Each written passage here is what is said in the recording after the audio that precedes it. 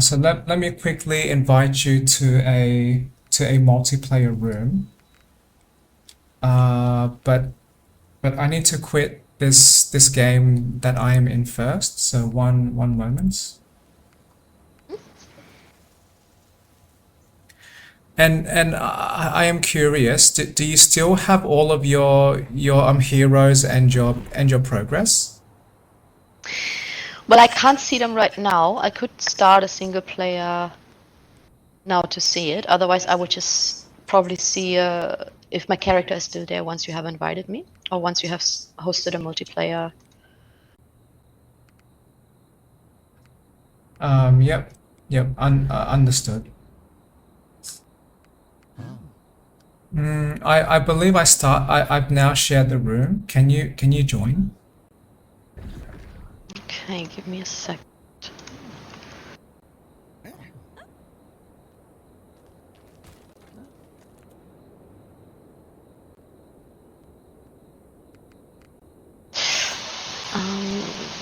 I can't see your lobby. Let me see if I can go in via Steam. Yep. Join, yes.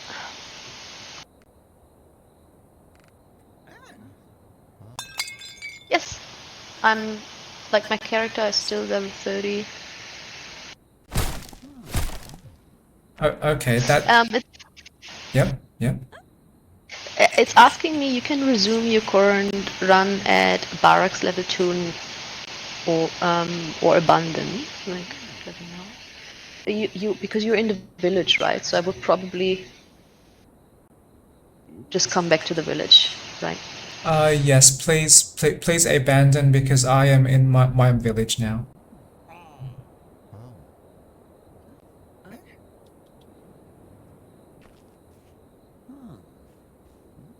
Oh, okay. For some reason, I still get all the materials and gold and stuff. Wait. Is that a concern or? No, that's actually a good thing. So I can buy some more skills and stuff. I completely forgot what armor your character was wearing, and I like the bright colors. Me too. I like that purple cape. So does this village look different to what you recall? Oh yeah. Oh yeah, it's just the beginning. Yep. So that helps then. That confirms for me that it seems the person who hosts the room, that is the village. I mean the game that is the village we use. And I did have to start again because I lost all of my data. Oh. But And is it oh yeah, go. I'm just thinking if it's okay for you because my character is like level 30. It might be a bit overpowered. But it would help us build the village faster because we might progress faster as well. I actually prefer that you are very overpowered because like you've just said, we can gather resources faster, so we can rebuild this village faster, um and the more we survive, the more experience I get too, so I can catch up to you slightly faster. Yeah. Okay. Is there any building that you prefer me to build? Because I do have some resources. Like there's a trading post, a magic shop, a library, a tavern, a chapel. I cannot see those. That those are probably for you. But can you see a blacksmith and a training grounds? Yes, yeah. Well, I can upgrade them to tier 2.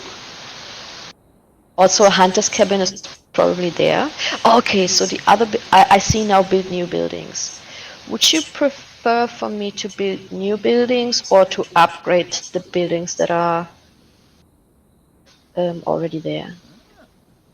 Uh, well, before you choose any building, I do not know if what you buy would upgrade my village, because we might be seeing different buildings. So I can only see two buildings. I can only see build the blacksmith or build the training grounds, and they are for tier 1. Can you can you see any of those options? Well, I can see training grounds, and I can upgrade them to tier 2. I can see the blacksmith and upgrade them to tier 2, and a hunter's cabin. Just see. This must be the hunter's cabin, right?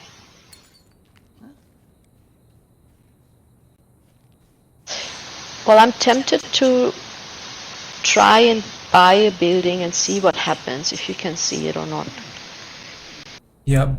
If you want to buy a new building, then please just test with one, but possibly it may not change this village, because that would be your village if you played single player, or if you hosted, that would be yours. But yes, you are welcome to test. Just I want to help you conserve your resources, if just by testing one first. So I built the trading post to sell and buy wood and stone, I think. Just need to find where it is. Got it? It's on the beach, but it's not.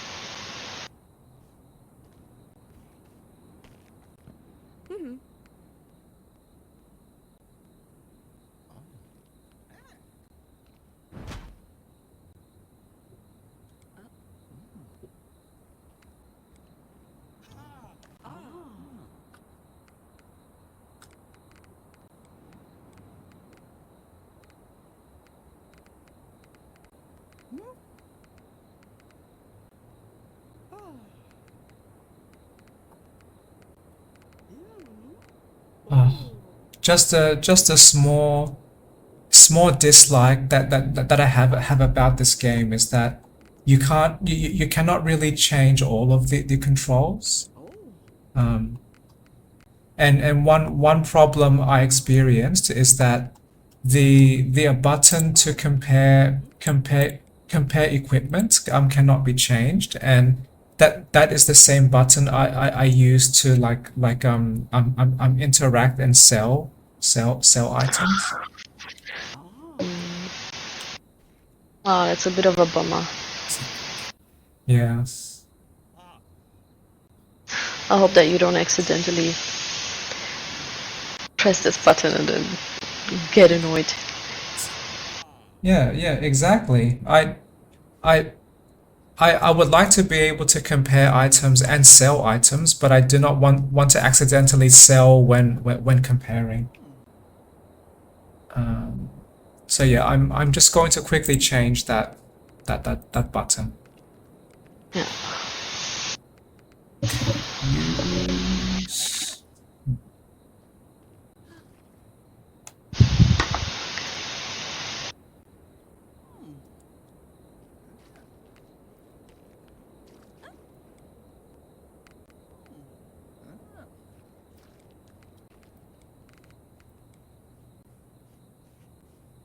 So if I recall, that trading post is typically at the beach, but I do not see any merchant here. So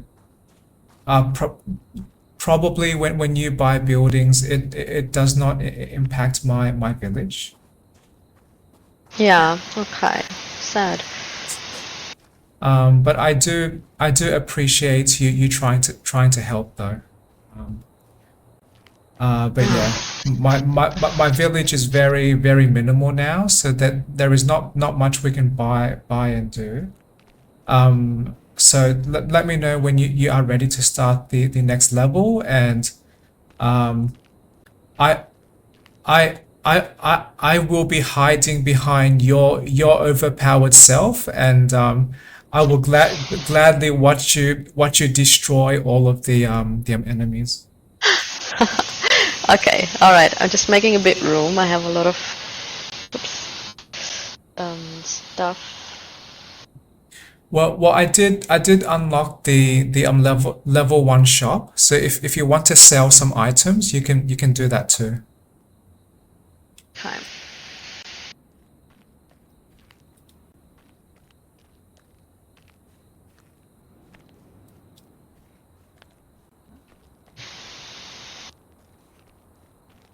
Okay. Do you have a moment?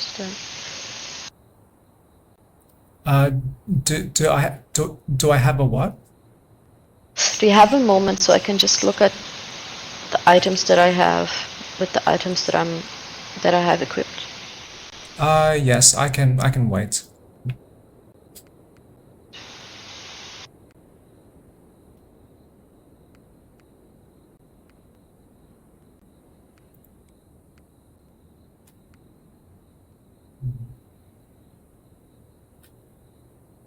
Oh, I did have one more ask as well. Like when we start to go back to fighting the enemies.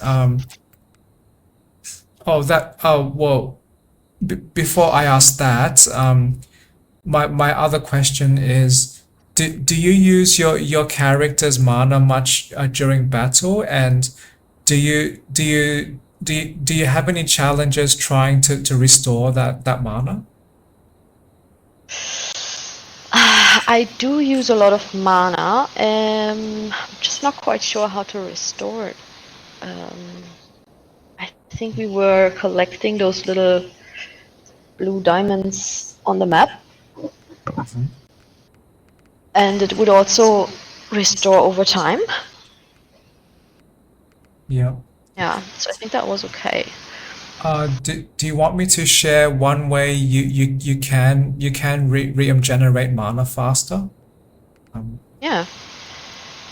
Well, when you are choosing the attribute points for your character, one of them increases mana regeneration, and that is the focus.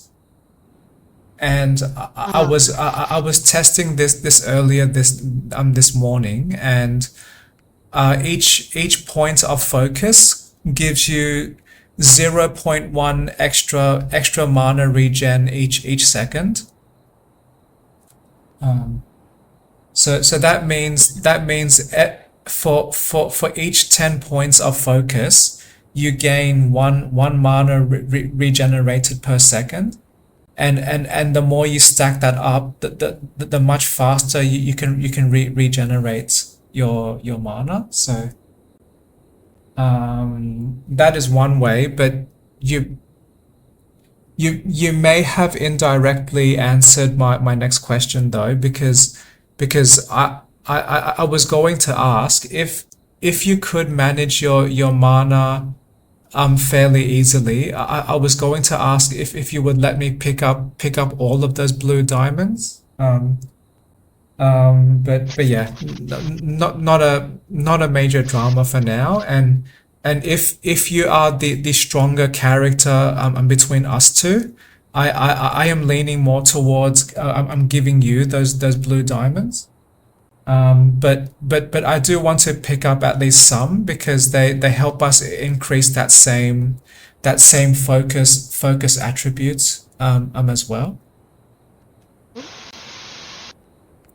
Yeah, yeah, I have no problem. I'm just seeing right now my mana is filling up, so it's restoring itself.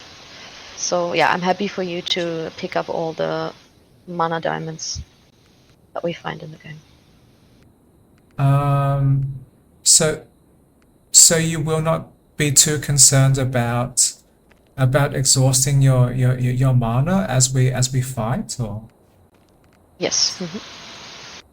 Okay. Well, thank you. That will help me greatly then. Um, okay. Let me know when you are ready to start. Yep, I'm ready. Okay. One moment.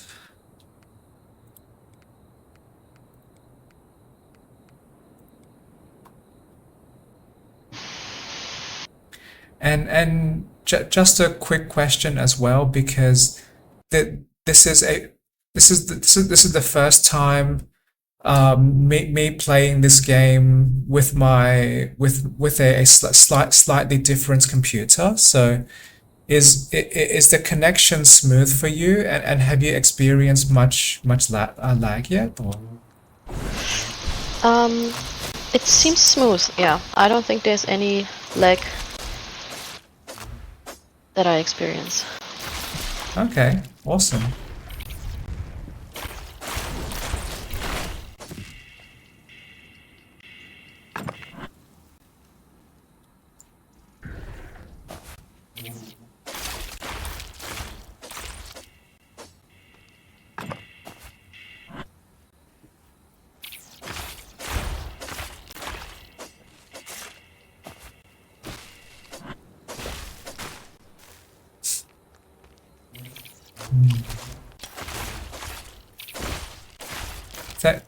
Th Thank you for being very strong.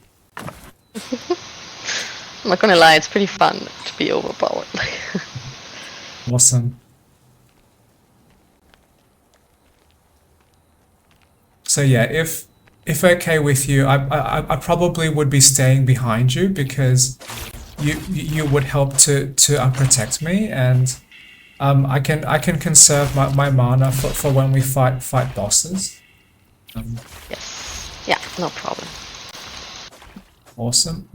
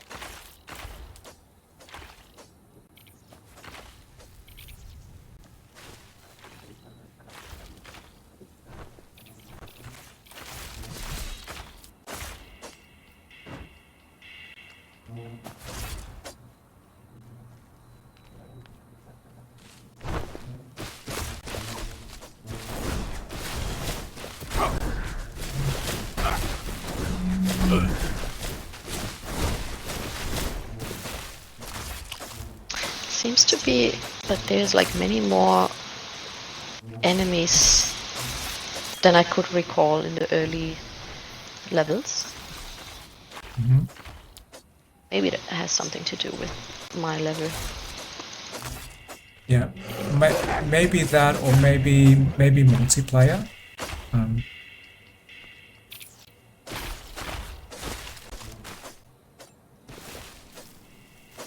So how's your experience? Is it going up?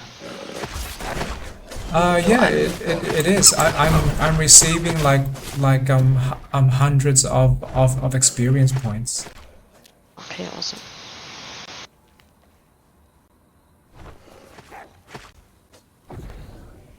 So it seems very likely our experience is shared. So please do not hold back. Just keep destroying them.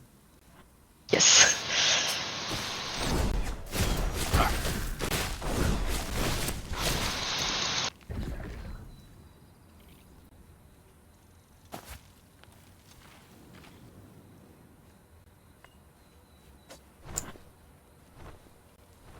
Oh no, I got caught in a like when they attacked me, they pushed me inside these. Yeah, I don't know what it is, but I can't get out.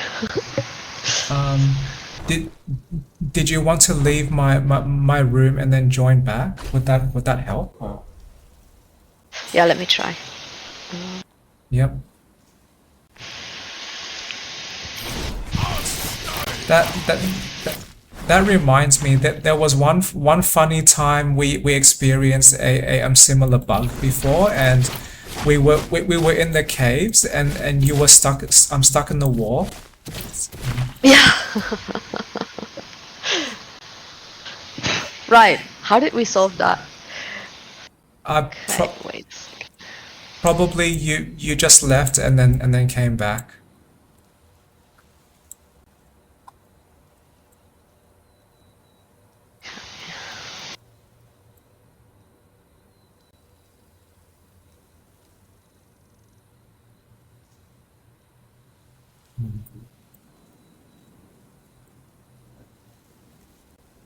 Ah, yeah. Okay, I'm back. Awesome. Right.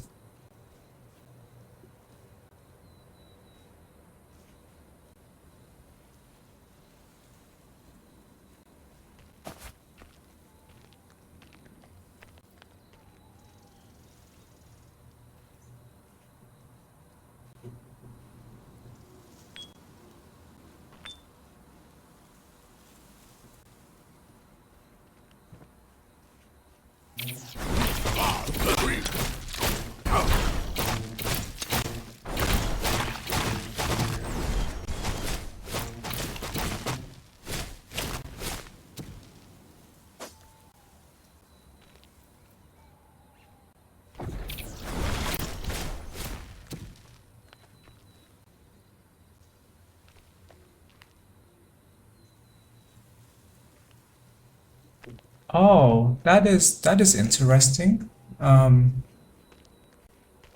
hmm. What? What is it? I think this game does borrow some of your progress as well.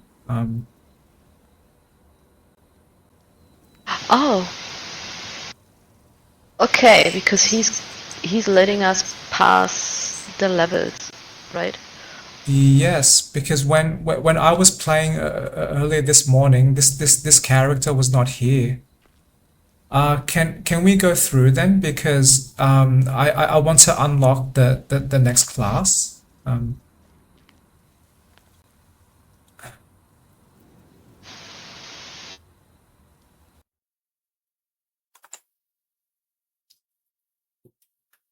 I I feel so happy that you are very overpowered.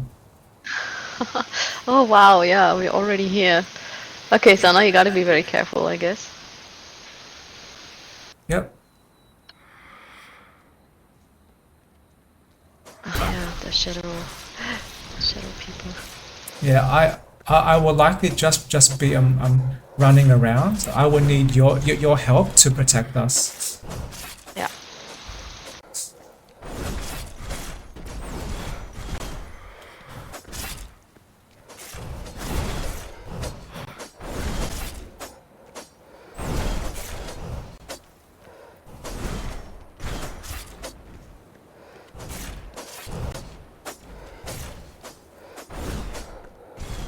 Yay.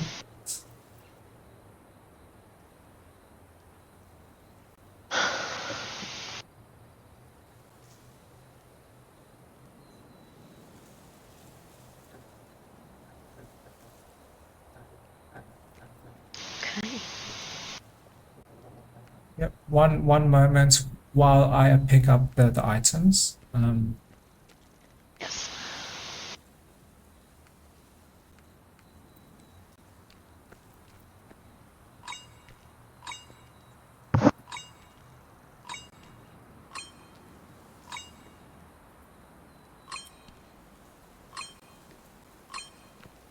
Okay. Are you ready? Yes. Okay. Awesome.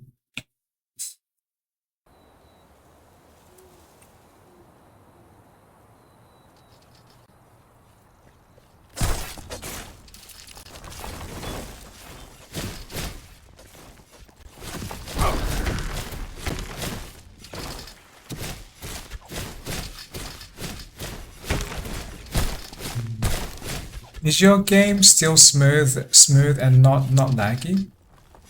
Yeah, it's very good. Okay, great. I I am experiencing some slight lag, and maybe that is because my computer is very old, um, but yeah, not a major concern. Just sometimes I might not react as fast as you might expect. Okay.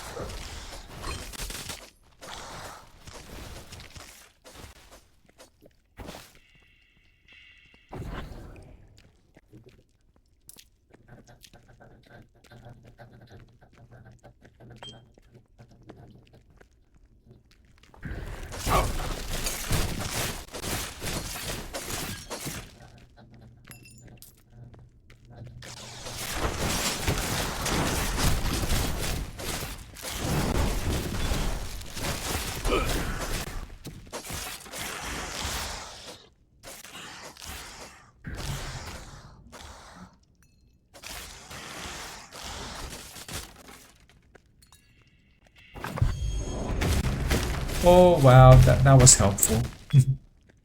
Yeah, great.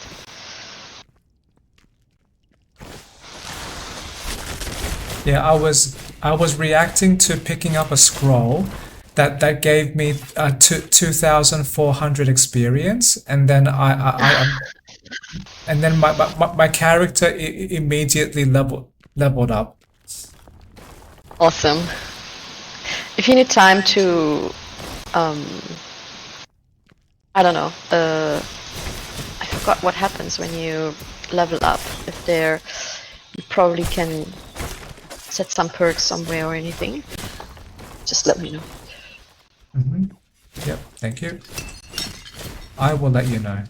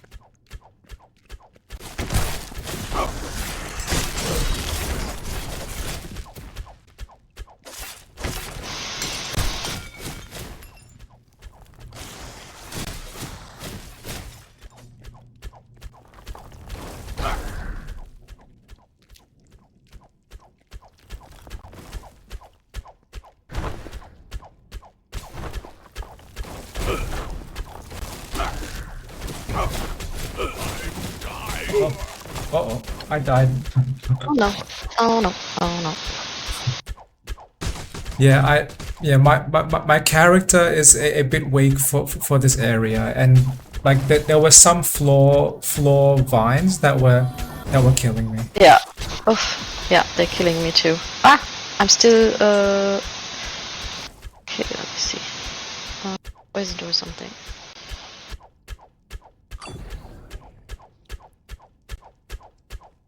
I think I need some time to recover, or I also need some like apples.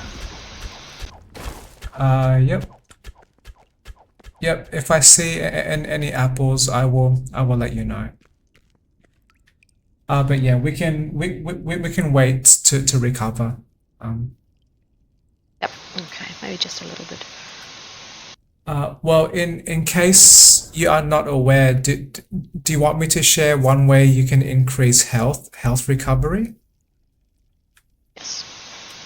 Well, back at the village, if you increase your vitality attribute, that also increases health regeneration. Right.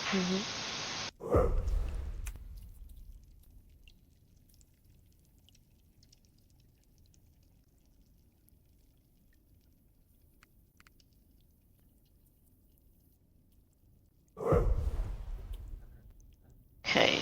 I think I have enough to move forward.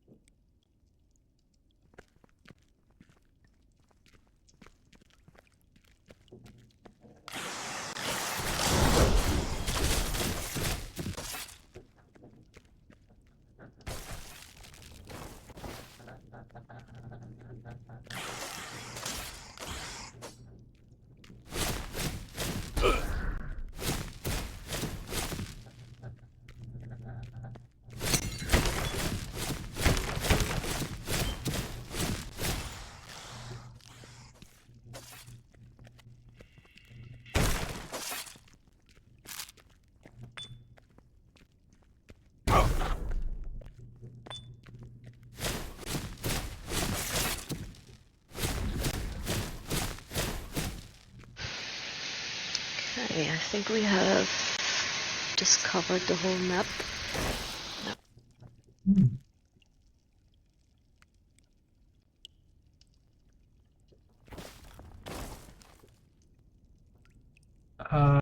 Yep, I agree. Um,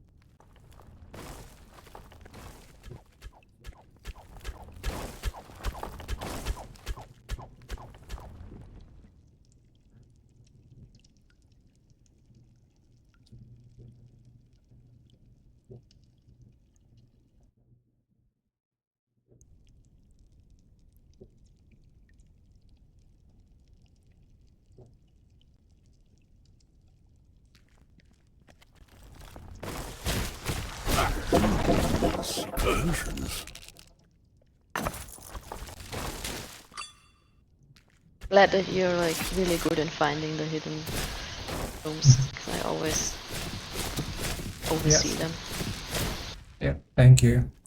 I was a bit lucky that time because I just saw a small crack in the wall and I felt compelled to attack that crack.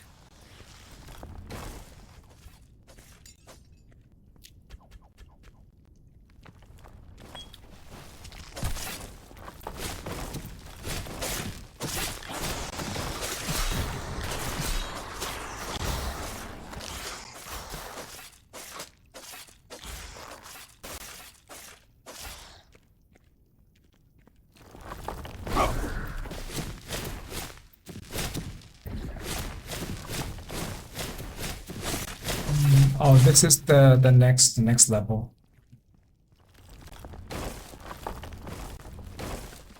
Can can I take this some orange? Um, Yeah, yeah. Oh, it's an orange. I always thought they were apples. that is okay. Well, do they AP red in your game or? Well, somewhat red, but yeah, now that you said it could be an orange as well.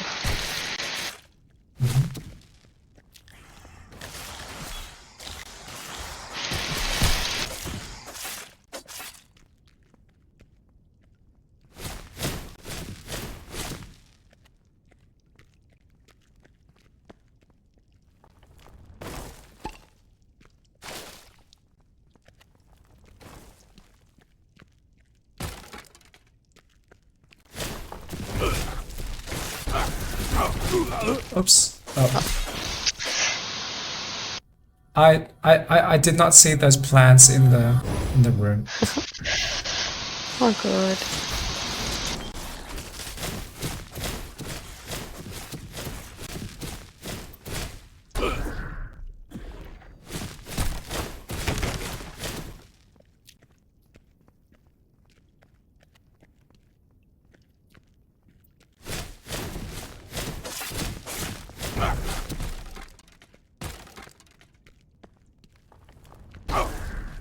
Ow.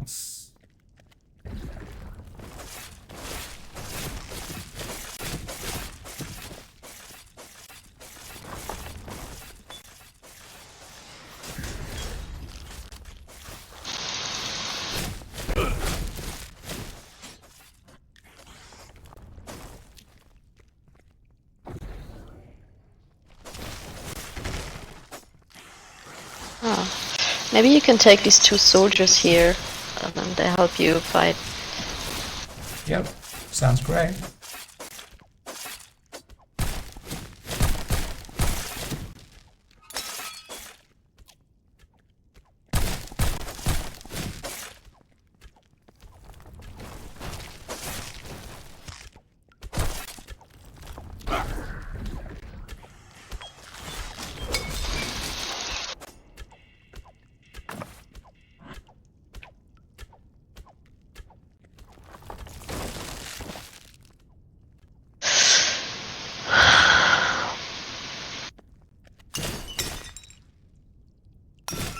Is there a problem?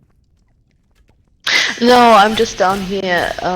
There's a trader, and I usually don't like to trade in my trinkets or my abilities. So yeah, I was just wondering what to do. Yep. Yep.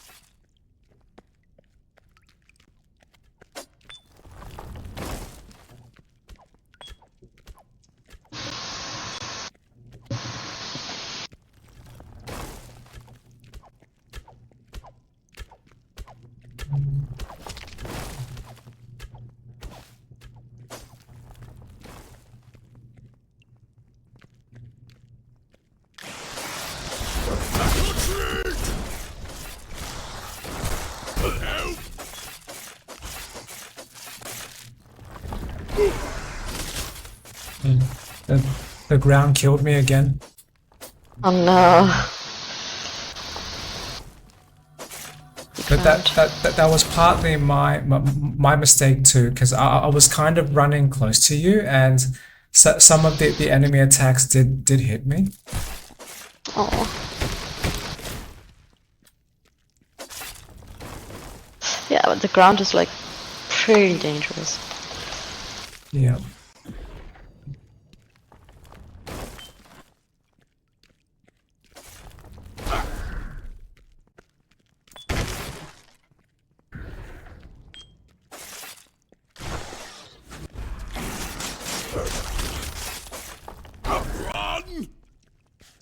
Yeah, I would try to be more careful with which ground that I step on.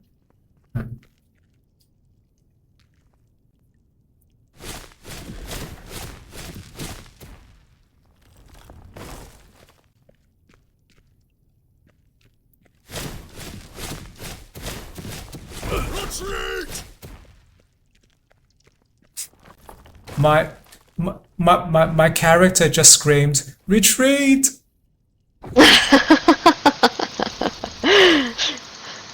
He has less hope than you.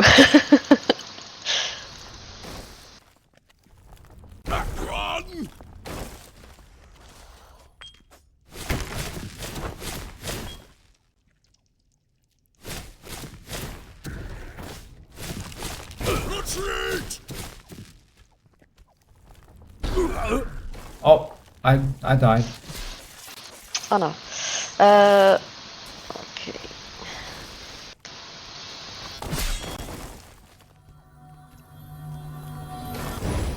Thank you. It's really nasty.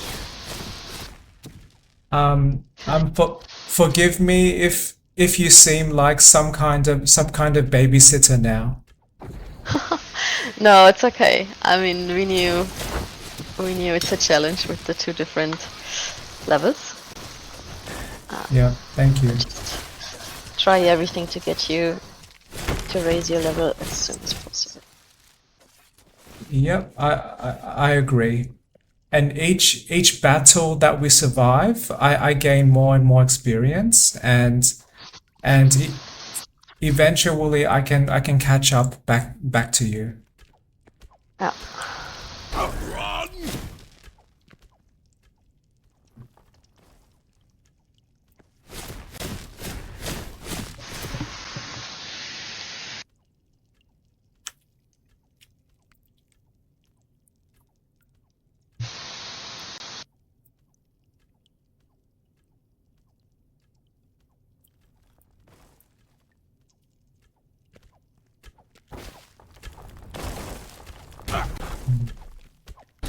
Are you okay? I was going to follow you, but there is too much dangerous grass, so I might Yeah. just go back the long way. Yeah.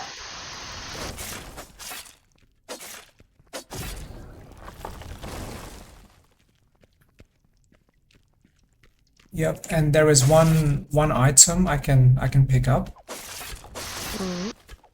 Be careful, he is like a trap. Yep. Thank you.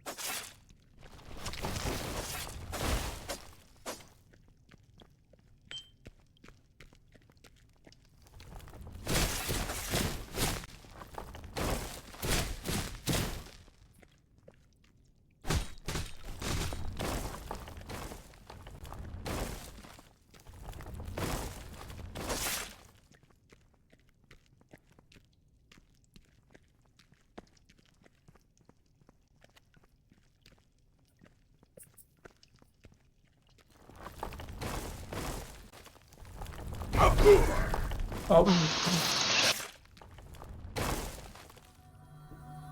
These traps are really painful.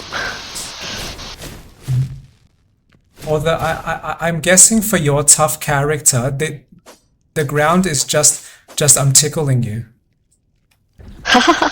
Well, Well, I wish, but I can see it has an impact on me too. So that's why I'm saying it's like very powerful. Yep.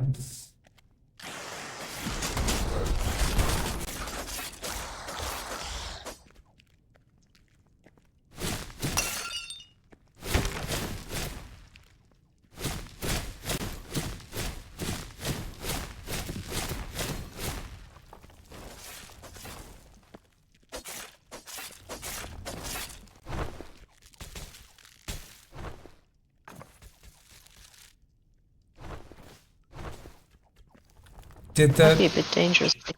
did did that chest just now drop any trinkets or? Um, I recall. Oh. I just let me just see. Oh no, my question is now answered. I do see something. Okay. But this might be a bit too dangerous for me to walk through. So yeah, I think I will skip that for now. Yeah. Okay. Okay. So I think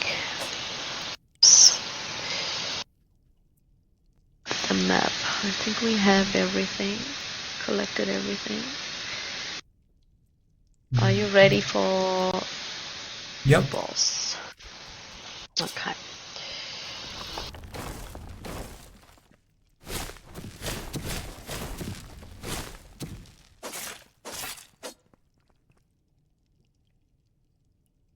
So This boss is probably going to kill me in one hit. Um, so yeah. so so if so to help you survive, maybe do not worry about reviving me. Mm. And you can revive me after you kill the boss. Yep. Okay.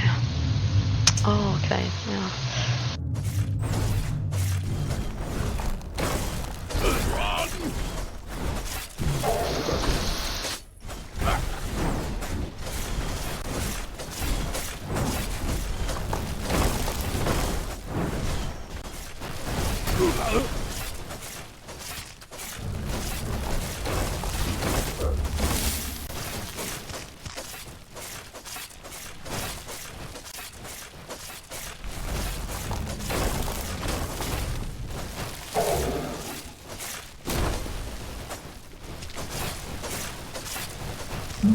The boss is almost dead. Awesome. Ah, I'm also almost dead. Wait. Oh yeah.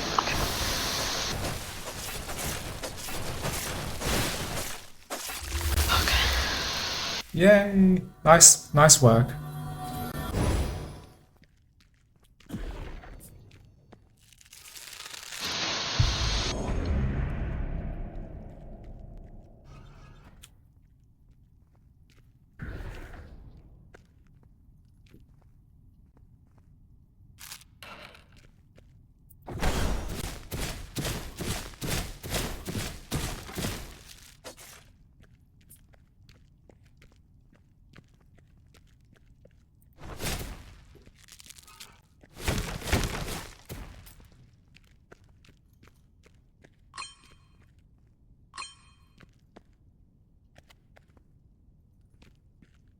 Okay. Are you ready to move on?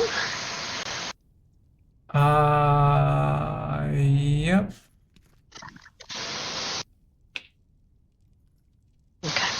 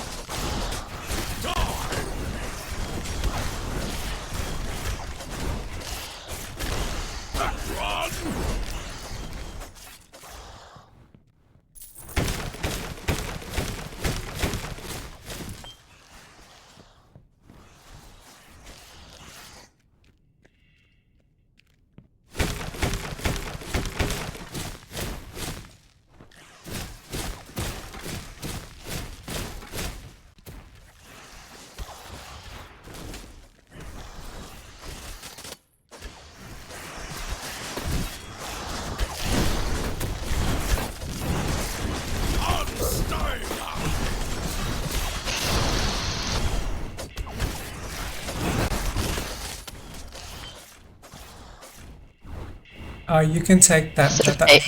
that, that orange if you want to. Awesome. Yeah.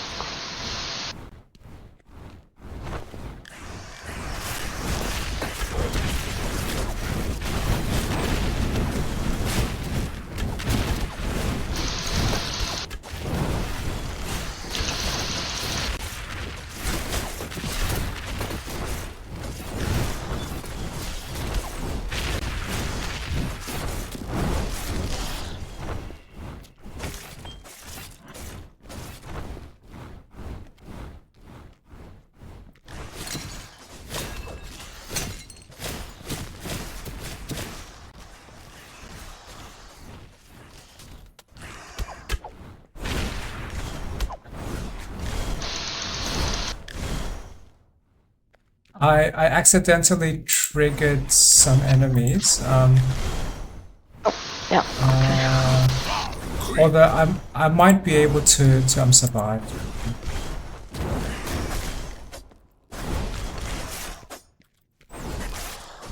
Oh, thank you very much.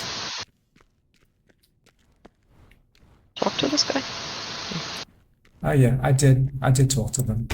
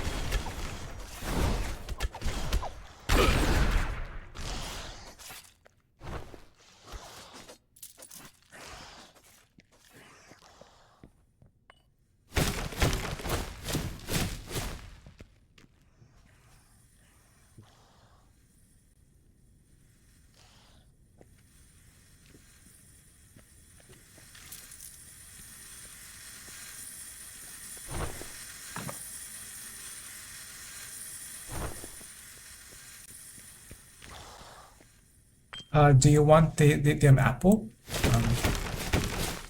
Yeah. Oh yeah. Okay. So the small ones are apples and the big ones are oranges. Okay. Now. Yeah.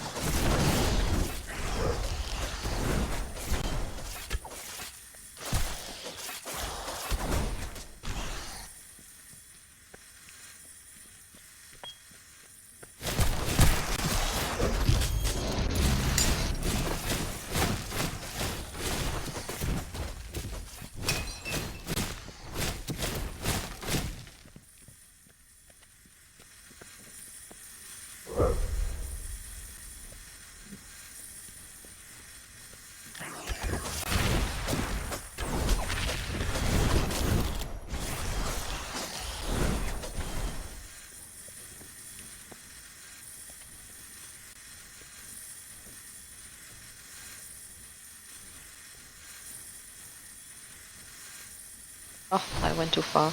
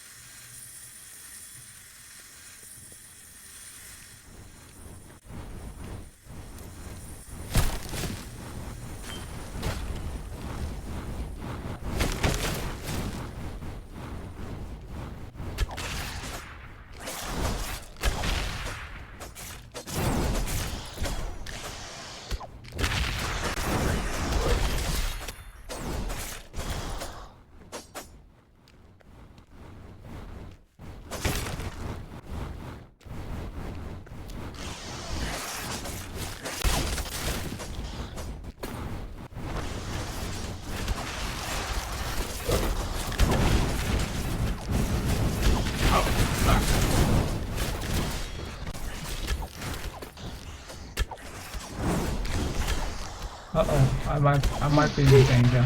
Oh, Oh. Ah. Yeah, I'm coming. I have Shadow Curse attack. Where are you?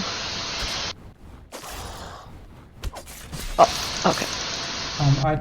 I did not hear what you said. I said, where are you? And I was in a fight as well. So yeah. Yep. Yep. That's okay.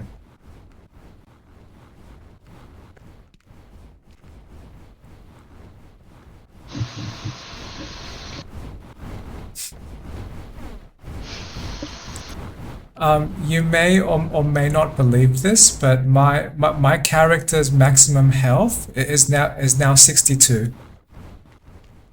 Oh no.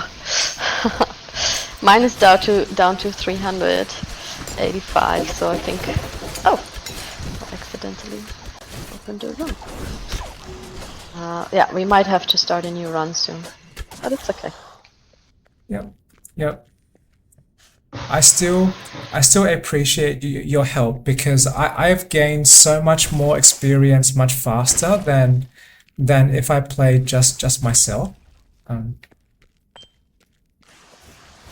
Yeah, no problem. yep. Thank you. Can I pick up this food? Yes.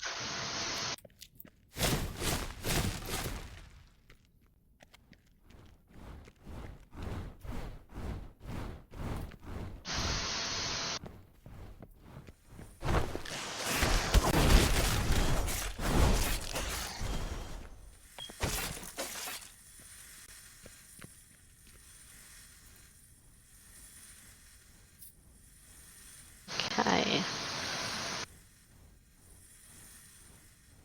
I think that's all.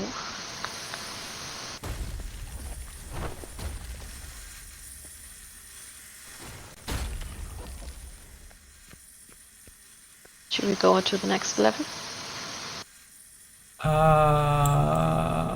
One moment. Yes. Yes. Let's go. Okay, awesome.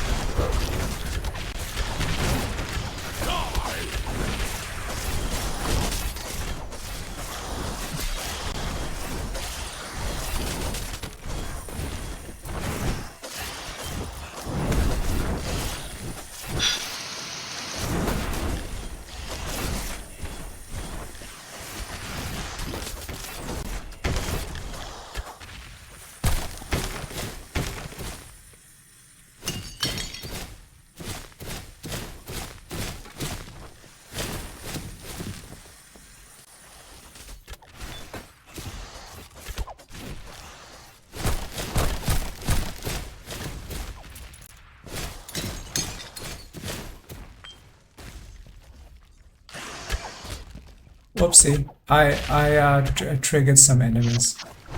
Yep, I'm there. Okay. Thank you.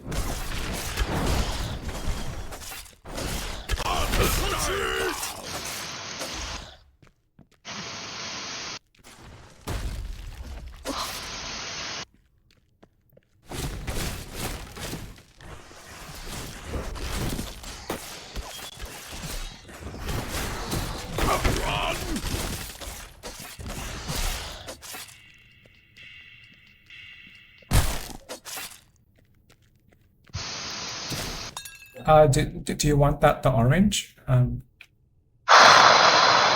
Yeah, okay. Thank you. Yep.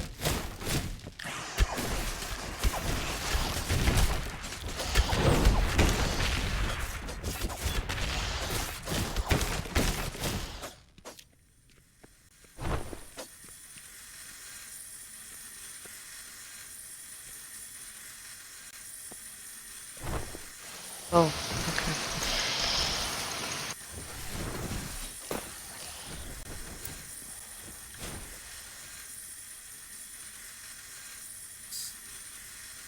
Just see on the map, there might be another way.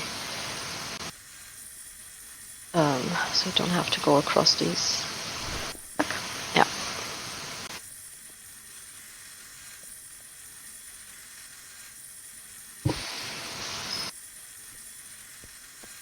Are you still there? Yeah, I'm here. Um, Is uh, your character moving right now? not moving yet. I was just looking at my options menu. Um, Oh, okay. because yeah, I was searching if there were any quick ways I can speed up my game.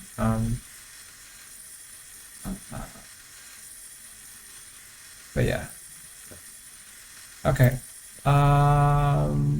Could, did you did you ask me something? No, I was just I went up where the chainsaws were, and I thought that was might be a bit dangerous for you. So I was just checking if there's another way, and then I thought there might be. Oh, Yep, understood.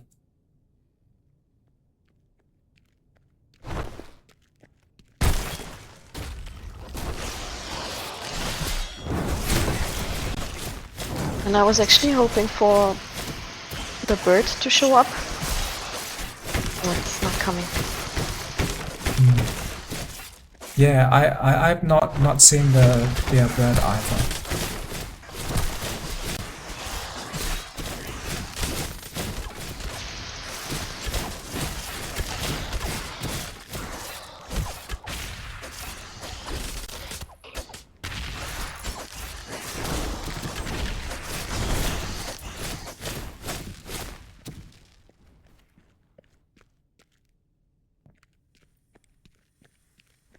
Oh, I gained a buff, so now my skills do not cost mana.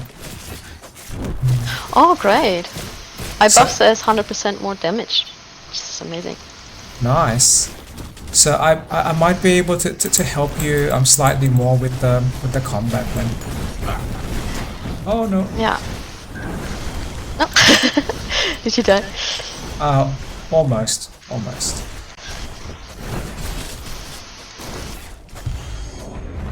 Oh, I leveled up. Yay. Yay.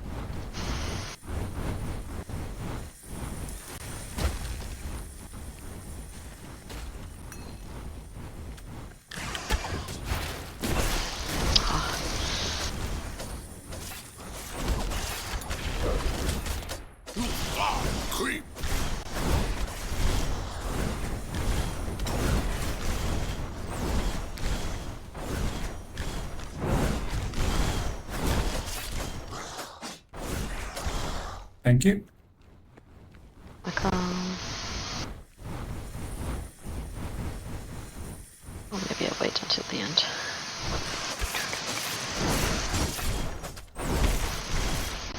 Oh,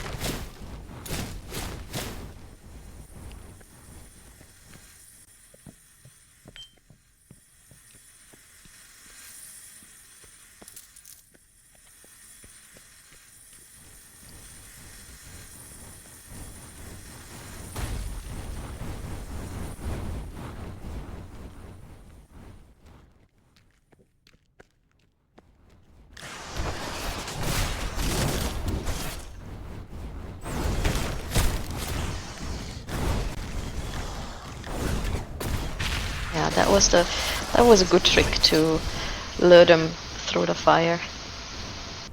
I I am glad you believe that because that was com, I'm completely accident.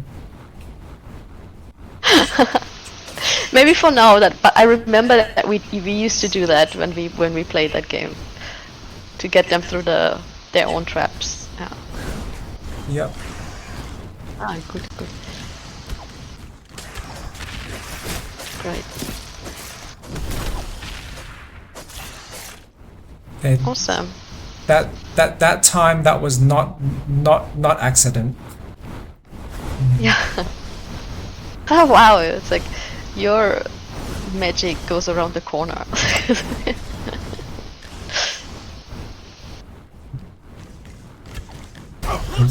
Oh,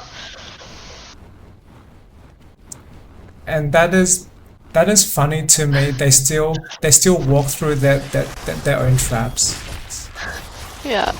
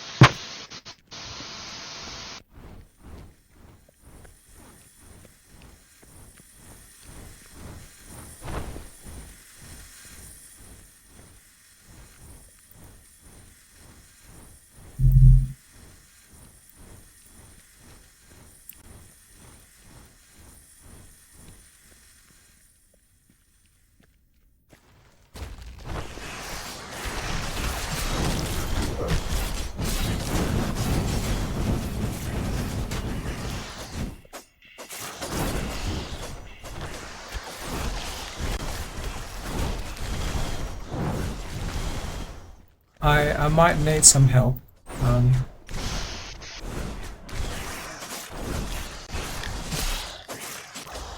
Yep, thank you. You're welcome.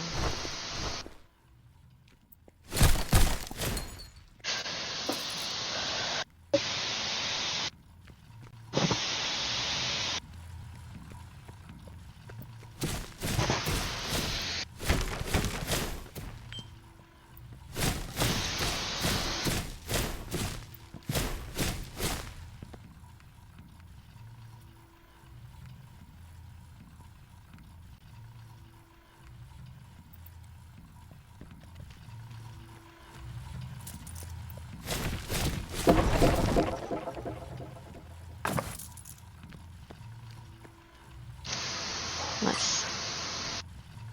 Yep.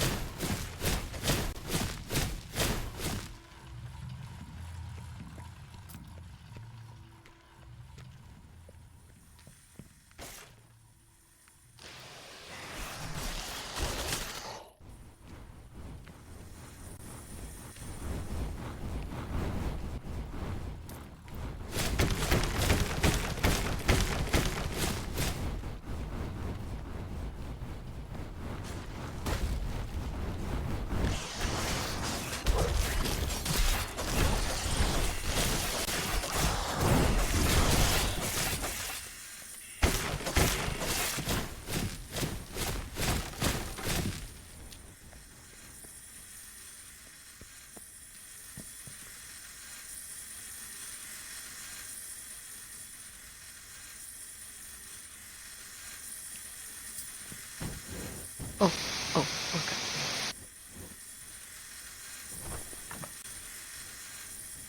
Okay, no trinkets.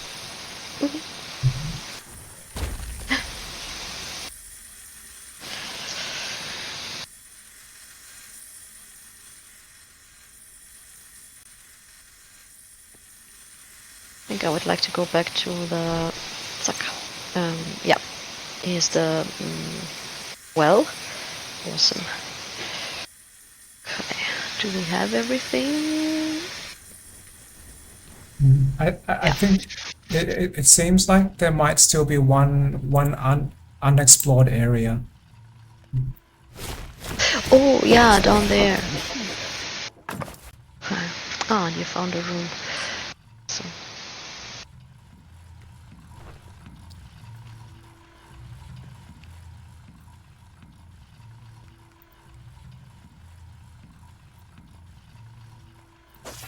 Achso. The spider.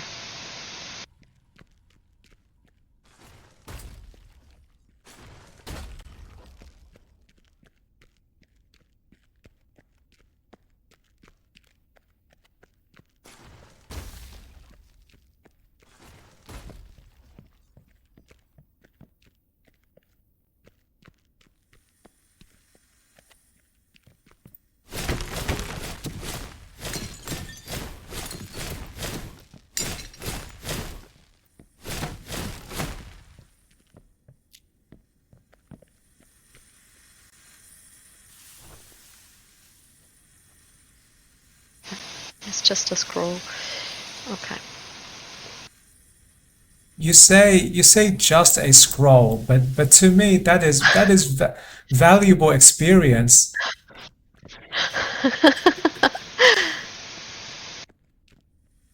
Did it help you to level up? Not level up just then, but that is still a great amount though. I I Okay. I prefer you do not diss scrolls. I try my best. Okay, this boss fight I might struggle with, so you are welcome to finish the fight instead of reviving me. Hi. Ah, this one. Okay.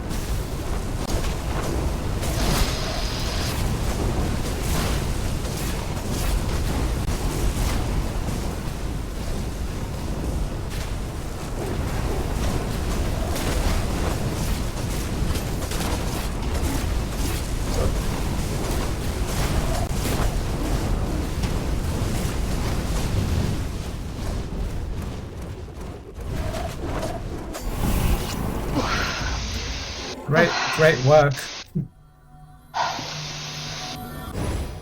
I did not want to say anything so you could focus more.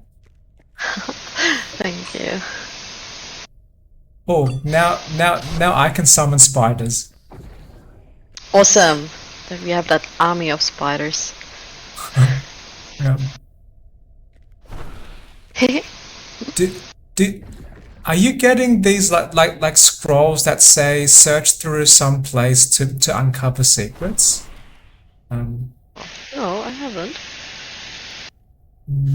Okay. Yep. No problem. I've Would just been there be... Yeah? Are these scrolls in the equipment? Or... oh no, they were one of the drops from this boss fight. So you know how they give you three items? Yeah. The one on the top is like a scroll that describes like like a story or like some secret, and I do not recall seeing that before. Um, so I was just thinking to myself what that might mean. Yeah, interesting. I think we But haven't had that before. but now that you mention it, if I try to search for that in the inventory, I can't really find that yet. Um,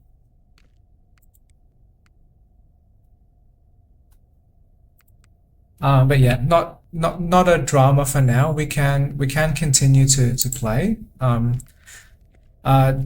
think that just might be some recent new content. Okay, interesting.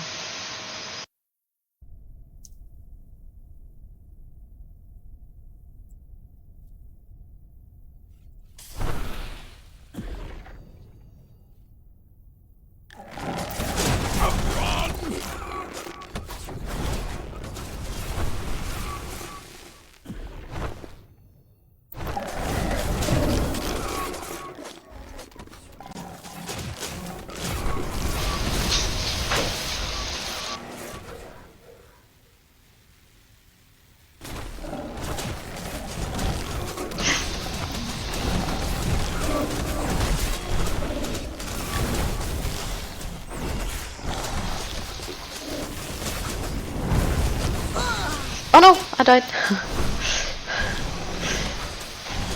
I will try to survive.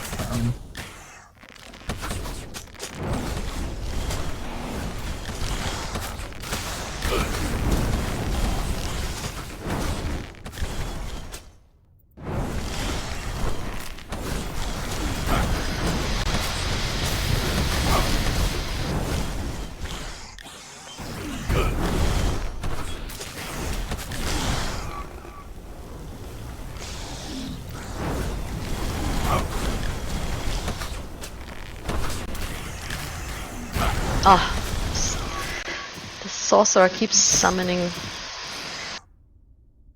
The the skeleton. the sorcerer is now dead though. So probably I can survive this. Ah, great. Well done. Thank you. Yeah. But your health must be like very low now. Oh, it is extremely low. It is actually maximum health is now 45. Yeah, okay. Oh.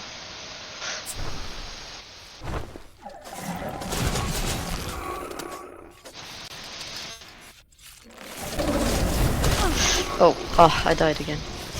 Yeah, that's a bit more difficult.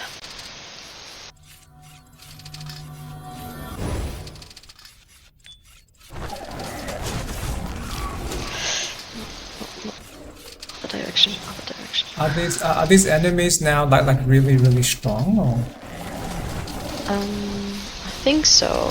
Also, my maximum health is at 236. Oh, yeah. So I died again. Yeah.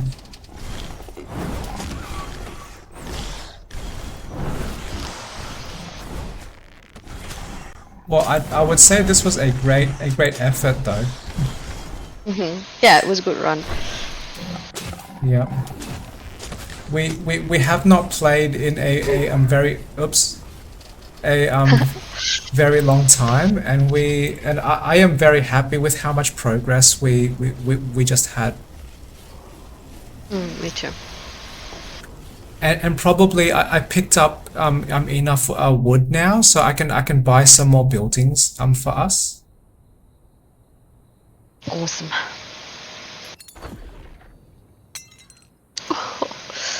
It hurts so much when they, yeah, 40% donation to revive. Ah, Yep, that is painful. Okay.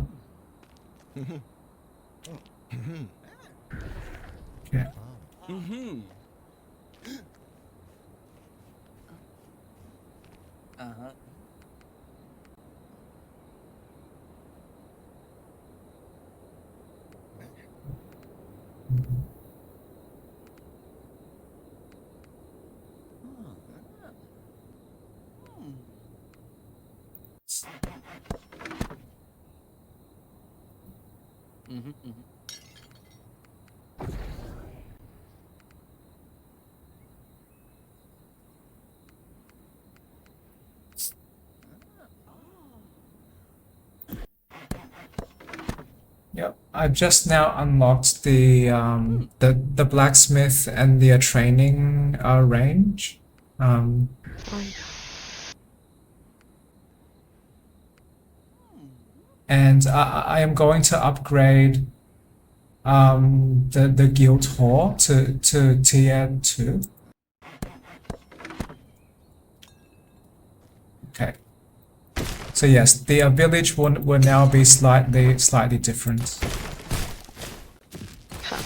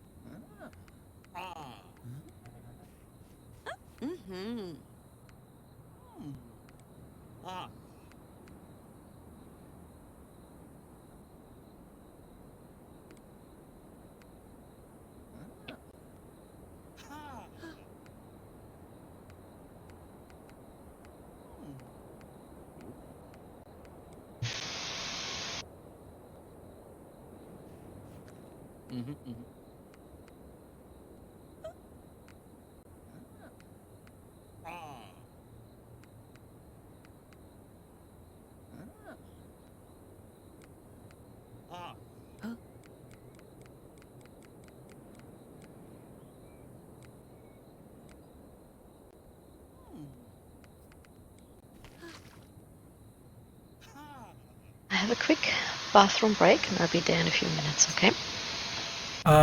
I will have the same break too. Okay. Okay, I'm chat soon. Chat soon.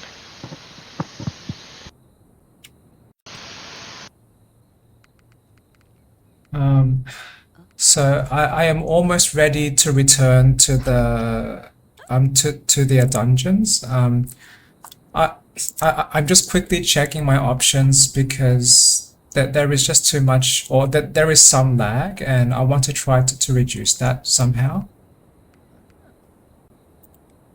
Yeah.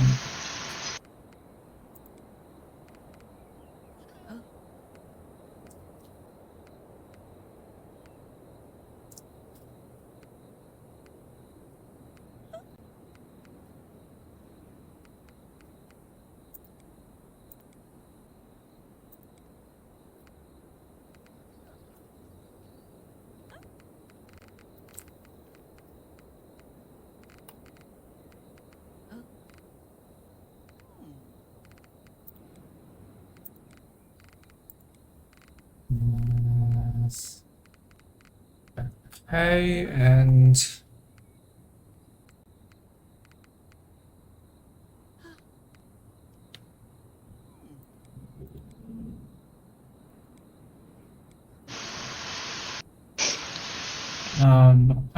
I just want to quickly adjust some other options too. Yep. Okay. No worries. Yep, thank you.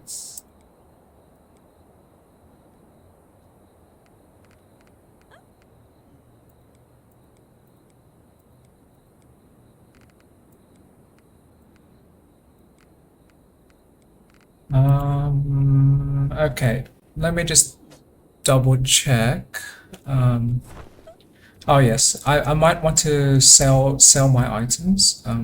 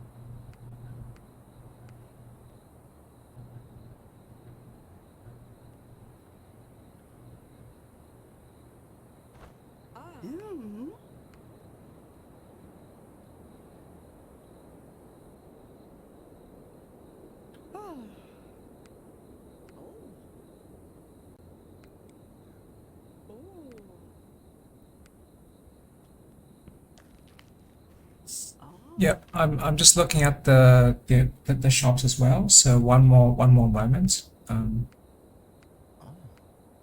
Yeah, that's all right. Thank you. But I do feel confidence that when we return, we should well I should be able to survive more. Um, and Yeah, that's great. yep. And I would try to be more careful in that the grassy ground hurting place. That's a challenge.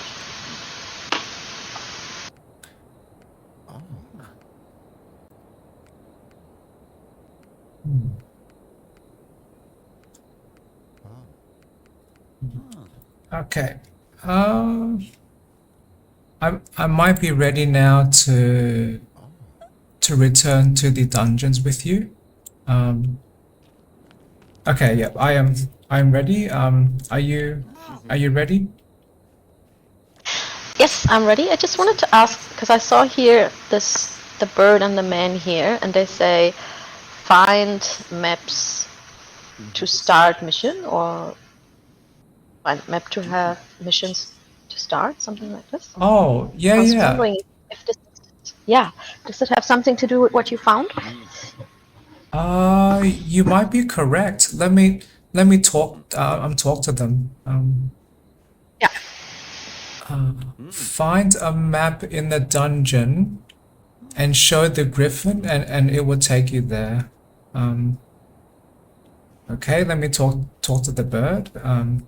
Oh yeah, so those things that I picked up were maps. Oh, Do you want to try one now?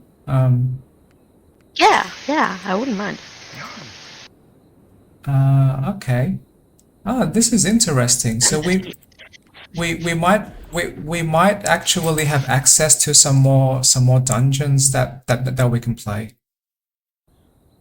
Yeah. Yeah, this must be some recent new content for the game. Yeah, I couldn't. Okay, Bandit Keep One. I also couldn't remember anything like this when we used to play. Okay.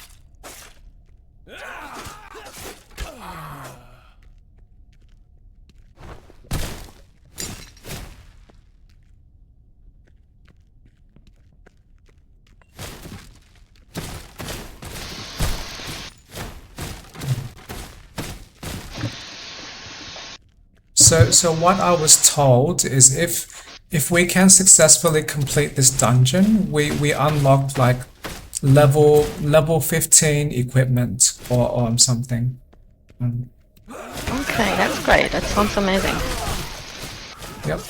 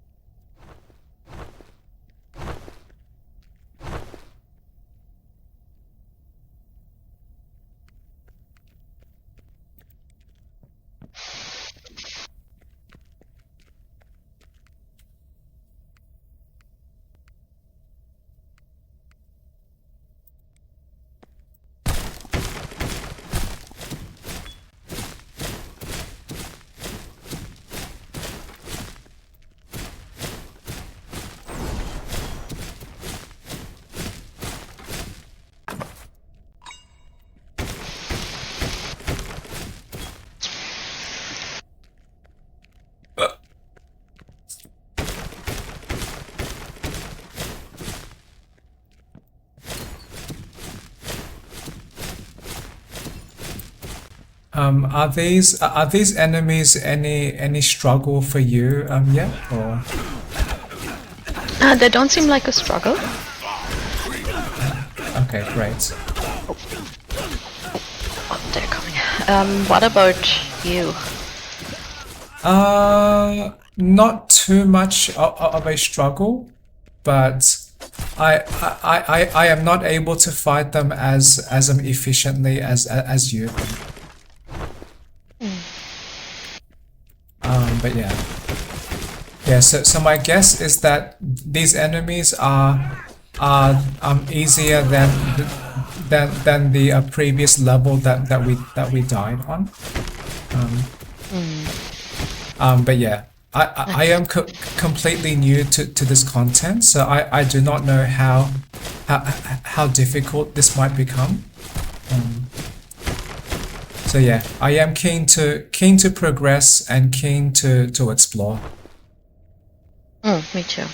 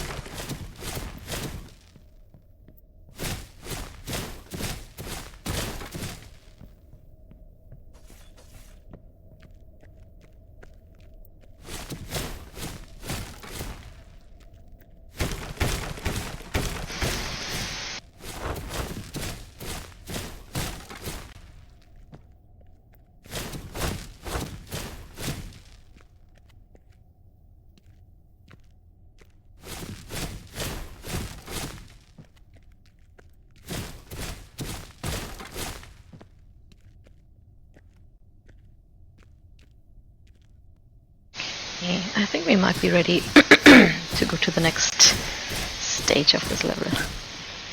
Yep, yep. One moment. I'm just still breaking some boxes. Yeah, all good. Yep. Thank you. Oh, and there is one blue diamond I forgot to pick up. So I will join you very soon.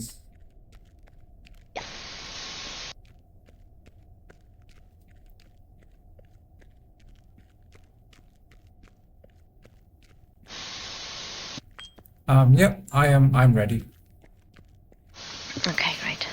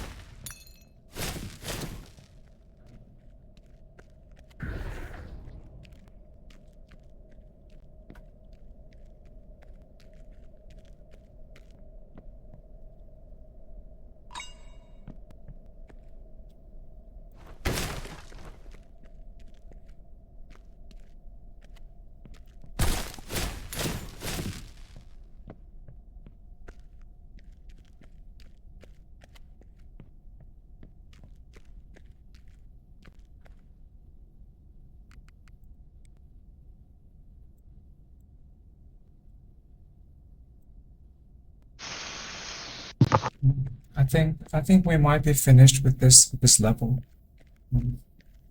I think so too. Yep, I am on my way.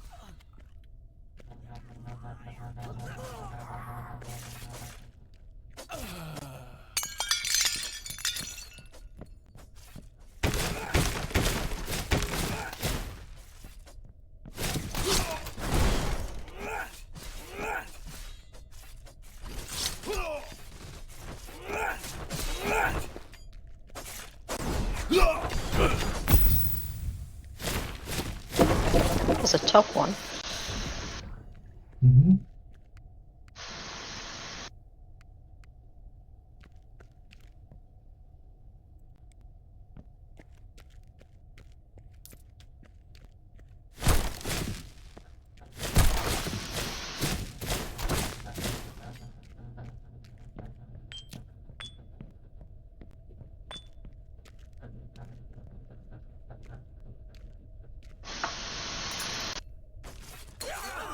Did you say there was a top one or?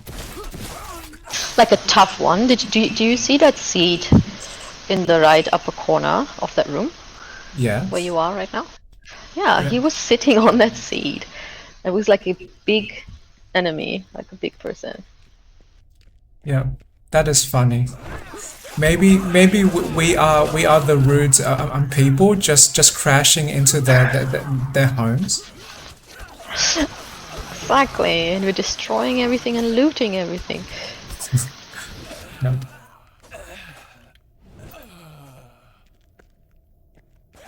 He was just chilling there reading his newspaper.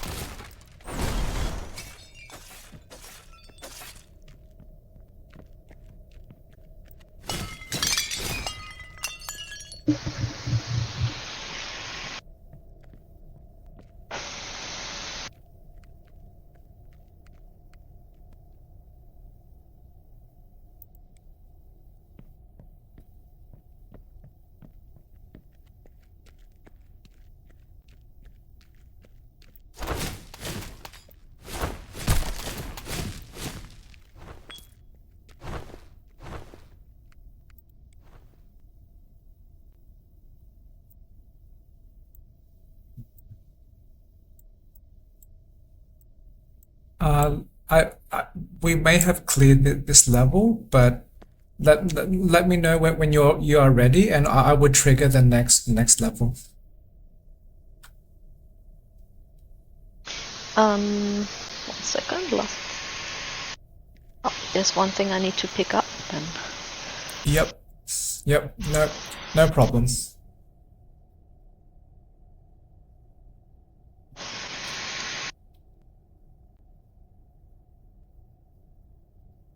Yeah, now I'm ready. Okay, awesome.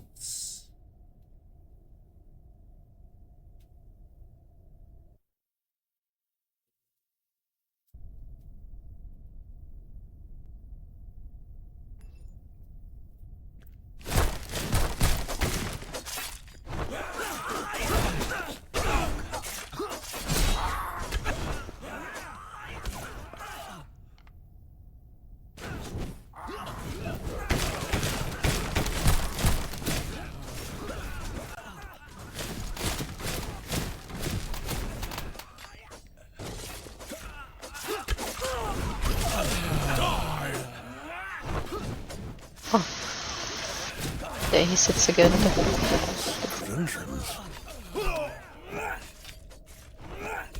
Did you find another enemy from their chair? Yeah. He was sitting there. He was reading something, and then he stood up, and now there this one, the big one here. Yep.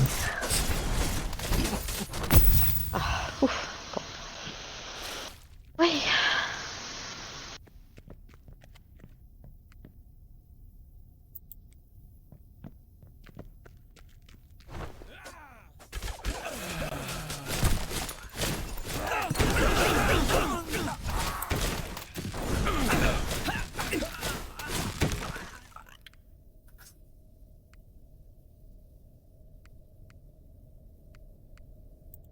So does that mean that you were not joking when you said that they were reading newspaper in their chair? Yeah. Slightly joking, but yeah, he was just sitting there reading, and then we disturbed his pain. His feet. Yep.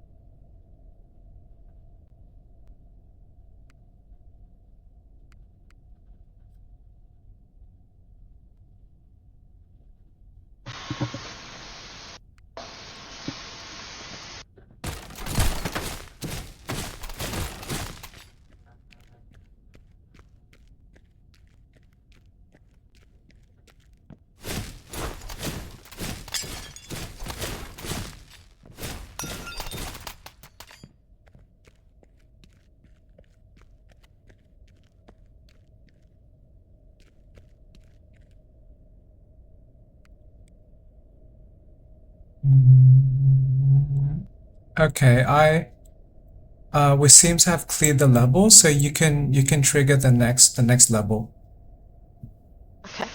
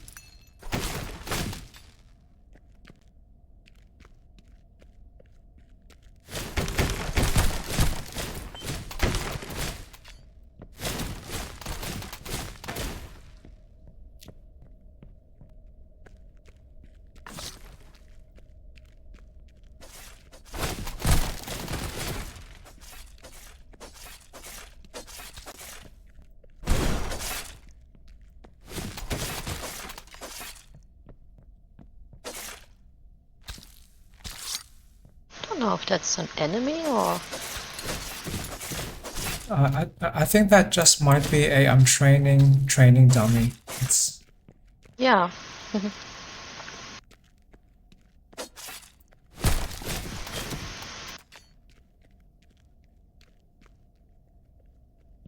Okay. Do you want to see this person sitting in the chair in the right room over oh there? yeah, I am seeing them now. He's That sitting is there. yeah Now he's noticing me. they were they were reading a blue book. Yes. That was very, very funny. Jo, got it.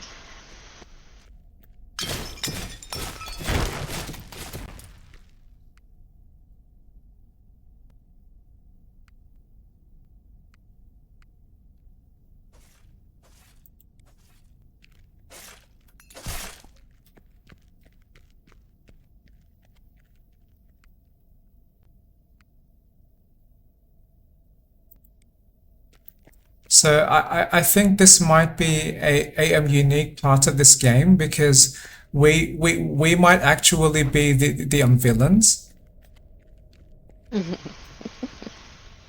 We might be, yeah.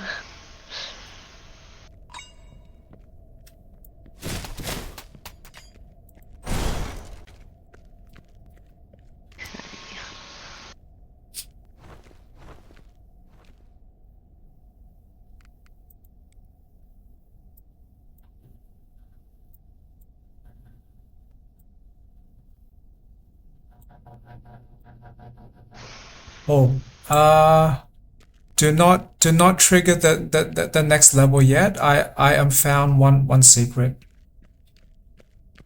Okay, great. What kind of secret? Oh yeah. Secret room.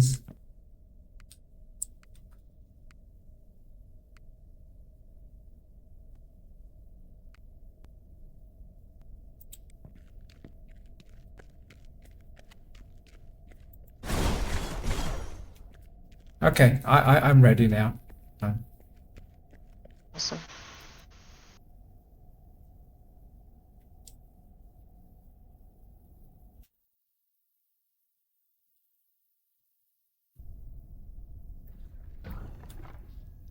Oh, is this the final level?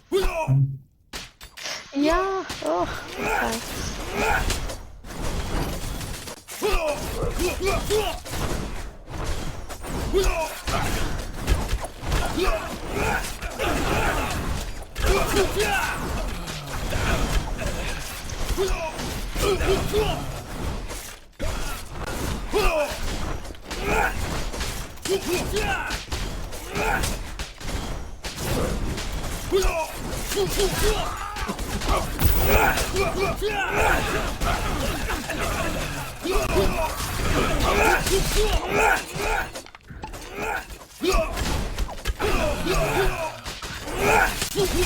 Are there three of these bosses now? Or?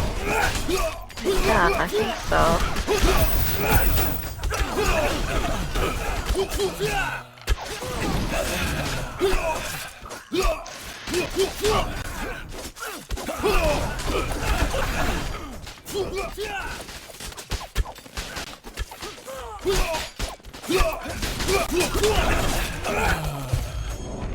Yep. Oh, We got it. nice. Okay.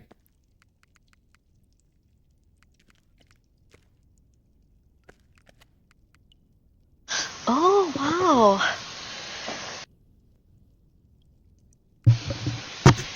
Wow.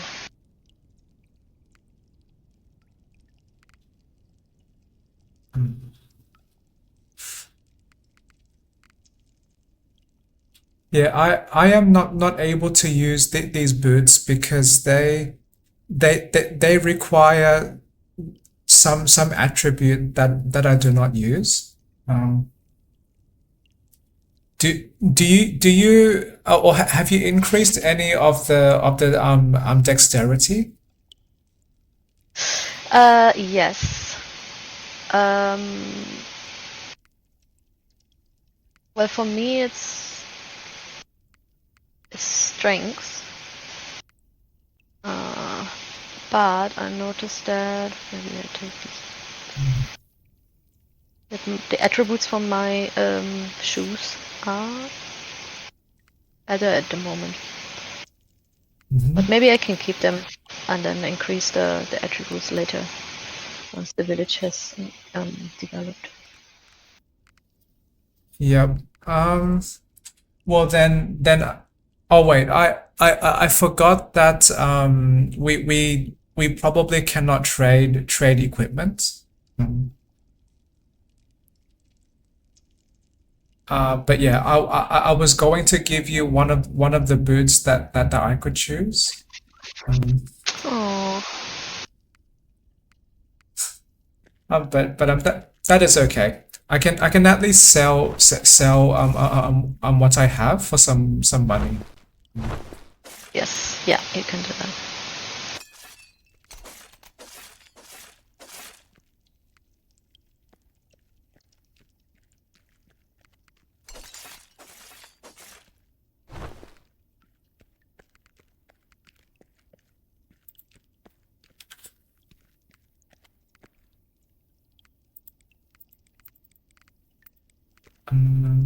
Okay.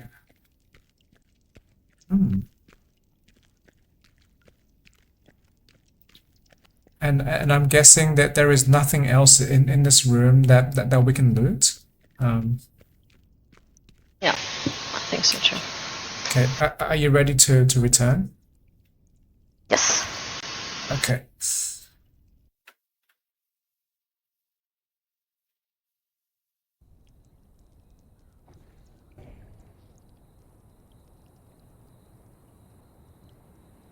Oh, and we did not die, so we keep what 100% of the resources.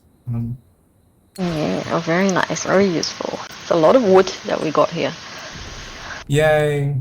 So I am going to try to upgrade the village some more now then. Yes, perfect.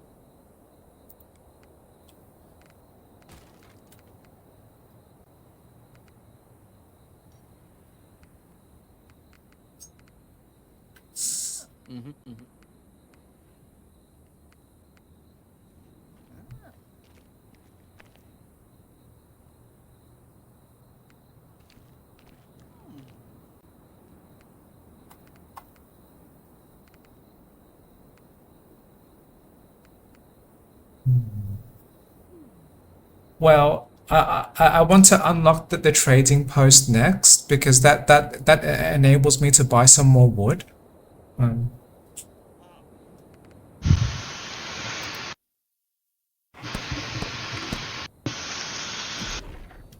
okay, so we now have the trading post. If you want to trade some resources. Ah, yeah, great. I see.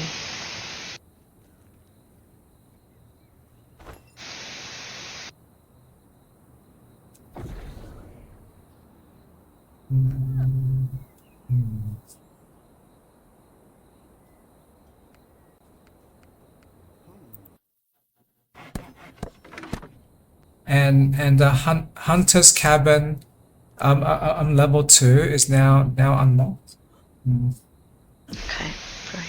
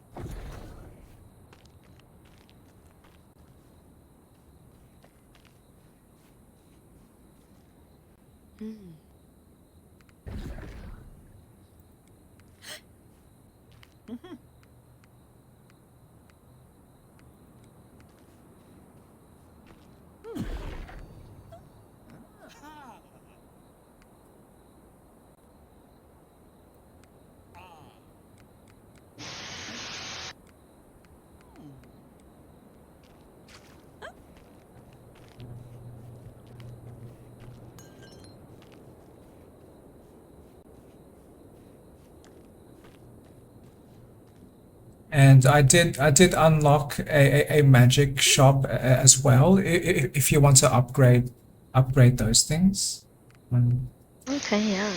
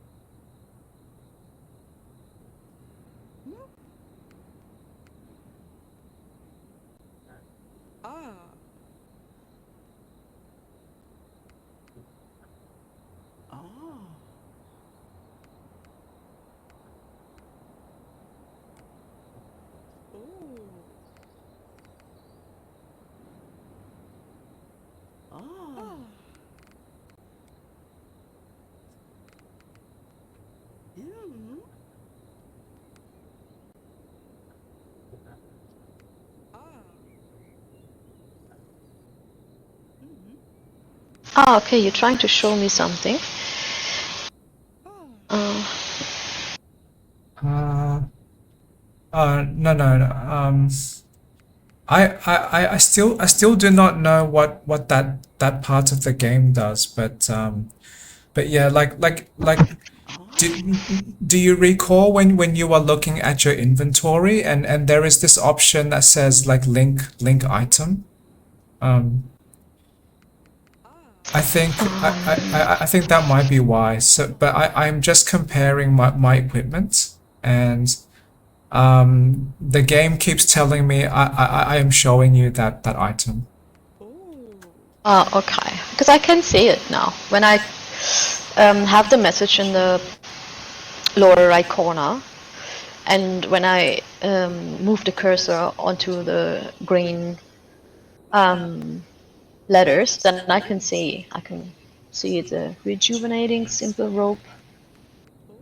Yeah, Okay. and the stacks.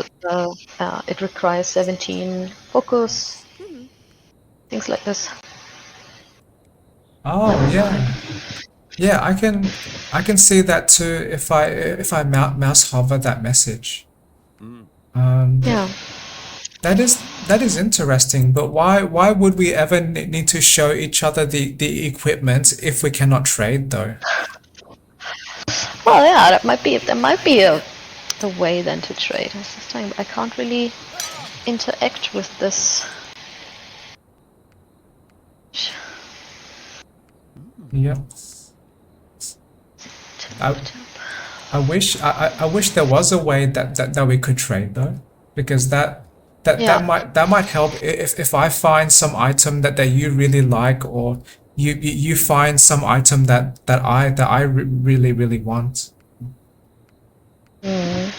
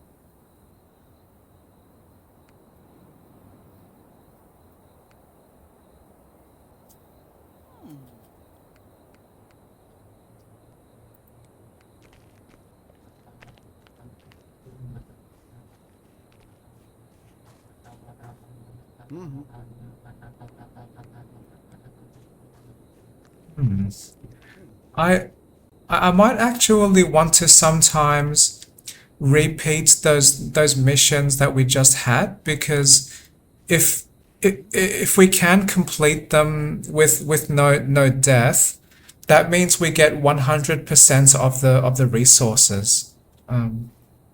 Yes. Oh, I just discovered we probably cannot replay them. Okay, so we kind of use the map, and it's gone now. Yep. I see. But I do have one more map. Do you want to play that next with me? Yeah, I would love to. It's fun. Okay, awesome. Okay, Ghostly one. Crypt. Yep.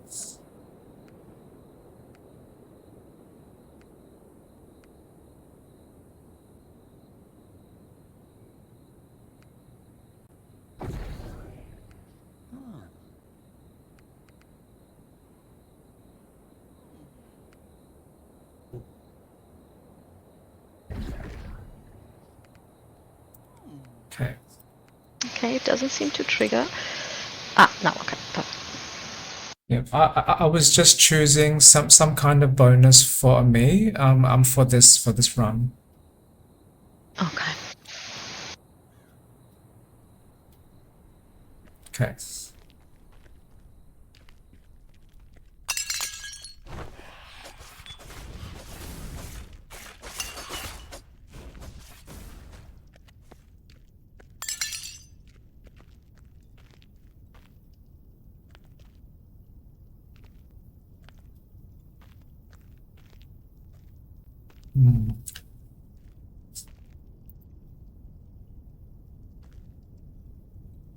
My game is lagging slightly because I think this area probably has lots of lights. But yeah, not a problem yet. Okay.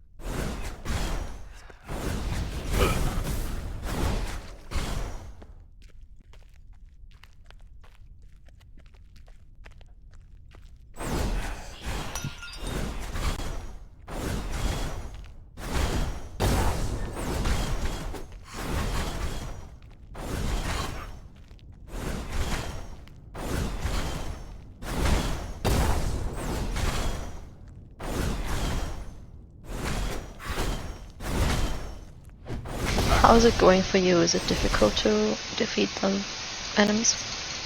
Not too difficult. My biggest challenge is that I exhaust my mana too fast. So yes, I should be able to survive on my own for now. Um, but thank you for asking.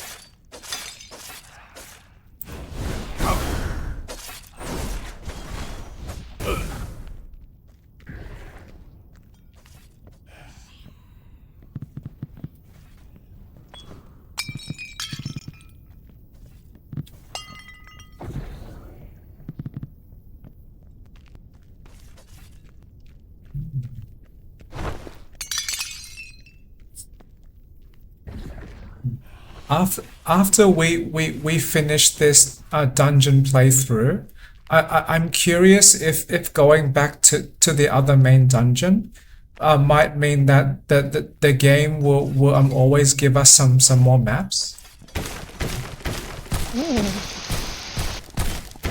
I think so. It would make sense. Yep.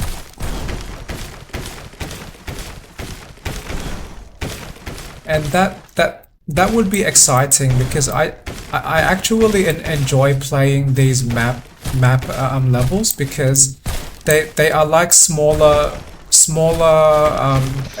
but more rewarding versions of the other main dungeon. Yeah, and I like that too. That it has an end to it. Like it's like 3-4 levels, and then you're done, Yep. and you have the chance to keep your gold. Yep. I completely agree.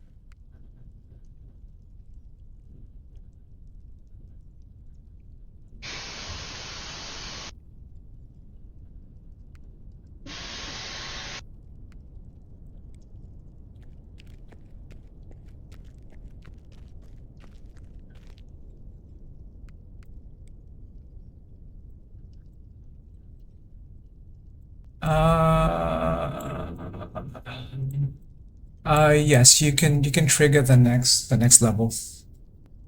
Okay, great. Oh, it says you must gather your party. I think you have to come closer. Yep, I am coming. Great.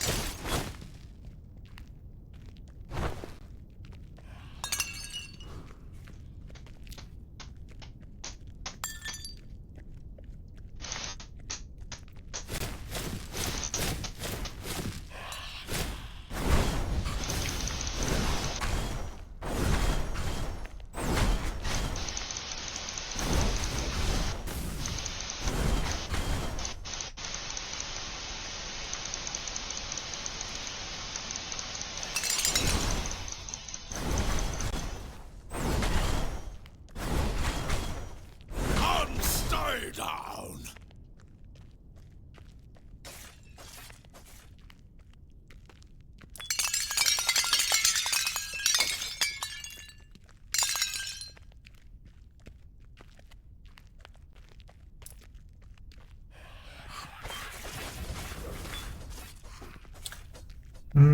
I feel slightly concerned about picking up a trophy in the middle of a blood red floor. Do you think it will trigger something? Let me come. Oh yeah. Wow. Well, nothing It's was. actually blood. Look at the water. Yeah, it probably is blood, but yeah, I thought that might trigger something, but nothing happened. Oh my god.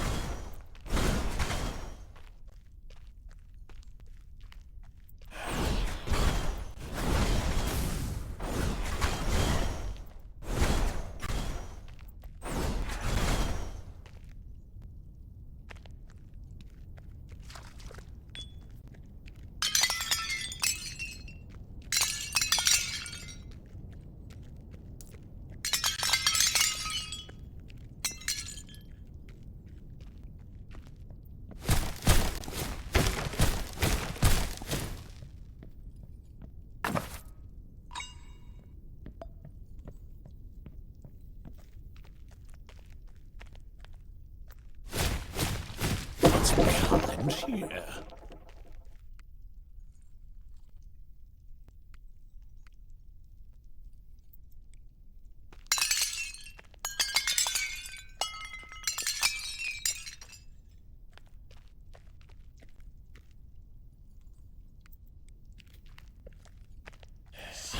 Die!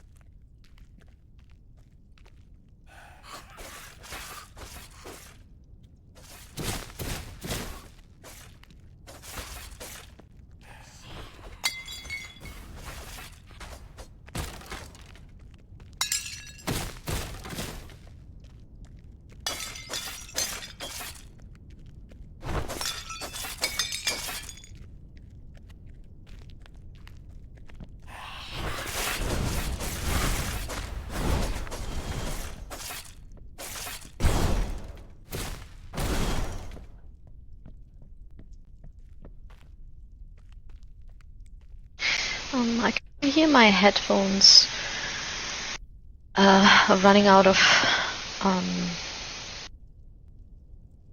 battery, or I might need to charge them for a few minutes soon. Yep, no problem.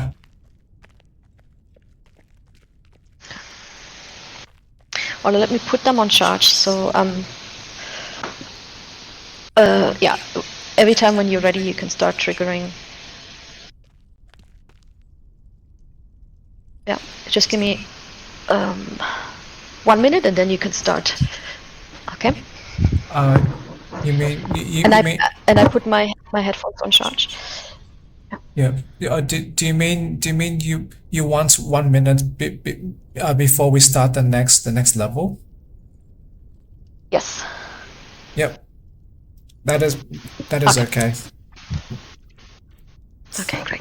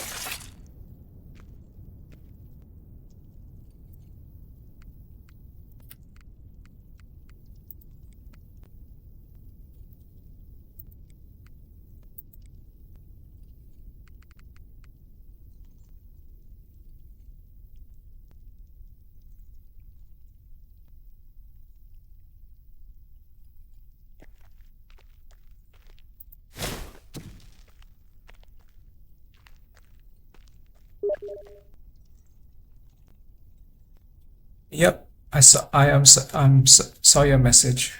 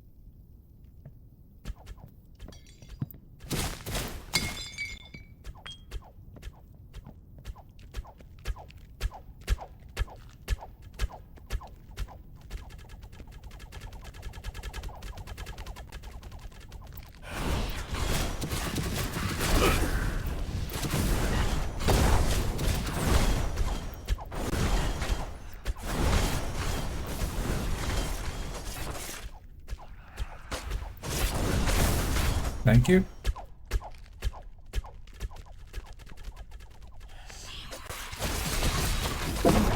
Secret entrance.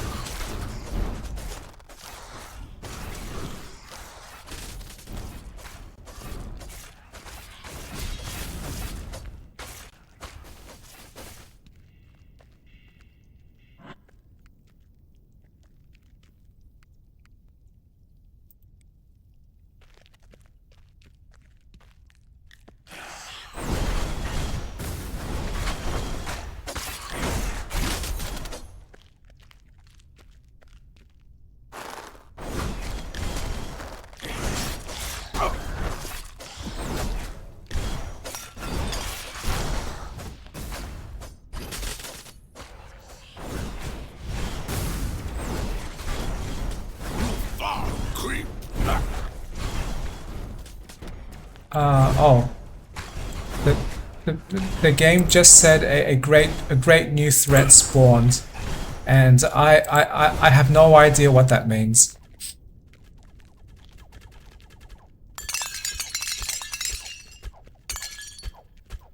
but I am guessing you can still hear me, but cannot talk yet. So if you see a big boss that is too difficult to fight, you're welcome to go find me, and I will try to help.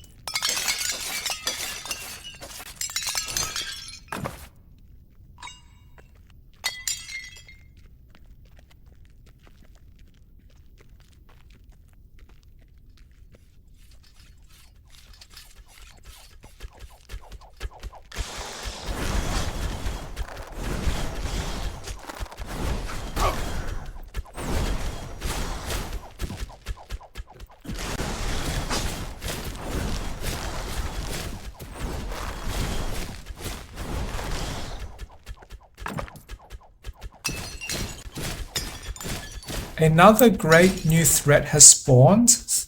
How many are there?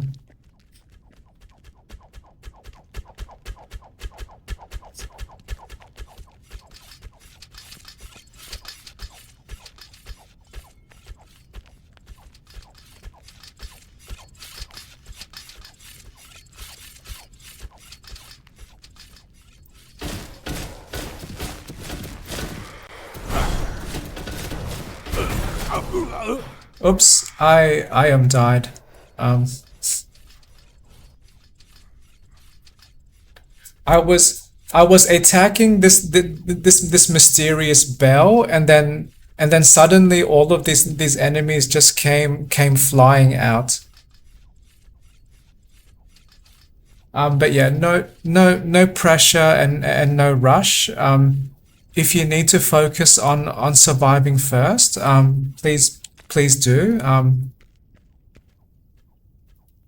And yeah, I was not watching, but there might be a few enemies running towards you if you have not defeated them yet.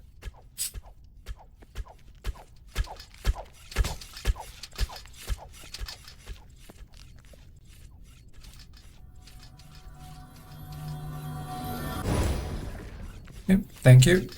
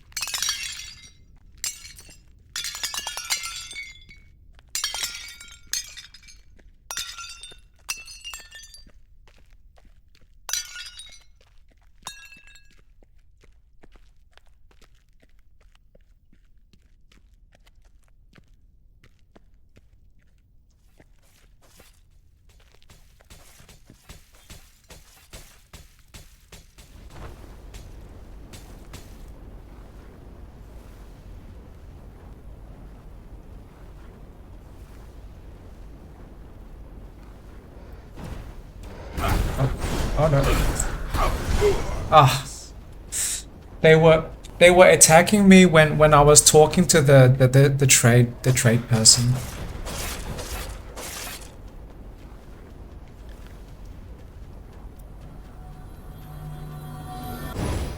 Yep, thank you.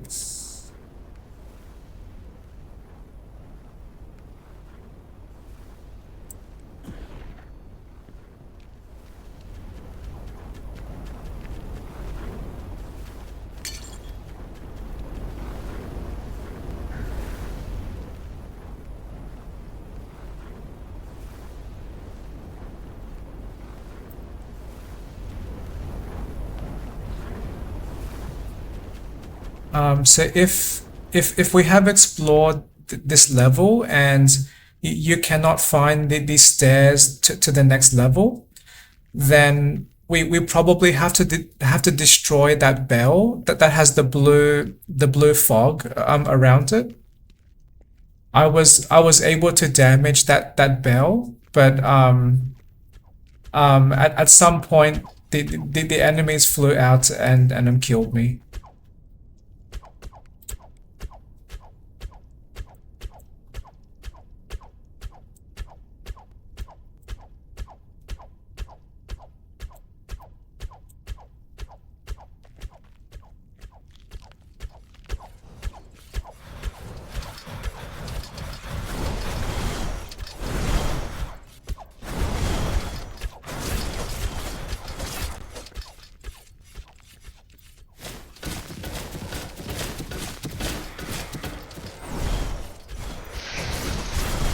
I got my headphones back on. Yep, welcome back. Come.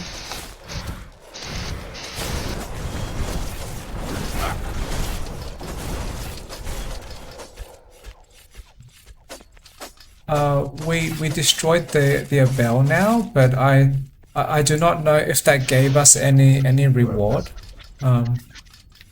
Yeah. And the music is still on, like, you know, the music makes it feel like it's not over yet with whatever. Oh, we are able to go to the next level now. Yep. Are you ready? Yes, I'm ready. Okay. I think then maybe we should have destroyed the bell earlier. It just looked like it would trigger something huge. Maybe the bell was what was the reason that the game kept saying some great threat has arrived. Yeah. I think it was spawning these shadow people monster. Yep.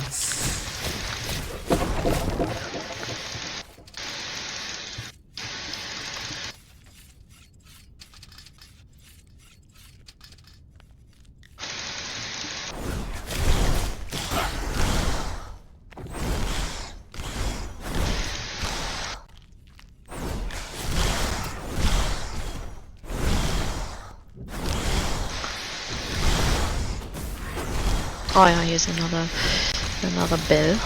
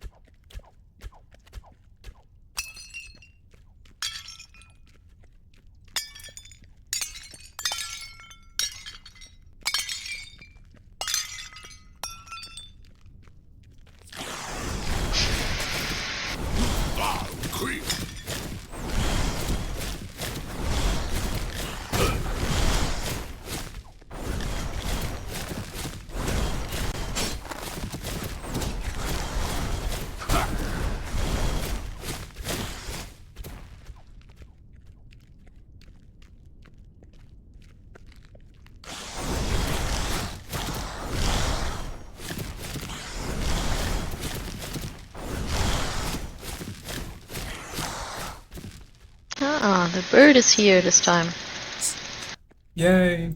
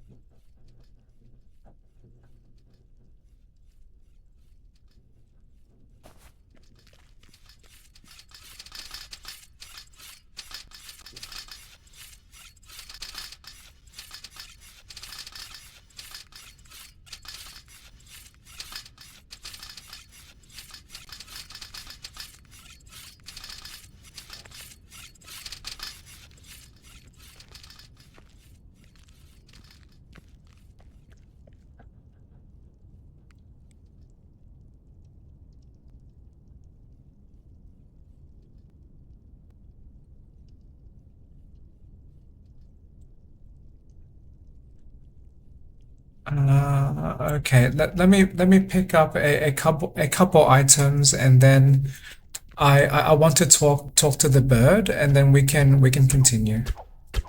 Yep. Okay.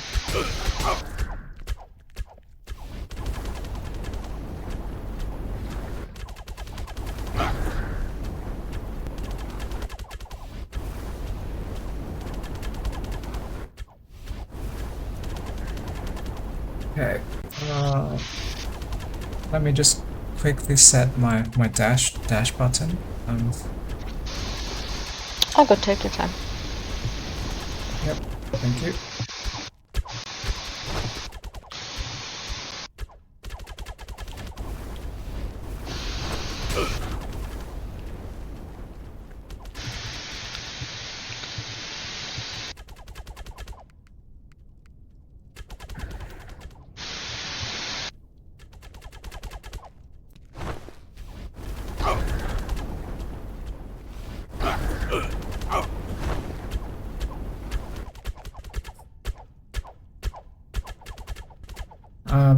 Yeah. I need a little bit of time to heal because I am nearly died. Oh, okay. I think there's also a an orange in the middle of the map that you could pick up. Yep. I will go there next. Thank you. There's a bit of gold as well. Yeah, you're welcome.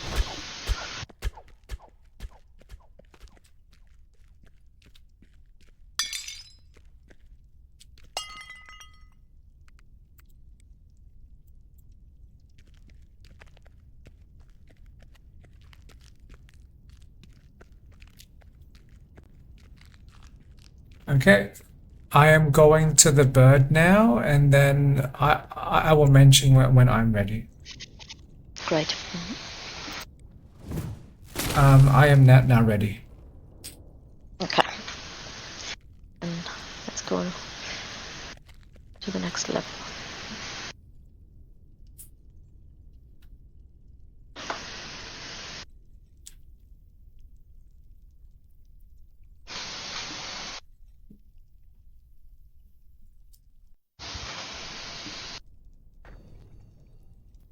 Okay. Ooh. Okay, so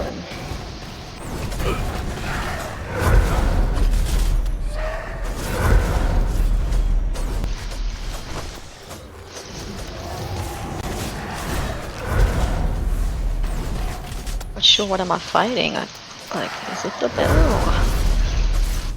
Oh, it's this person. Okay, this one. I think the boss is that ghost that you are fighting. Yeah. But the other blue skulls it creates cannot be attacked. Yeah.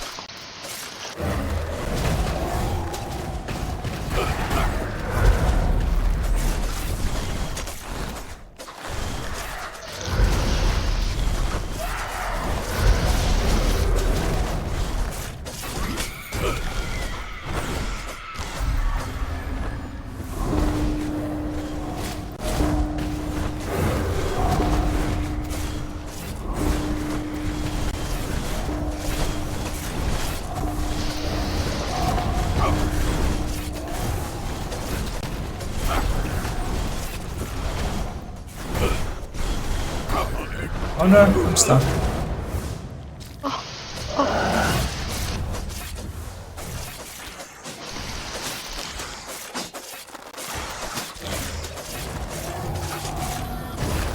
Thank you. Okay.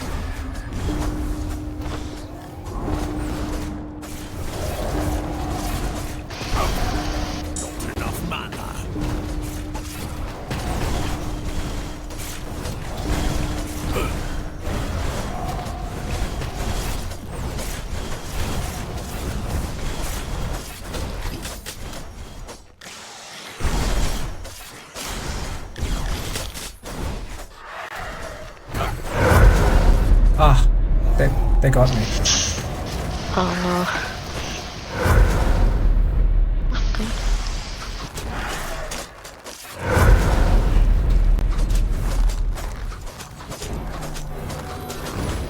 Thank you.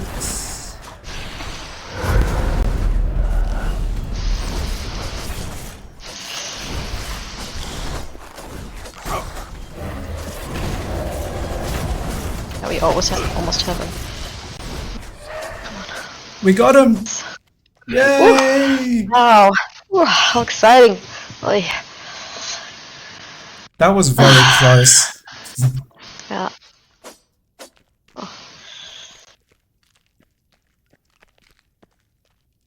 Oh, okay. Again, we have that.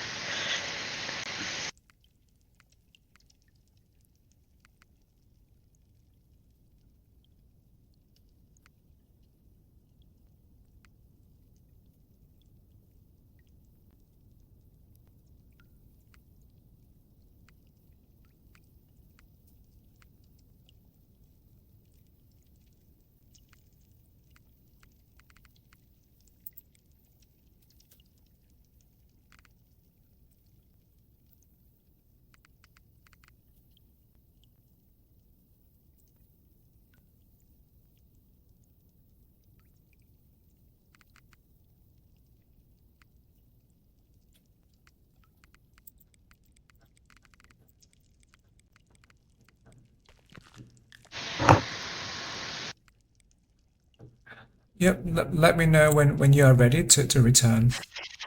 Yeah, I'm ready. Okay.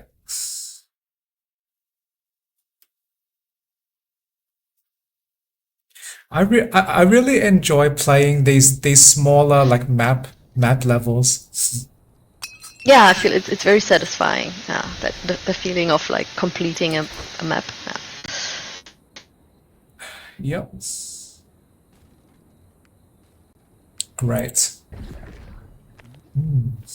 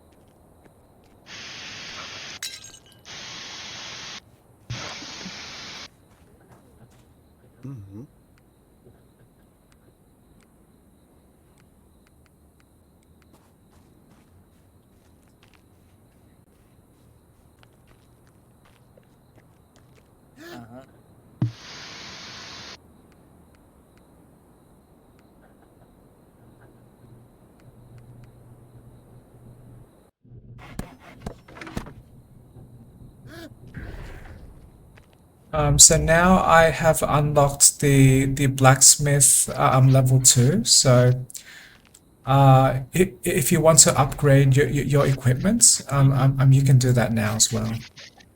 Okay.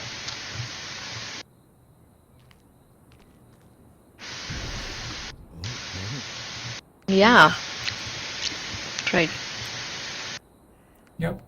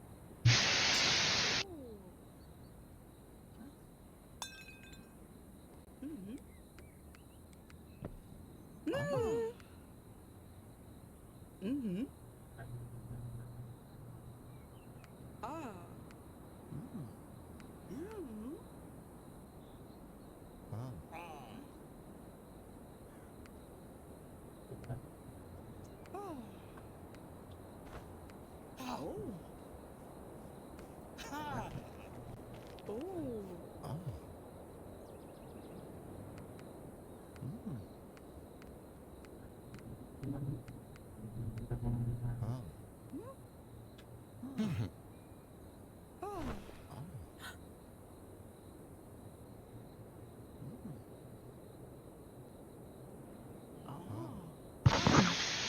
you think is it possible to maybe upgrade the trade post next?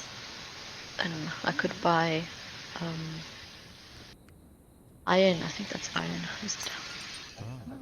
Yep. Let me check if I can upgrade that. Soon. Yep, awesome.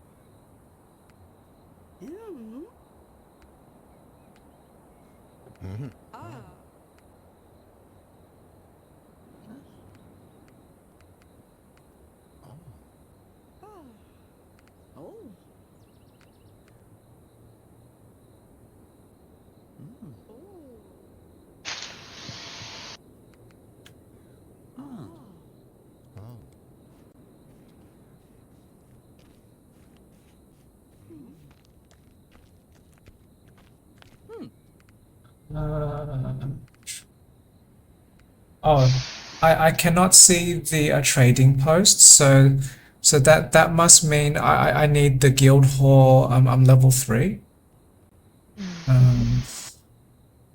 So yeah, I think I know how to upgrade the trading post, but that might need some more steps.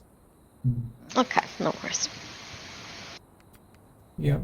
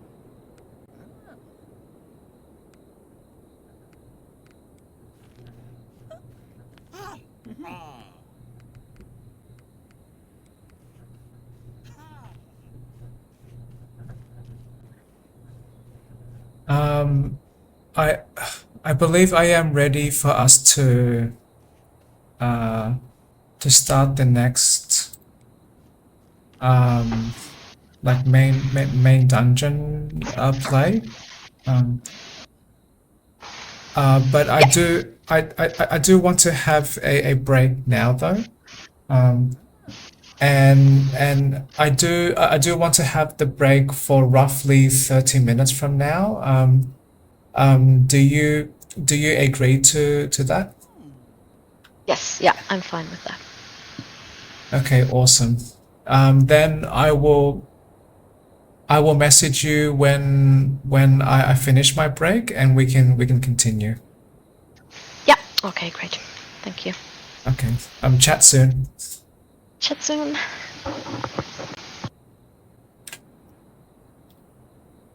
Okay, let's start the next dungeon play. Yes.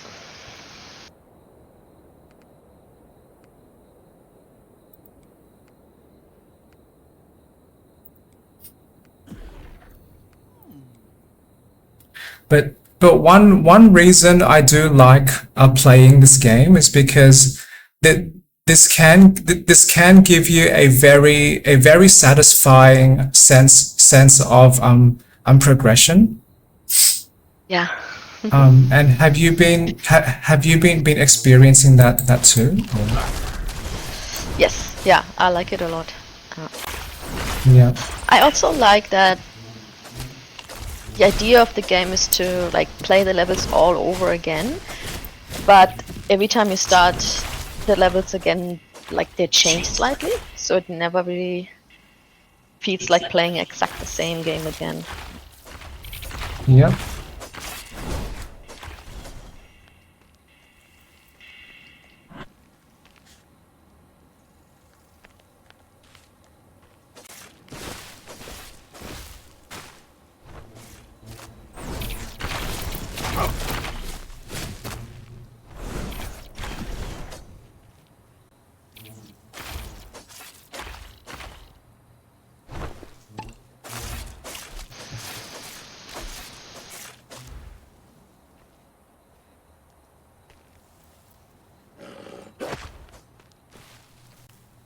This time when we progress some more, are you okay with us not skipping to that like big I mean to the grassy area? Yeah, okay, so you want to keep going through the levels. Is that what you're saying? Yes, yes. Yeah, we can do that. Yep. Thank you. And the main reason is I want to pick up as much wood and stone as we can, and that would enable me to upgrade our or the village faster. Yeah, that's correct. Yep. Thank you.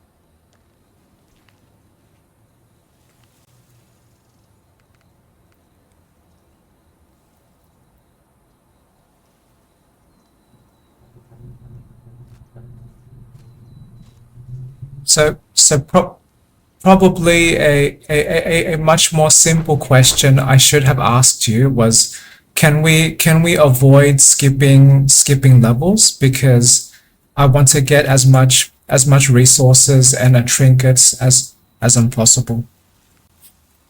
Yes. Yeah, that's easier.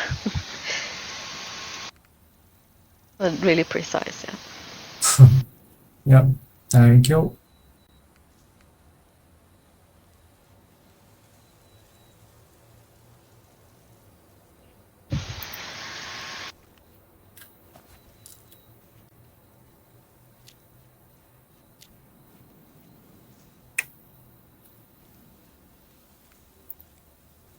Yep. I am not ready yet. Just let me pick up the level items, and then we can start the next level. Yes, that's fine. Yep. Thank you.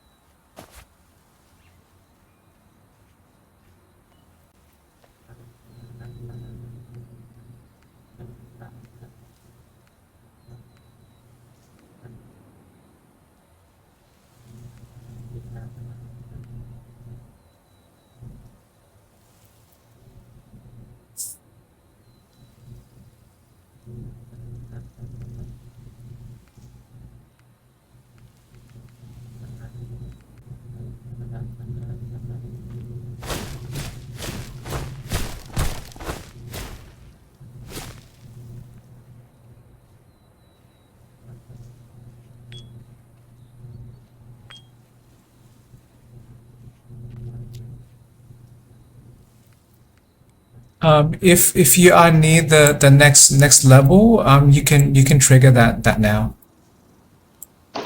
Yeah, okay.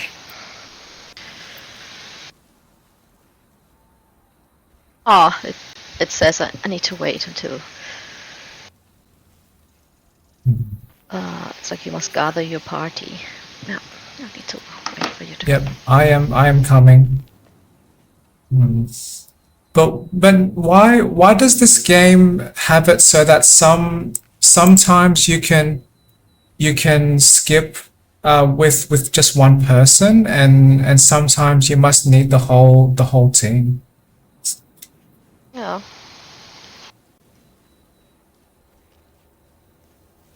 Yeah, I also don't understand.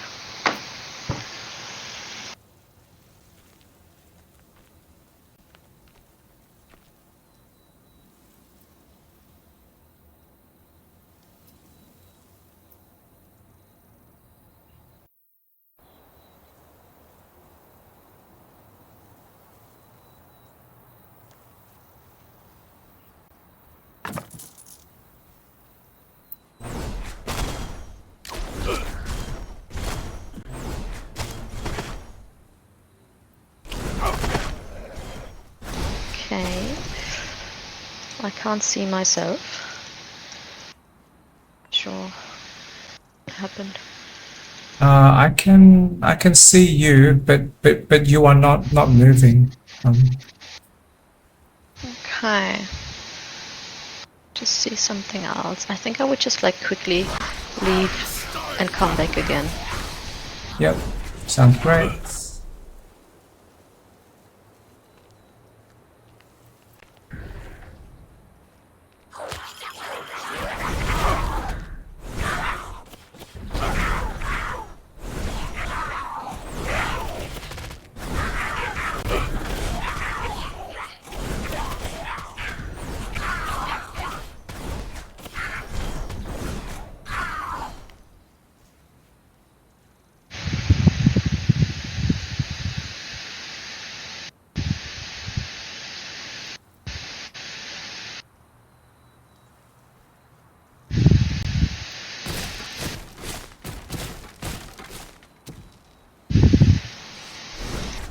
Ah, yeah.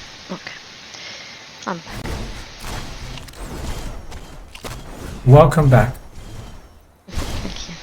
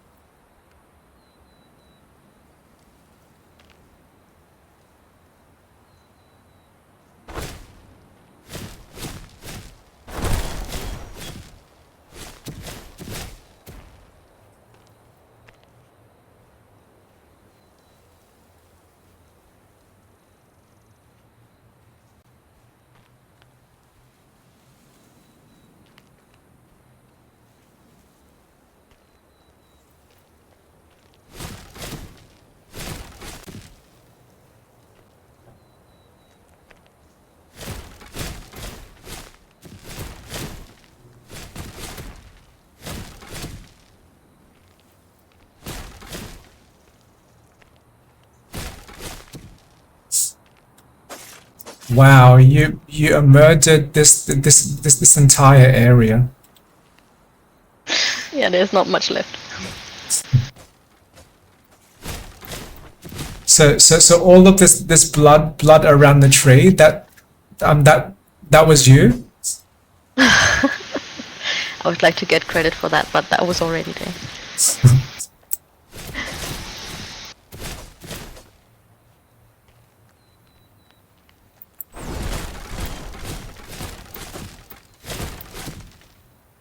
Okay, one moment. I just want to check my map. Um, did I miss anything? Nope. Okay. Are you ready for next level? Yes. Awesome.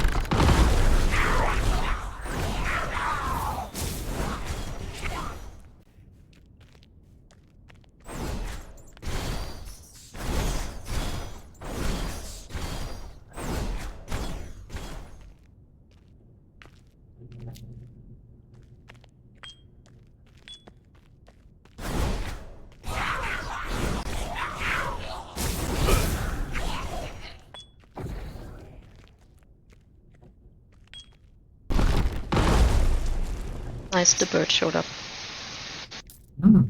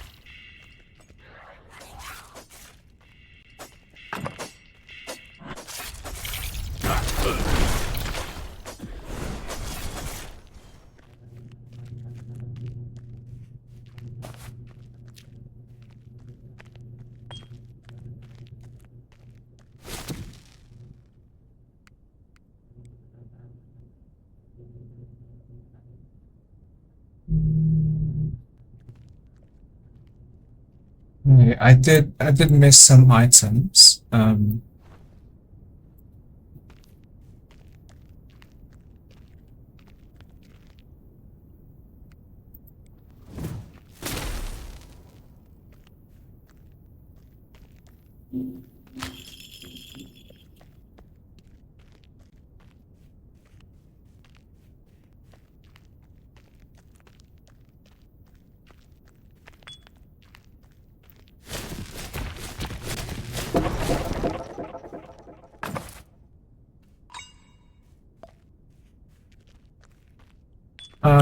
I discovered a secret room that might have a trinket for you. Yes, I'm making my way there. Yep.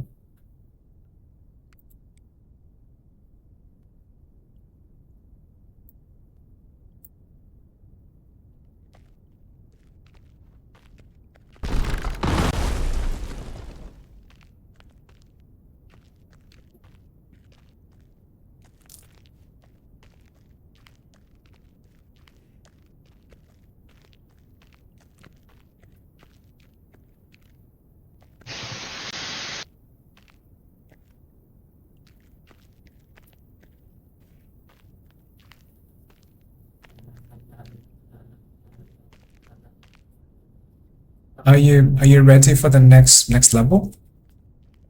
Yes, I'm ready. Okay, great.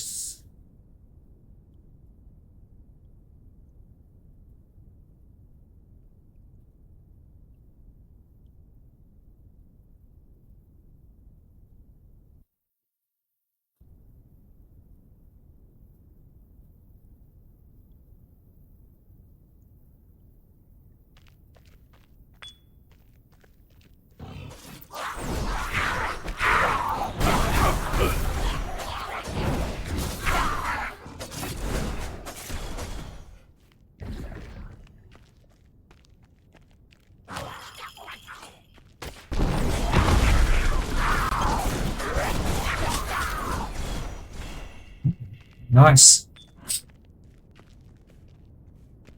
I like the chains. It's very powerful. Yep.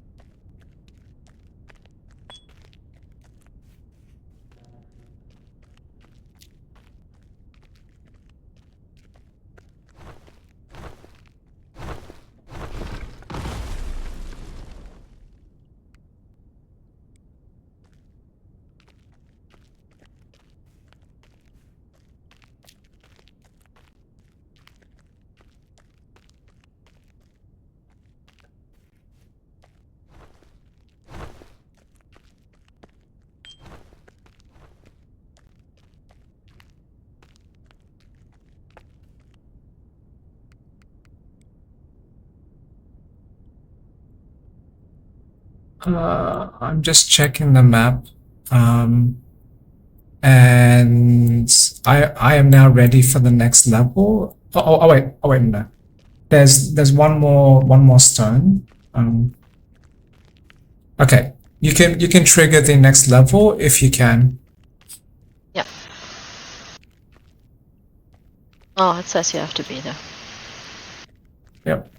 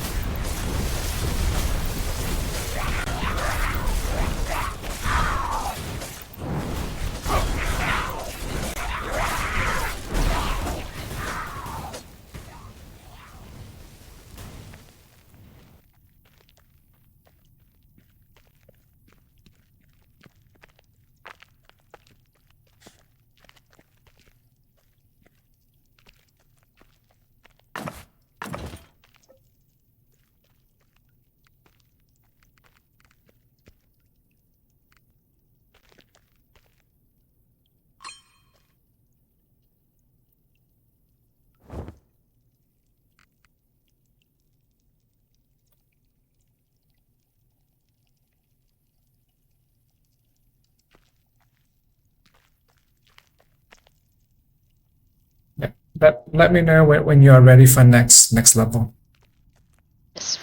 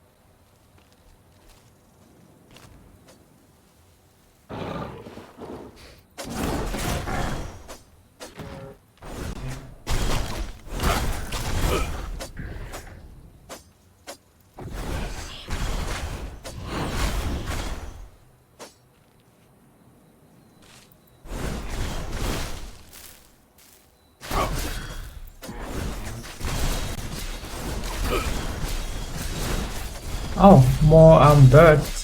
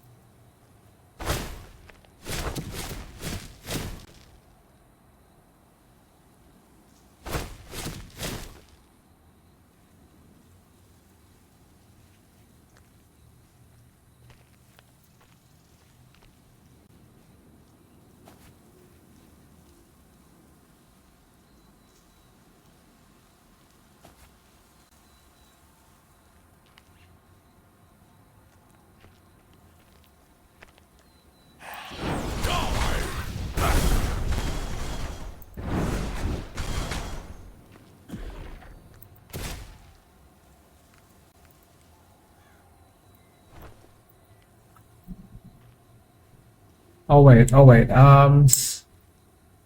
Let me talk to the bird first.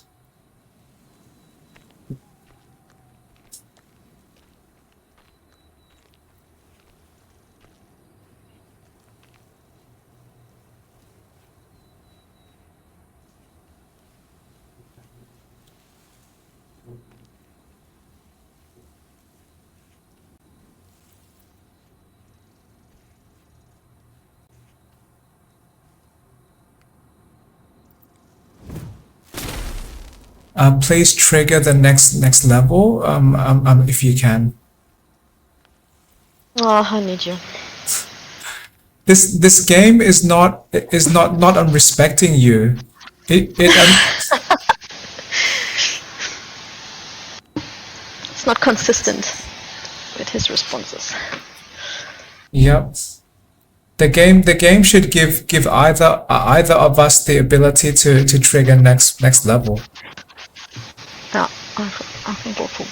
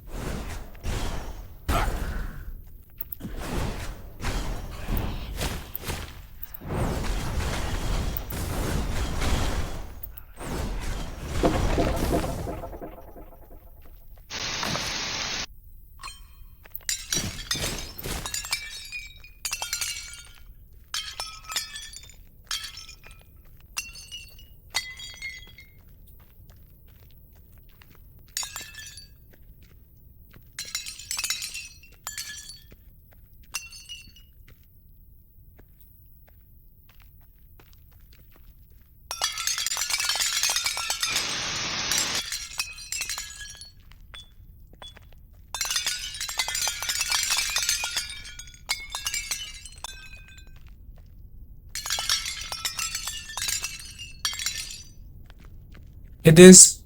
I do not know about you, but it is satisfying for me to run through a very large group of vases at like a very savage person. And just the noises the vases make when they break is kind of nice. Yeah, that's true. I agree.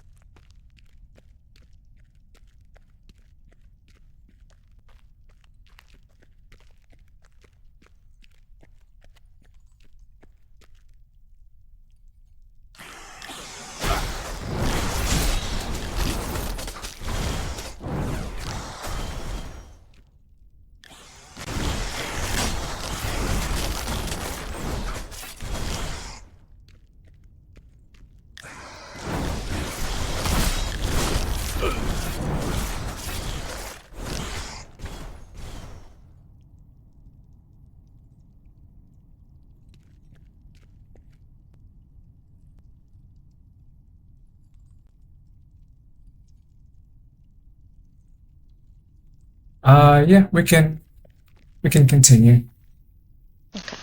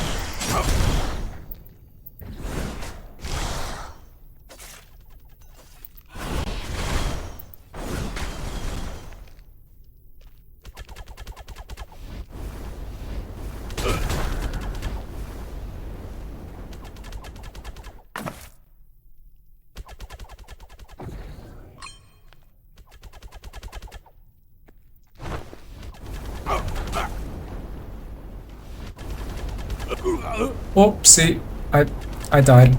Oh, okay. I'm coming. Oh.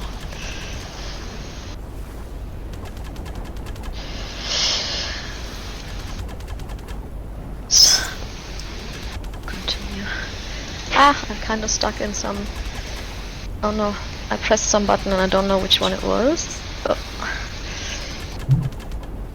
Okay, can I? Yeah. Oof, okay.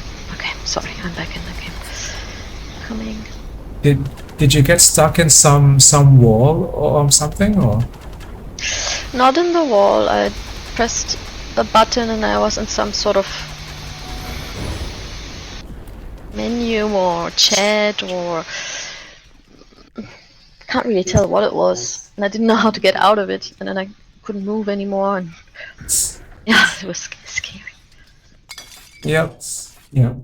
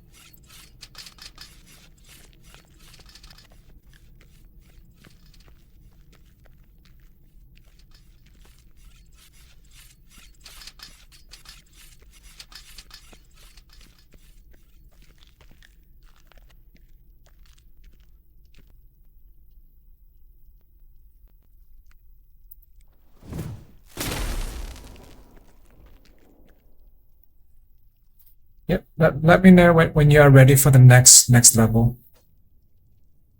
I think I need a little bit. Could you repeat that? I need a little bit time. I need to gather some items. Yep. Yep. Very okay.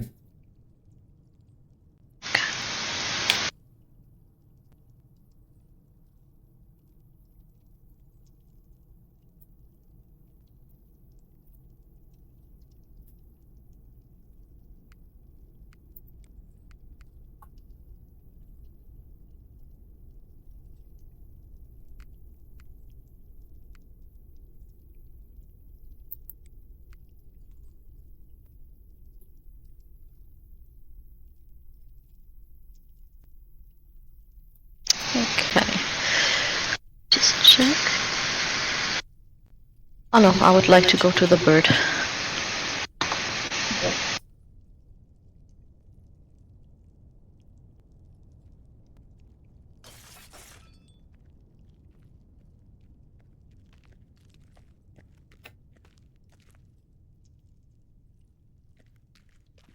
Okay.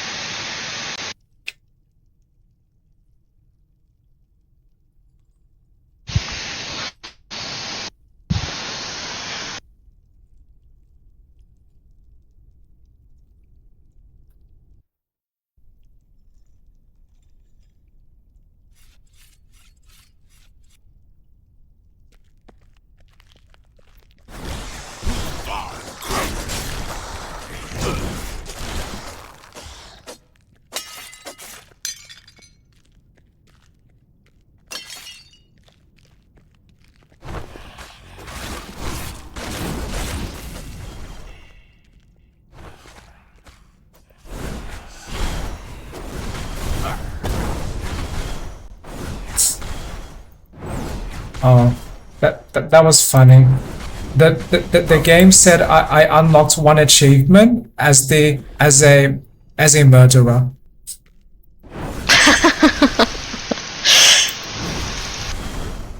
So it becomes more and more apparent that we are actually the bad guys here. Yeah. So I am just as guilty as you as I'm spilling blood. Yes.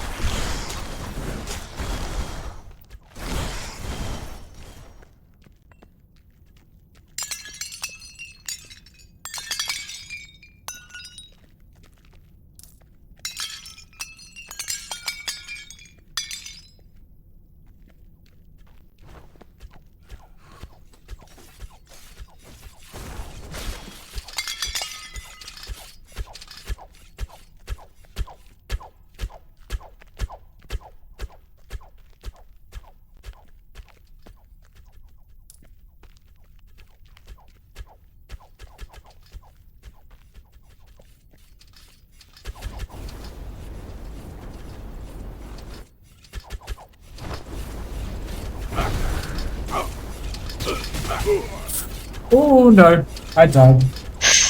Oh no. Oh no. Yeah, Let me I was taking too much damage from the traps. Oh, okay.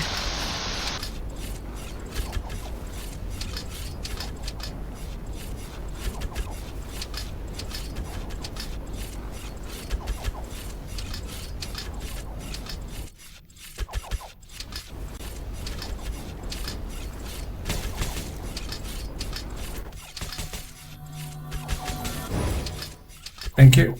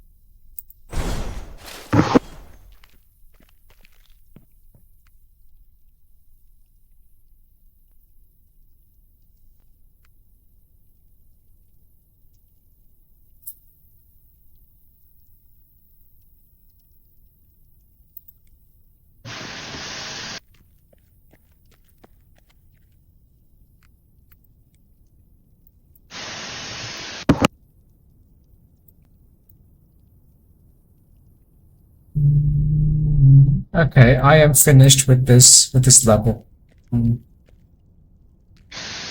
Okay.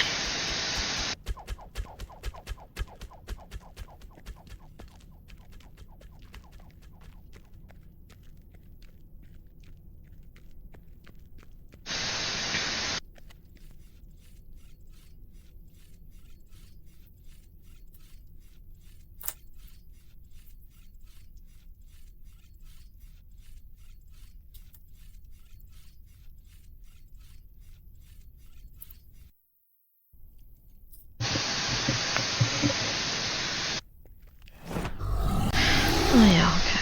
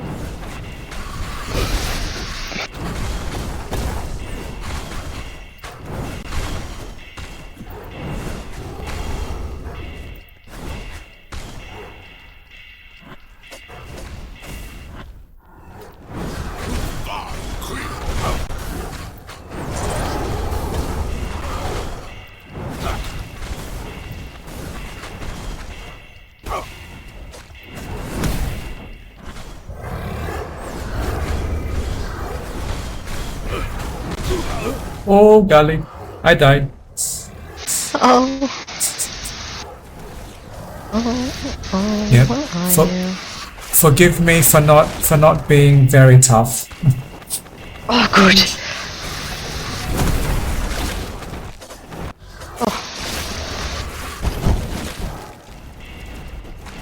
I think I have to end him first. Yep. Yep. Take your time.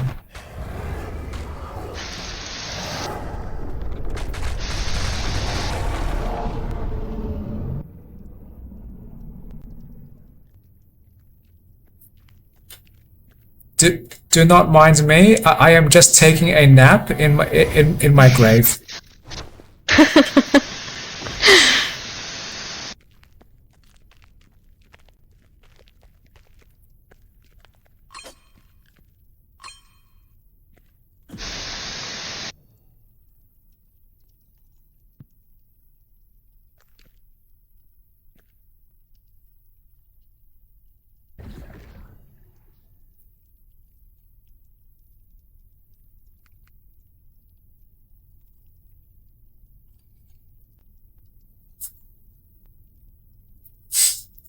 Yeah, ready for next level?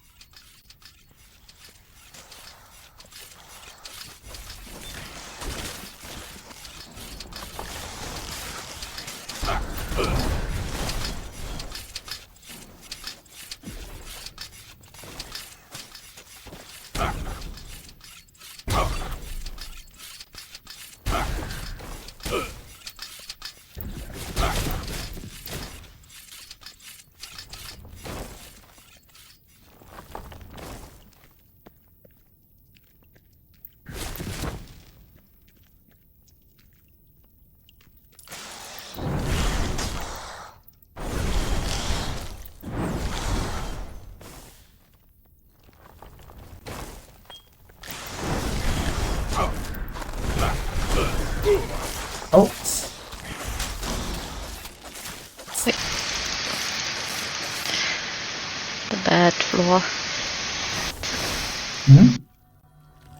Was it the floor? Yeah. Well, it was probably the floor and me fighting some of the enemies at the same time.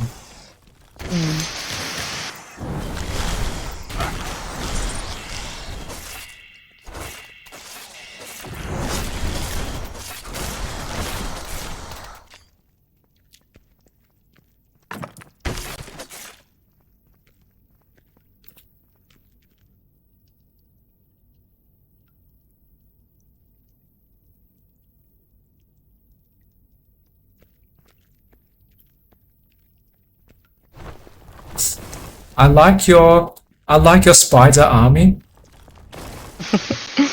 They're very useful.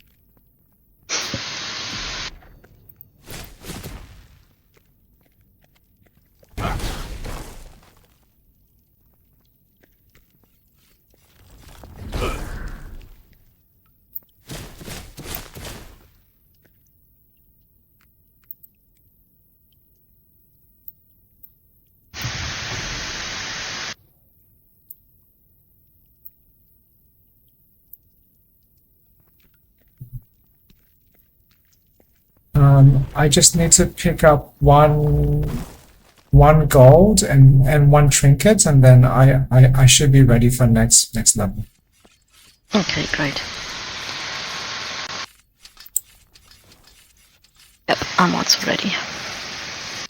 Yep.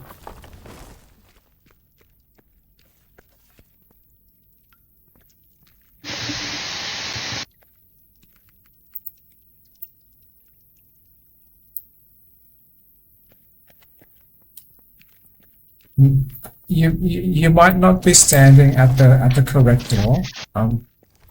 Oh, okay. Ah, yeah, I see the other one.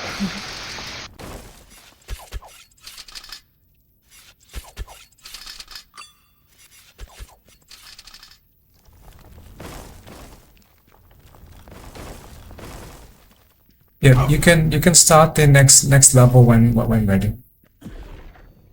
Yeah, doesn't work out, unfortunately.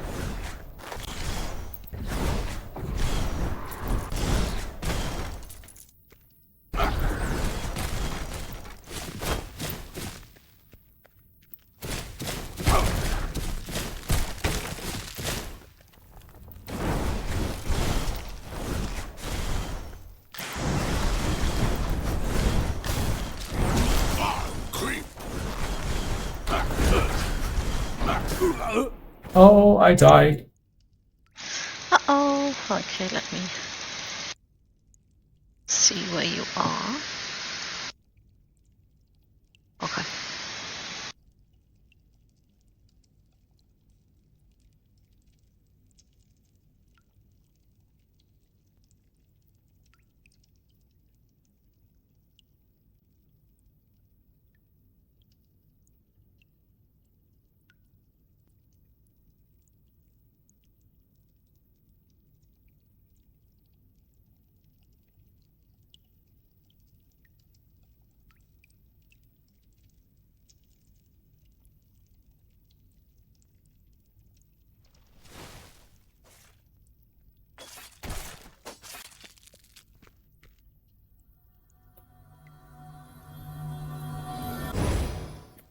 Thank you.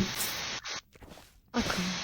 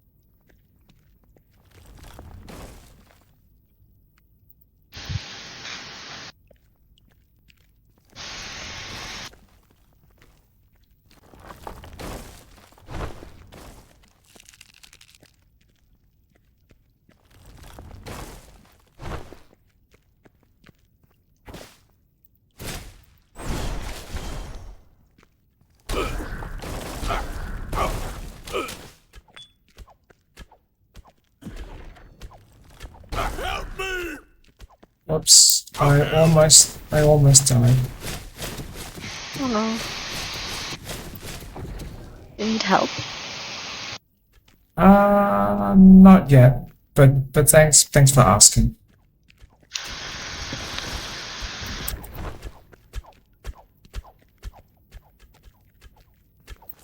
What's behind you? Oh, I found something. I found a secret room trinket. If you might see one too. Yeah.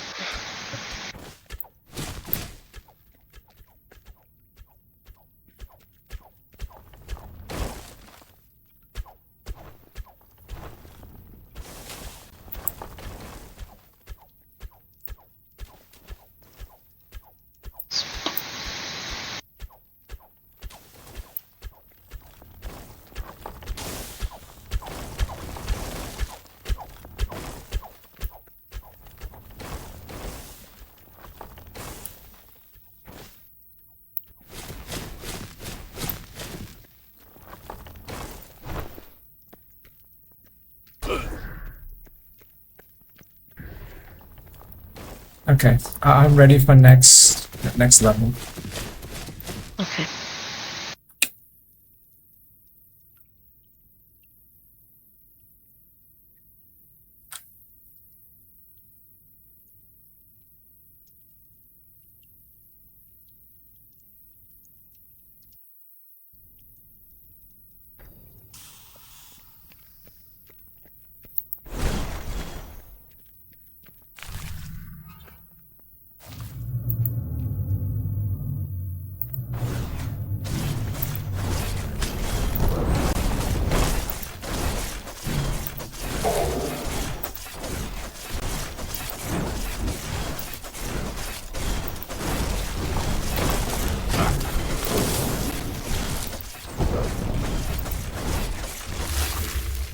Very nice. That that was much easier when we tried that battle before. That's true.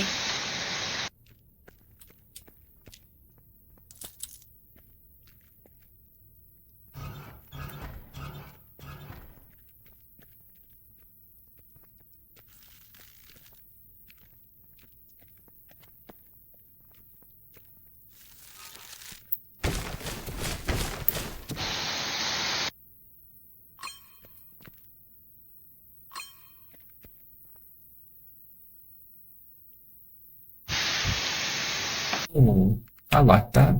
Mm. Found something nice. Yeah, I found a weapon that has a very very useful bonus for me.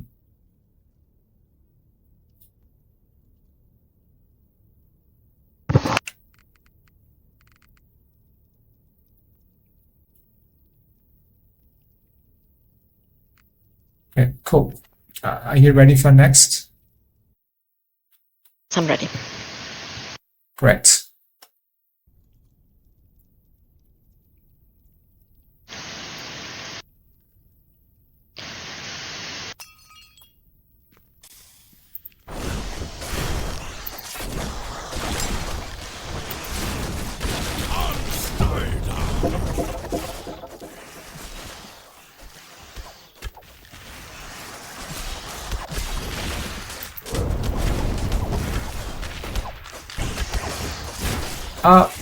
I'm lagging and Oh yeah. accidentally walking into enemies. Yeah, my game is lagging very heavily at the moment. Well, yeah, I can actually feel it a little. Yeah.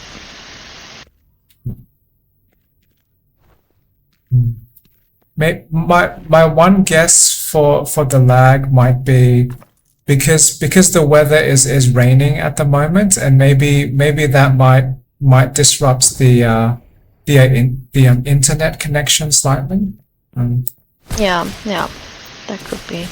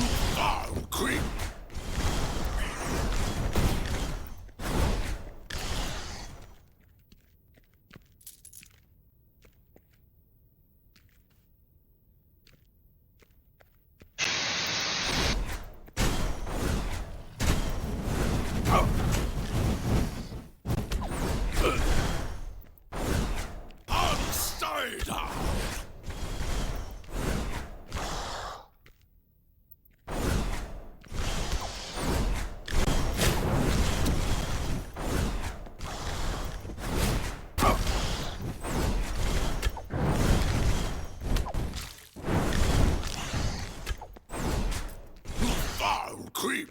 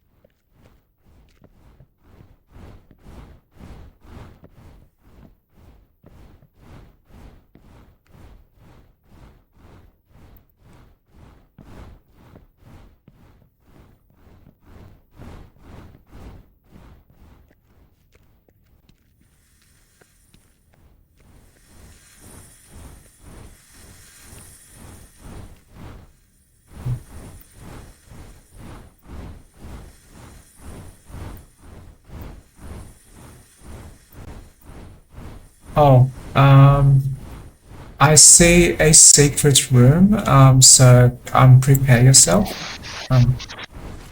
Okay.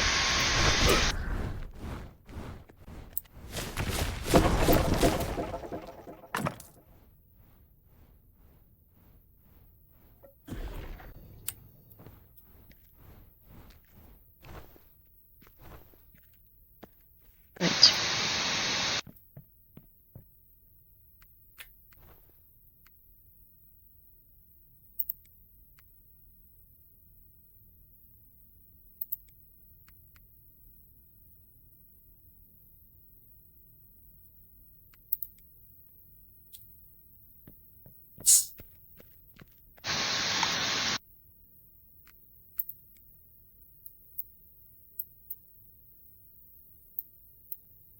Okay, I will, I will, uh, I will start the next level. Very soon. Okay.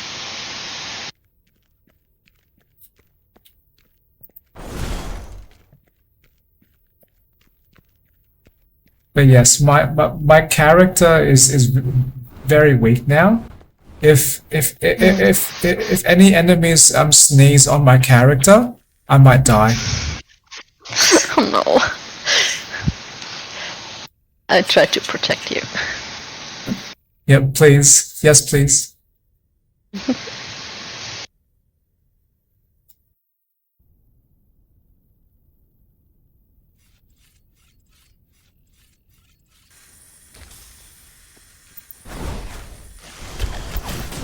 Oh.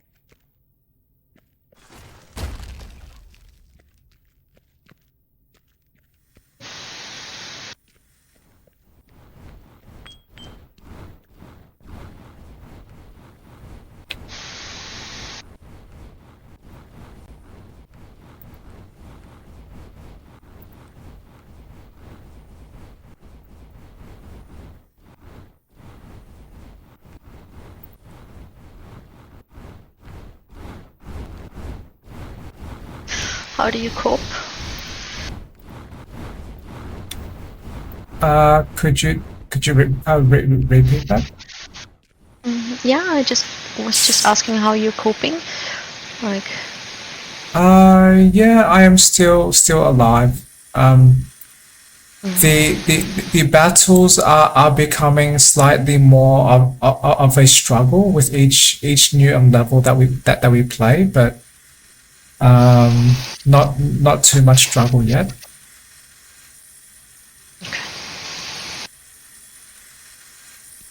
But I expect in maybe the next. Oh, I died. I was I was about to say in the next level or two, I expect to die too fast.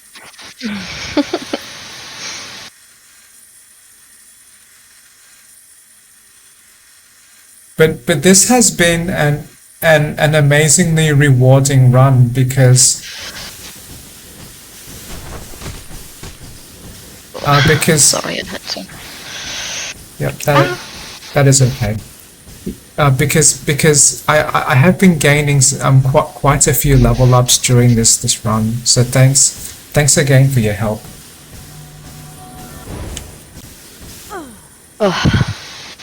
Oh no. Yeah, I think that's it's going to be hard to survive now.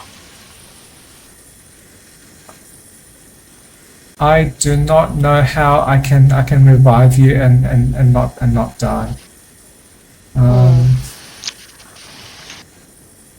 Like your tombstone is on triggering that fire. Oh no.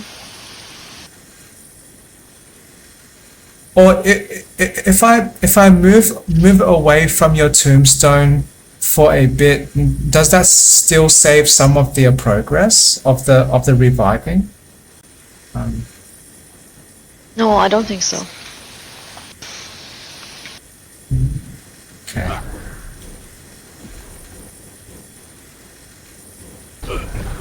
Oops. Okay, well, it was a good run. It was a good run. Yeah, agreed.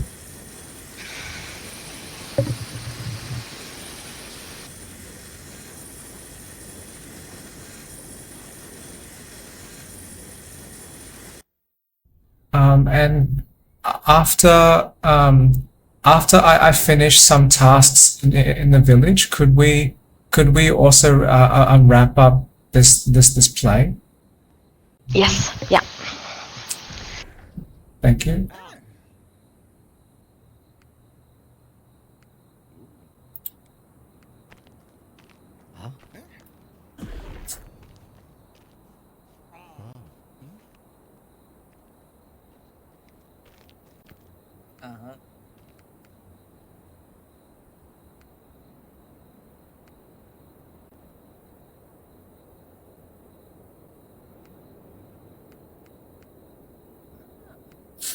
Oh, yeah, that was amazing. Now I have 100 wood that I can use to build this village more. Wow.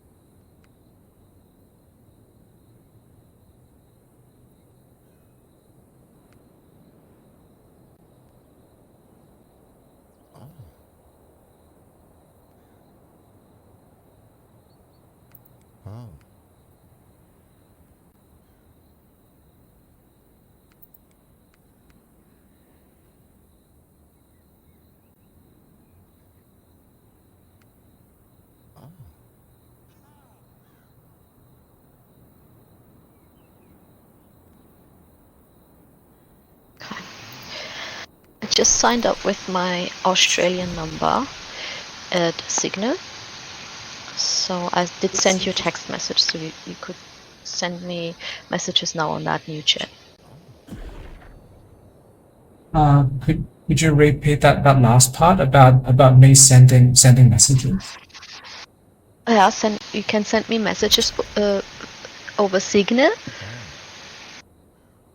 in that new chat that I just opened. I did send you a message because I had to log in with a different phone number. Yeah, I now accepted. Does that update something for you? No. I just see that you can. Yeah, perfect. That you writing. Okay, so now you can contact me again. That's good. Yep. Awesome. Yeah, thank you. I also just unlocked the class masteries in this game. So if you want to change some of your abilities, you can do that too. Okay, let me see.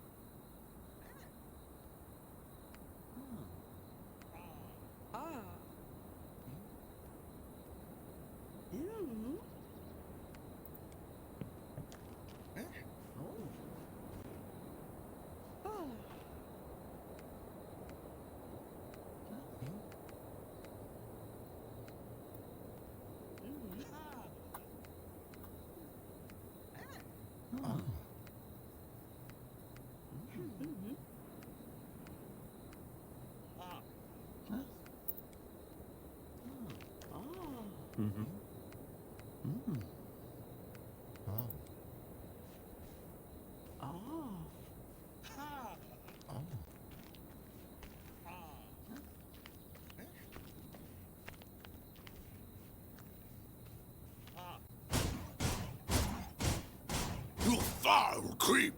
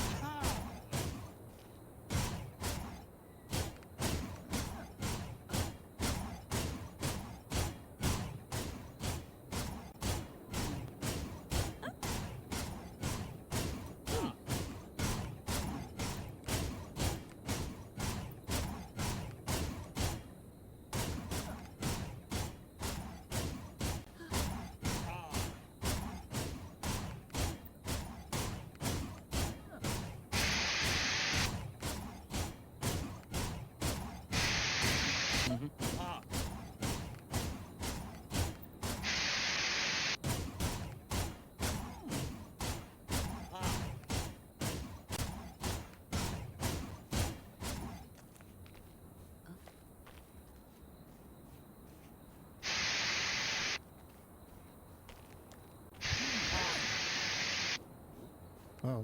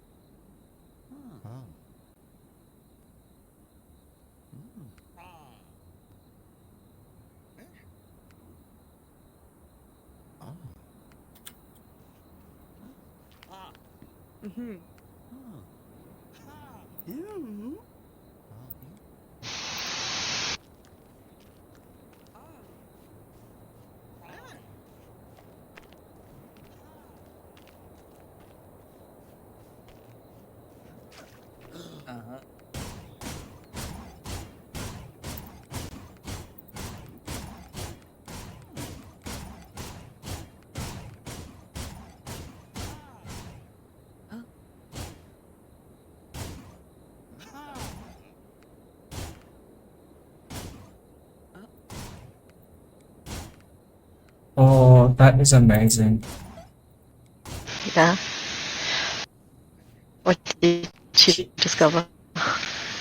Um, the way the way I have built my character, I now regenerate 9.5 mana each second. Ah, yeah, that's great. That's amazing. Yeah.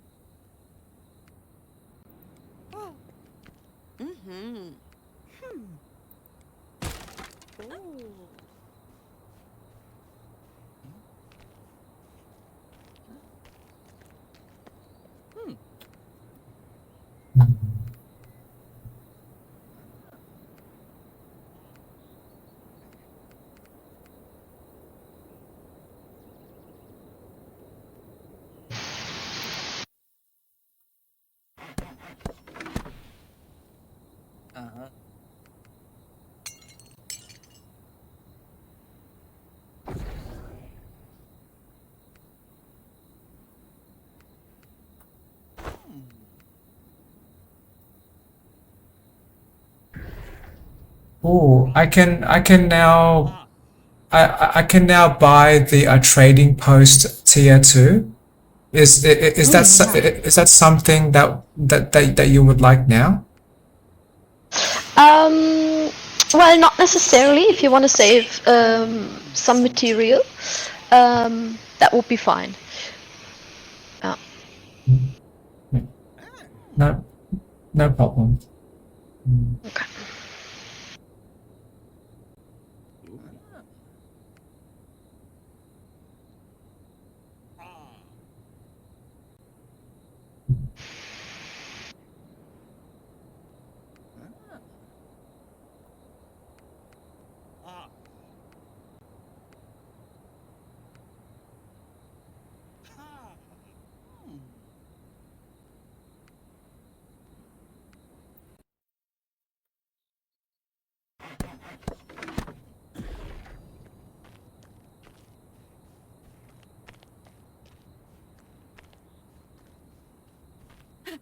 Okay,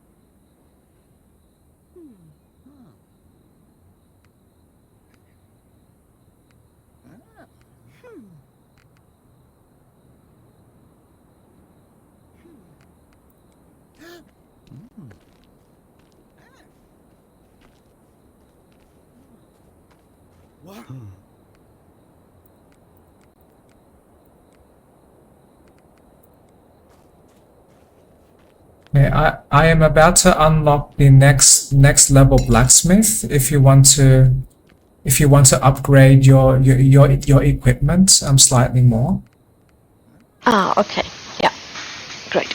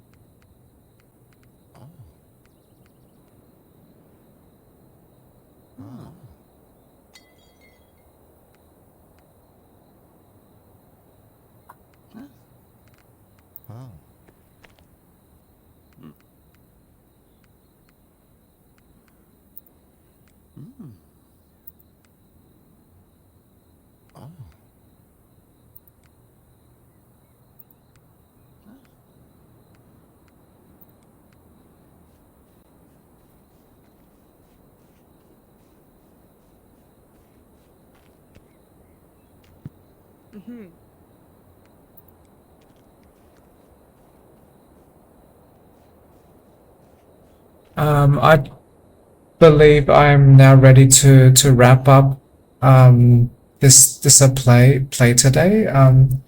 Are you ready for me to close this room? Yes, I'm ready. Okay.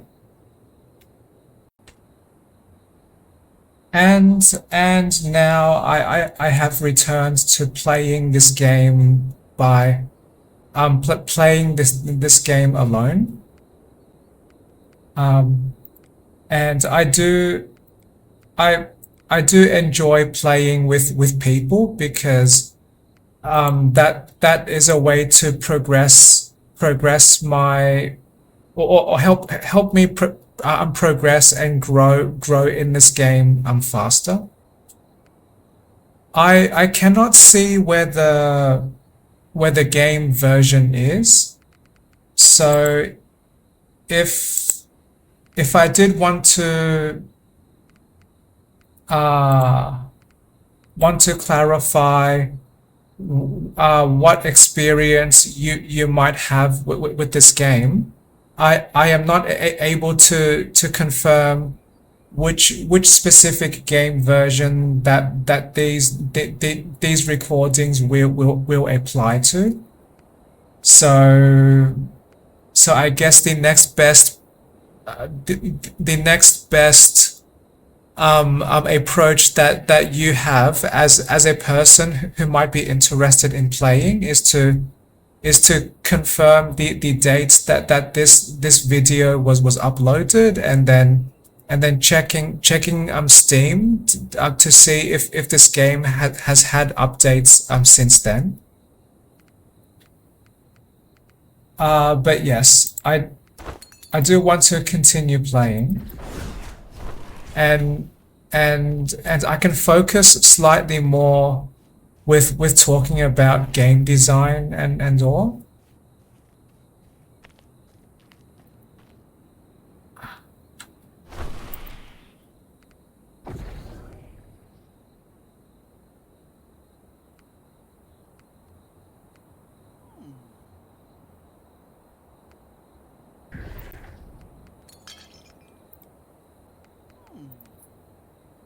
Oh, I do suddenly recall.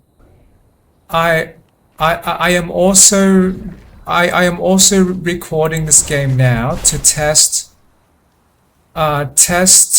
what is the or test whether I can improve the game smoothness, because when I was playing before, there was very noticeable lag, and then I did have the idea, maybe I should try a different Proton version.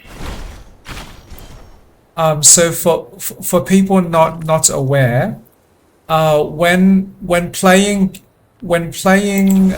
Steam games on computers that are not using the Windows operating system, then there is this extra software named Proton that helps translate the computer processing that would be for the Windows based games, but for my computer.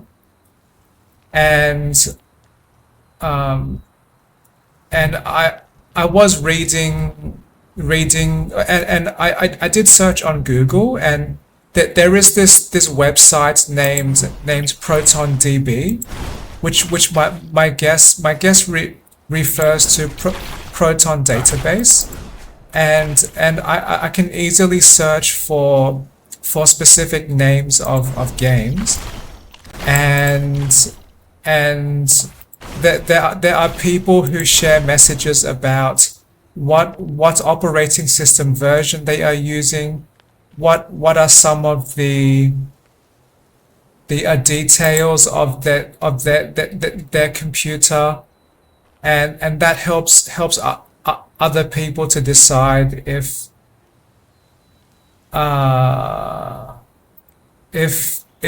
they want to buy that game on Steam, because Proton DB can be one indicator that the game may function on your non Windows operating system computer.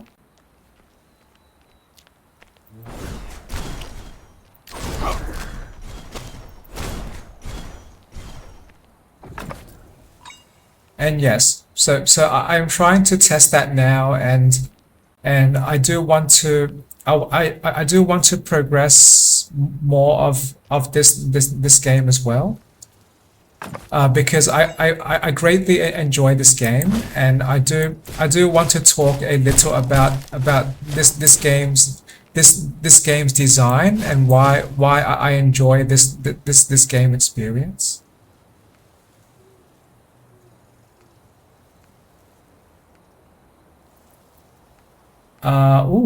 I might choose this. So currently I am trying to optimize my character to have more of mana regeneration, and one reason for that is that I did suddenly have this idea to be able to use magic much more easily, and a long time before now, when I did play this game, I greatly struggled because I was struggling to decide what ways I should build my characters, and often it seems like that there were so many important choices, and I could not really focus my decisions.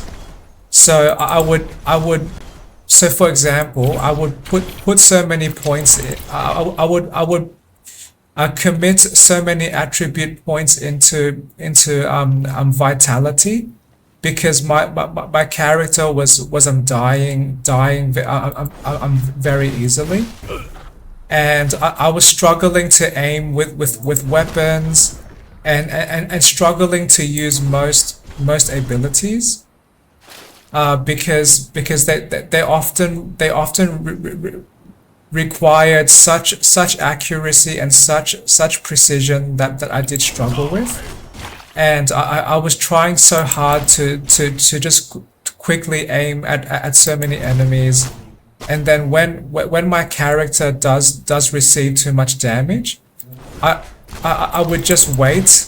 I would just sit in one location for maybe five or more minutes, and wait for all of my health and my mana to completely heal.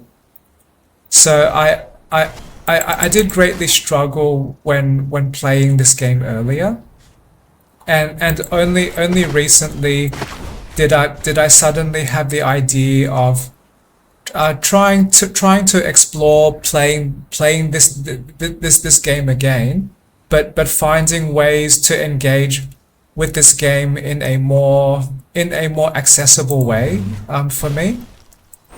And that there was also one time that I did enable that game option that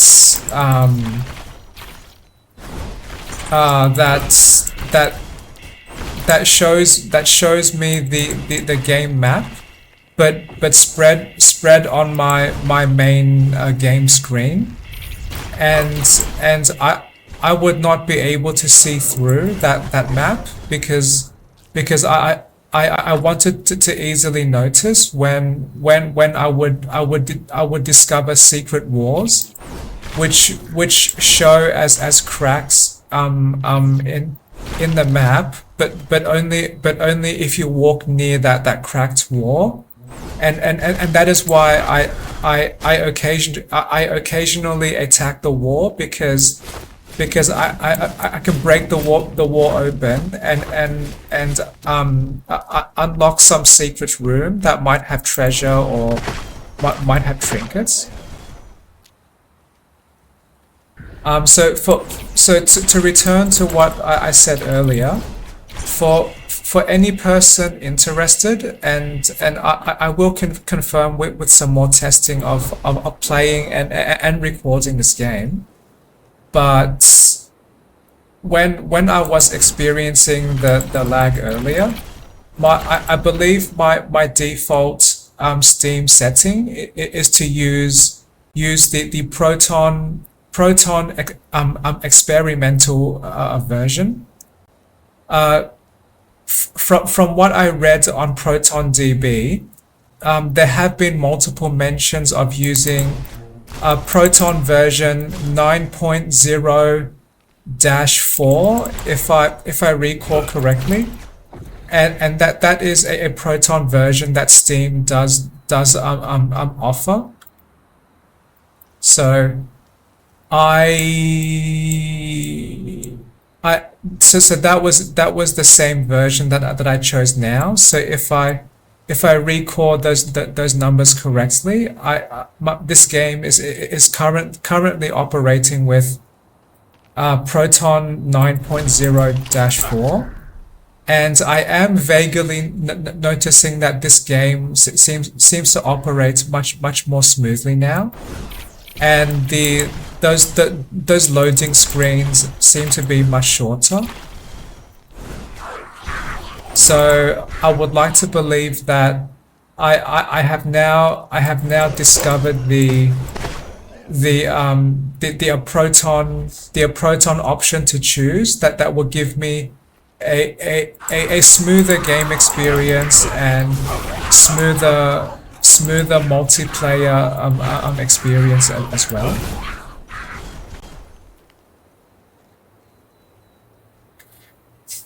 And playing this Heroes of Hammerwatch game recently also made me reconsider some of my game design talk from previous from the previous recordings that I did upload to my YouTube channel of me playing the other games. And to me that was slightly surprising and also slightly interesting as well. So to be more specific, one complaint I did have, and before I forget as well, because my game, because Heroes of Hammerwatch might be much smoother now, I can probably enable these graphics effects and still have a smooth experience. So I do want to enable these light options, because more light means I can more easily see where I am walking in the dungeons. I do not know what this X-ray means, so I might leave that off. Or I might turn that back on. Okay, I want to apply. So the game design that I did reconsider was that one reason I disliked some of my Stardew Valley game experience is because similar to this game, I was controlling my character or controlling my avatar as this unit that is always in the middle of my game screen. And one of my struggles is that my mind's attention was always split to all of the places around the screen except the middle, and that was why I did comment in my Resident Evil 4 video that I enjoyed Resident Evil 4 much more, because I could consistently focus my attention at the center of the screen for very long amounts of time, and maintaining focused attention helps me concentrate, helps me process data easier, and I can also relax my mind much easier too. But and with Stardew Valley, that there were messages in the far corners of my game screen. Stardew Valley, the way I engaged with Stardew Valley, I was consuming too much time trying to organize my inventory. So I was going into menus, I was looking at data at various areas on my screen. And those areas of data were often inconsistent and would often break my focus. But when I recently played this Heroes of Hammerwatch, I gave myself a challenge. I decided, why not switch off the game mini map that I did enable when I played this game before, and why not just try to play through this entire game by focusing my attention only around the center of my screen. And I was trying that, and surprisingly that was a great help. So all I have to do is just look where my character is, and when I see any danger, I can just run away from that danger, and any enemies that are close to me, I would just focus my attention on the closest enemies.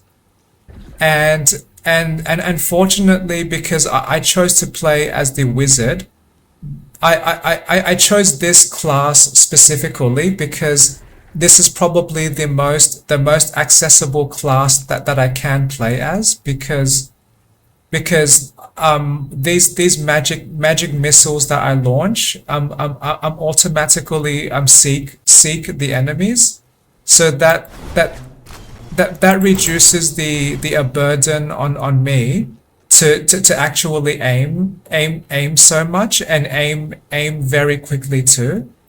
So I can reduce all of that mental burden. I can reduce the burden on my skills, and I can just focus more on relaxing and moving, and just focusing around the center of my screen. And I really enjoyed that. And one reason why I chose to focus my build more with increasing mana regeneration was that when I played this game again, after realizing that I lost all of my saved progress before, I wanted to try a build that was better at fighting the enemies, because before I would often or always build characters that had massive vitality, because I greatly struggled to survive, and to me at those times, my perception about this game was that the only way to survive is to build up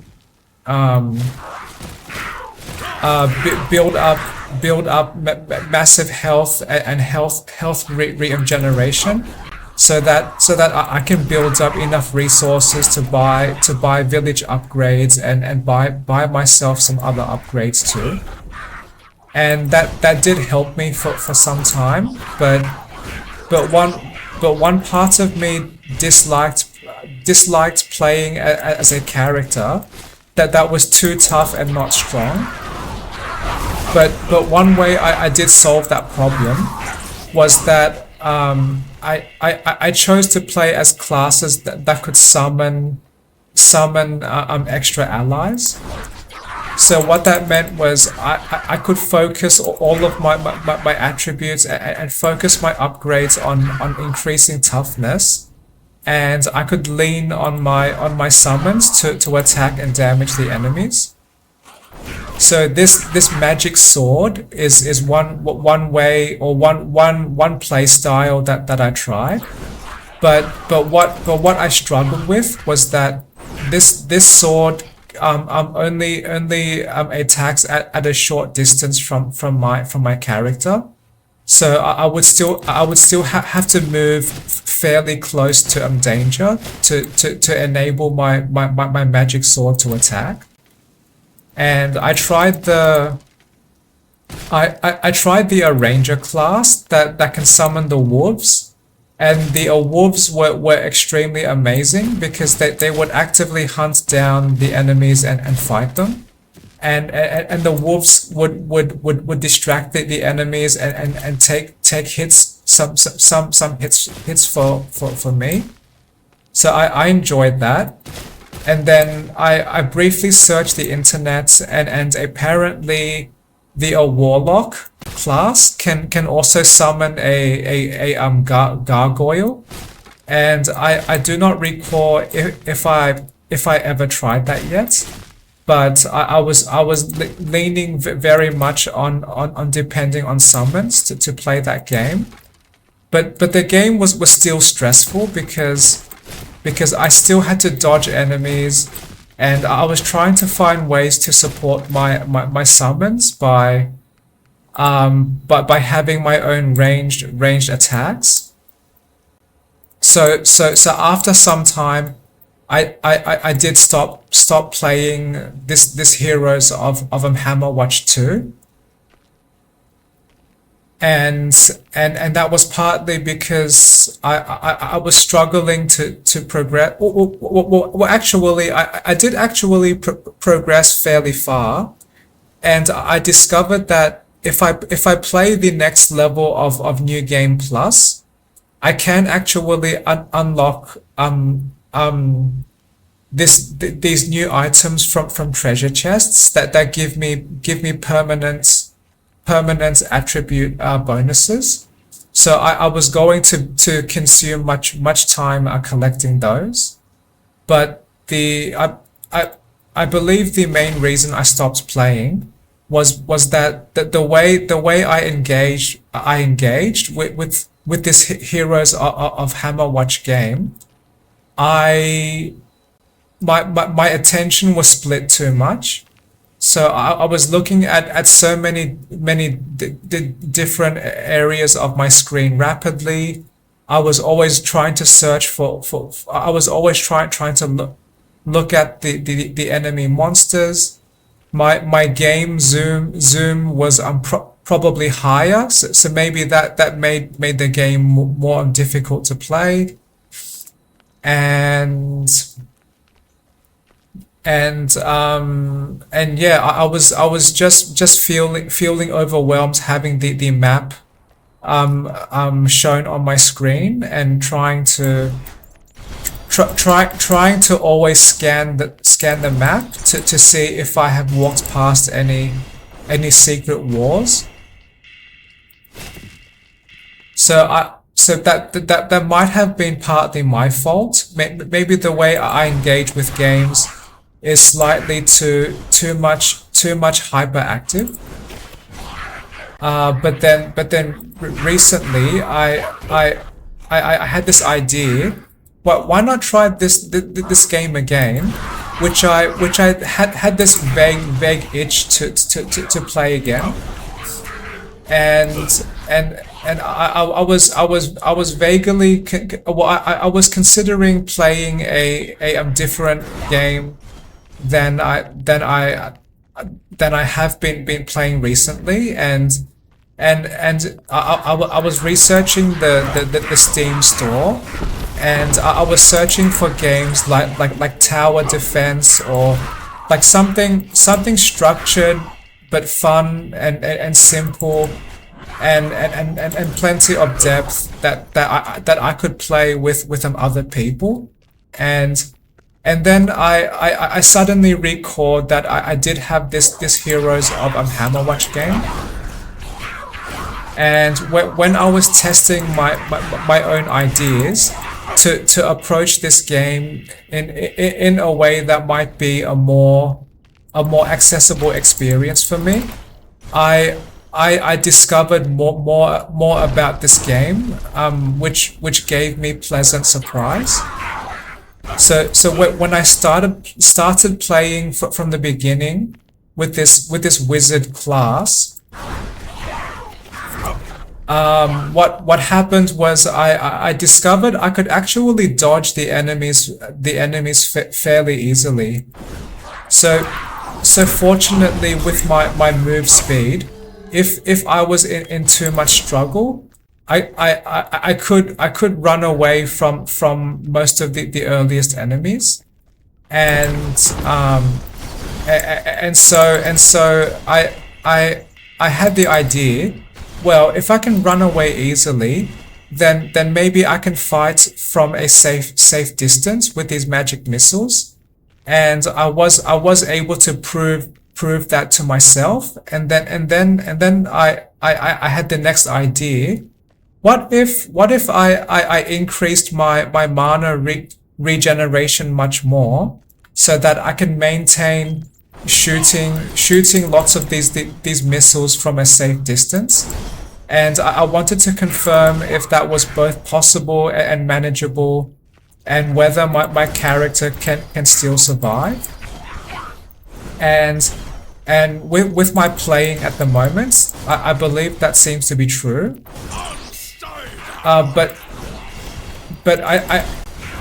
I still wanted to increase my character's toughness when I distribute my attribute points.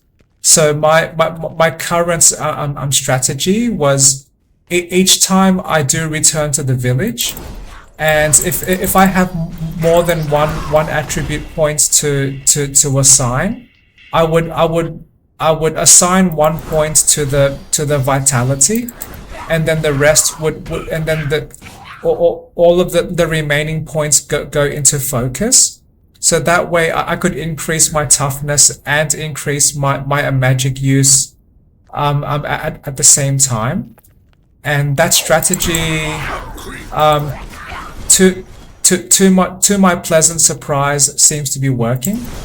And my belief was, well, if I could shoot these long range attacks from a safe distance, then maybe I'm upgrading my attacks is more helpful than toughness, because if my attacks are strong enough, then I might be able to defeat the enemies before they can hurt me.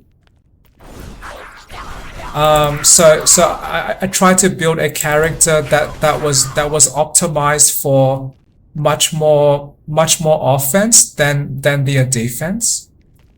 And I feel glad that this is a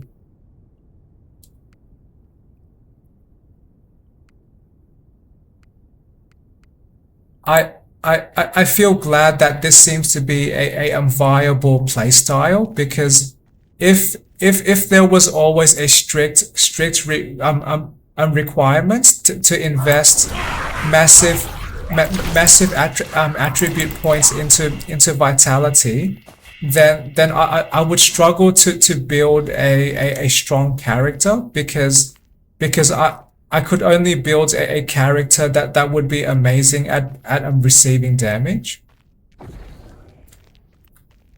So yeah, and since I have been playing this game again recently, I have been experiencing so much fun. I can maintain my mind's focus at the center of the screen. I discovered a way to play that is very accessible to me. So just running around with long range seeking magic missiles, and I feel very motivated to continue to grow this build.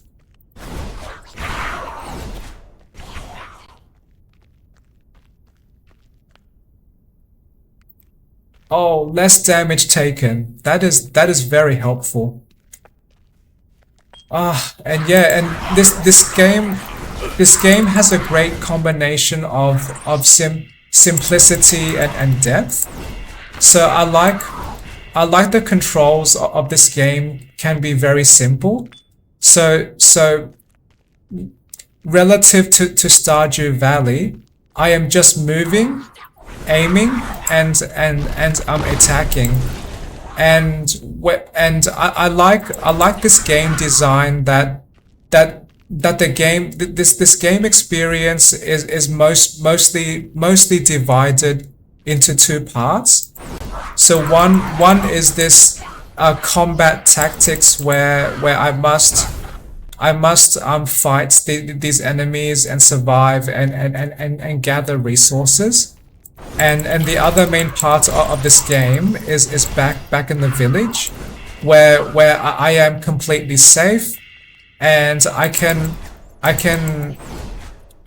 create plans, and I can follow strategies for how to upgrade my character, so that when I return to this combat part of the game, I can return stronger, tougher, and much better at surviving.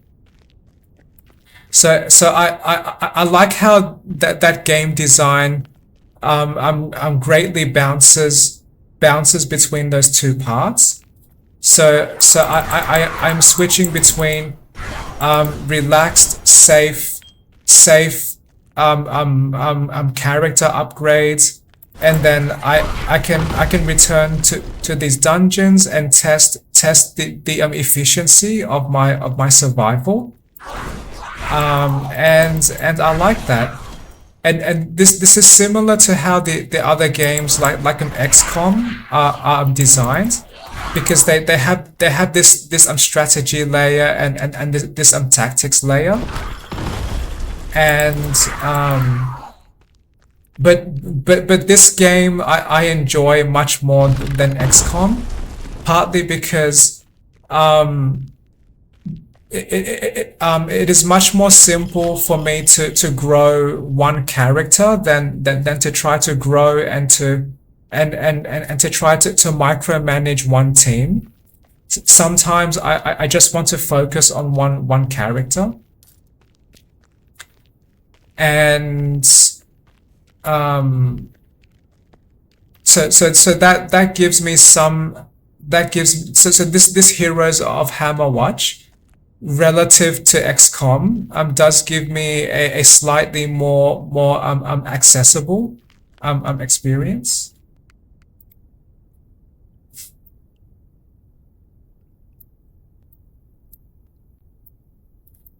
I'm just checking my map to see if I have explored the entire level.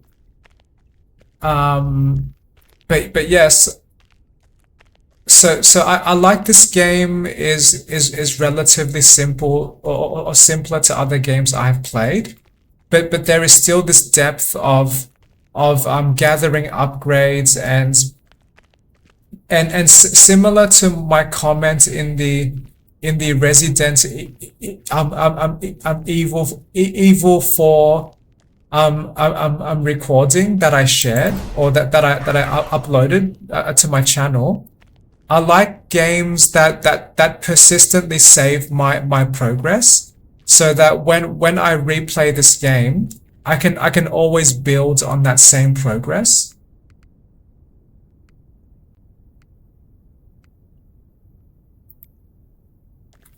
So I mentioned that towards the end of my Resident Evil 4 playthrough, that I greatly valued that new game plus feature, and this game has a very similar system. So each time I die in this game, I return to the village with extra resources. And each time I completely survive all of the dungeon levels, I return to the village, but with more even more resources. And I like how this game has a consistent cycle, or a consistent loop of play. I return to the village, then I return back to the fighting, and then I return to the village again, which helps me upgrade and return to the fighting better. So that gives me a very satisfying sense of progress. Because often, or always, when I play, I always or often return back to dungeons from the village as a tougher and stronger character, and this game and this game and this game does I enjoy this game partly because what I said in my other recordings is that one of my favorite reasons to engage with games is to engage with the game's systems. I like to engage the game systems, and in this one there is this clearly defined combat system that I can influence with my choices. I can choose how to upgrade my character. I can choose what class and build and what equipment and what tools that I want to use. And I can observe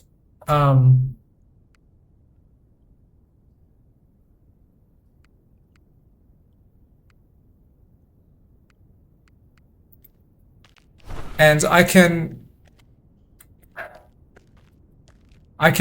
observe the impact of my decisions in a very accessible way through this highly visual combat. So basically how easily or how difficult I can fight enemies and survive. And I can just repeat this. I can repeat that experience of feedback. So I can explore, I can progress, and if I fail or die, I will have gathered resources that enable me to choose permanent upgrades, and then I can return back to the combat to test the impact of my decisions in this very satisfying visual simple way. And then I can just repeat that experience. So this is almost like engaging in some kind of science experiment. And I am testing theories about how to survive better with this game, with a play style that I may enjoy.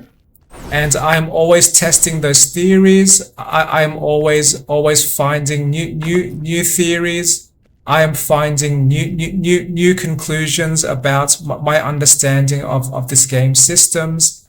I am discovering new ways to experience this game, and maybe that is one reason why I primarily enjoy playing games, because they are almost a way to engage in that scientific process. So theories, testing theories, gather data, gather feedback, and just continuously progress forward.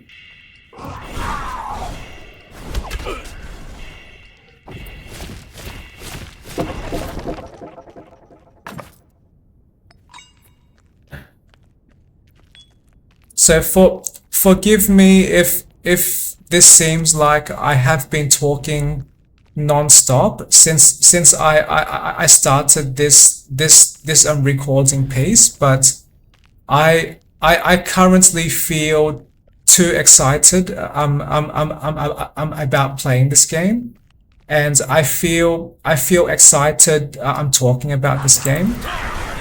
This game makes me feel very happy. And yeah, and I like trying to explain what are the complex experiences or complex reasons why I do enjoy engaging with this specific interactive entertainment.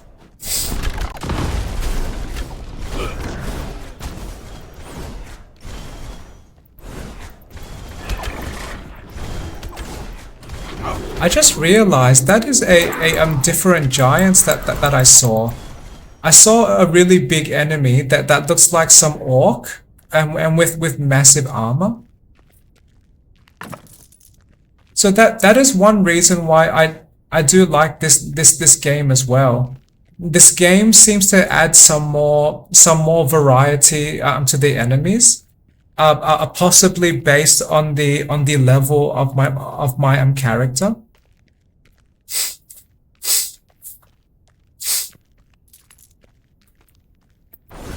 And stay down. And I have learned through my experience of playing many computer games is that I deeply enjoy this style of game. So I like this idea that there is a fixed amount of combat. So, or I mean fixed content and fixed progression for this for these dungeons I am traveling through now. So what I mean with that is that there is a clear beginning, middle, and end. Similar to Resident Evil 4. There is a clear beginning, middle, and end of that game, which aligns with the game story and aligns with how much game space I can play before I progress enough to the end. So same here, but this Heroes of Hammerwatch game is creative that even if I have finished one playthrough, I do want to replay this game more because there is persistently saved progress, and I can continuously grow my character's survival efficiency and seemingly with no limit. So I like games that enable this infinite growth, and when I fail or die, there is no catastrophic game over and the game telling me I cannot progress because I have made too many mistakes. This Heroes of Hammerwatch 2 game instead says, well, you have tried your best. Here is some resources that you gathered as part of your journey. Now you can go back to the village. You can try to upgrade your character if you can and if you want to, and then you can come back to the dungeon and try again when you are ready. And I like that type of game design that encourages me to try again and not give me a sense of hopelessness because I am failed too much. So as a small suggestion for game designers, please stop making games that punish you for making mistakes, and instead encourage players to play, maybe even encourage players to make mistakes and encourage them to fail, so they and fail in a safe way, so they can understand what your game's failure states looks like, and that will help the players engage with your game and enjoy your game more, because you will have successfully communicated to these people that games are an enjoyable iterative experience, not a dreadful stressful perfectionist journey.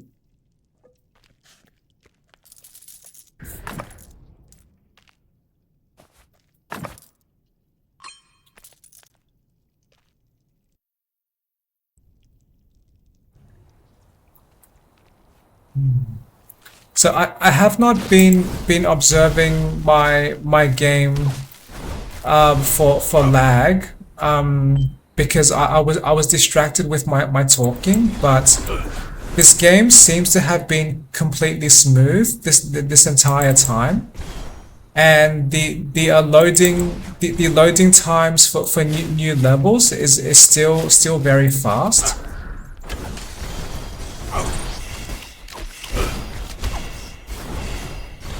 I I I do recall that there was one comment in the, or that there was some comments in the Proton DB that said if I choose a Proton version later than version 7, then those loading times for new levels, they become increasingly longer load times, and some people say Proton version 7 is their best choice. So that there was some conflicting comments in that Proton DB space. So for now, I am just testing the Proton 9 and observing what is the impact of this game on my computer. But currently, version 9 is seems to be much smoother than when I was playing with more people. So I am interested to test this again when I play with other people again, and I want to test whether this game can still operate with the same smoothness. Because lag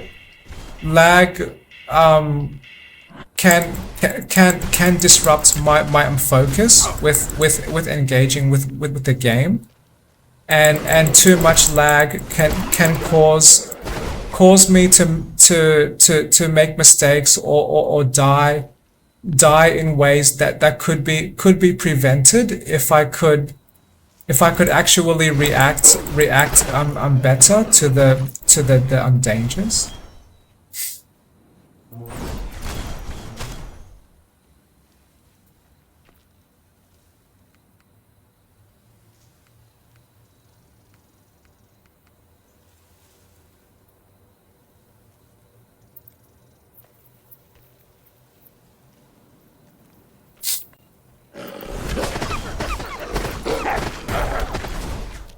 And just as a small a small part of this game experience I do enjoy. I like the visual aesthetic of this game.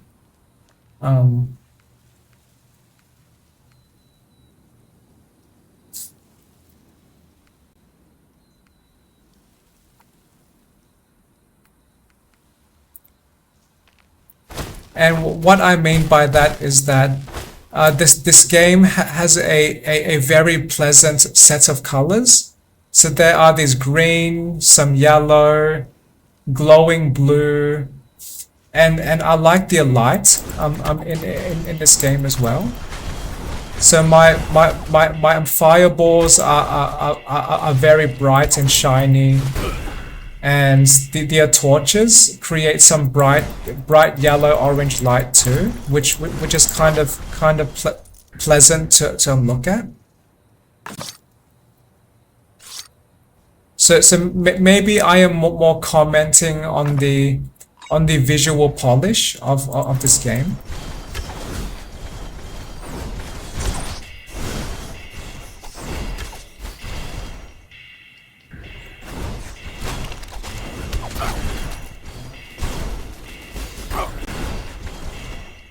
And I am noticing as well that Thunderbird does seem to appear much faster. So that might suggest that this proton version 9-4 might be the optimal one for my computer.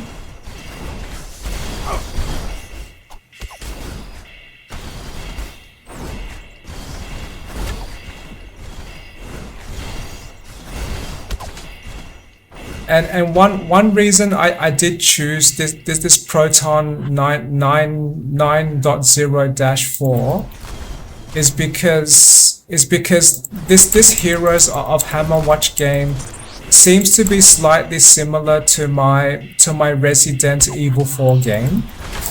And the only reason why they are vaguely similar is because when I try to record my game playing with the OBS software, I did notice that OBS can OBS shows a clear game preview when I try to window capture both Resident Evil 4 game and when I try to window capture this Heroes of Hammerwatch 2 game. So because both of them seem to naturally support that type of OBS recording, I did have the idea to use the same Proton version for Resident Evil 4. And I experienced a very similar struggle with that game too. When I first played Resident Evil 4 on this computer or with this non Windows operating system, I did experience much lag, and all of this game logos or the animations before I am in the Resident Evil 4 like main menu, that there was much lag, and I was experimenting with different Proton versions to find one that would create a much smoother and much faster processing experience. Okay, I just now experienced a brief lag spike. So for roughly 2 seconds, my character could not move. So I would like to believe that this lag is maybe a rare lag that does not happen too often.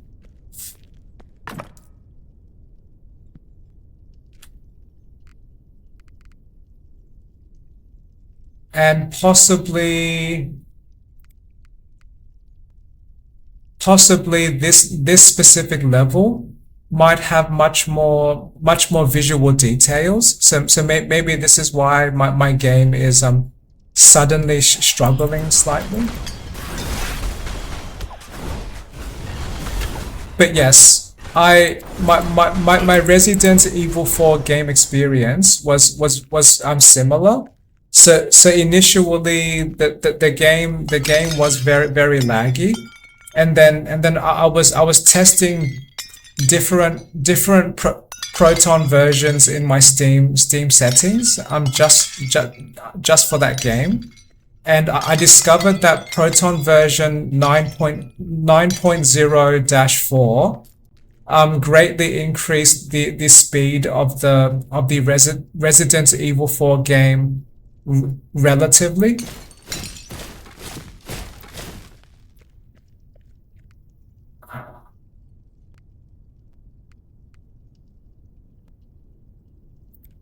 And just before I decided to record that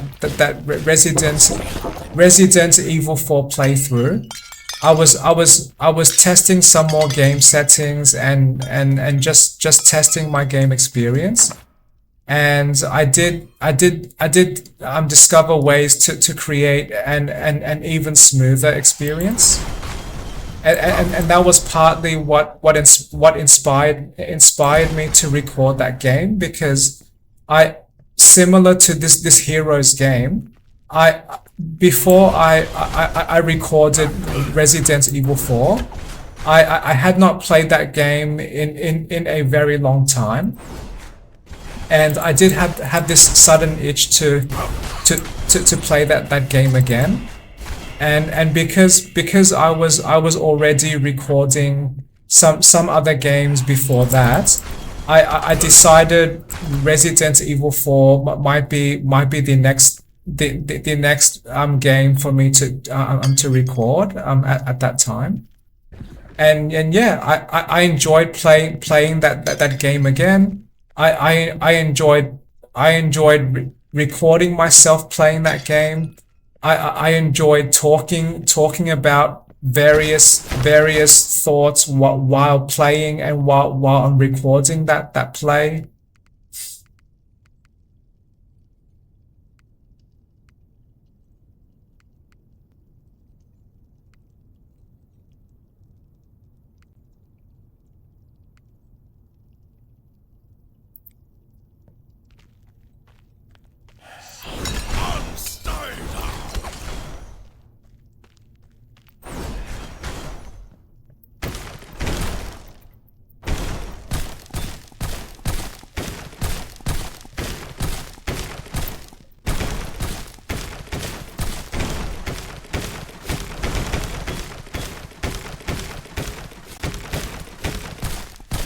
But yes, this Heroes of Hammerwatch game, I like the stable and almost repetitive experience. I like this experience of bouncing between safe strategic village upgrades and going back to the combat. And I am mostly just gathering resources, and I can lean on my own developed patterns of play. So my wizard character, I have decided to use magic missiles and just run away from danger. And this seems to be a reliable and consistent play style that I can maintain.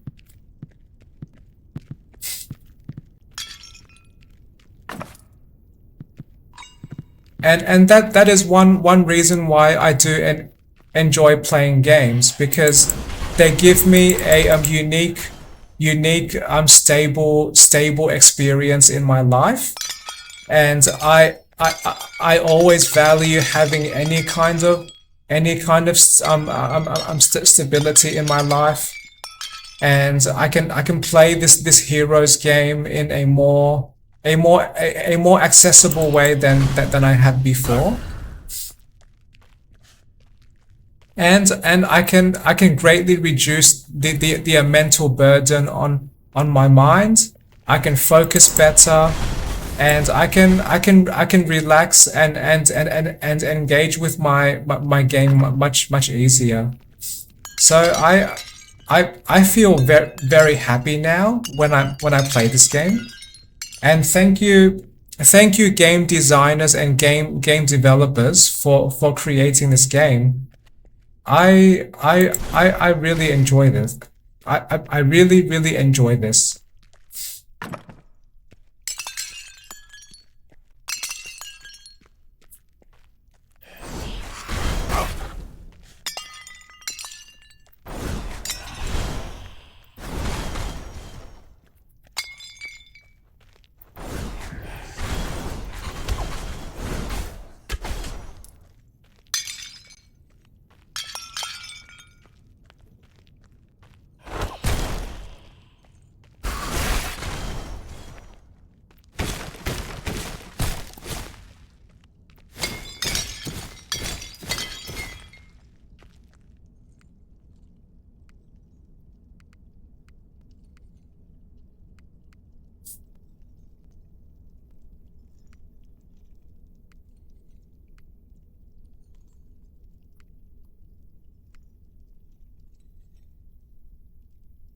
Oh, two gold with each kill.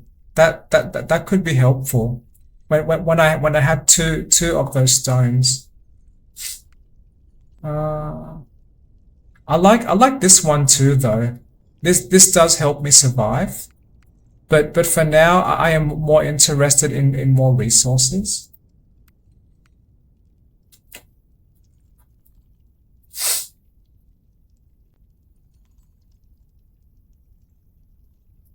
Uh, yeah, maybe I will not buy any item that will help me survive because I probably might be okay. Yeah, I want to conserve my money and my resources so I can choose more upgrades back at the village.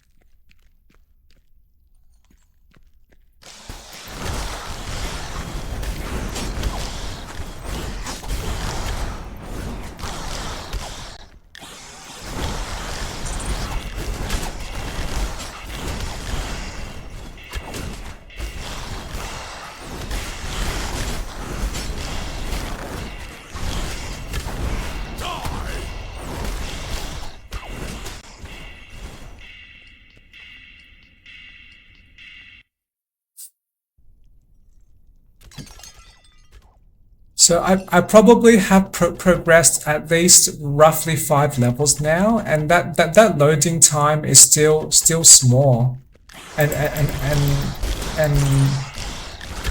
okay, I just experienced another lag, but for only 2 seconds.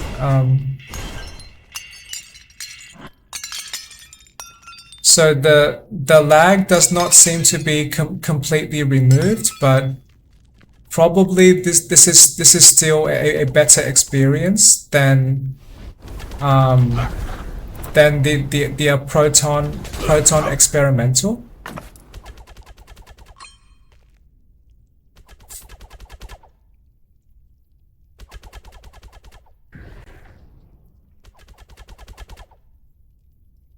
I want to avoid dying, so I am waiting until I completely heal my health.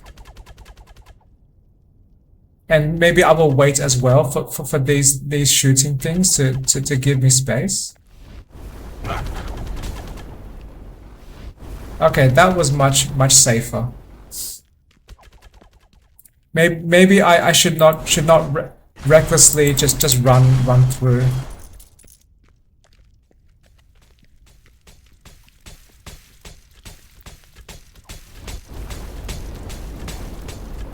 Wait for the fire. Okay, run.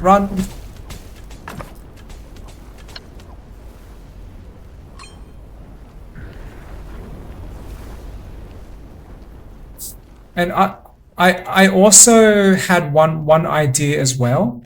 If I do want to find where all of the secret rooms are, I could explore these dungeons, and if I do not want to use my map, I could just explore this dungeon in a way that I am traveling.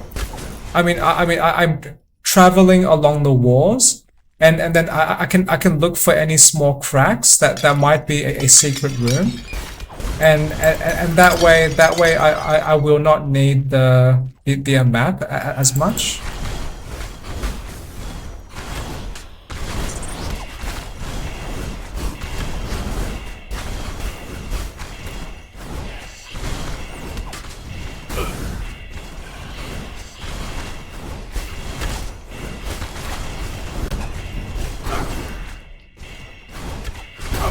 But I also want to forgive myself too if I accidentally do not find or any rooms.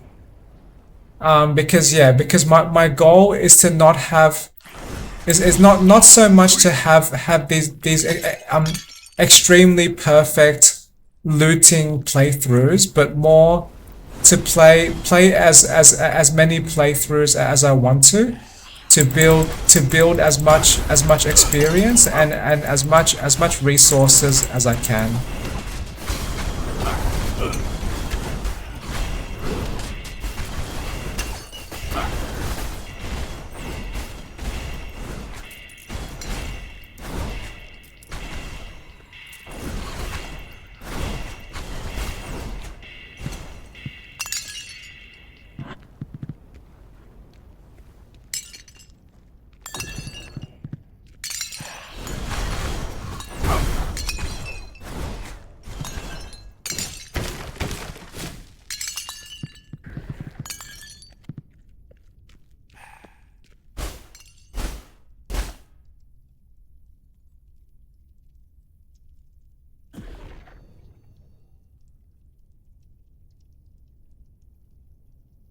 Okay, I forgot about the architect.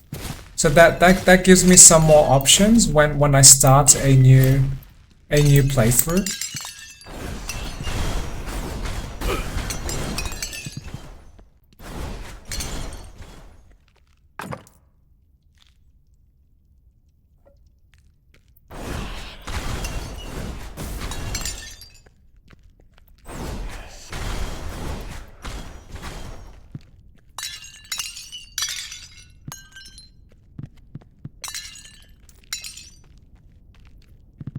So yes, so to try and summarize what I was just explaining. I want to be more forgiving of myself when I play this game, and not obsess as much about perfectly gathering all of the secrets and gathering all of the treasures of each part of this game. And it is okay for me to make mistakes and to fail as well.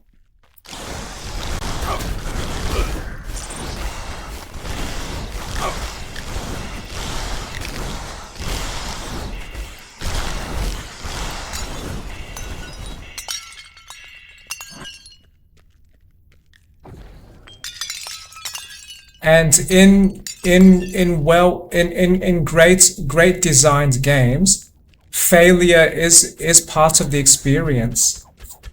Maybe failure could be part of some emergent storytelling, or failure can be a stepping stone towards success.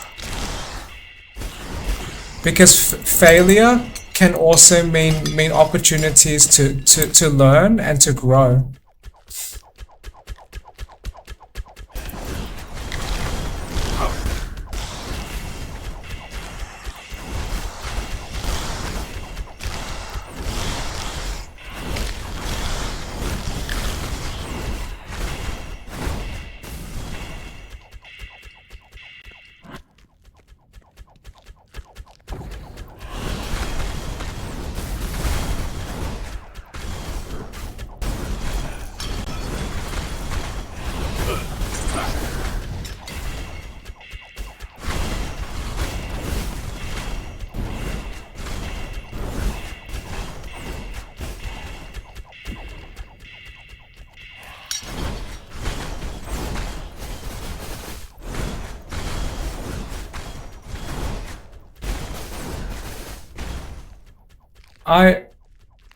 I forget if I mentioned this earlier, but I will try to mention now is that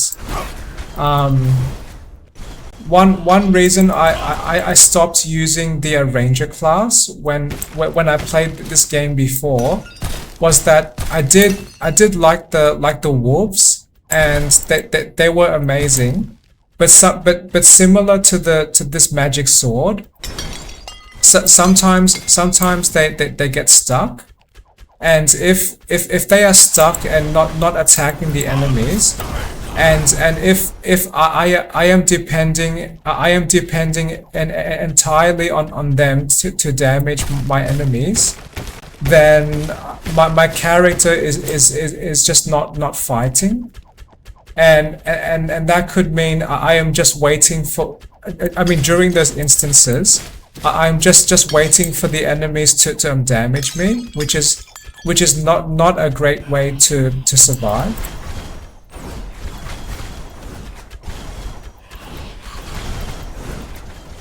I can see that crack. Secret entrance.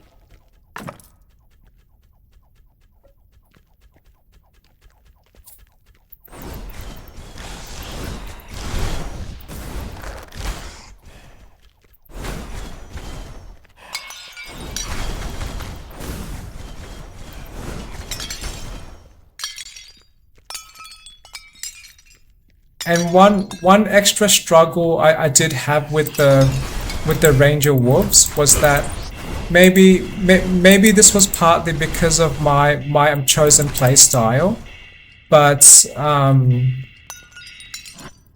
I committed all of my attribute points into vitality, and when I was playing in the higher difficulty new game plus modes, I was struggling too much because the wolves were just not strong enough, or that they were just not too tough enough, and I invested all of that toughness into my character that was not being attacked most of the time. I am unlocked fast food. I like that. But yes, it's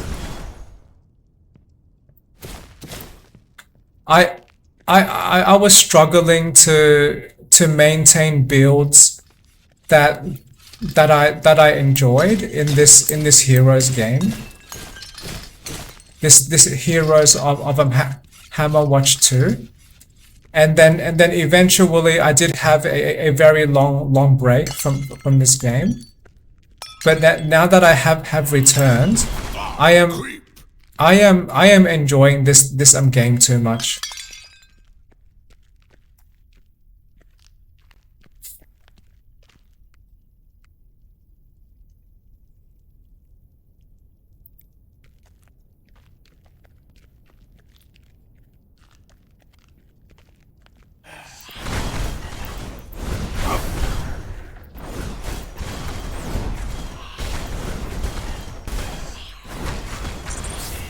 And I like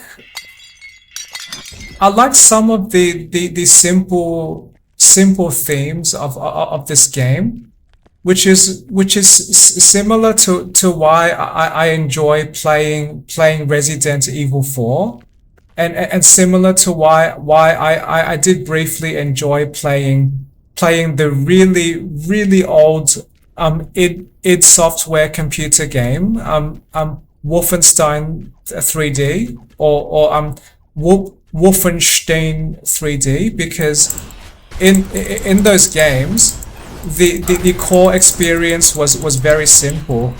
It was all you had to do was survive, and you had to navigate spaces and find the exits of each level. And the way you survive, you had one of multiple tools that you could use. And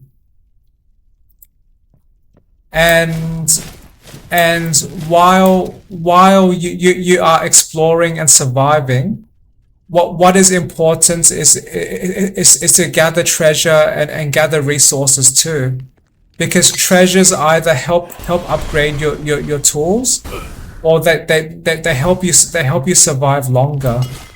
So in the instance of a Wolfenstein 3D, there was no upgrades for the guns, but they had the very old arcade system type game where you had some limited number of lives that you could have before the game just blocks you from progressing any further. And in a Wolfenstein, gathering treasure gives you points, and when you gather enough points, you automatically gain extra lives. So similar to gathering coins in Super Mario. So that game that those type of game systems, they encourage and help motivate the player to just gather lots of resources, and the act of gathering resources is very easy. Just walk on top of the resource, and the resource becomes automatically picked up. And when you pick up enough of these resources, you might trigger some kind of instant effect, like a Wolfenstein. You will get instant extra life, or in games like this, you gain health pickups, or some other equipment.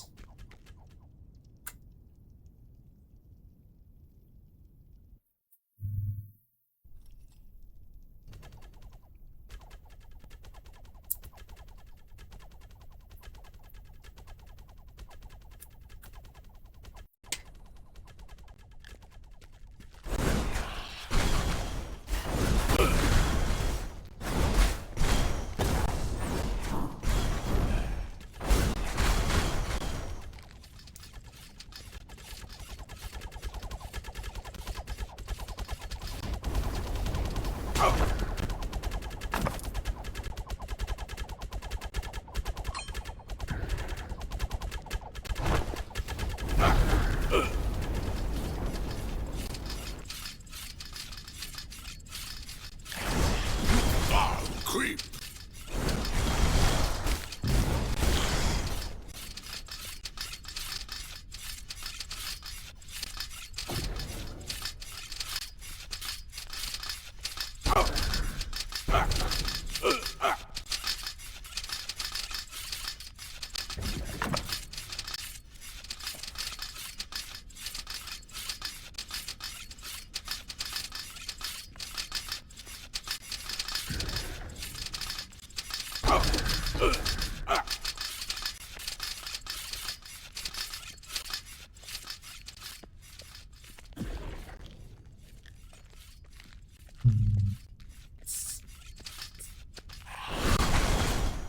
I I like this game so much. This is so peaceful. Just walking around.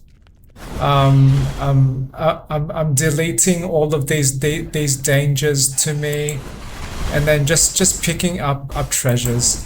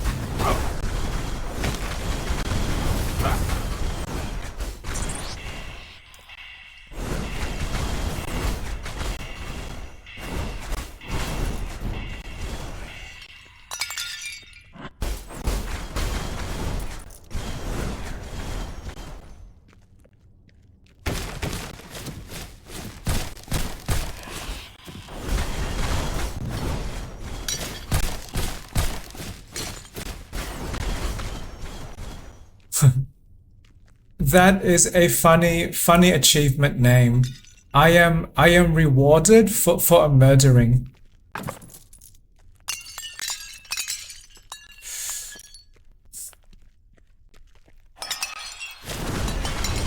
I I I try not to be a very aggressive person, but in the context of this game, killing is the only way to survive. If there was a way I could stop the enemies, and receive the same rewards, I probably would choose that. So maybe I can give these enemies flowers, and they will suddenly feel much happier, and then leave me alone. Or maybe these enemies just want a cuddle. I can hug them.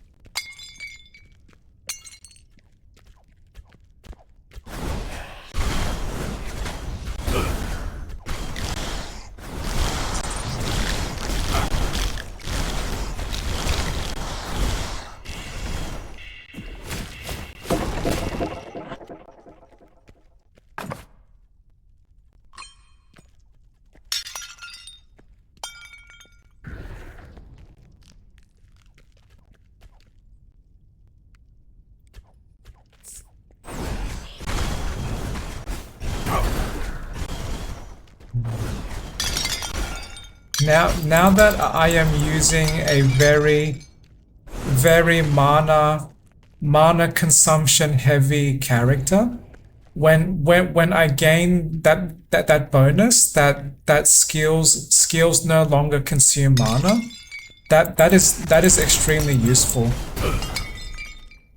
I can just launch non-stop magic missiles, and that is satisfying. Just unloading this large number of automatic missiles.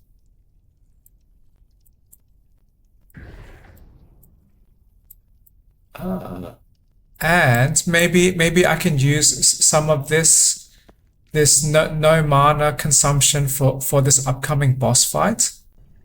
If I still have time remaining with the buff.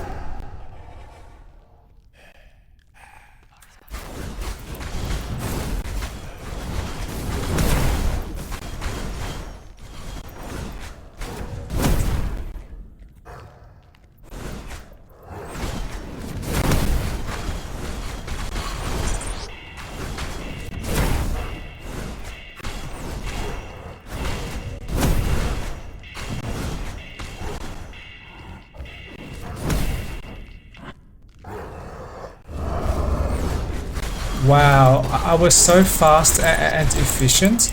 I could run to both extreme ends of this area, and those chanting enemies on the circles have have not completely respawned yet.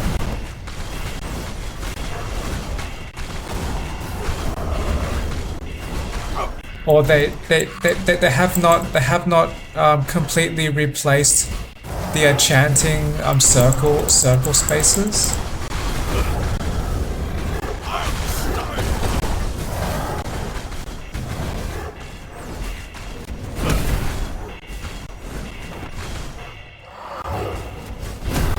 I am now a combo streaker.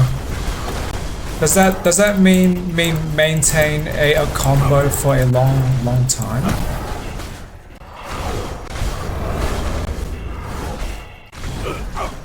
I am just running around, repeating the same attacks. I might have been lucky. My character almost died.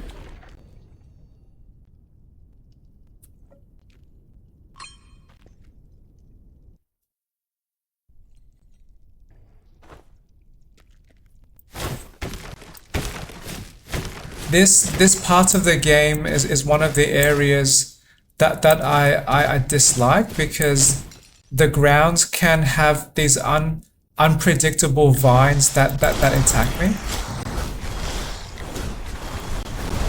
But I would try to be more careful, and each time I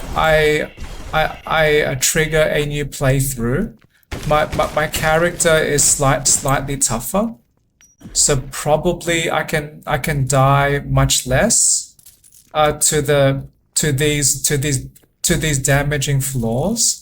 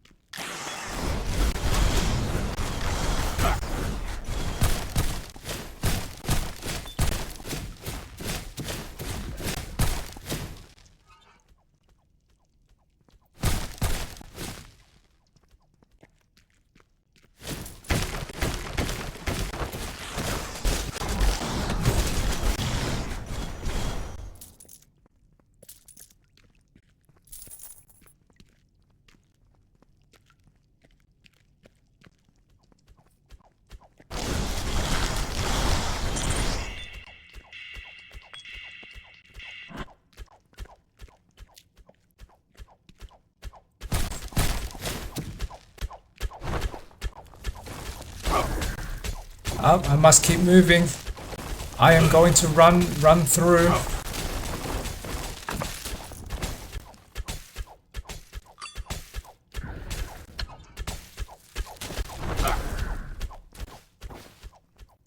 So probably that is one way to minimize damage.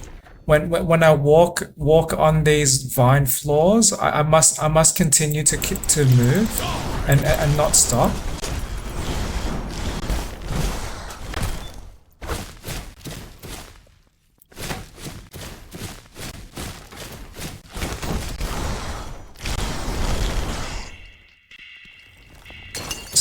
Sanctifier? What does that mean? I am now slightly curious. One moment. Sanctifier. I'll kill the undead. Okay. Yeah, I would naturally build up that achievement or that number if I if I replay this entire dungeon playthrough.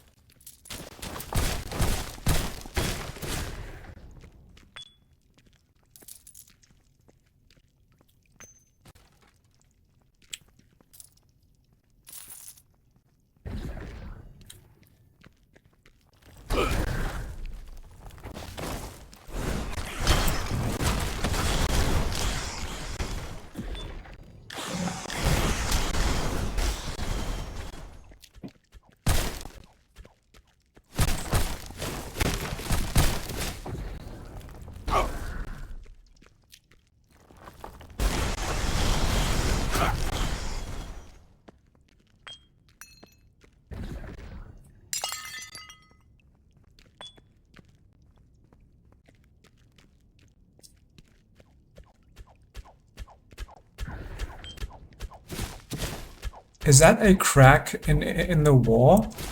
This like this little dark piece? I guess not.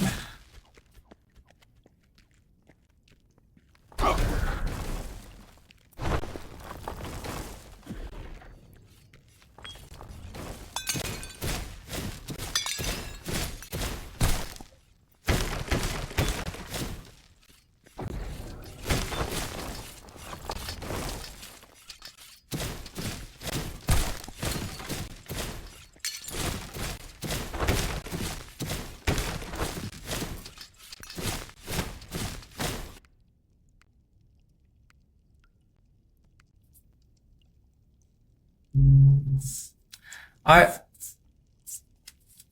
my logic for now is when I am given any choice of these trinkets, I do want to choose the ones that give me more experience. I mean more. Well, I mean yes, more experience until I achieve that my level limits, but also any item that increases resources because they give me much more long-term value because I can consume those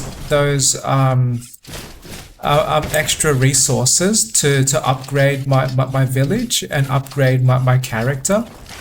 And when I replay these dungeons, in some future dungeon, if I want to progress to the very end, I could always choose the trinkets that support my survival more than trinkets that support more resources. So similar to what I have described in either this video's recording or I may have mentioned in the other games that I recorded. I not only do I enjoy lower difficulty in my game experience, but sometimes I also like when I have very easy decisions because there is something satisfying about I'm quickly deciding something that is very easy to decide. It means I can release some of my mental burden. I can immediately progress to the next part of the game after that simple decision. So this is similar to the game design of trying to trying to use puzzles and story text and these and trying to use diverse game experiences to help pace the game not have the player stuck with one specific game experience.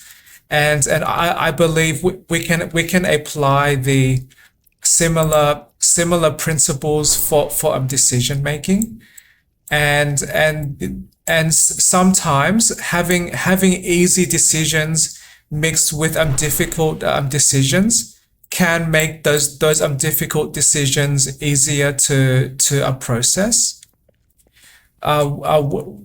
Which is my understanding and my experiences, but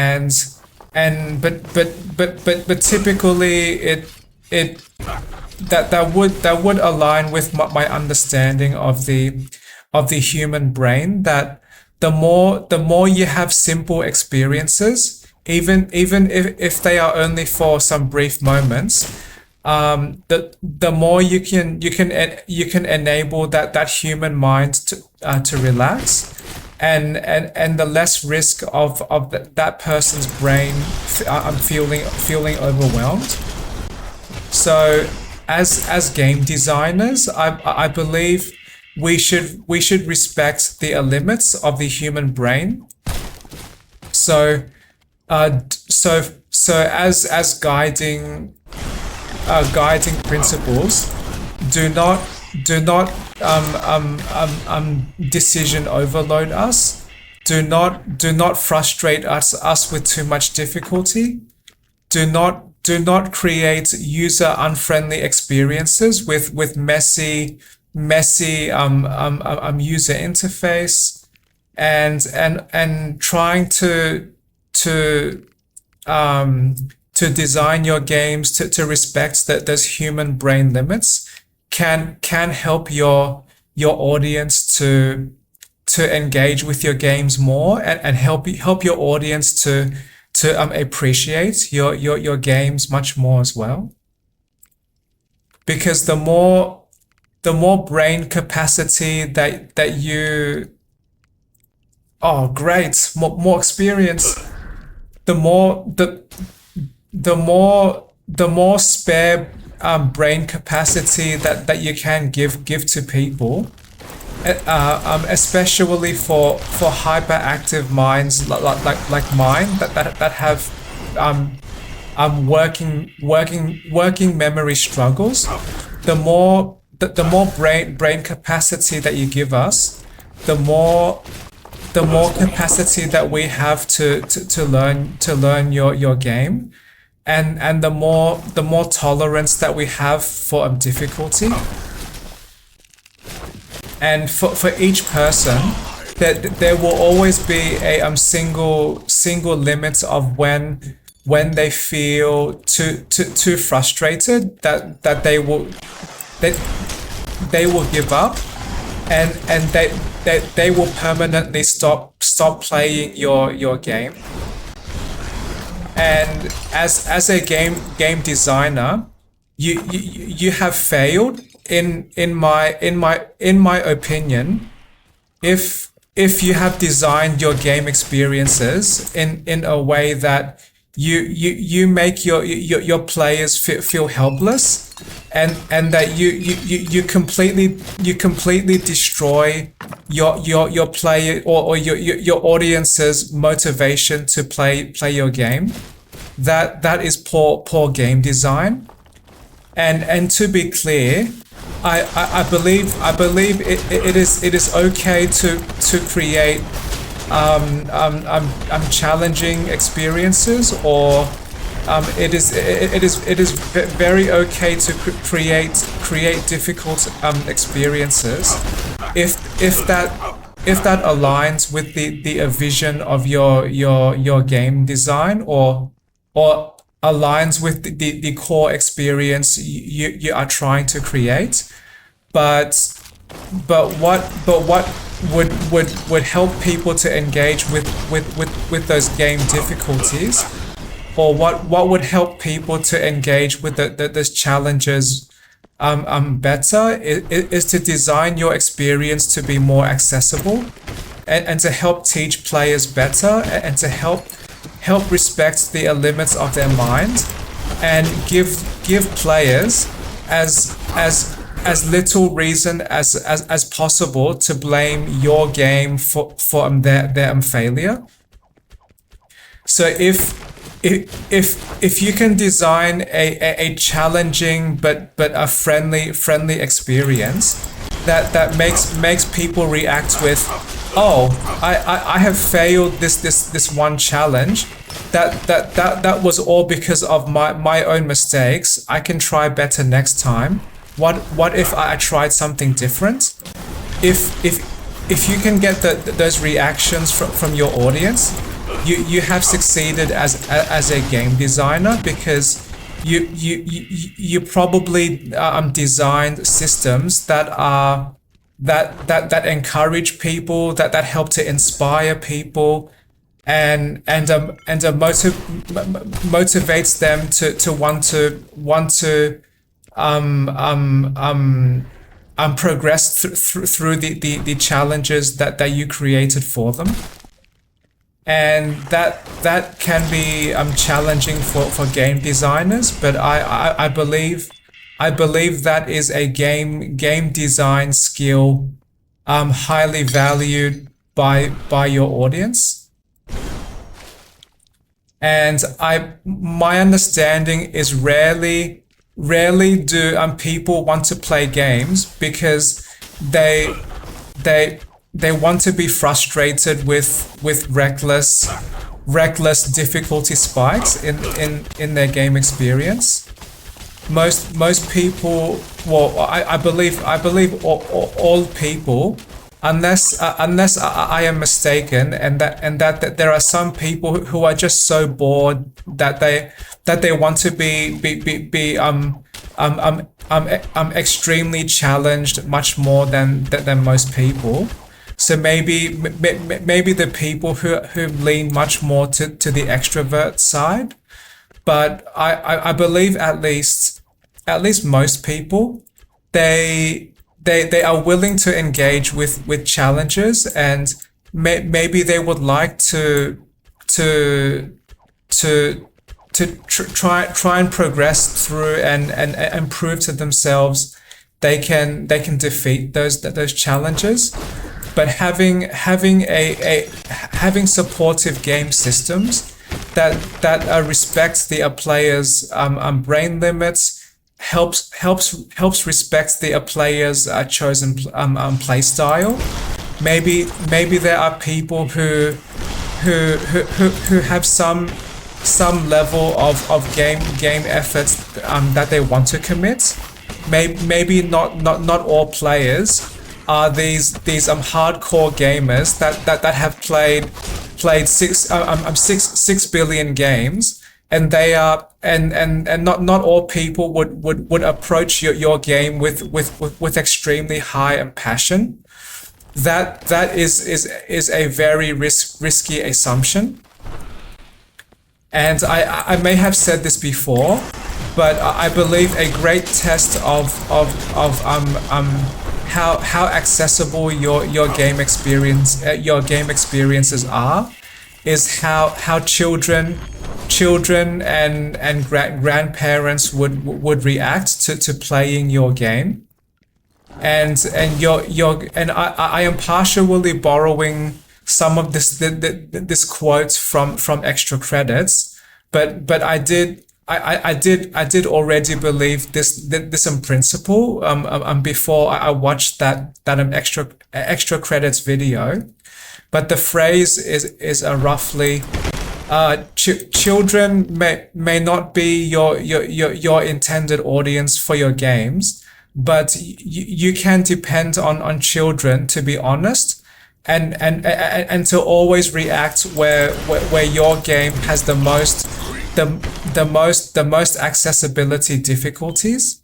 And if your game can help children learn and play your game and help motivate them to continue engaging with your game for a long time, you have greatly succeeded as a game designer of accessible experiences. And probably one example of of a very accessible game type would be Pokemon. So people often describe Pokemon as a family friendly game because many children play that game, many adults play Pokemon, and Pokemon is not this extremely simple game like an Angry Birds, which is just trying to influence physics by aiming your bird. But Pokemon is like a medium complex game, and if people ever want to engage in the most competitive parts of the Pokemon experience, then the complexity of that game does greatly increase when you must consider Pokemon natures, effort values, individual values, and all of these points that help to optimize your Pokemon's performance. But somehow, Nintendo have designed a game that is accessible to both children and adults.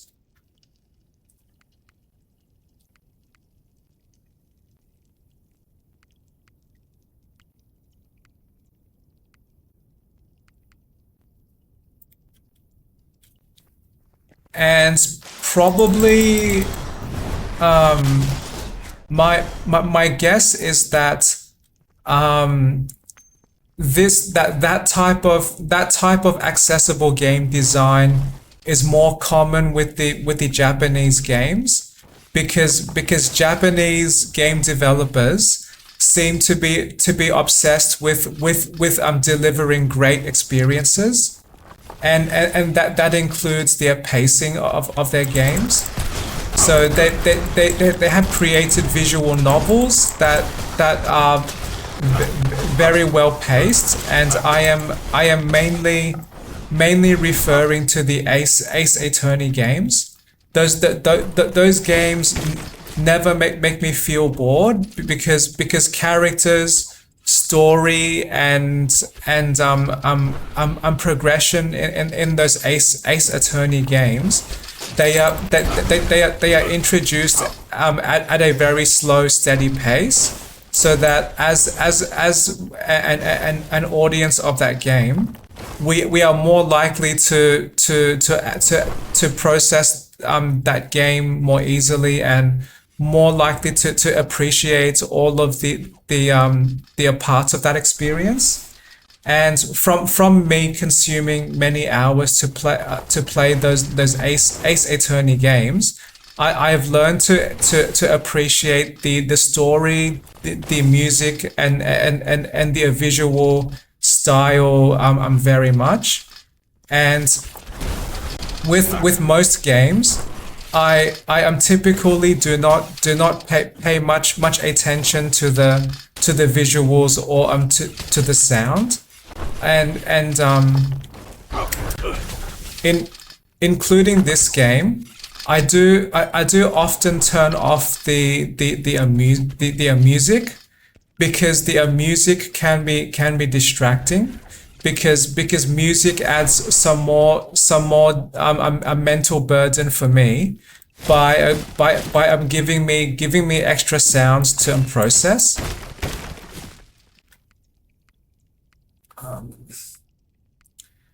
And some games have great sound design, and I like some games. I do enjoy the sound effects. So, for example, maybe games like Fallout, Fallout 3 by Bethesda, or Resident Evil 4. I like the gun reload sounds, because they make all of these satisfying clicking noises when the gun reloads.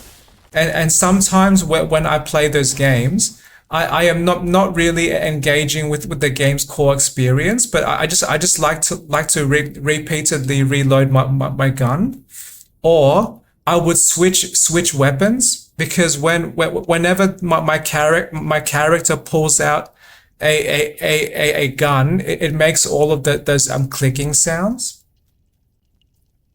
So some games do have great sound design that I do appreciate, but typically my focus is not about appreciating those parts, but more trying to engage with the game systems, because to me what engages me most about games is the game experience and game systems that they present.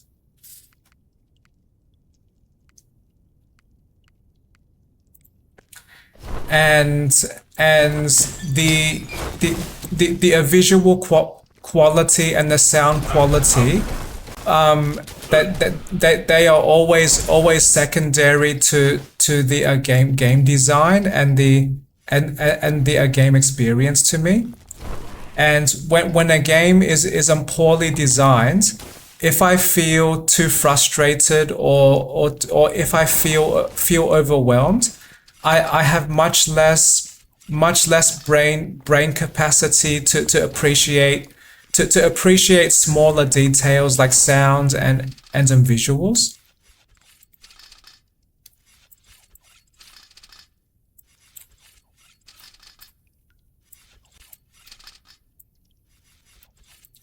And that is not a choice. That is just the limits of my mind, and that there is a limit to how much data my mind can process until my mind just naturally blocks any further sensory data, because my mind is already full.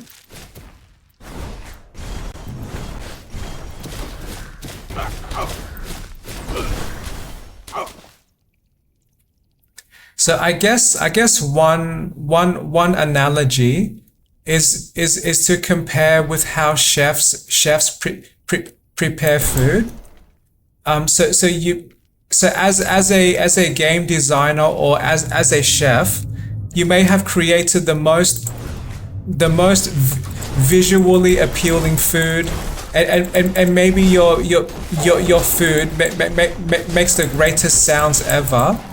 But if the amount of food that you have prepared for me is like the size of 1,000 cows combined, then I am less likely to want to eat that food, because that would overwhelm me trying to consume that much food. And I would prefer you break down your food into accessible pieces. So instead of one giant like 15 billion cows combined size food, why not give me food nuggets, or give me food crisps, or give me bags of food chips, so I can chip away slowly, and each time I consume one piece of food, I can savor the experience, and I can enjoy myself as I go. But if as a chef, or if as a game designer, you are requiring me to process a massive amount of content in very small time, then or with a very small brain capacity, then I am going to struggle to enjoy your game. And this might I just experienced a brief lag spike in this game. So lag does still happen occasionally, but probably less often than my Oh, one more lag spike. That was 2 seconds. So to finish my thought, maybe another related analogy. I just record this quote from Albert Einstein, is that if you cannot explain something in a simple way, maybe you do not understand that or not thing, but some idea. So if you cannot explain one idea in a simple way, maybe you do not understand that idea enough. And probably the same could apply to game design. So if you do not know, if you do not know how to break down your game systems and present them in a way that people can easily engage with, then you probably do not understand game design enough. And I believe game design is both the art and the science of translating technology into specific experiences. So as game developers, we are often interacting with the technology.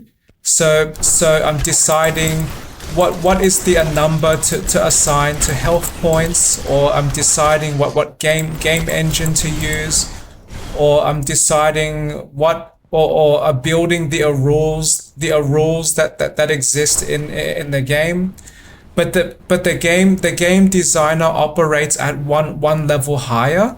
The game designer is the person that orchestrates all of those game rules, and they help to orchestrate those technology or to orchestrate the development decisions to craft very specific experiences. That is my understanding.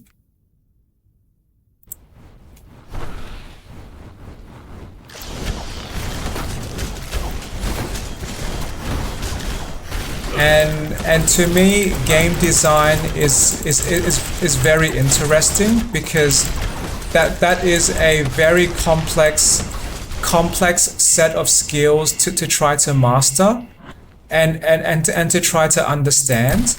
But the results can be extremely rewarding, because going through all of that effort to create happy reactions from the people that engage with your game can be super rewarding. And those game design skills can probably be applied to many parts of life. And I probably did mention this before, but game design, I believe, combines many skills. So as a game designer, you are a psychologist, you are a teacher, you are a scientist, you are a programmer, you are multiple valued skills combined to help you craft the game experiences. And I believe very likely the more game design efforts that you apply, the more your audience will appreciate your game, and possibly the more likely they would choose to replay your designed games. And I do acknowledge that one reason why game design is challenging is because of natural neurodiversity. So what that means is not all not all people experience the same game in the same ways, and my educated guess is that this directly relates to how much introvert or extrovert that person is. So the more extrovert a person is, the more likely they want to have stimulation in their games. So the more likely they are to talk about wanting more game difficulties. Those types of people are leaning more towards the extrovert. And at the extreme opposite side of that scale, that there are the extremely rare introverts like me that absolutely dislike difficulty, and I prefer to play a game with no pressure, and it's very easy to flow through. And I just want to not struggle. And most people would be somewhere between those two extreme sides.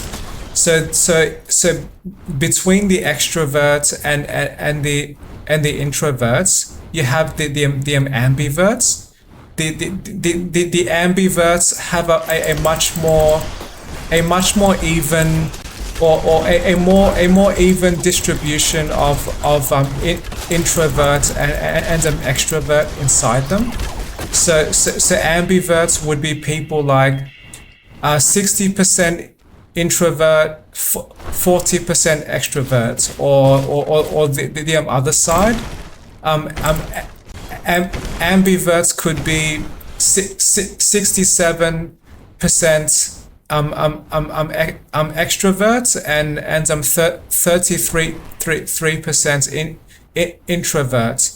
And when we go beyond 67% of when we go beyond 67% of either side, that is when you stop being ambivert, and that is when you truly become the more introvert or the more extrovert type mind. And to me, that basic human, or I mean that basic understanding of human psychology can influence how people design games. And with that knowledge, you can create friendlier games to support those specific minds.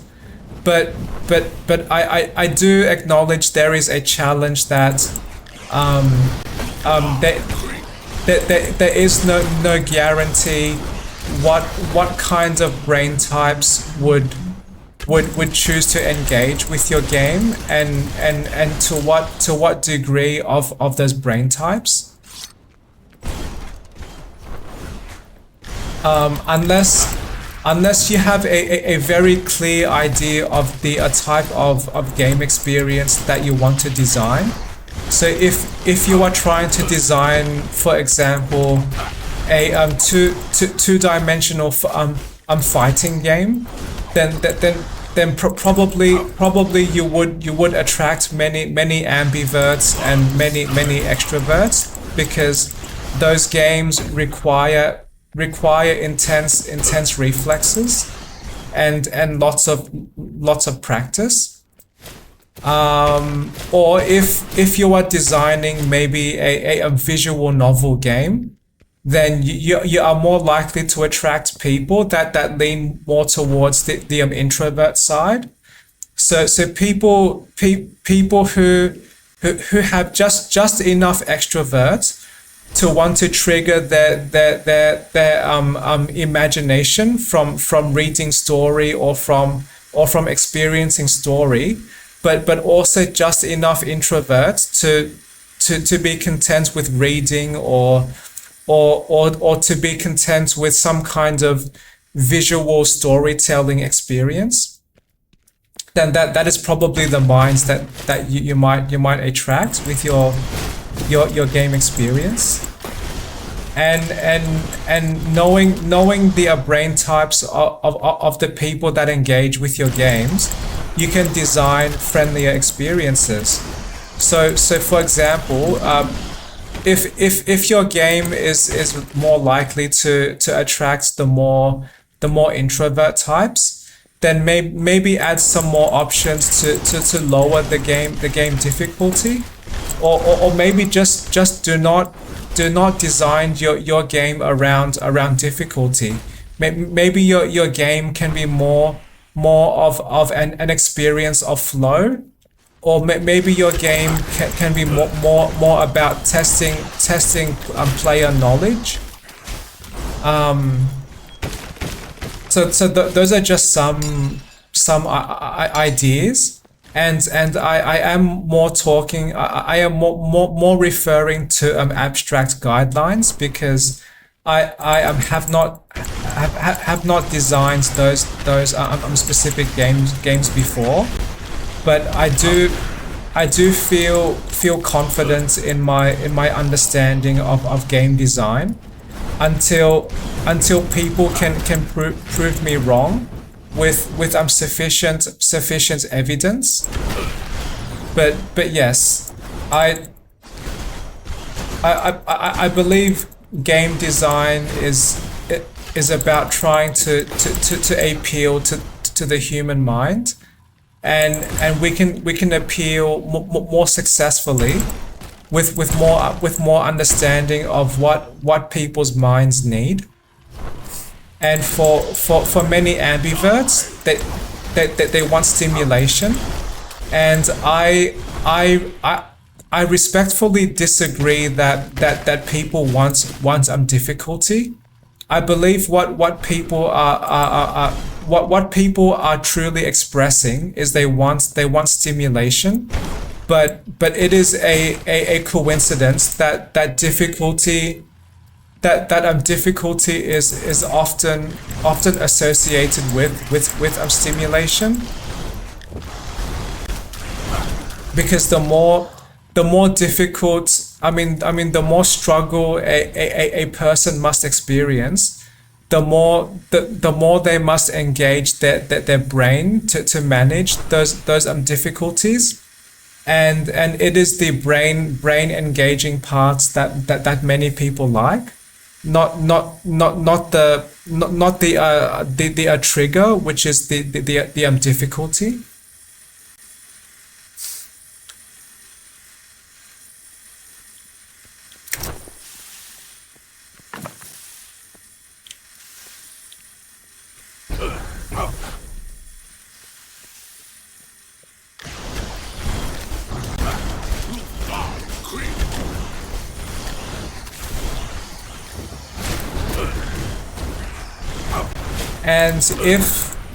And as a similar game design example, if your game is designed for the ambiverts, or for the much more extrovert minded people, then yes, you are welcome to add options, or it may help to add options to your game that that help people to experience much more stimulation. So one cheap way is to just add some more difficulty modifiers. But I am keen to test my understanding. If any game designers can design stimulating games that are not exactly difficult games, then that would help to confirm my understanding about the needs of specific brain types. And I'm now trying to recall if there are any games I am familiar with that might align with that type of game.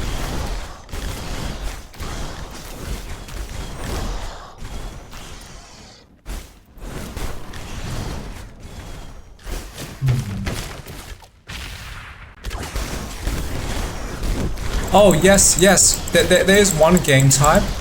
Horror games.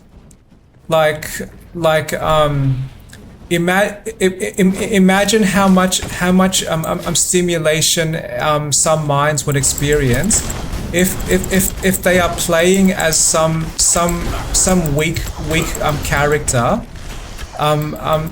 like I'm designed to be intentionally weak, and trying to navigate the space in your horror game.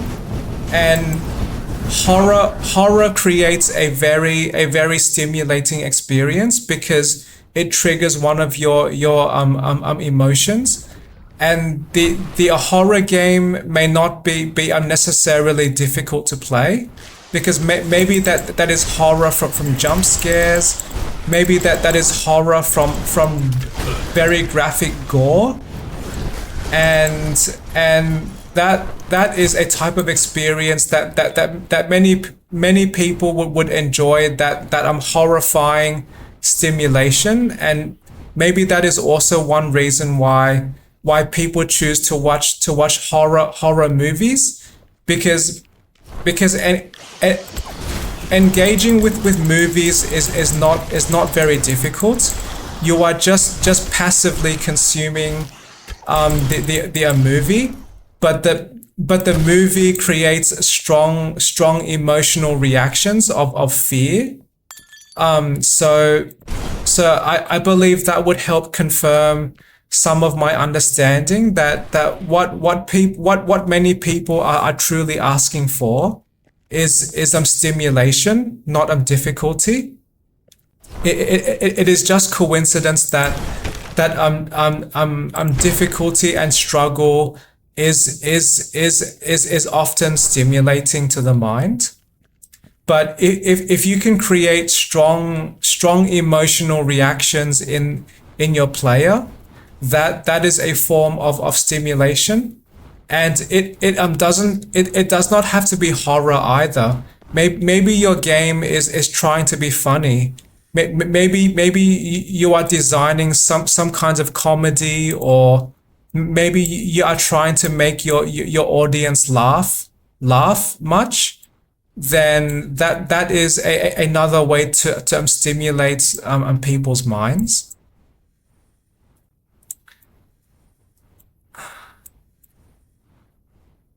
So that I believe there are multiple ways to apply game design skills to support a diverse set of core experiences.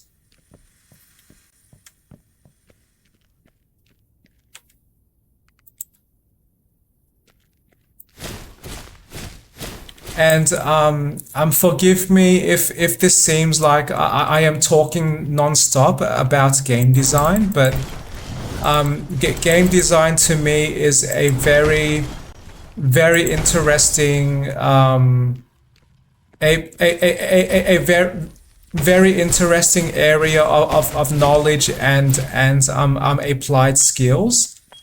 And I feel excited when talking about game design, because I believe game design is very interesting and can be very rewarding as well. And I may have said this before, but I do not consider myself any kind of expert in game design, and I do not consider myself expert in any part of my life, but I do trust my observations, and I do trust my ability to consider all of the details, and to develop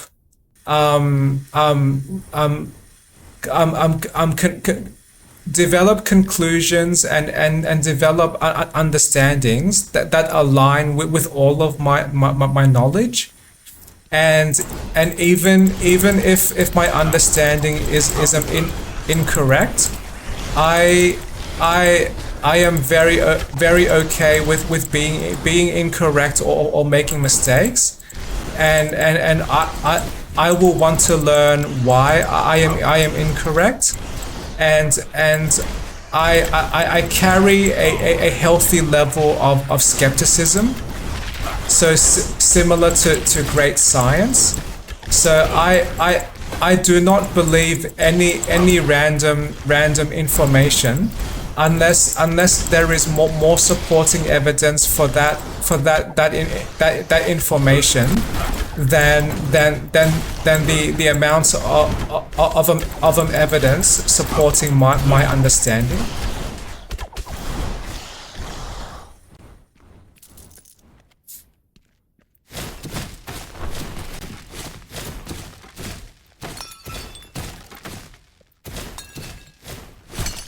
And I do not intend to be disrespectful to people, and maybe this is partly a problem with some religious groups that teach people how to think in very specific ways, and based on my own experience, supporting evidence is not enough if you can only find one example to support one idea.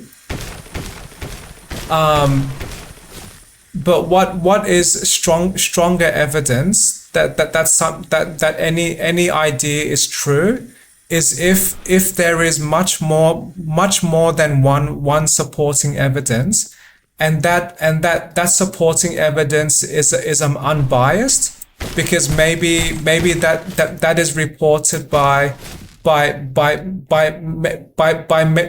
many people that have absolute no connection to each other, and no influence to each other. And if that supporting evidence, including anecdotal evidence, has patterns that emerge in various ways, then that is also another form of supporting evidence. And if all of those types of evidence exist, then the idea that they are supporting would be much stronger and much more likely to be true.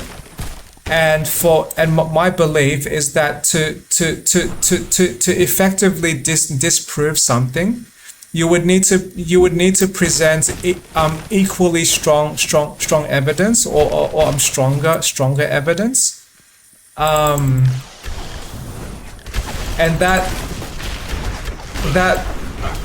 that reminds me of a style of communication that I dislike, and that would be debates. So if my understanding of debates is correct, the way people engage with those debates is they assume that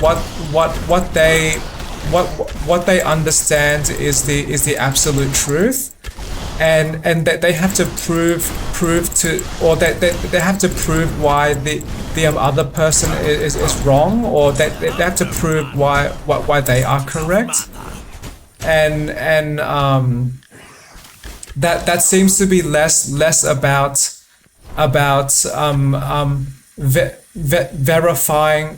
verifying evidence, and more about some kinds of power struggle, and that is not a type of conversation that I value. I am more interested in the healthy exchange of knowledge, and if your unbiased evidence is stronger than mine, it should not be difficult to prove that to me, because the evidence should speak for itself.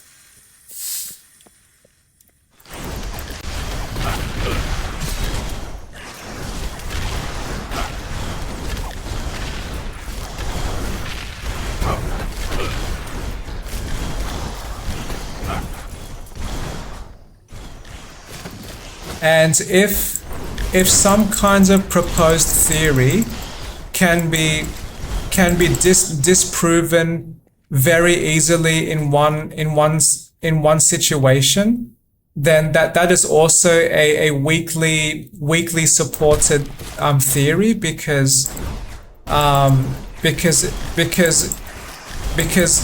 that has already been disproved before we even started to consider any evidence. Okay, I'm curious what that accomplishment was. What was that name again? That was elite something. Okay, great.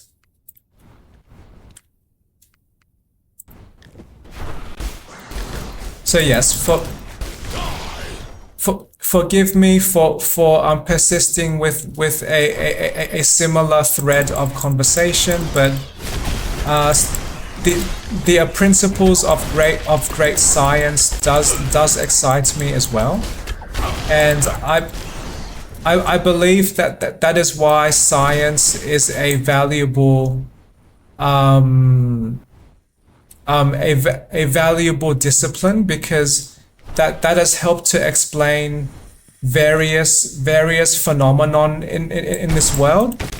So science helped explain the existence of gravity.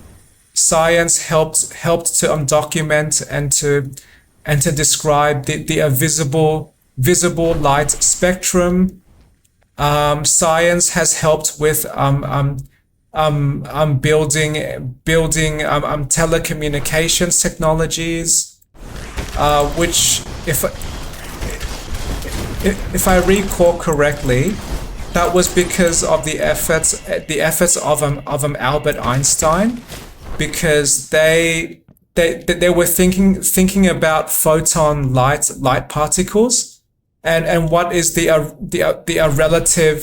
relative perception of speed, and somehow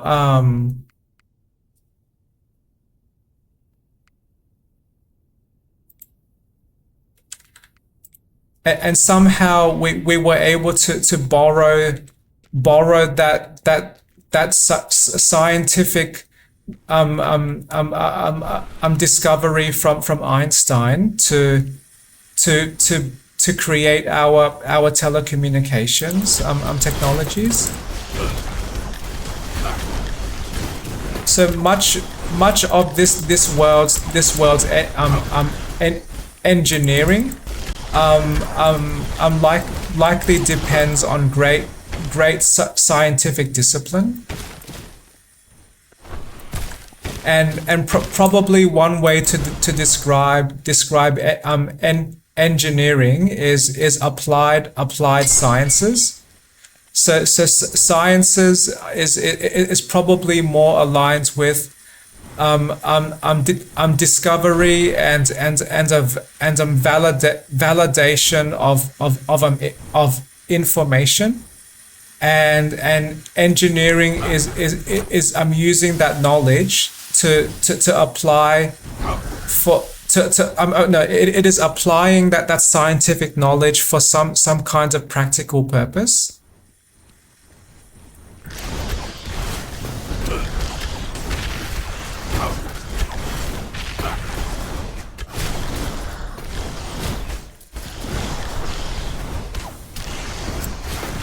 And to extend those thoughts, my belief is that much of the life conveniences that we experienced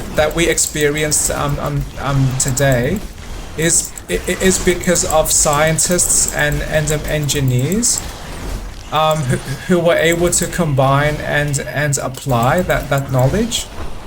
So any mobile device that we use, any other technologies like microwaves for warming up food, and just any tool that we use that makes our life easier, probably had some origin of science or engineering, and to me that is interesting and helps me to respect those fields more, because that might have meant ancient scientists and ancient engineers helped shape the future that we have today. So that is awesome. The efforts of these scientists and these engineers have persisted in this world long after their deaths.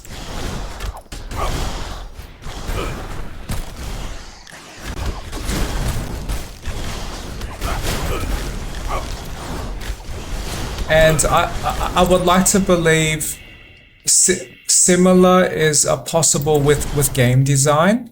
So if you are a game designer that wants to innovate and wants to continuously craft more accessible experiences, more human friendly experiences, then probably that there will be some way to preserve your game long after your life, and maybe in the distant future there would be scholars I'm talking about your game design and how your game design not only was a single entertaining product, but your game design influenced the design of other games.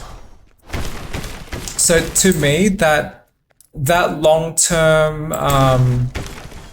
long-term persistence of game design can be fascinating. So your game design does not just create entertainment immediately. There could be a studied work of art and science in the distant future. So your game design could be recognized as a very important part of the game industry history. Or at least that those are some of the reasons why I would feel excited to engage in game design.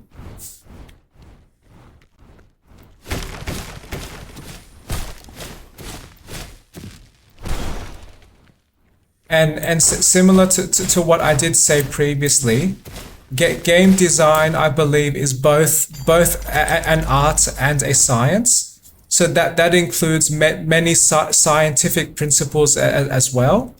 So with game design, if you clearly understand your craft, you can reproduce your craft under various circumstances.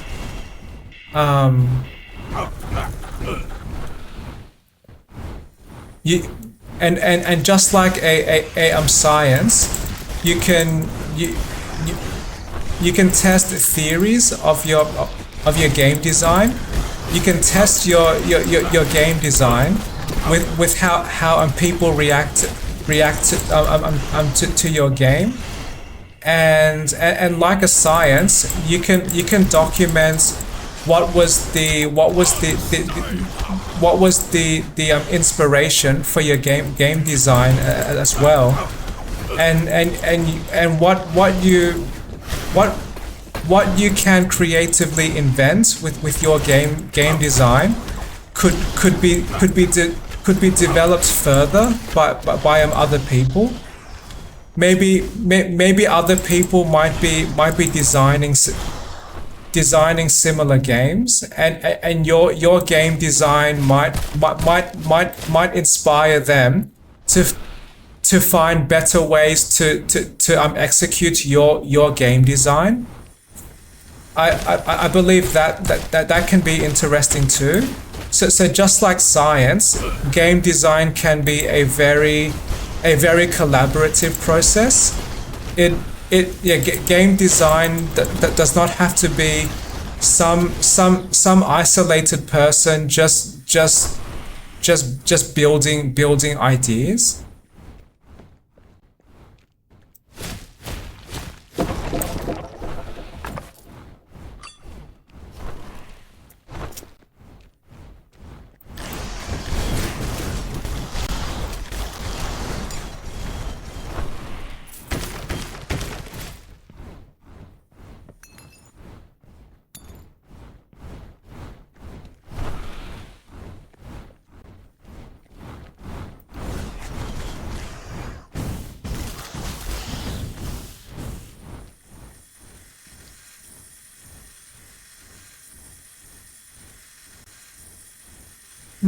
Yay. I've now noticed I'm almost at the maximum experience. I mean the my level 20 limit.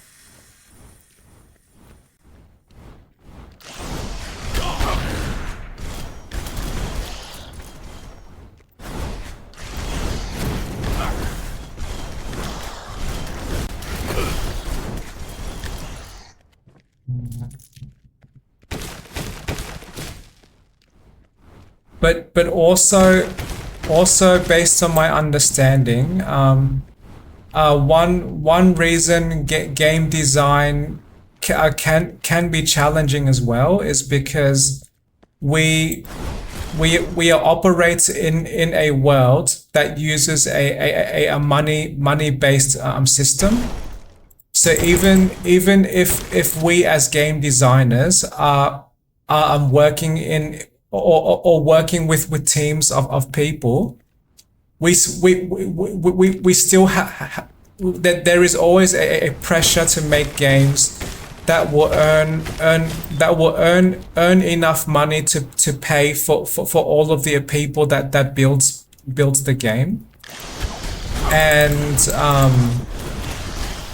so game design might not be as great as it could be, because there is always this some pressure to earn some money, which is understandable, because people need money to survive, and people need money to eat food and pay bills.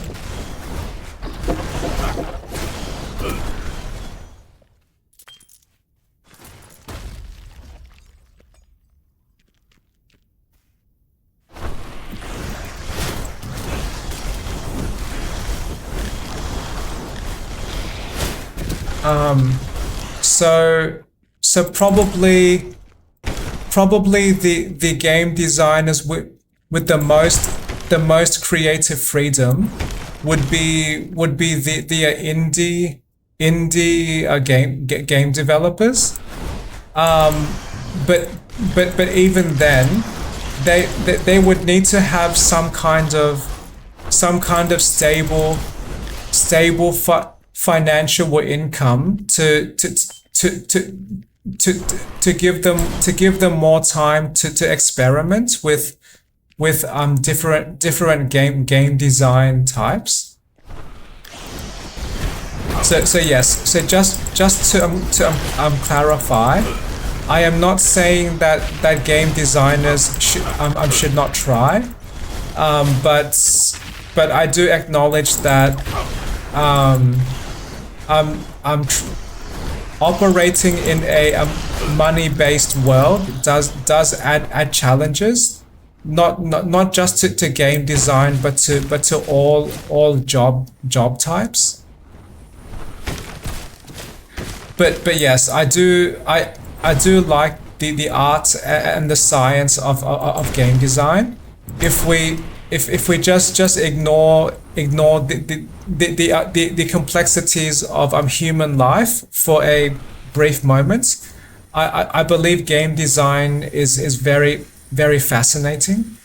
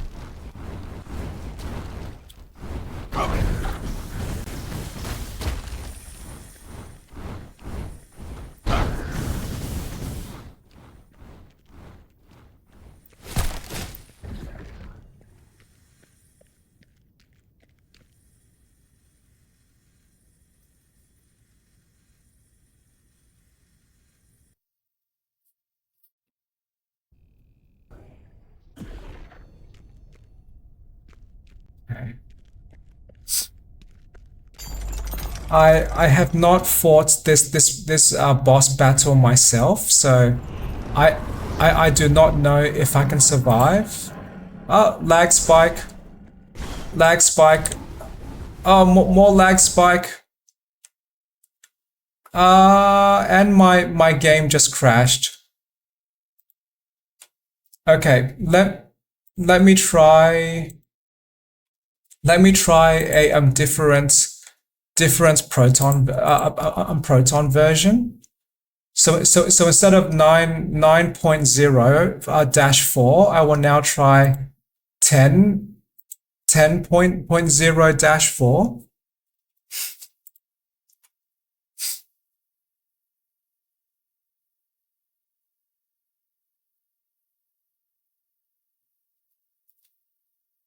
So yes, forgive me while I restart my game.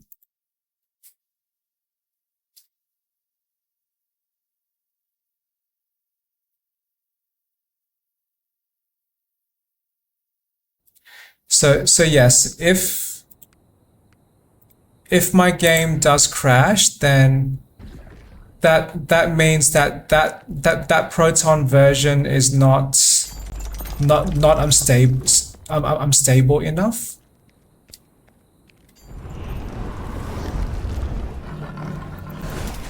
Okay. No lag yet. But I do not know if that is because of the proton version, or was it because my game had loaded so many levels. But I would try to observe, and I would try to understand what is the best proton version for me.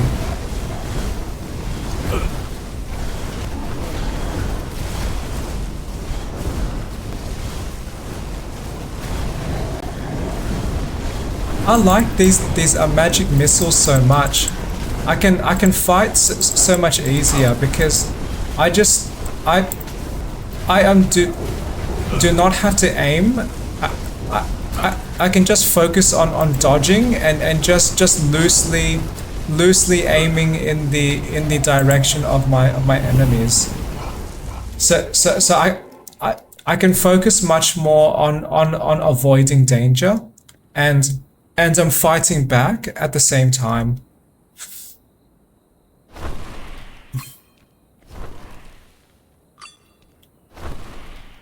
Oh, Spider Caves map. I I I am saving that for when I play with some other people again. Cartographer. What was that? Cartographer. So my guess is the more maps that I pick up, the more I trigger that achievement. Oh, great. That is. And I get some more attribute points. I believe that diamonds is the attribute points. Yay. Thank you, game. I appreciate that. Okay, well I am still alive. I am actually curious if I can survive until the final mission. Oh, now I am at my level limits. So my character is the strongest they can be for now, from a level up perspective.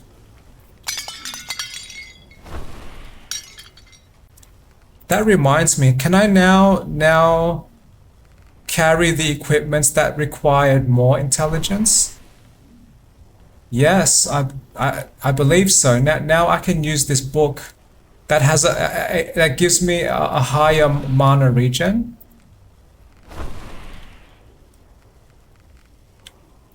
This is one reason why I do enjoy playing this game. This endless growth of my character, and trying to optimize specific builds, or trying to optimize specific numbers, and applying those numbers in combat, and seeing that feedback, that is really satisfying.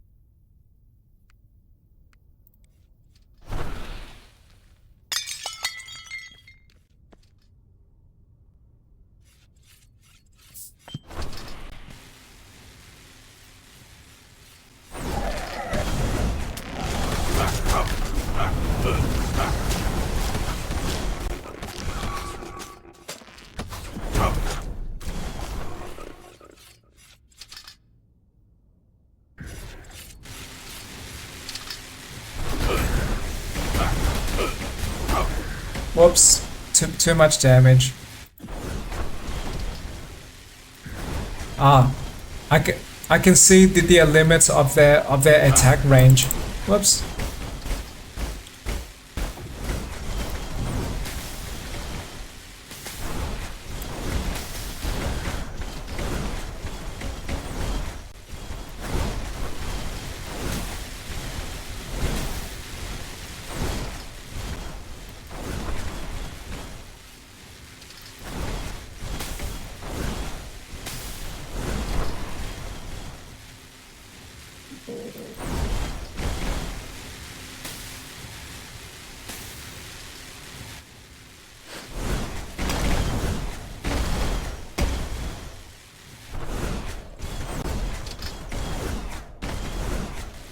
Why is it my missiles cannot seek this structure? Okay. Is that a bug?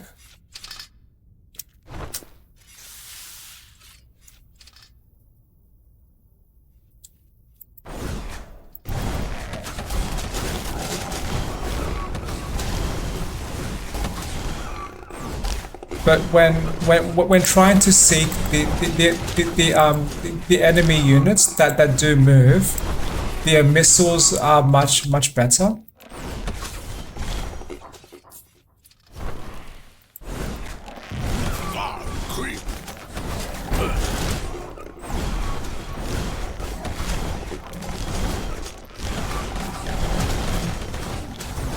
I feel very very happy. I I did not know I could survive this easily with this wizard build. And my vitality points are not too high, but I have much more focus and much more and some decent intelligence points.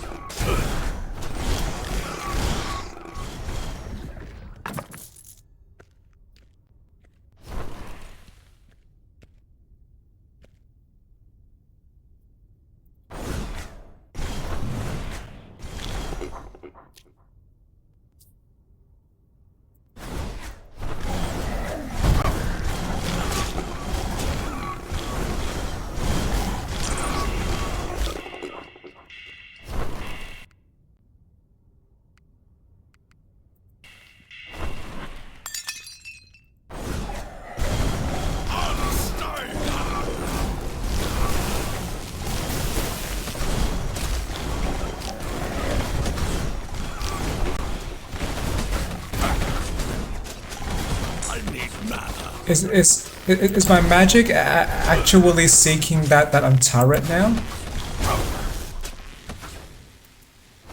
But I have exhausted too much magic.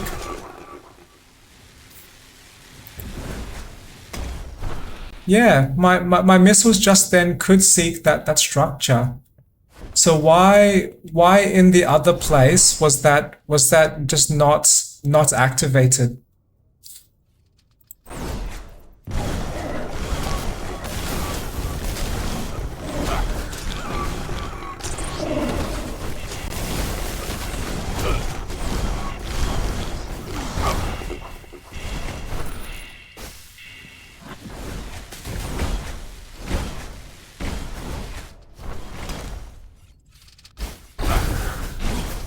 Creep.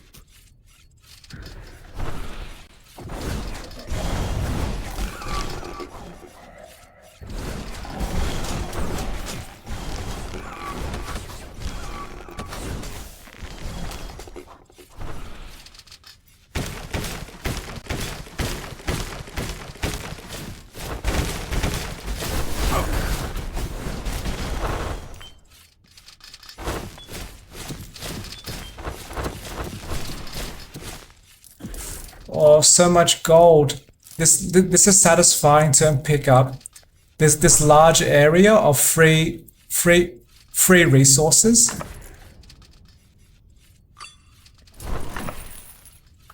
Spending 100 mana rains fire. Nice. Epic collectors.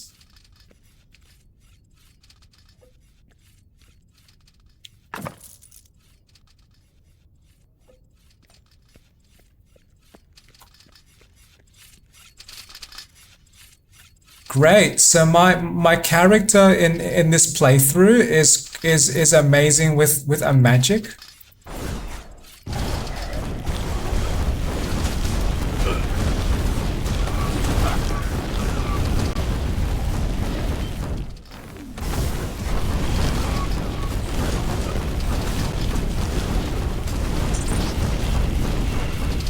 That is awesome. There was one moment when I was back in the village.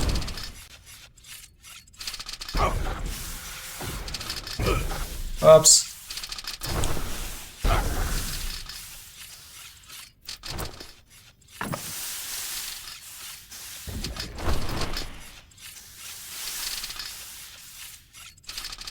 Okay, I need to focus. There was one moment back in the village. I did feel slightly concerned with upgrading my magic missiles, because their mana cost does increase, and I wanted to maintain minimal mana cost, so I can maintain shooting magic missiles non-stop. But if there are trinkets that help me to launch extra magic with the more mana that I consume, then that does help support me using higher higher mana cost spells. So I do like that too.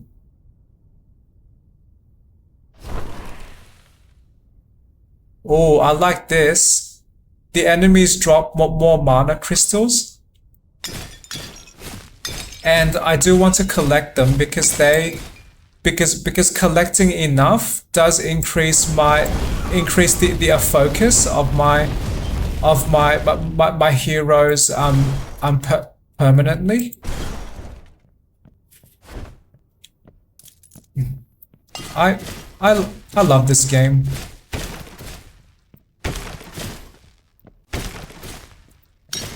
I love this game. Lovely game.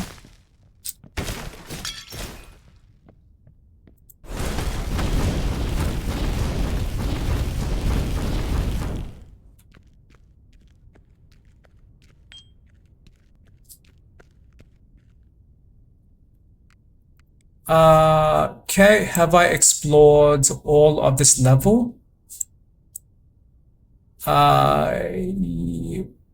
Yes, with the areas, but I did forget to pick up some gold.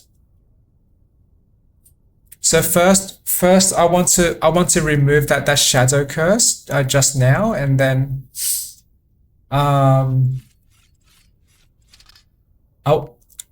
I want to pick up that gold.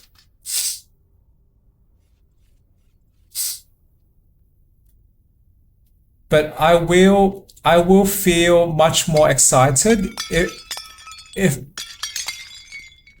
I can survive to the final level of this playthrough, because that would be quite the achievement for me, because I am just testing out this wizard play style I have never used before, and if I can survive to the end, that confirms some of my understanding for how to survive in more ways in this game.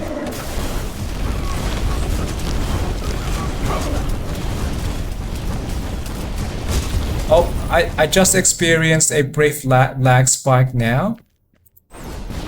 So maybe the comments I did read in the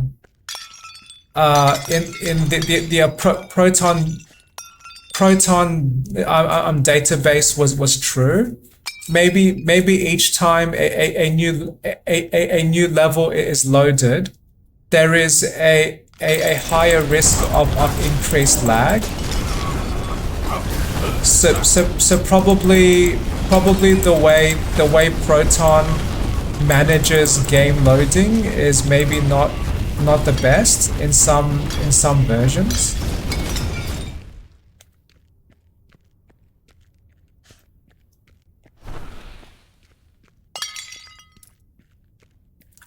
But that is okay. I am learning which Proton versions would be stable for me.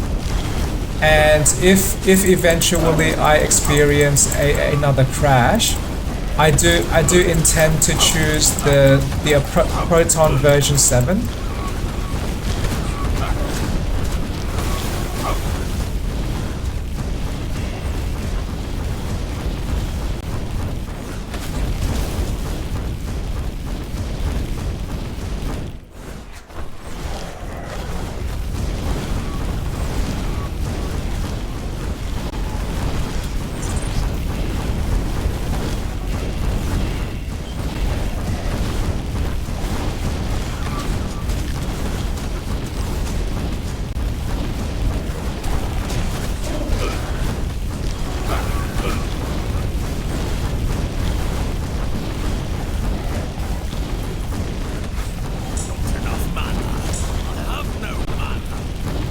Not enough mana. Well, fortunately, I have this magic sword that does not require mana.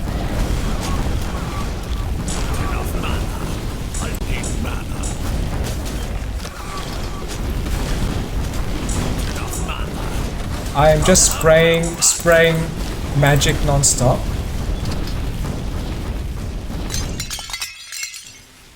Okay, if I shoot into here, will the missile seek that turret? No. Why is there something special about that turret that means my magic missiles do not follow them?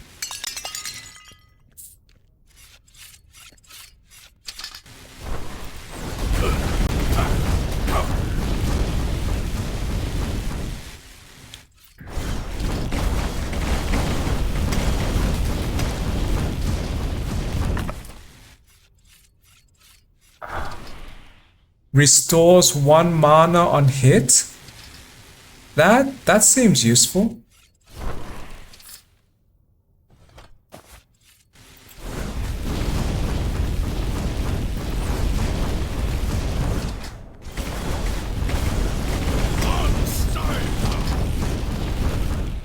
Did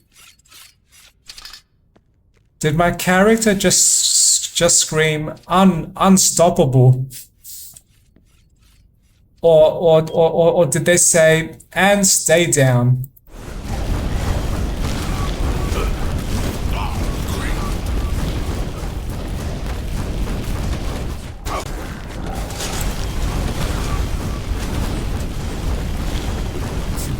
Fireworks, purple shiny magic, excitement.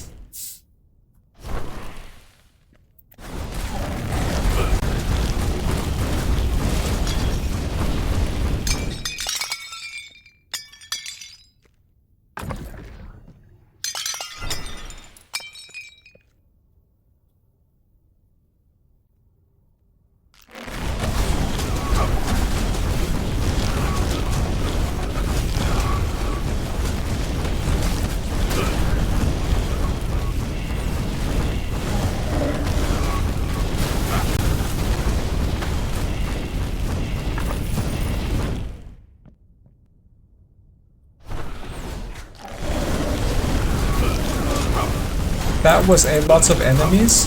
Oh no, my health. I should probably retreat. Oh, the red jam on my screen has now disappeared. I do not want strawberry jam on my screen.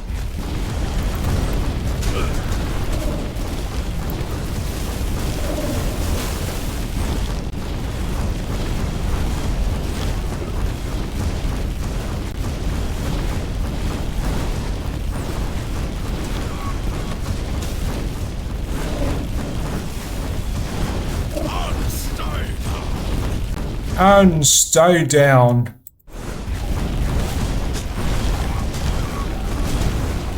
Oh, so much fire. It is raining fire on these skeletons. Shiny fireworks.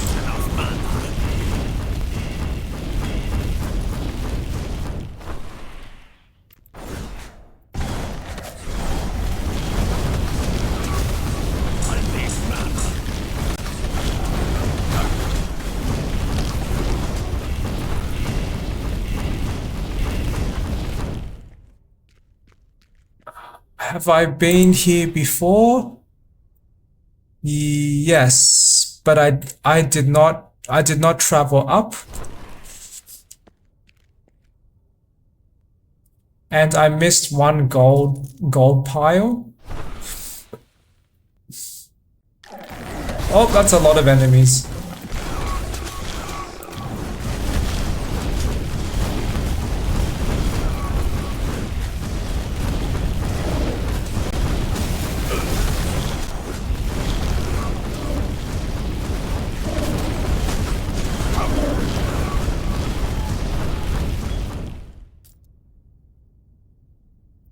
Look at how fast my mana regenerates.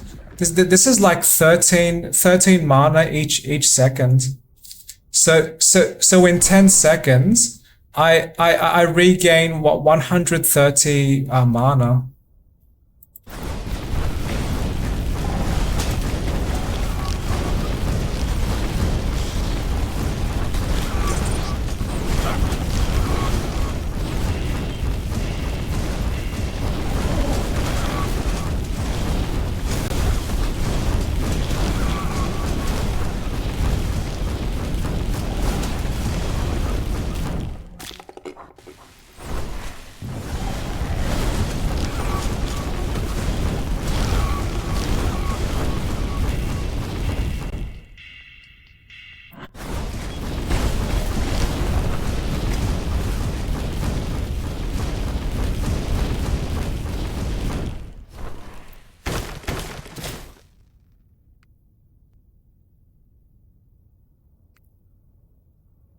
Wow. I can trade 5 movement speed for 41 iron. That is a large amount of resources. Oh, I want the resources. That is a more strategic long-term value for me.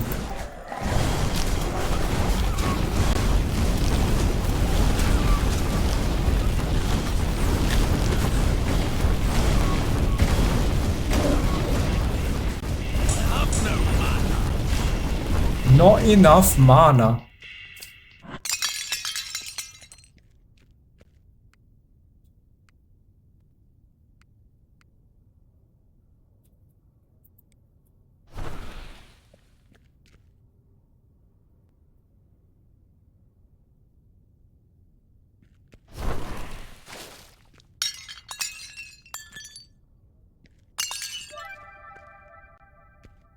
And an imp should be close. Okay, I saw the imp on the map, and I see that the portal. Wow, 14,000 gold. Thank you, imp. That was a large amount of money. 14,000. I feel happier.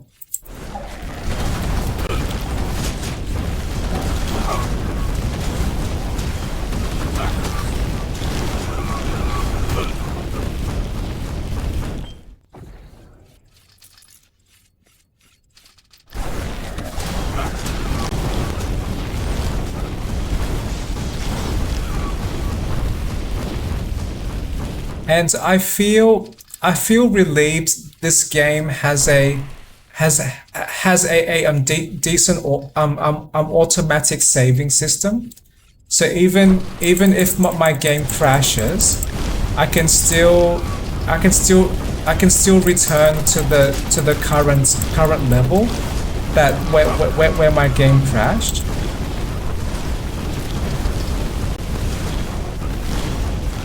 So at least that makes games more resilient to bugs.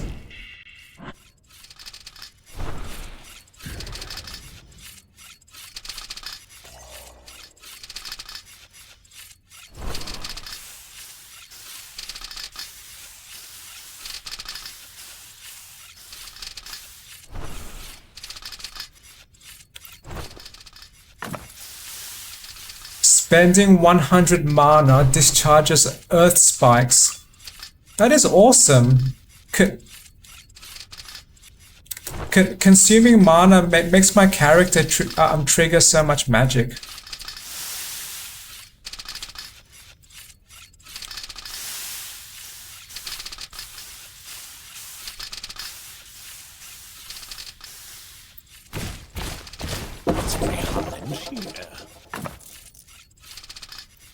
Your spell hits can inflict silence, and they deal additional damage. Wow. I like these trinkets. They greatly amplify they greatly amplify my current build, or they amplify my play style, and I like that. Okay, did I explore? Yes, but I see some gold that I missed, so I want to quickly pick up that gold now.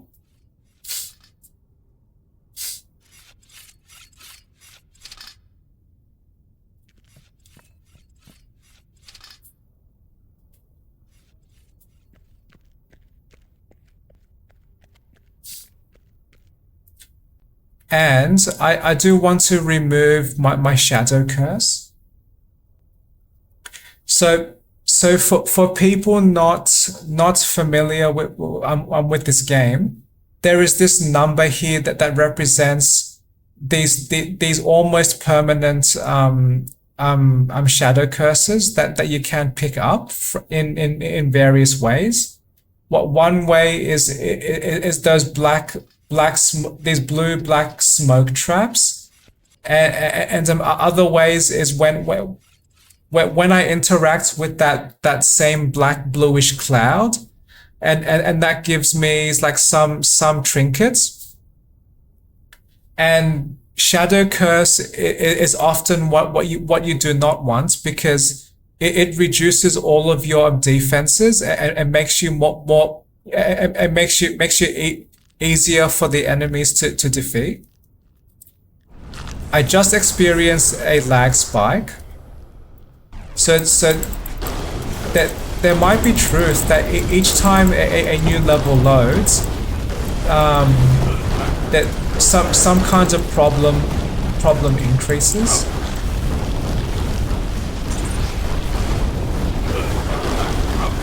I'm almost dead. Oh, I died. Oh. Well, that was a great try. I tried my best.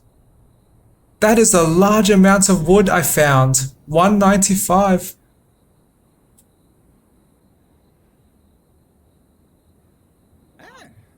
That was very enjoyable. And now I understand what is the rough limits of my current character build.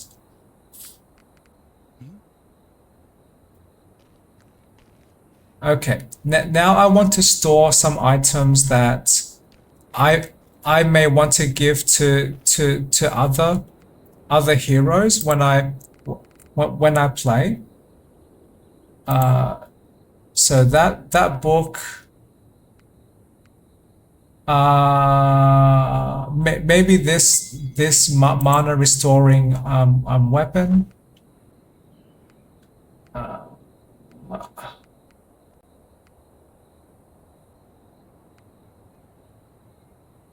Oh, 0.58? Yeah, sure. Yeah, mana regeneration has been proven to be very useful to me. So I will store these for now. Okay, great. And my remaining equipment, I want to sell them. So I will sell all of them.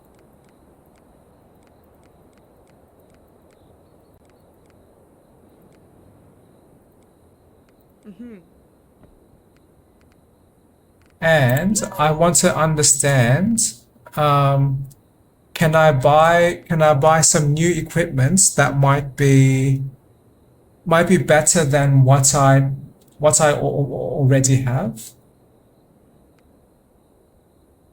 Oh, wait.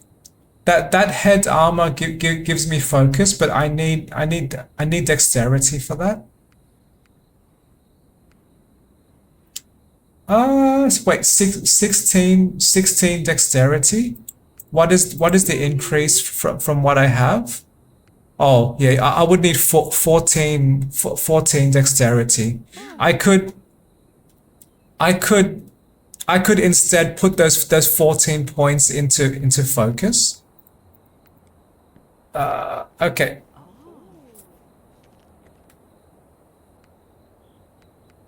I can upgrade my equipment. Yes, please. I want to upgrade my mana regeneration.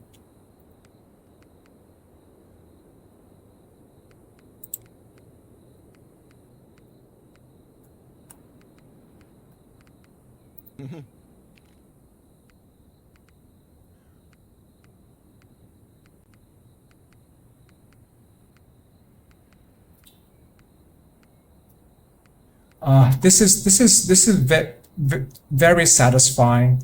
Now this is a quiet village progression.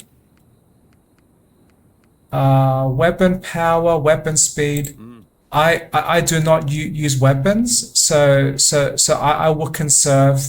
Well, I do not attack with my weapons. I use magic, so I will conserve those resources for now. I do want to unlock the tavern because from my memory, they help me to unlock those blueprints, and each time I go through a dungeon, I can unlock some more drinks for future playthroughs. So this would be helpful to unlock earlier.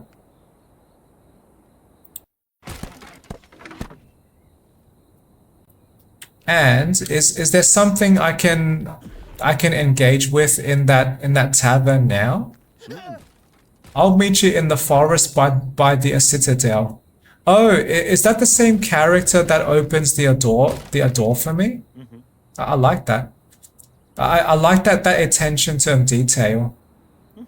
Building like this would never have been possible without you. Thank you. You are very welcome. Nameless villager. There are recipes out there for food and drinks. Okay, understood.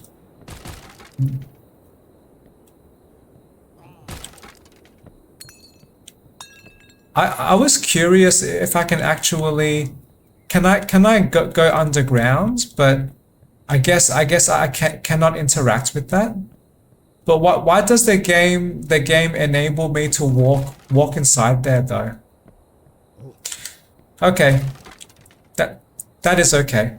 I am just exploring a game that I deeply enjoy playing. But now I did unlock drinks. Now I want to decide my next village upgrade. Oh yeah.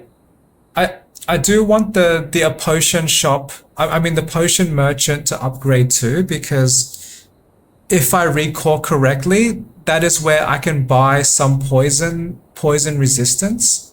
And poison resistance can help me survive better. And I do vaguely want the chapel as well, because that would reduce my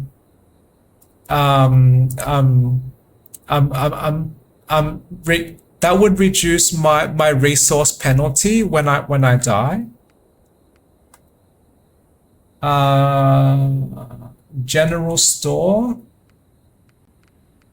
Oh, yeah. I want training grounds as well. Yeah, I do want multiple of these upgrades. Let me think. But which one of these upgrades do I want sooner? Great question, Trevor. Great question.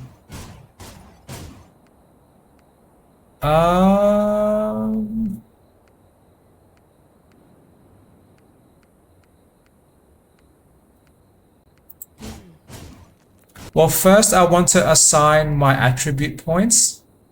Wow, 21 is a large amount. I am now very happy with my amount of focus. So my next plan now is to continue to increase focus, but much slower. I still want increased toughness, but now I want much more intelligence so that I can greatly strengthen my magic. So if I understand correctly, intelligence has this little wand symbol, so that is spell power. So this directly makes my spells stronger, and my wizard has a passive ability that multiplies my intelligence points. So putting more numbers in intelligence should be a big help. And apparently, this intelligence also increases critical chance and critical damage. So that seems very useful as well. So now I'm going to put all of my remaining points into intelligence. Great.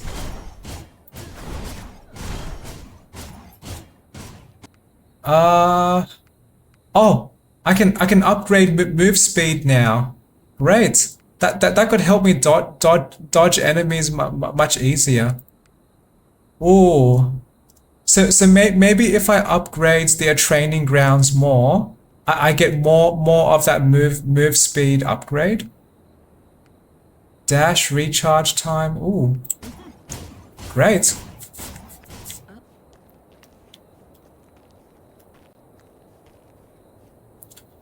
But I did also want the magic shop, because that can also help me to buy upgrades to strengthen my magic further. Hmm.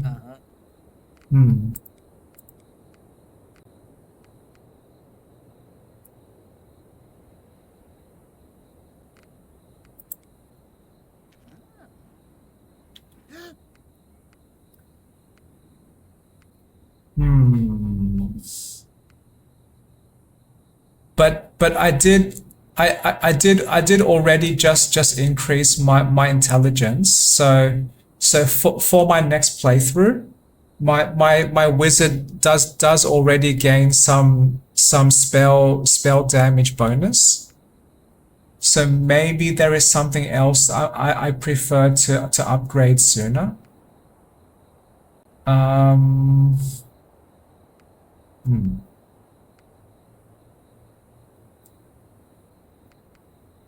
Buy and sell stone and improve the price for wood. So does that mean if I buy this, buying wood is cheaper? And maybe I can buy that cheaper wood to unlock some more upgrades.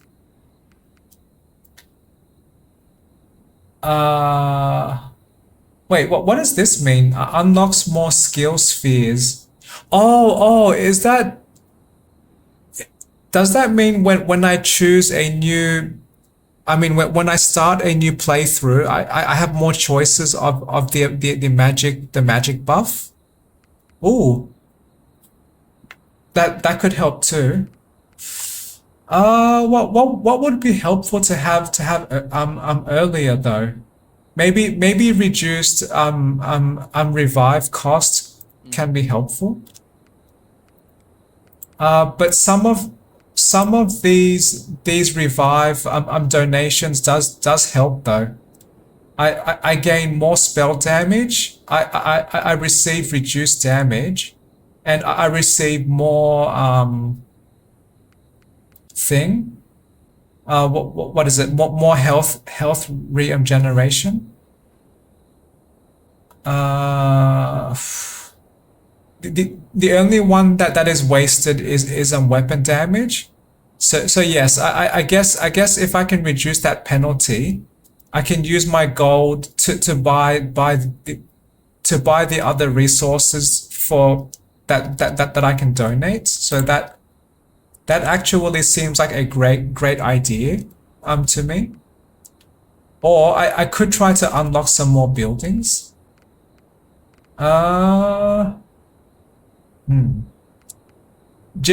General store, I have not used much because I use my resources to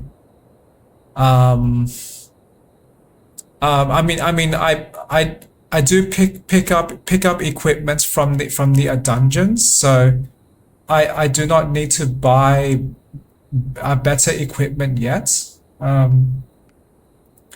I do want to upgrade the training grounds because that might unlock greater move speed, and much better move speed means I can run away from danger much easier. So that could be a great survival support. But trading post early does seem helpful too. It actually, well, this apparently improves prices. Okay,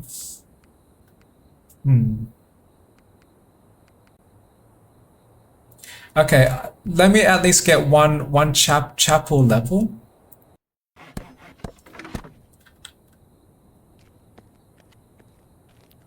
And can I already donate to that chapel?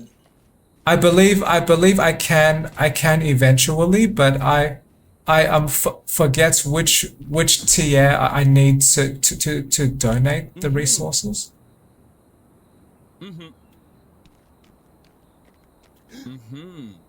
These cultists have been trying to enter the Dark Citadel.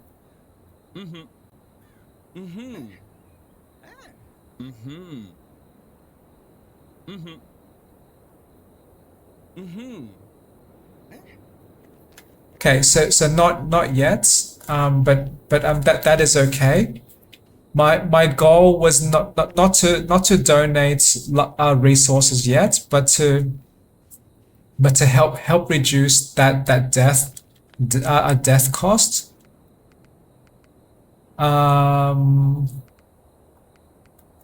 And now I can buy chapel. Oh wait, unlock 2 more blessings. Oh, I recall now. Yeah, when I start a new playthrough, I get more choice of free boosts to my character. I like that too. Yeah, I do like those blessings. Oh, and yeah, and this would help me very early as well. Let's see, more magical upgrades.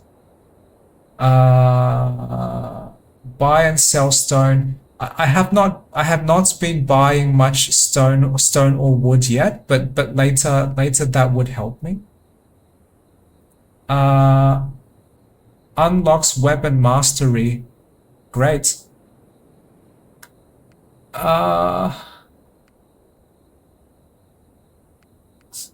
Yeah, one part of me does want the training grounds because that could also mean I can unlock more of my skill points, or I mean unlock my more skill levels.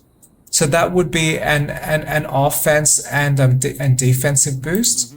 And currently I have these 53 points that are not assigned.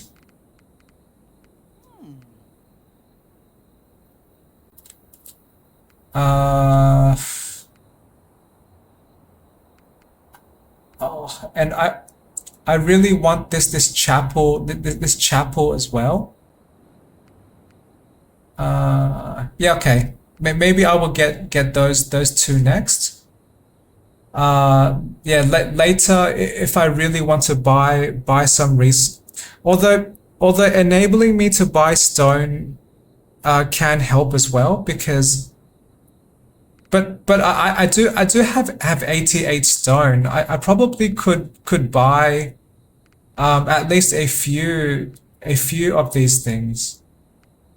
So yeah, maybe I am okay. Okay. I've now decided. I mean better training grounds.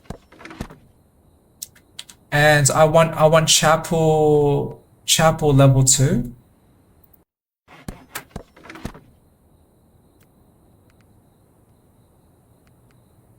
Okay, one moment. I want to visit my chapel, and I'm curious if I can donate the resources yet.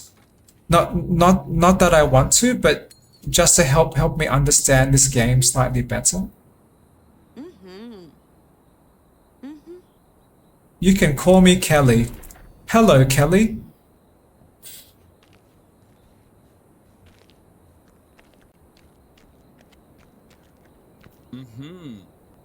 Okay, not yet. But I do recall that when I upgrade the chapel enough, then I I unlock the ability to donate any resource at any time. Great. So now I unlocked my next level of skills. So for the same mana cost, I gain increased damage. That is very efficient, and I can further multiply my mana and my in intelligence.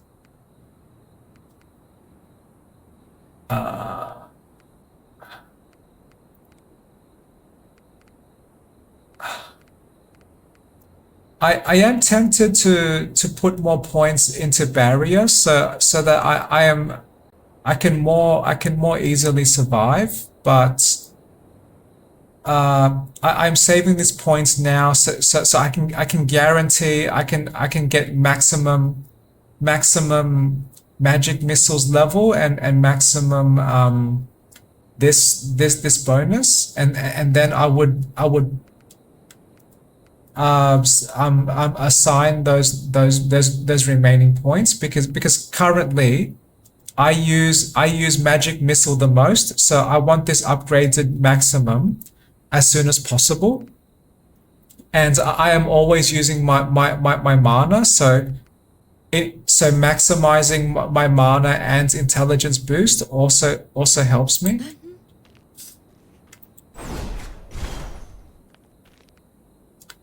That I did interact with. So now I can consume my points to upgrade weapons, but I do not attack with weapons though. But that could be useful for my buddy. Oh great, yes. So I was correct. I can increase the move speed. Great. So I should be able to dodge enemy attacks easier and run away from danger easier now. I like those upgrades.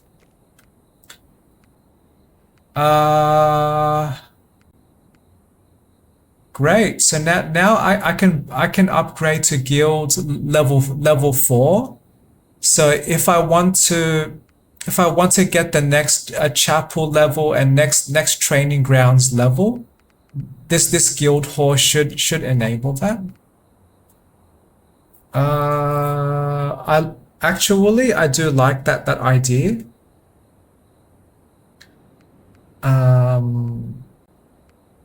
Trading post, magic shop.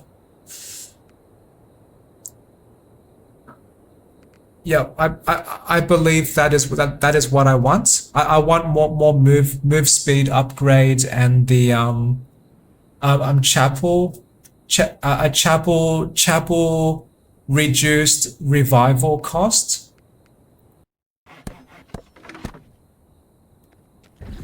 Great.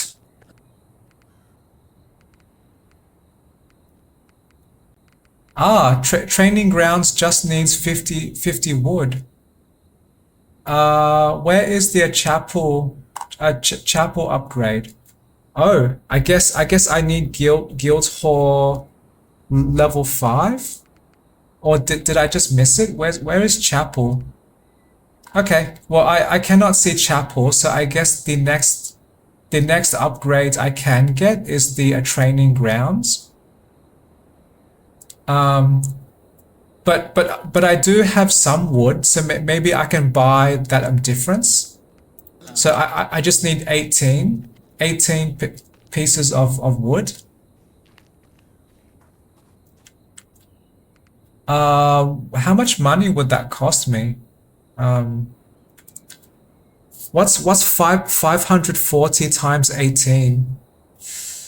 A very large number.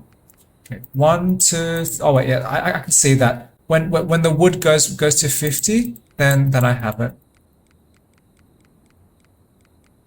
Great. So now I can unlock that next building sooner, which means I can upgrade my character much more for the next playthrough. More athletics upgrades. Yes, please. I want to be very, very athletic. Any more?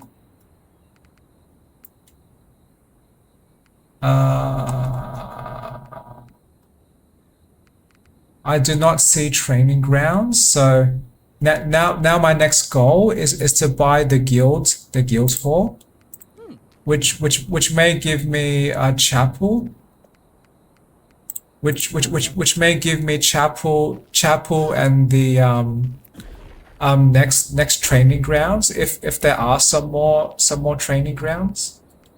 Great. So now I can unlock maximum strength magic missiles and maximum intelligence multiplier. This sword I do like, but I primarily fight with the magic missiles. So I want to upgrade my barrier next. So this should help me survive easier, because this helps to reduce my damage taken.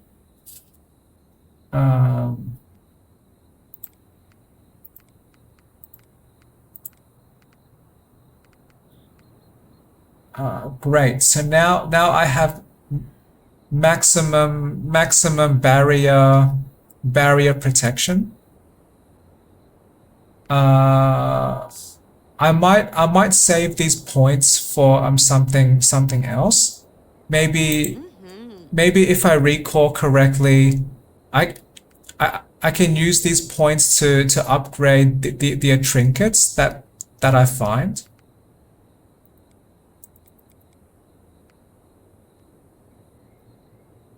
Okay. And did I unlock some more move speed upgrades? Yes, please. More move speed. Okay. Dash charges. I do not dash. I do not need the health pickup.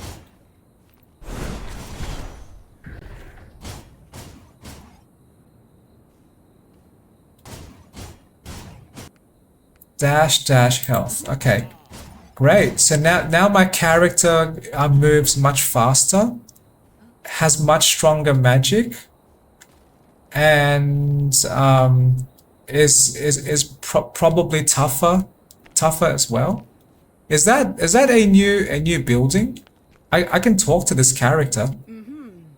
I want my grandchild back soon. Okay.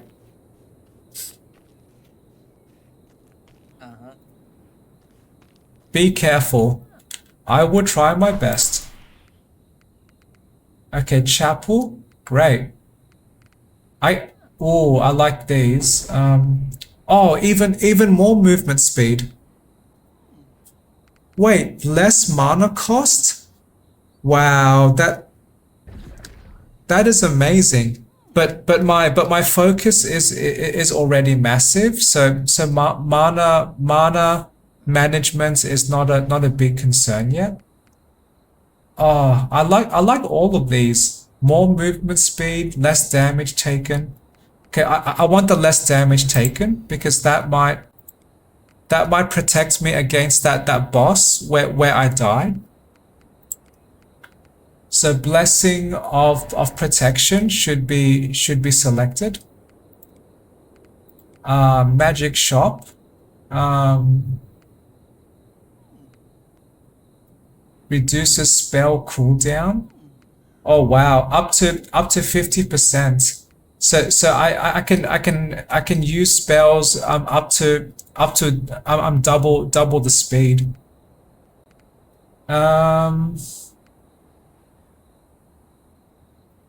I can increase armor and ice resistance.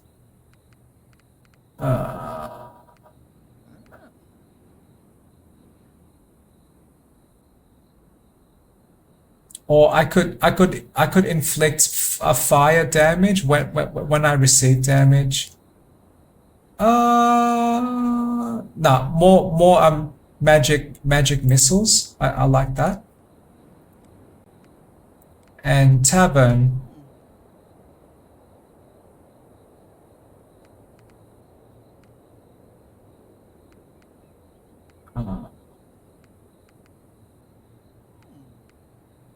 More health and mana regeneration. That can help. What does this drink do? More cast speed. What does cast speed mean? Does that mean that the time between activating the spell and when the spell is launched? Is that what that means? And the spell has lower cooldown, so I can use my spells more often. But they also cost more. This seems like this would drain my mana too fast.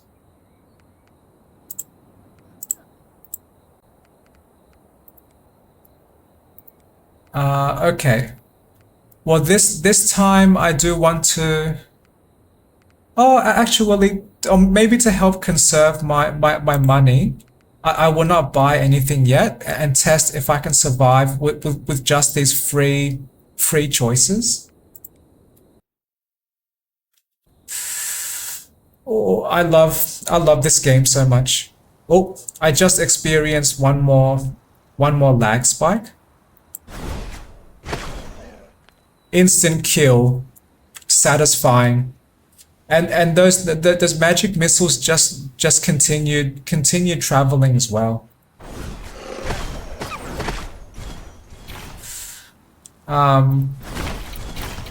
But for now I do want a break. So before I progress too much, I expect to have to restart at the beginning of this level.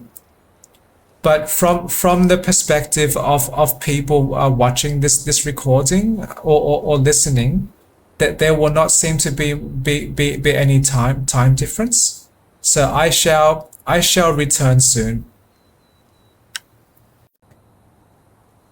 And I have now returned.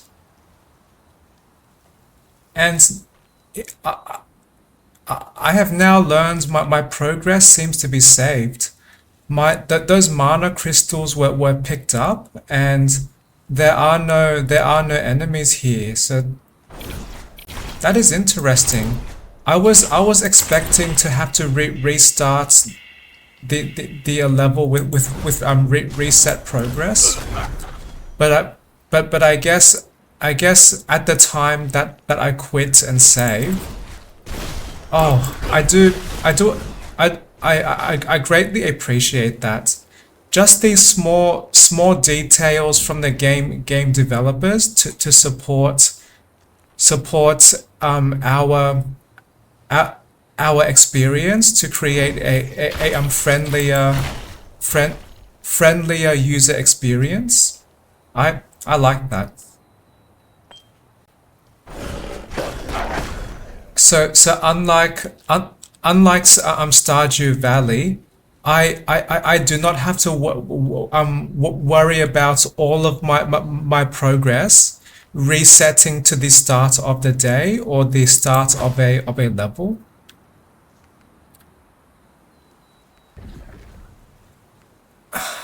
Okay. I'm just reminding myself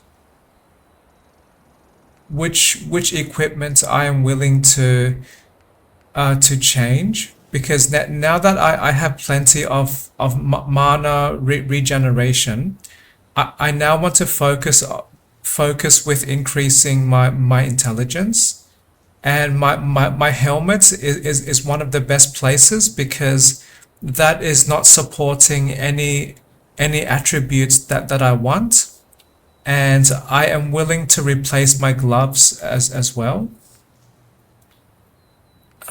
Okay, so helmet and gloves.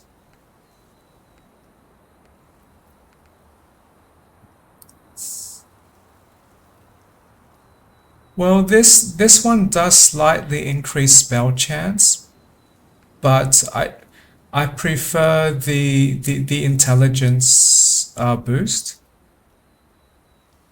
Oh, reduces spell cost.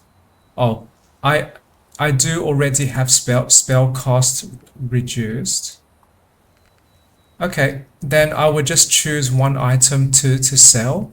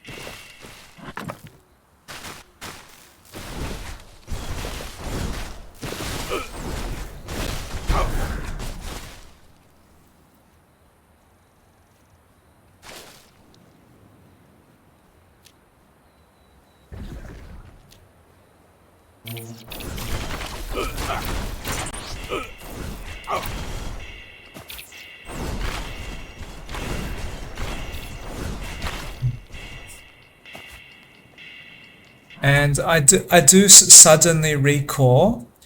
I do want to optimize my game smoothness. So, oh wait, oh frame limit. Maybe that is one reason why there is lag. So let me drop that down to 60. And I do not know what X-ray is, so maybe I will. So I want to switch off this graphic setting.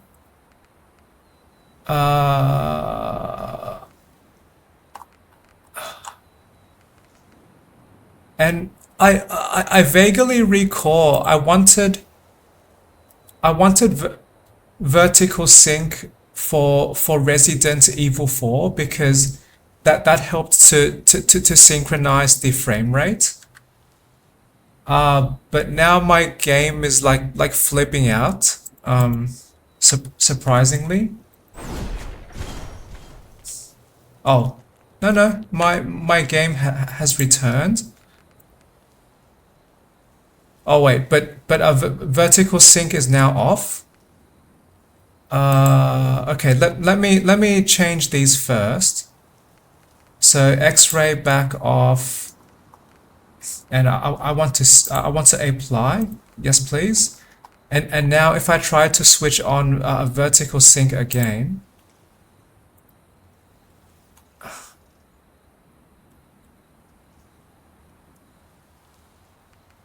Okay, maybe I will not turn that on. My game seems to struggle and shows that changing window size. But yes, I did not realize my frame rate was at 120, and I am content with 60 frames per second, or maybe even 30.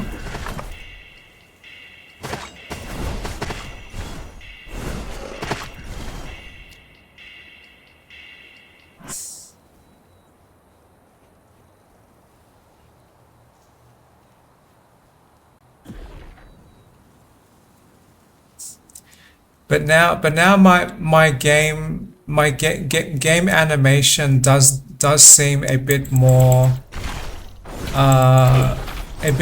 jumpy. But that is okay. If this lower frames per second does prevent those lag spikes, then I am willing to have a less smooth looking animations.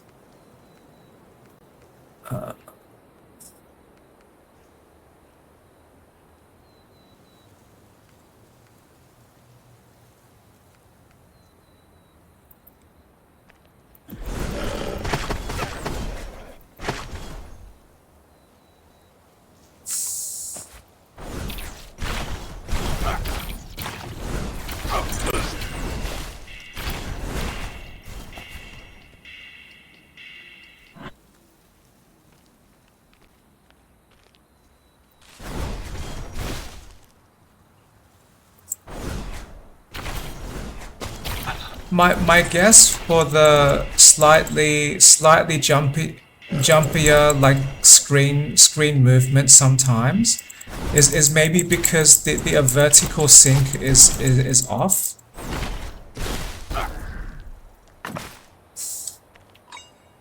Now I am curious. Are there other settings I could change to try and reduce burden on my computer? I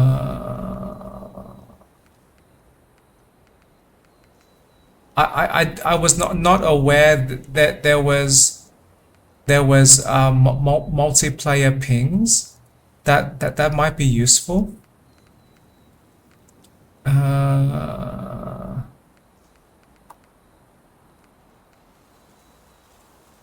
What is cursor stats? What does auto laser mean? Quick cast, I do not know what that is.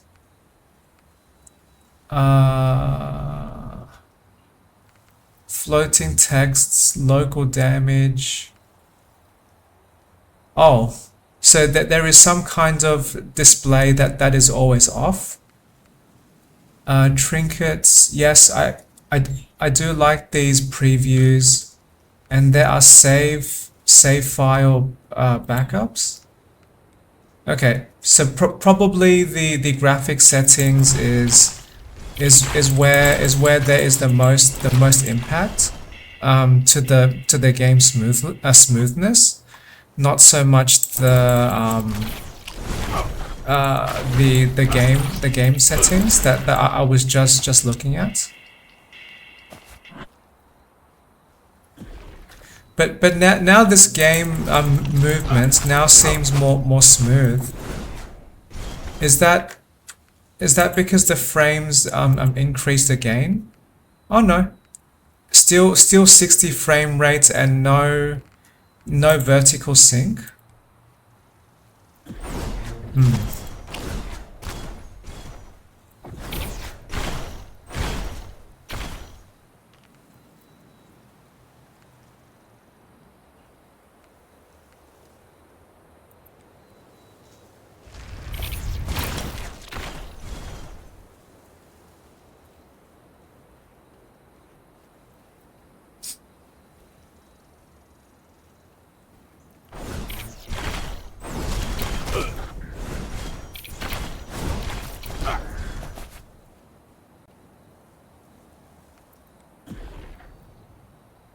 Okay, and as part of my routine, before I finish levels, I do want to confirm if I missed any items, because they could give me extra resources, or maybe there are some trinkets or some other boosts that would help me survive.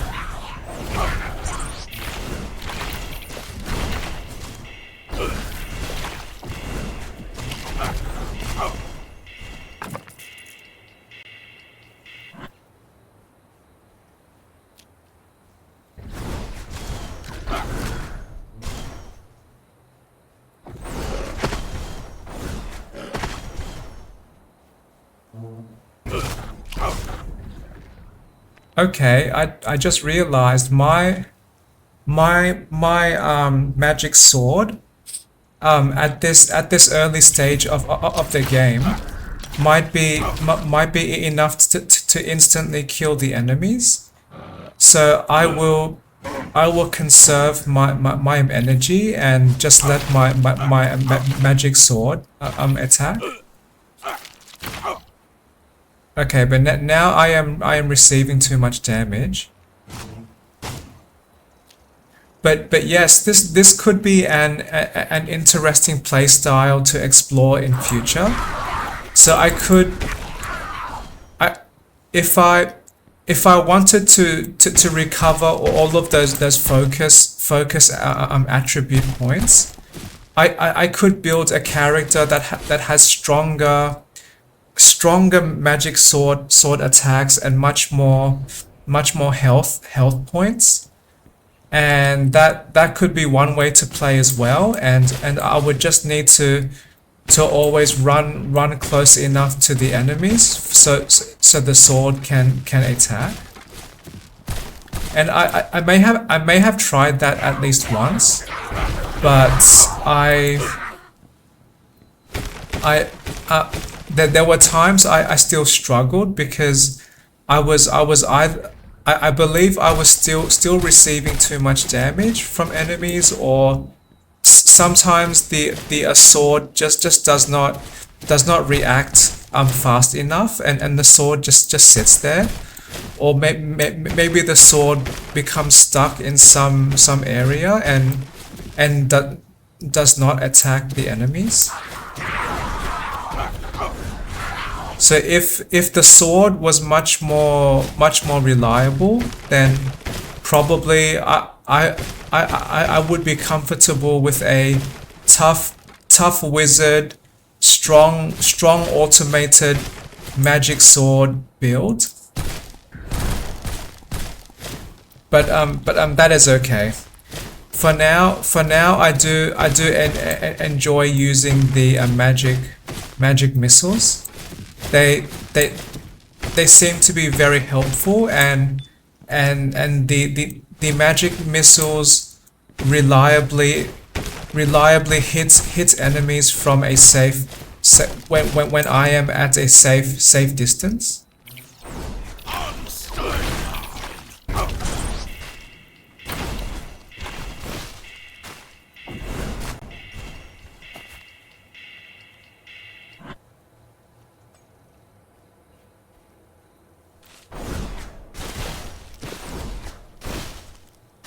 Why did I just gain that achievement? What was the requirements for exorcist? Oh, kill aberrations. What is aberration?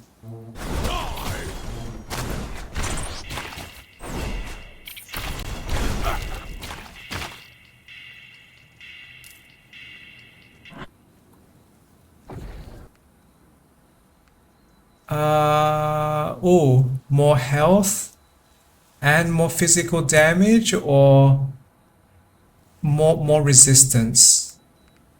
Maybe more resistance. So that when I catch up to that boss fight with the bone snakes, maybe I can survive much easier.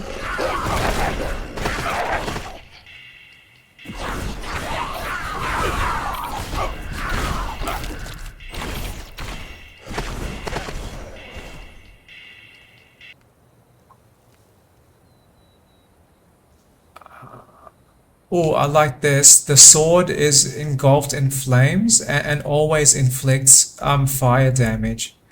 So if I'm close enough to the enemies, then they will always receive damage and not need my effort to attack.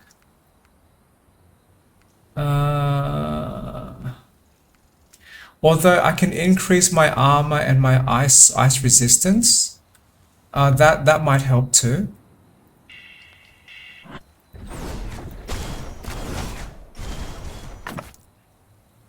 Yes, more resistances.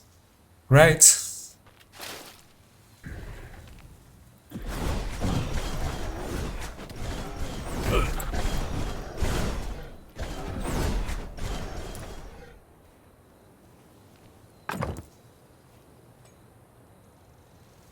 Oh, these gloves seem similar to what I have equipped.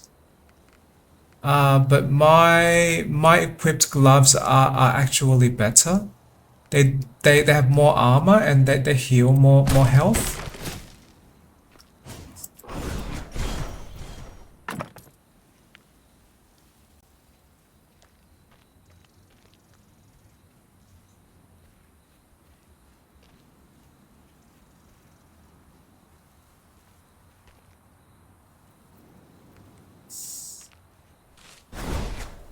Blessing of might and magic.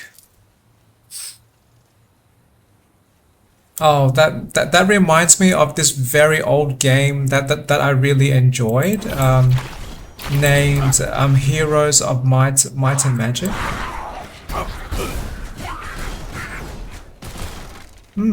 I might, if I can find a way to buy or get the first that first game in that series. I might record that as part of my videos in this YouTube channel, because it might be interesting to capture like a brief history of some of the earliest games that I have played. And some of those were really old, like a Windows DOS games.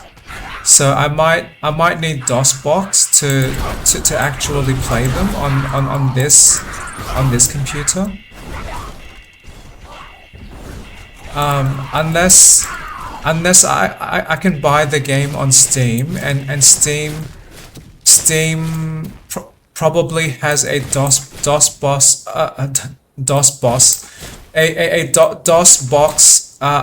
packaged version of the game, which I believe does exist for Doom, like the first Doom game from id Software.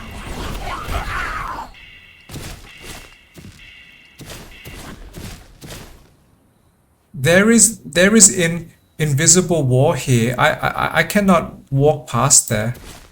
I was trying to get to that block of wood because I want to destroy them and maybe get some resources.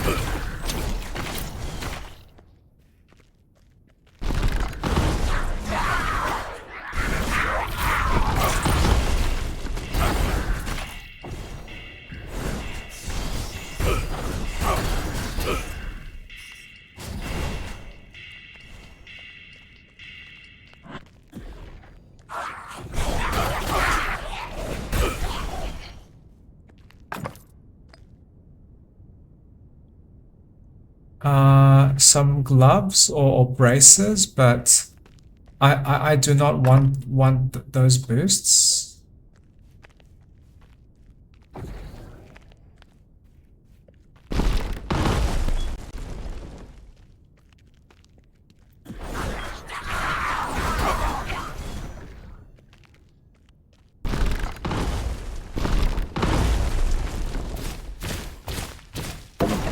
Secret entrance.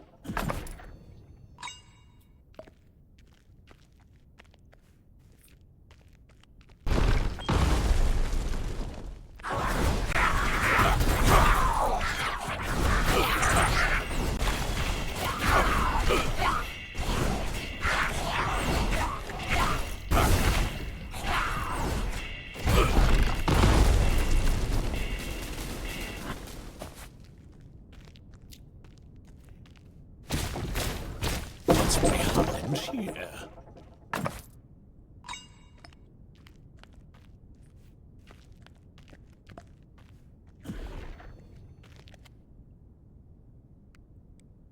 Oh, if I recall correctly, the hearty meal I just received increases my health regeneration and my mana regeneration rate. So that helps.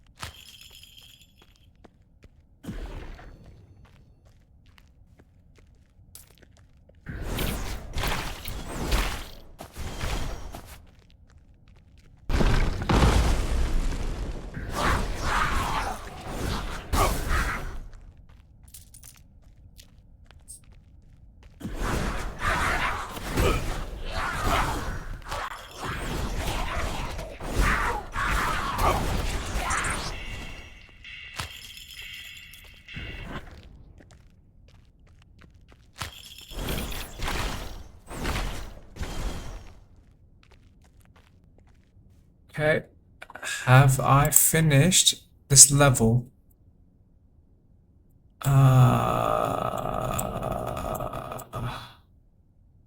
Exploring, yes, but I do want to speak to that bird.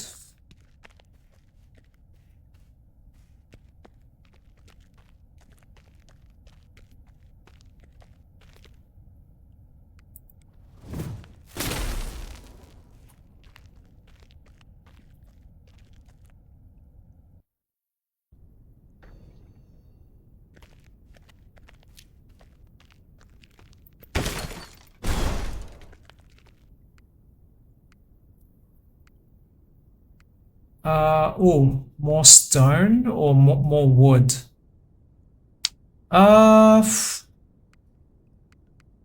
They both help, but I can buy wood though, so I choose stone.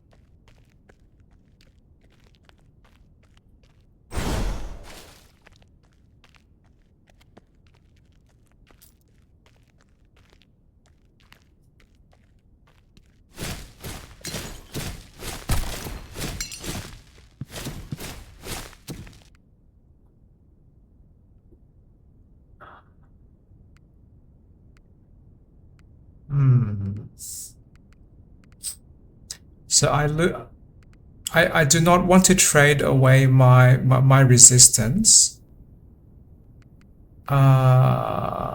Because I do want to survive.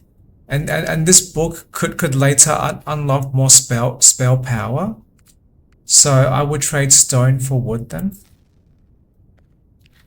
And if people are curious why I am always trying to trade, is because that there is one achievement that I gain some rewards if I finish specific numbers of trades. I forget what the reward is, but it might be some more attribute points.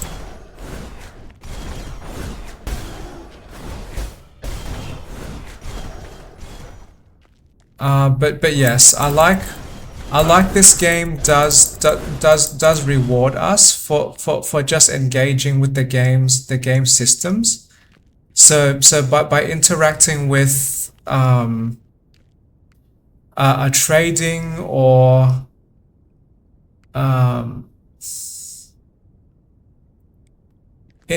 interacting with the well to pick up that water, or I'm fighting enemies. No, I do not want that mask, and I cannot wear that because that requires an attributes that I do not want to increase.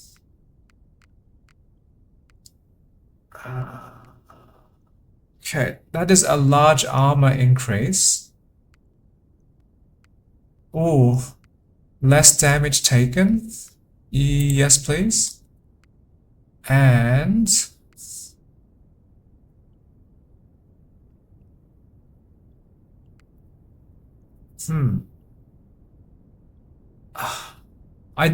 more armor could be helpful. And my magic is much stronger than my previous playthrough, so I would choose to buy more toughness.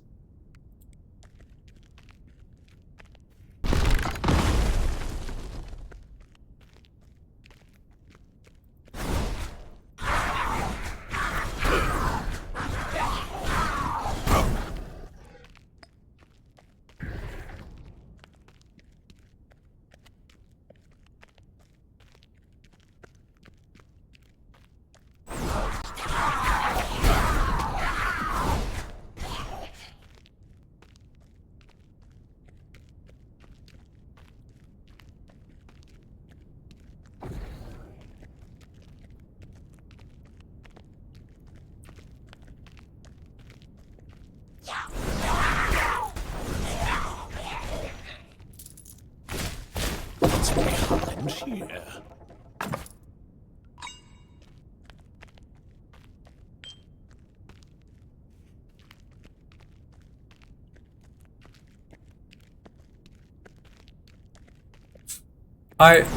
That is a drink unlock. I completely forgot that I did unlock these. Sawdust? Why would I drink dust? But that might help though. Maybe sometimes I want to gather some more wood.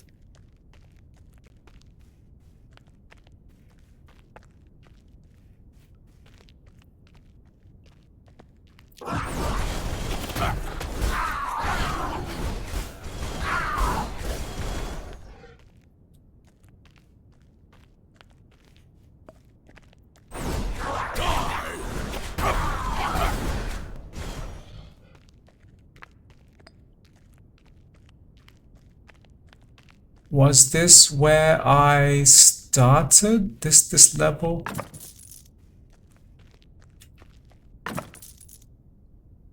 Okay. Have I not explored any area? Hmm. No.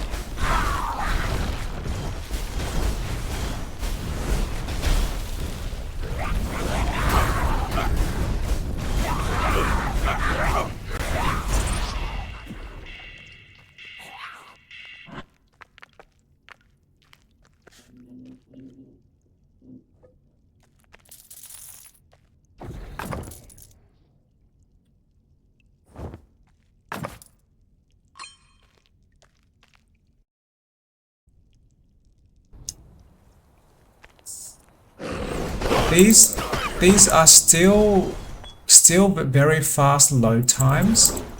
So probably this proton version is very helpful.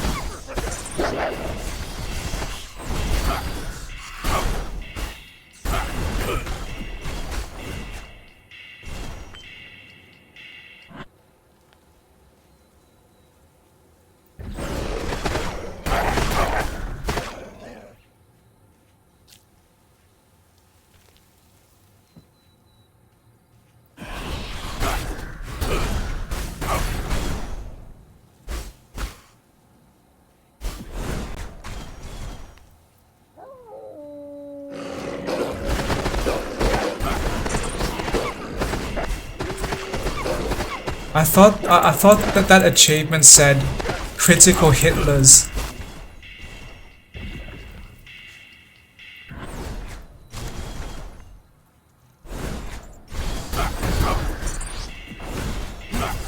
Creep.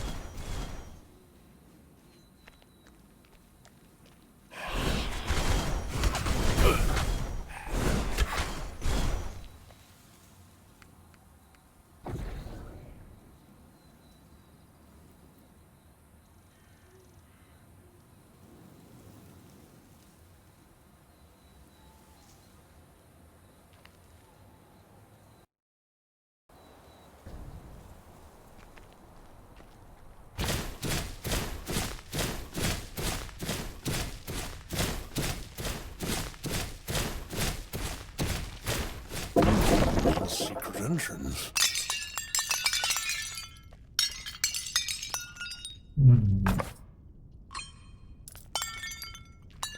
I may have noticed a brief lag spike, but the lag spike is more brief than before.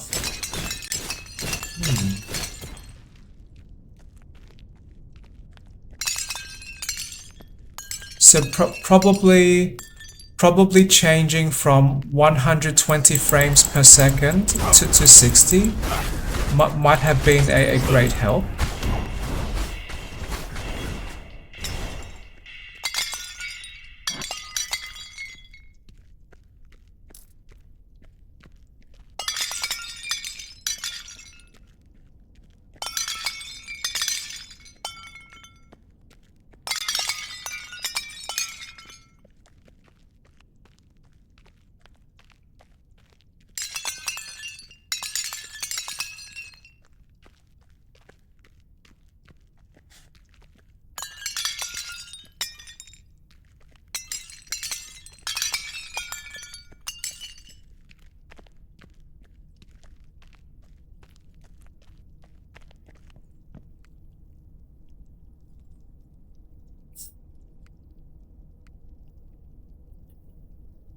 I gained 20 stone.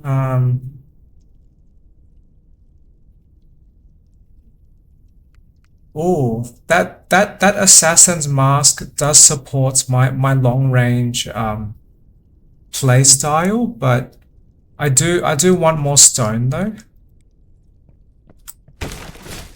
The more resources I can gather, the sooner I can upgrade my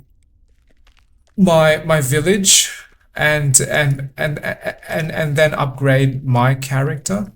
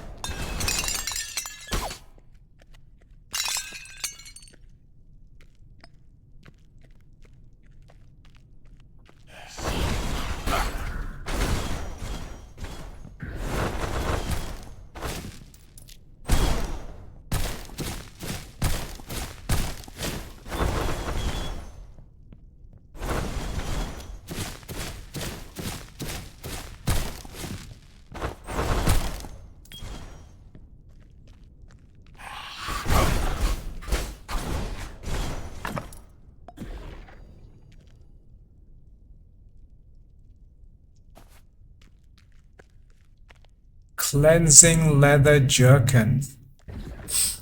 I am not familiar with the word jerkin. Is that actually a name of clothes that can be worn?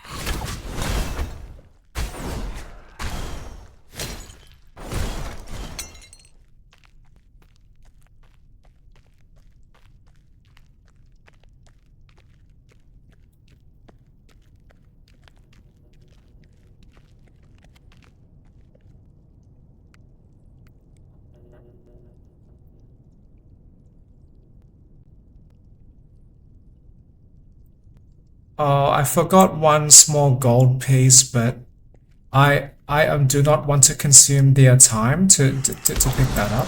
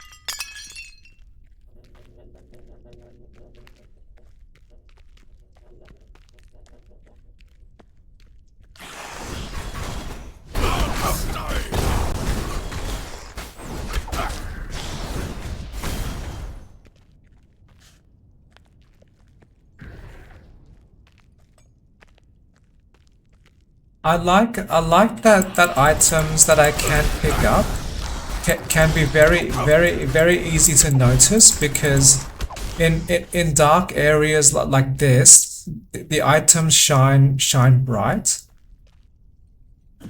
Forager's Feast. Wow, so that increases all of the resource gains. I like that.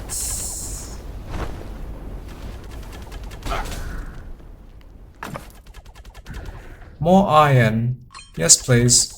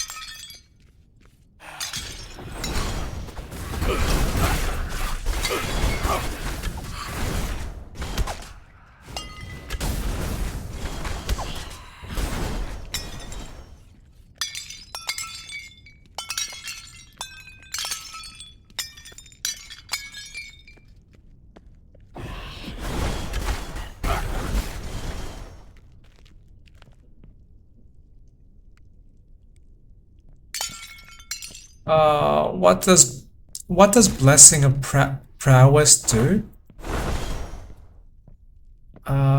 Blessing of prowess. Oh, less mana cost. Oh, that I greatly like that boost because I do use magic very often, and now I notice my magic missiles was costing almost 50 mana. Now this only costs 35. Great. So I can actually use much more magic when at full mana. Relative to when I exhaust myself to 0 mana.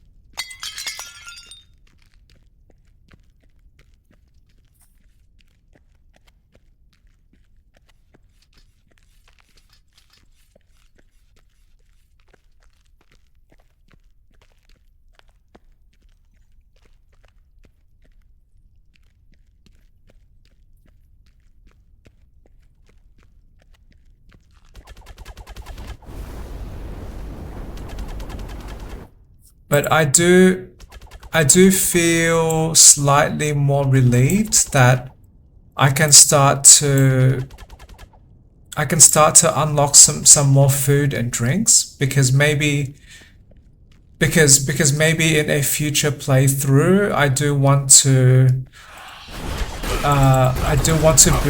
boost my survival chance with starting food and starting drinks. And the only reason why I have not used food and drinks much for now is because I am conserving my resources to help me upgrade my village first. But later when I have upgraded my character and upgraded my village much, then I can focus more on using those resources to improve playthrough success chance.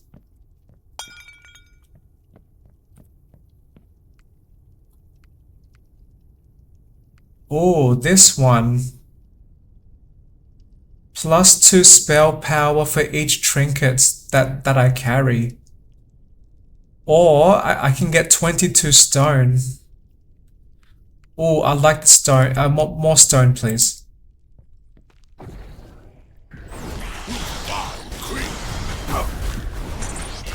Because when I return to the village, I want to upgrade my chapel and upgrade their training grounds as soon as possible.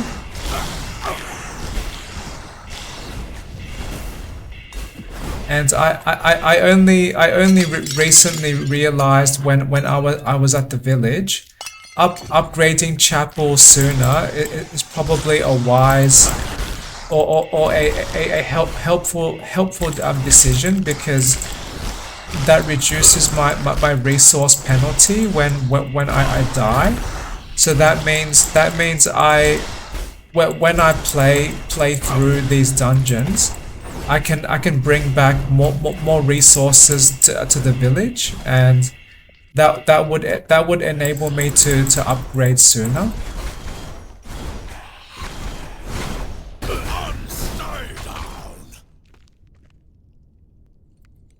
More damage. Yes, please.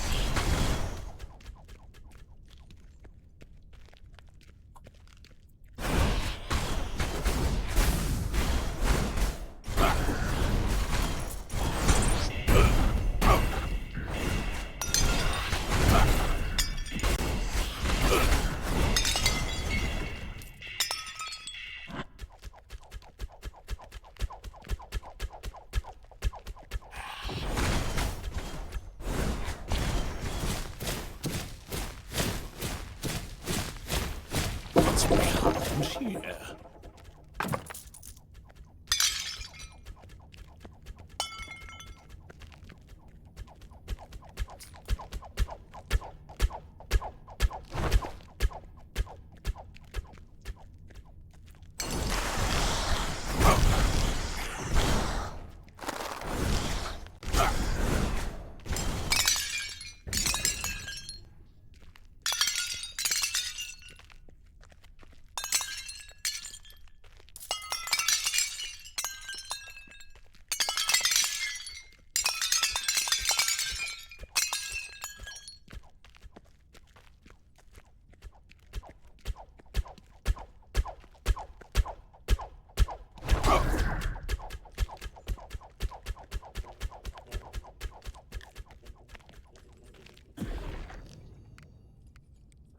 Did I forget anything in this level? One piece of gold down there, another gold down there, and some gold just here. But I do not want to get all the gold because I do want to progress slightly sooner.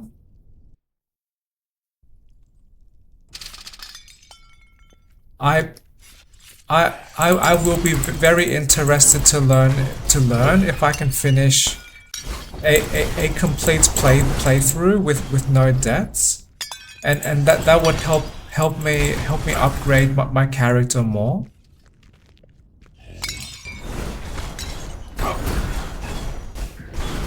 You foul creep!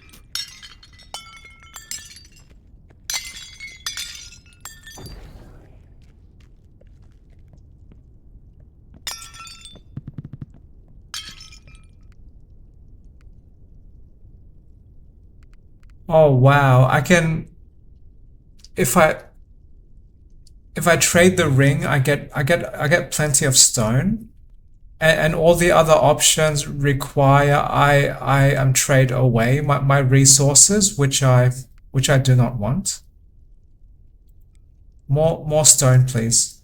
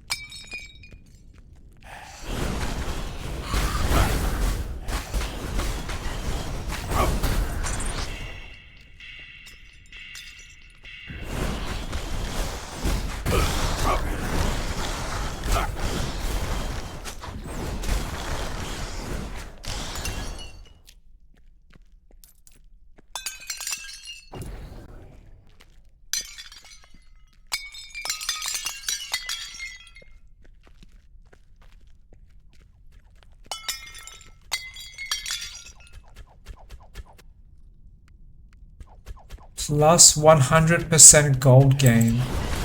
Yes, please.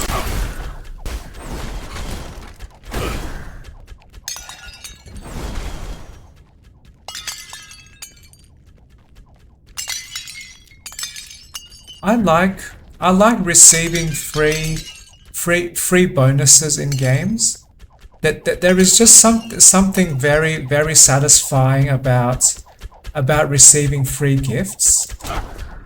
I do not know if that is because of the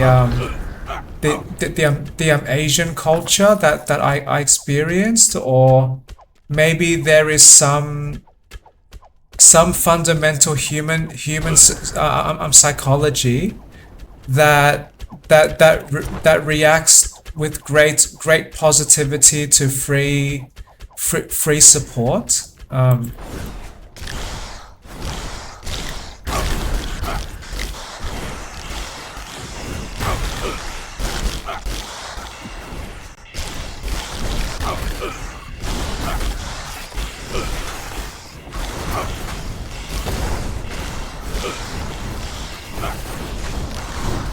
Oh, too many enemies. I triggered too many enemies. Can I still survive? Yes.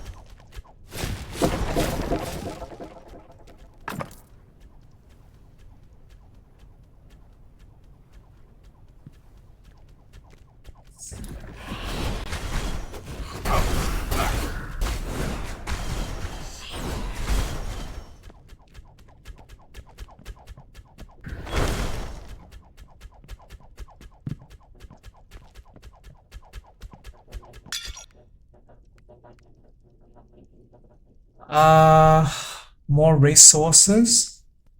Yes.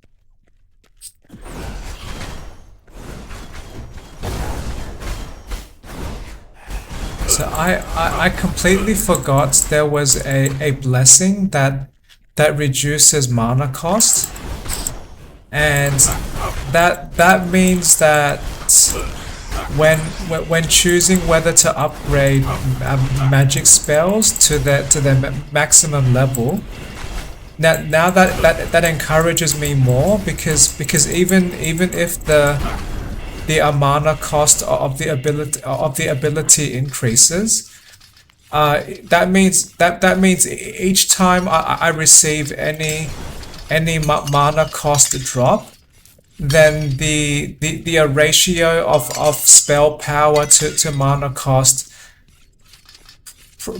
probably increases dramatically. So I like that too.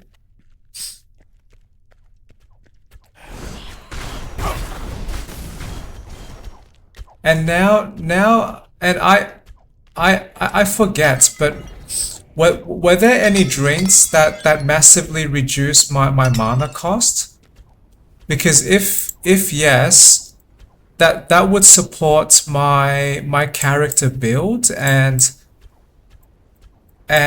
possibly I could survive much easier in combat if I can if I can use much more magic, and not have to worry as much about exhausting all of my mana.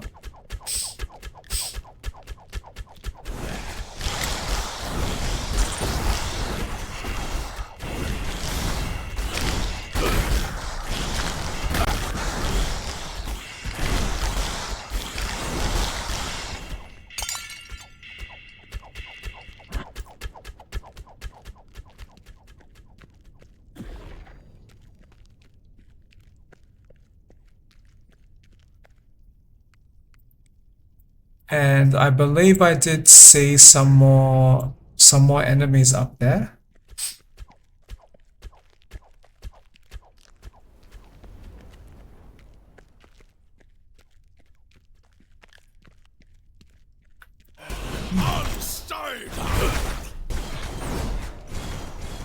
I believe I prefer to play this game at the 60 frames per second, because the smoothness of movements it is still mostly okay, but probably helps to produce a more stable game. But I do want to continue testing. So possibly if I progress through enough levels, I might experience another game crash. Oh, okay. I just experienced a big lag spike there for roughly 3 seconds. And yes, if those lag spikes continue to increase with how often they happen, and then if I experience another crash, then I am changing my proton version.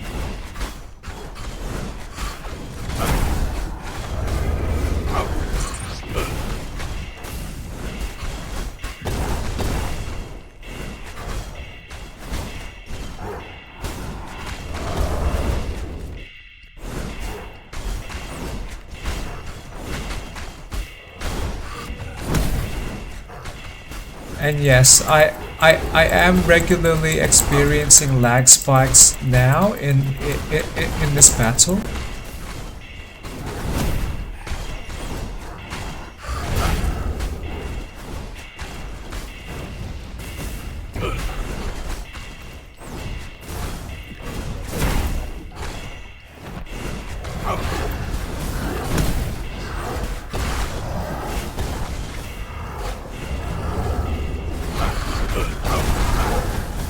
Whoops.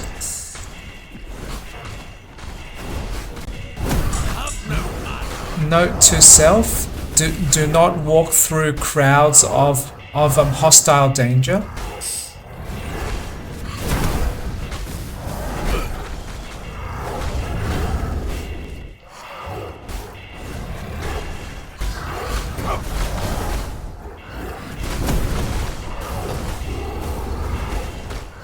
Combo streaker. I have combo streaks. Not enough mana.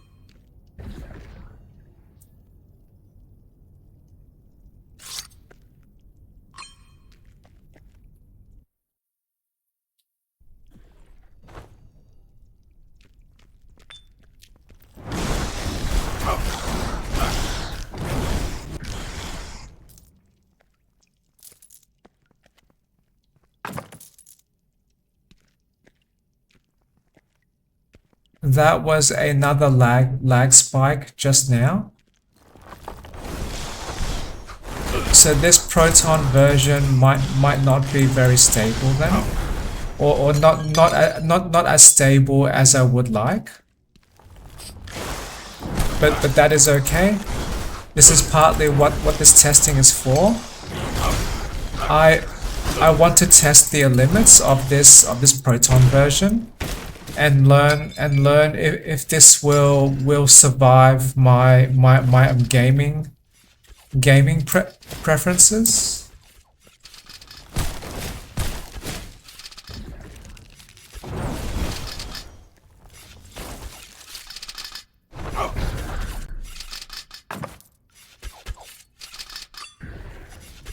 Plus 20% damage against bosses? That sounds useful.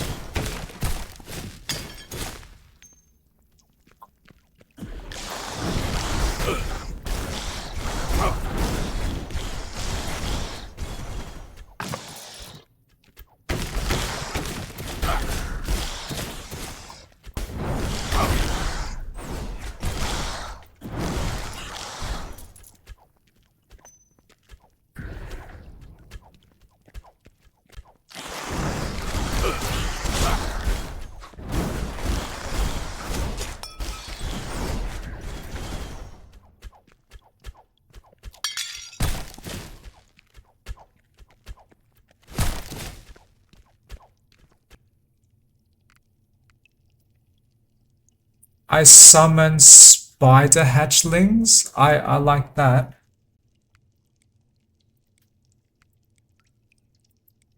But that gives me massive shadow curse though. Well, fortune favors the brave. No risk, no reward.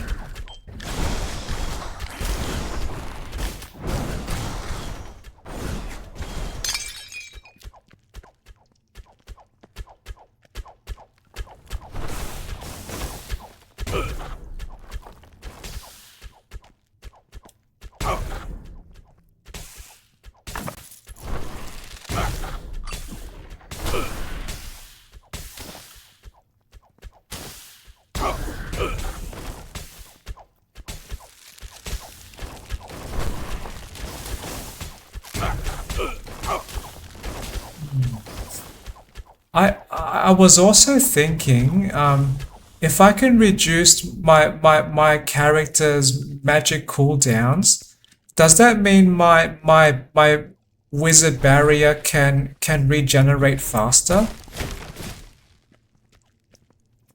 Because if yes, then I may have discovered another way to create a tough wizard build, and I like that.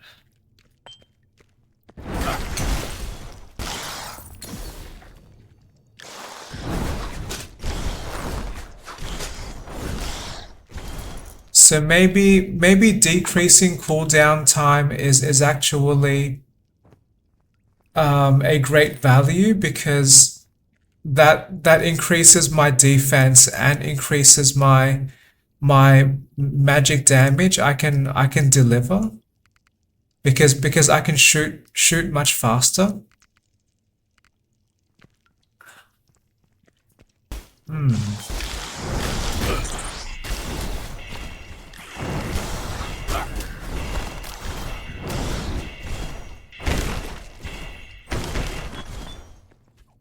Yeah, is it that cooldown number? I want to check.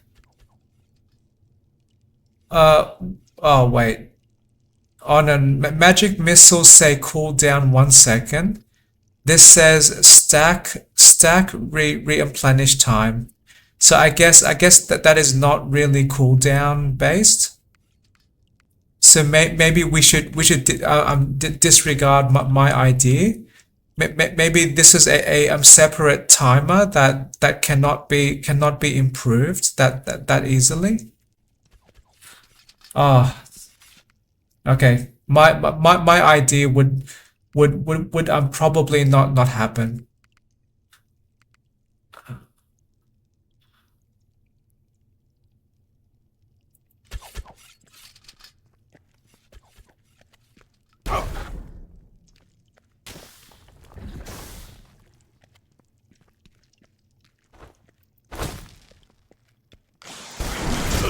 Creep.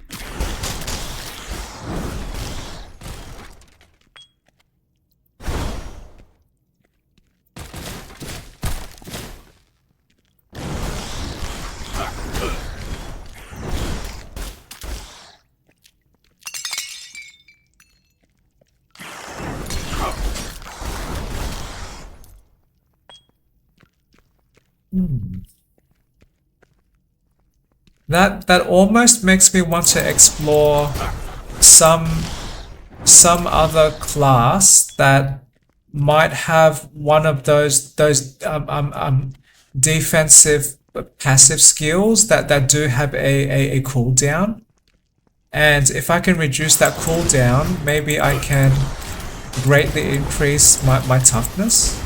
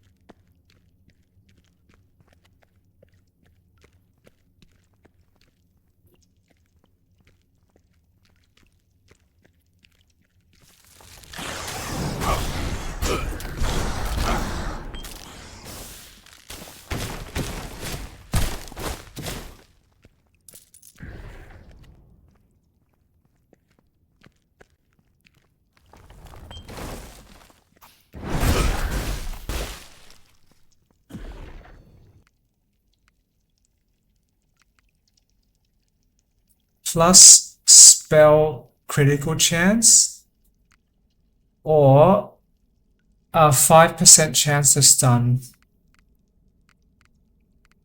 That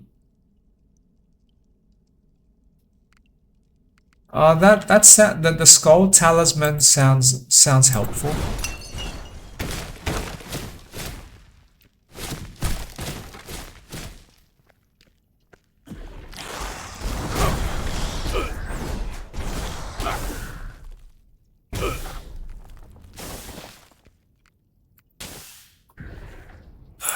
Okay. All explored. Yes. Next level. But I am noticing that each new level seems to require more time to load. So that might give more truth to some of those Proton database comments.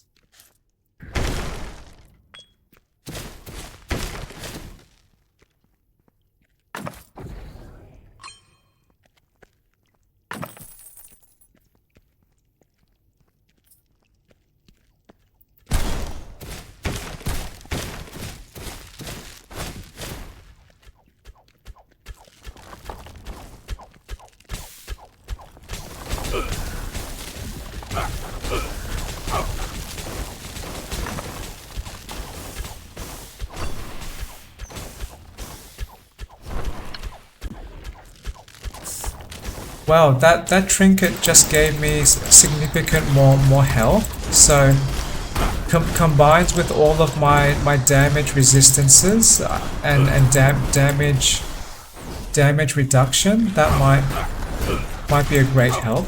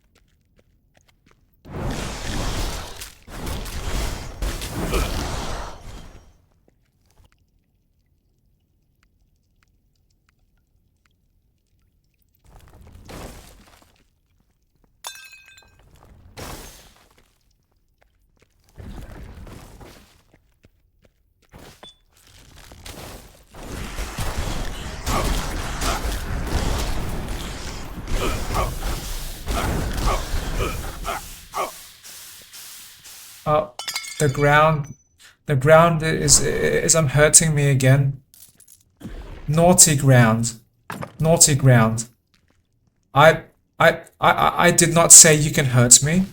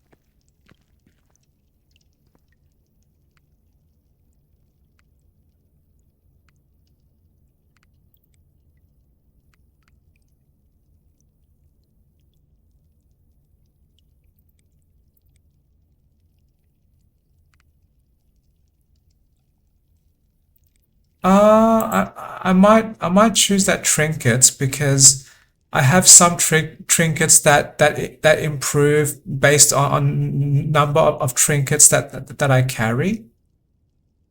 Yeah, so more resources for each trinket and more health and mana for each trinket. So I I will try and collect some more.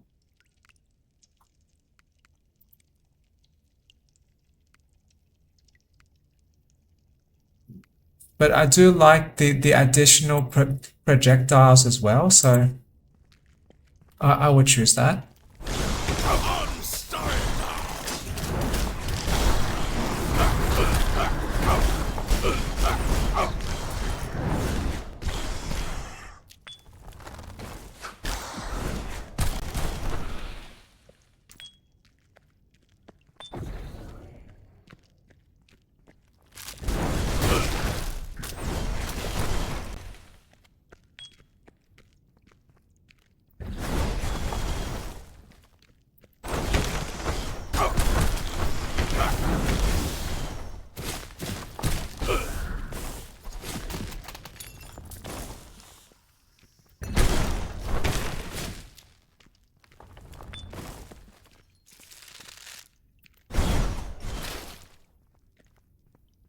I just realized I almost have 1000 mana. That is amazing.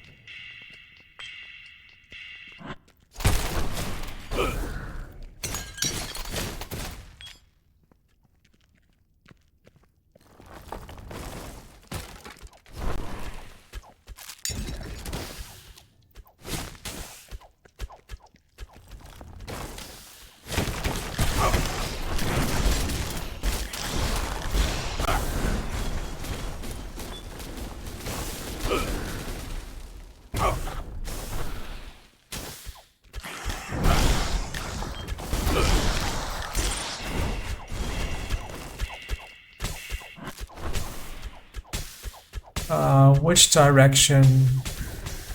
Yes, this one.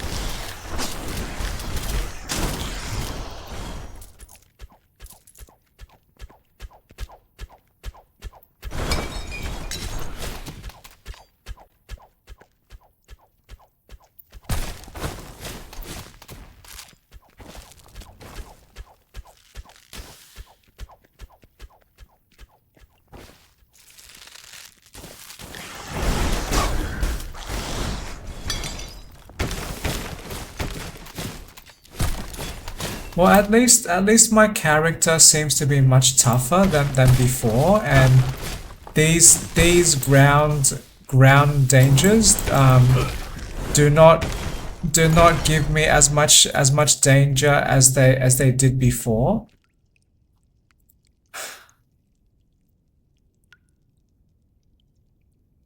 Okay, now I want to engage the Thunderbird.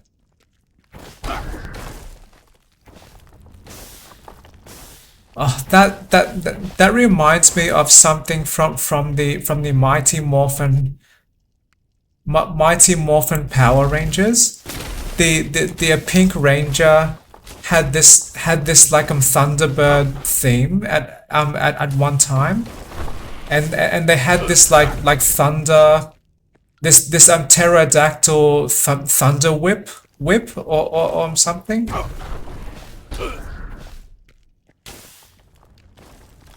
And they announced that attack in a very dramatic way. I forget the phrase, but it might have been something like pterodactyl thunderbird fire whip.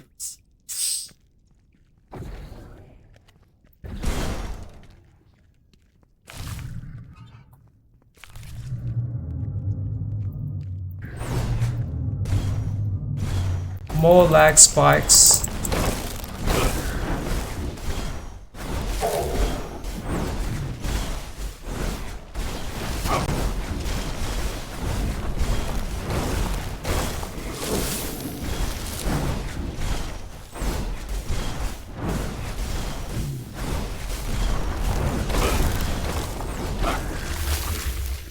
Yay!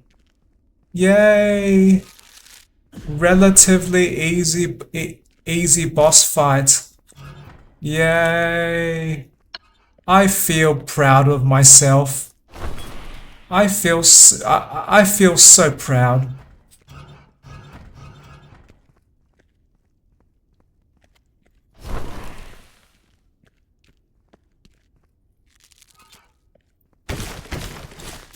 Interesting. So these maps, they do respawn.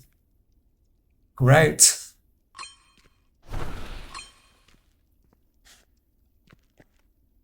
Spider cave.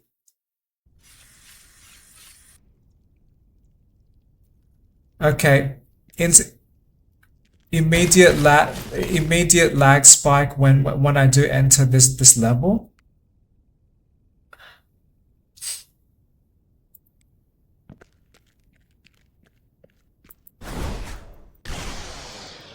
Oh, more lag spike.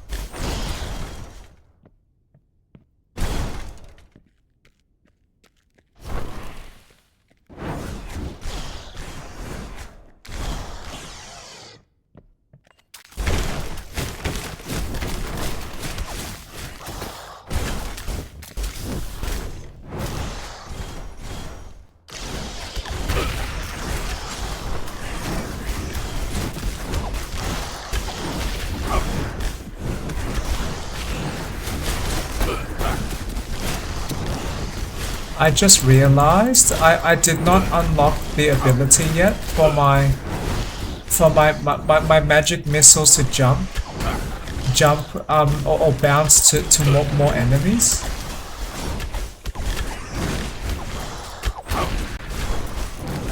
But that is okay. I can still survive for now. Oh, I saw a drink there.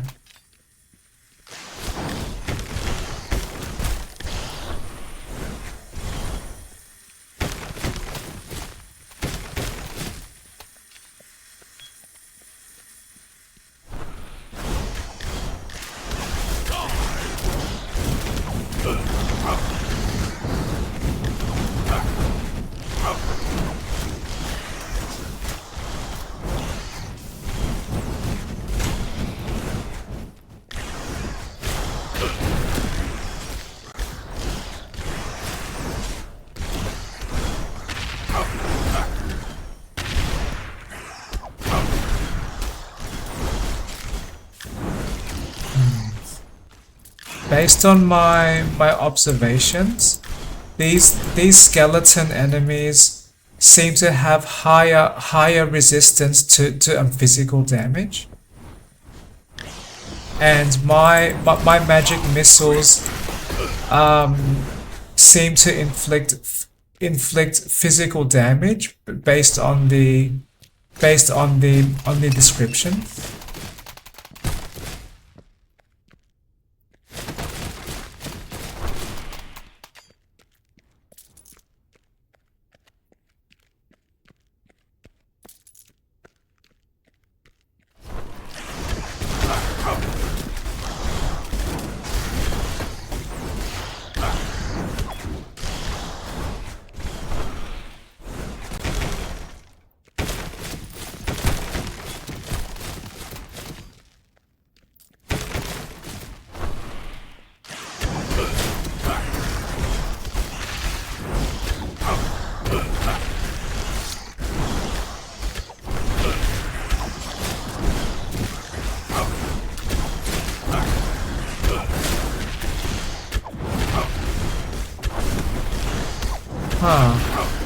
My guess is that the skeletons also resist ice damage, because my ice sword seems to struggle to damage them. So maybe they are weak to fire.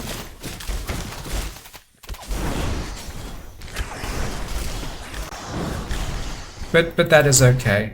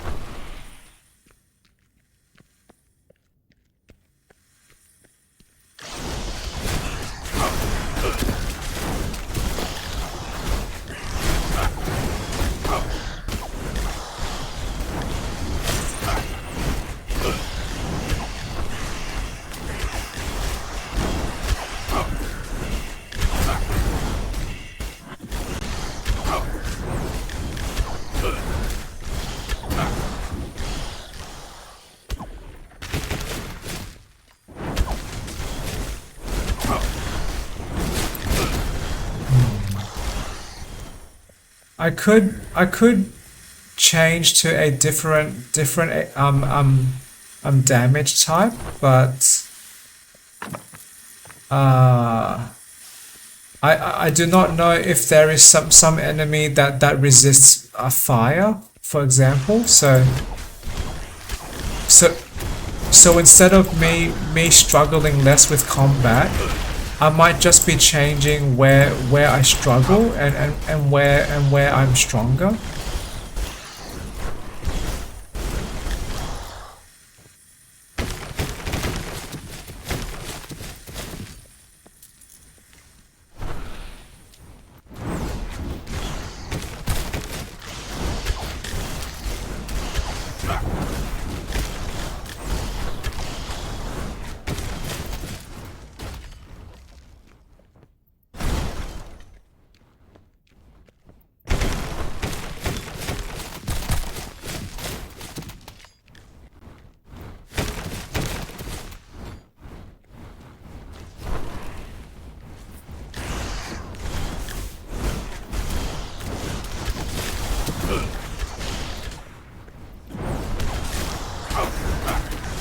That is a very tough, large soldier.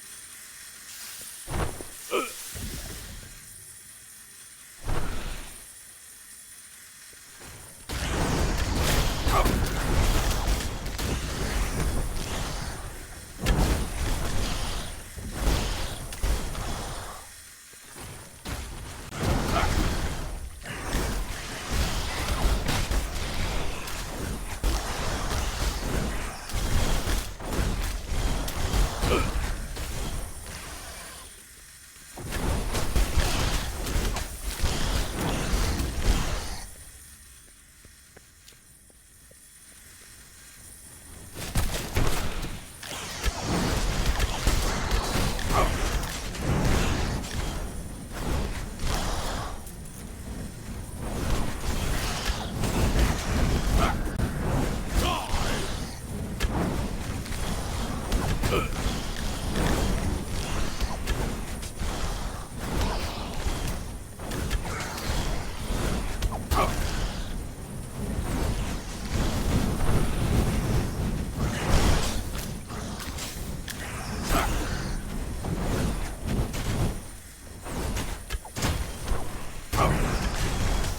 need mana.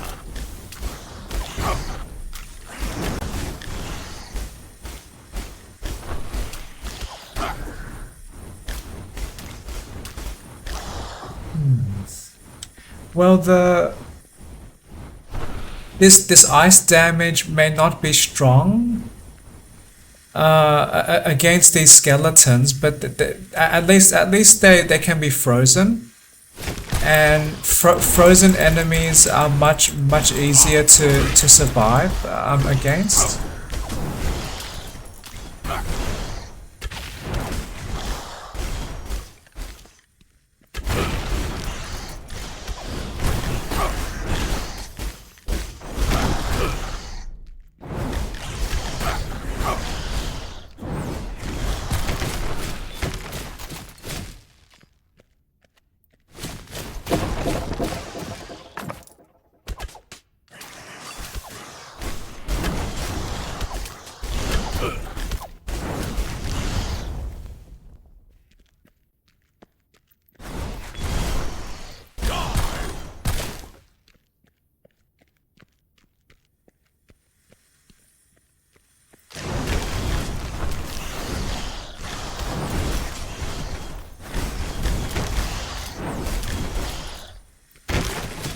Well, if I can trigger those meteor strikes, then fighting the skeletons should be easier.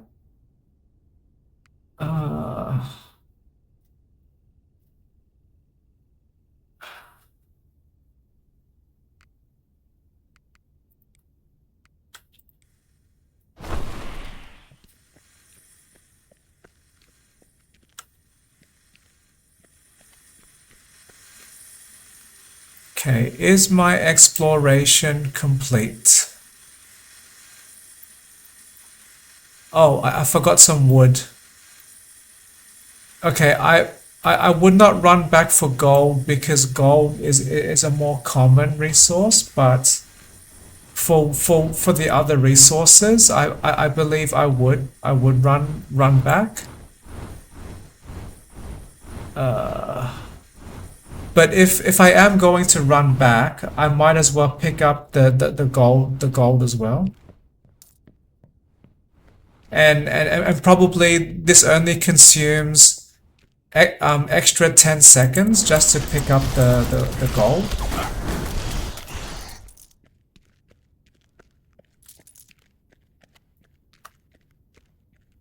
Okay. Okay. I feel slightly happier. Where is that wood? Okay, down here.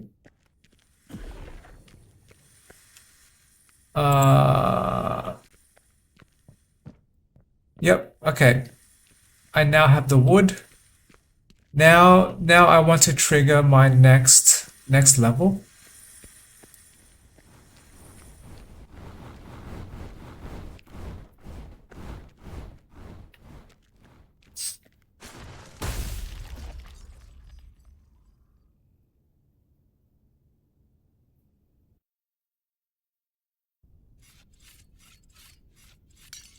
But yes, I am noticing each new level that I play, the load time increases.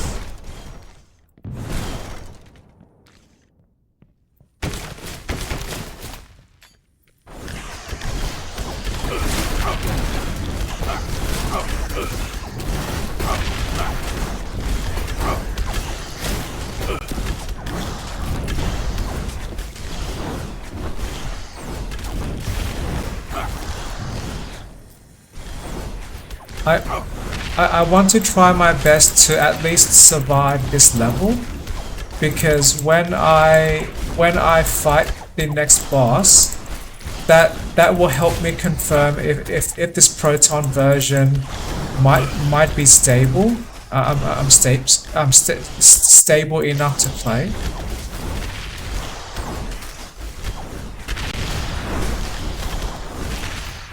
Because the upcoming boss battle is the same boss that when I experienced the previous crash.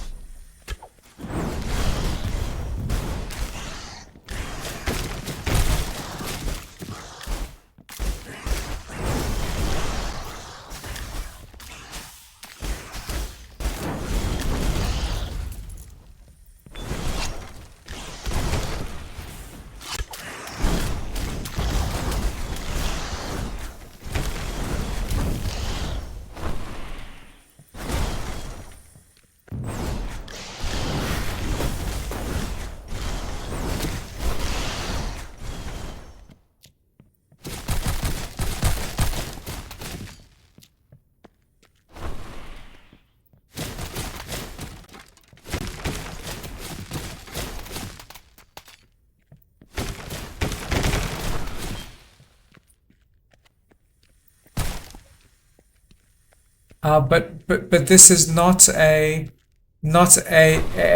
perfect scientific test, because I did change some game settings, so possibly reducing my frame rates did increase my game stability. But I do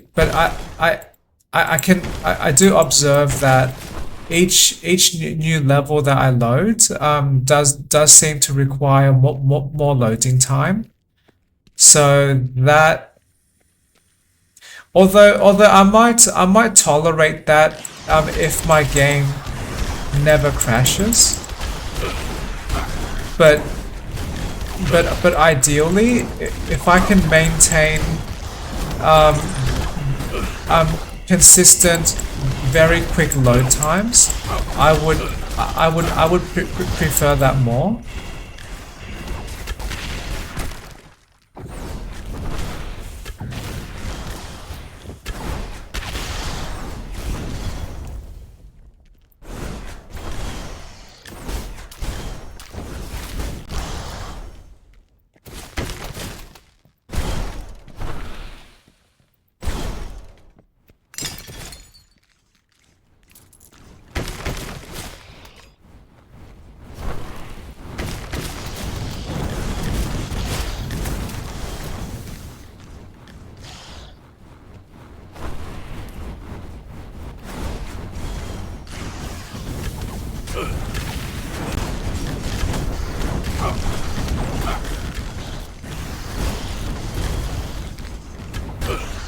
That was amazing. Thank you, Fireball Trap.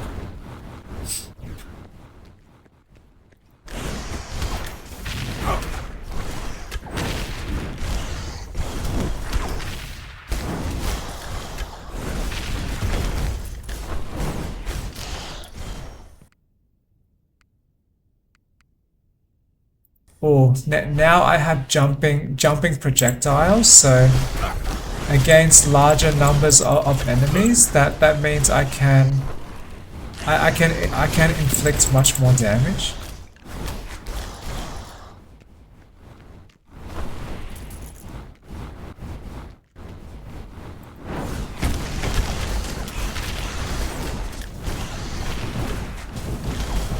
and my magic missiles can also jump further, so that does vaguely extend my attack range as well.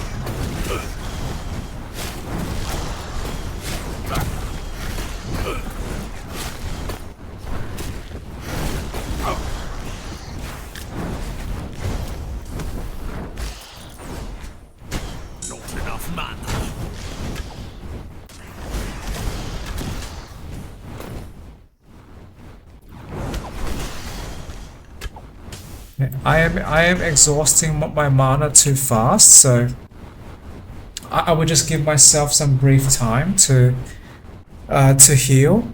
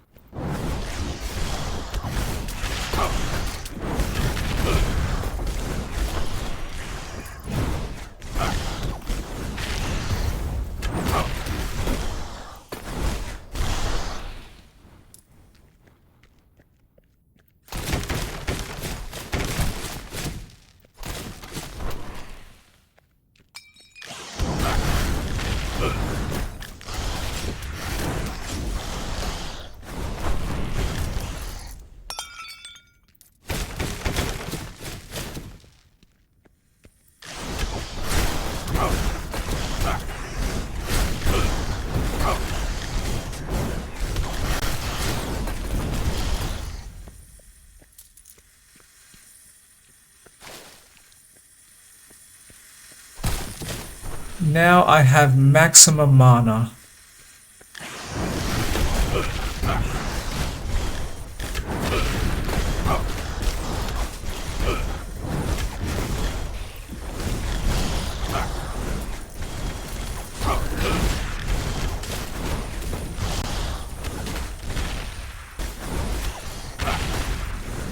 I am elite.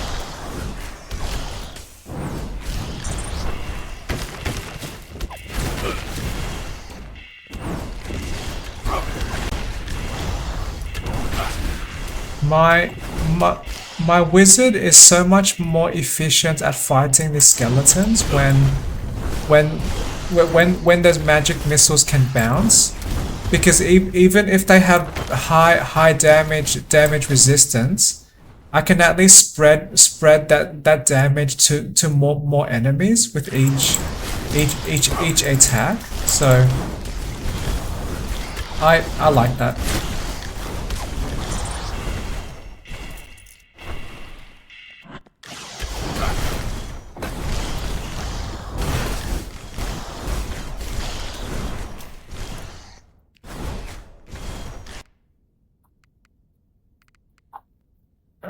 Okay.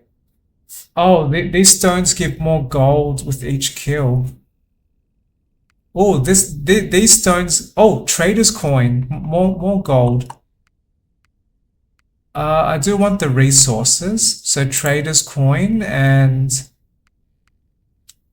oh, this one could give me more gold on kill, but this other one gives me more damage and more resistances. I like that too, but let me prioritize the resources. Um,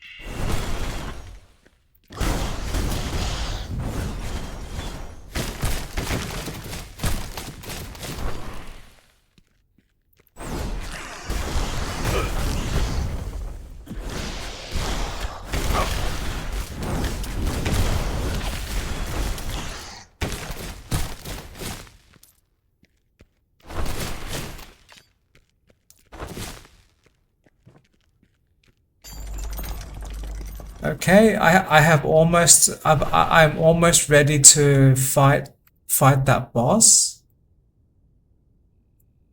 Oh, I still have not picked up some resources.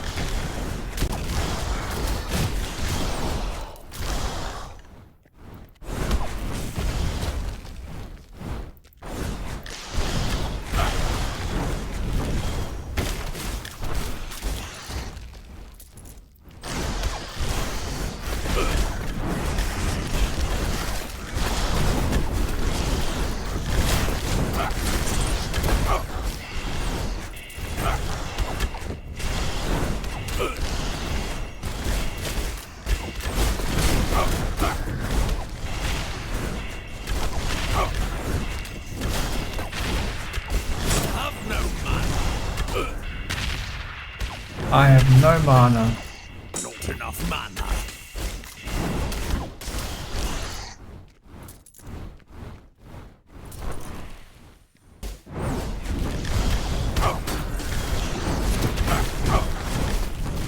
I need mana.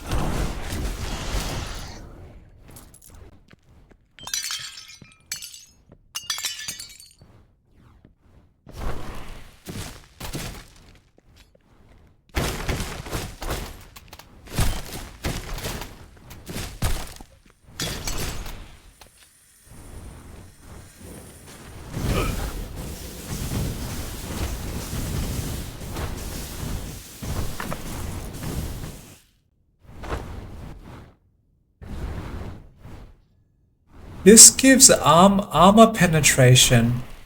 Does that include? I mean, does that apply to my magic missiles?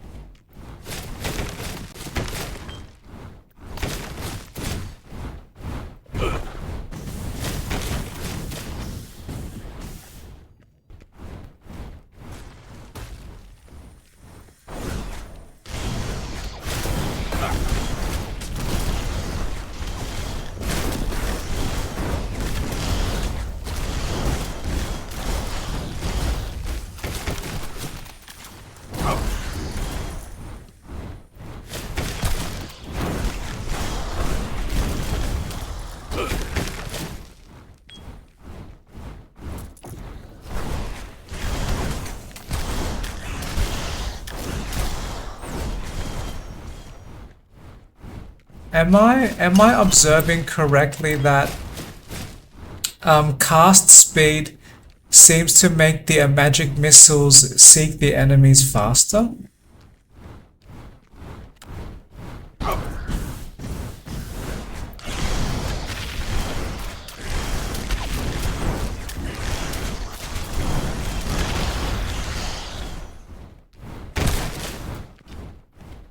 And seems to make the magic missiles travel faster too. Or maybe I am mistaken.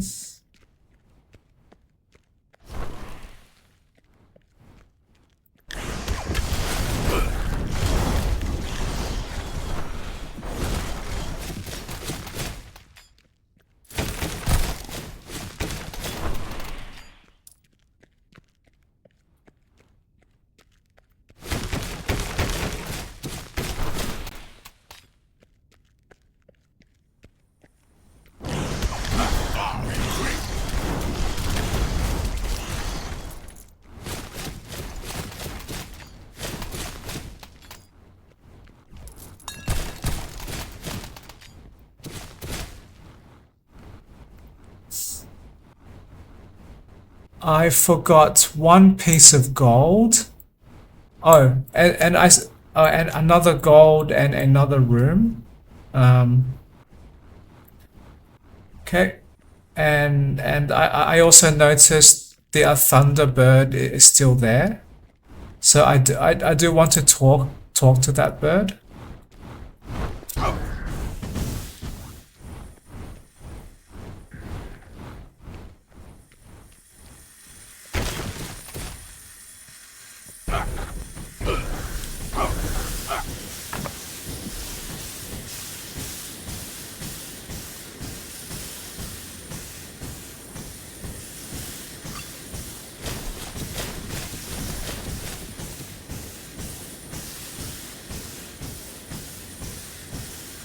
Is there a smarter way to survive this area?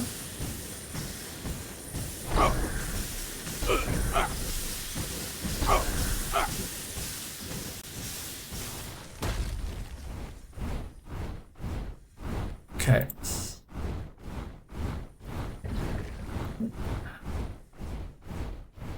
So now I want to talk to Thunderbird.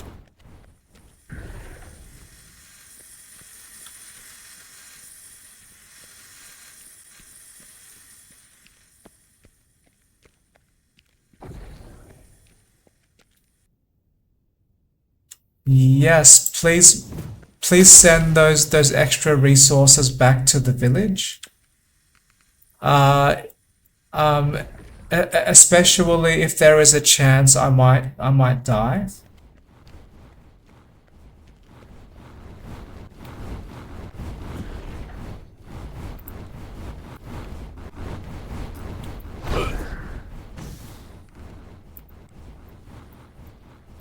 Okay, and I did forget one piece of wood up there.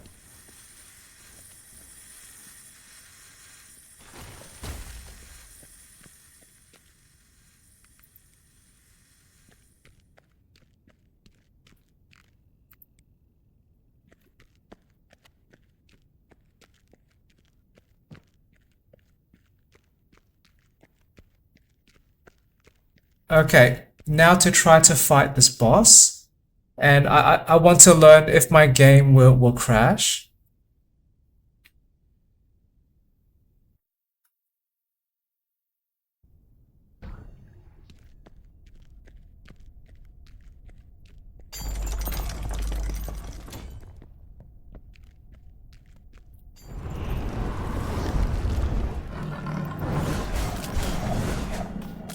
Oh, lag spike, lag spike.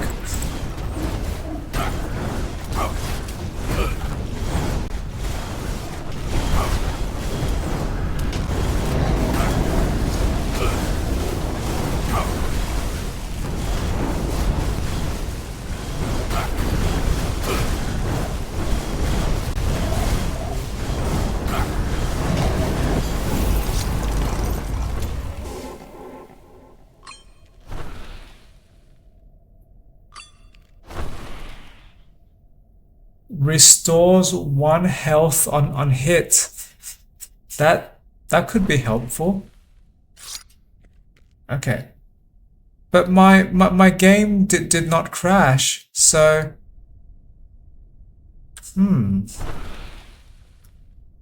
So suddenly my game is slightly more stable.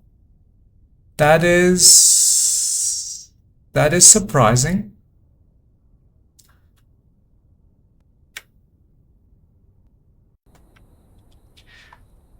I have now changed the game, the Proton version to 7, and that was after reading the Proton database comments again, and many people are recommended this Proton version because there is less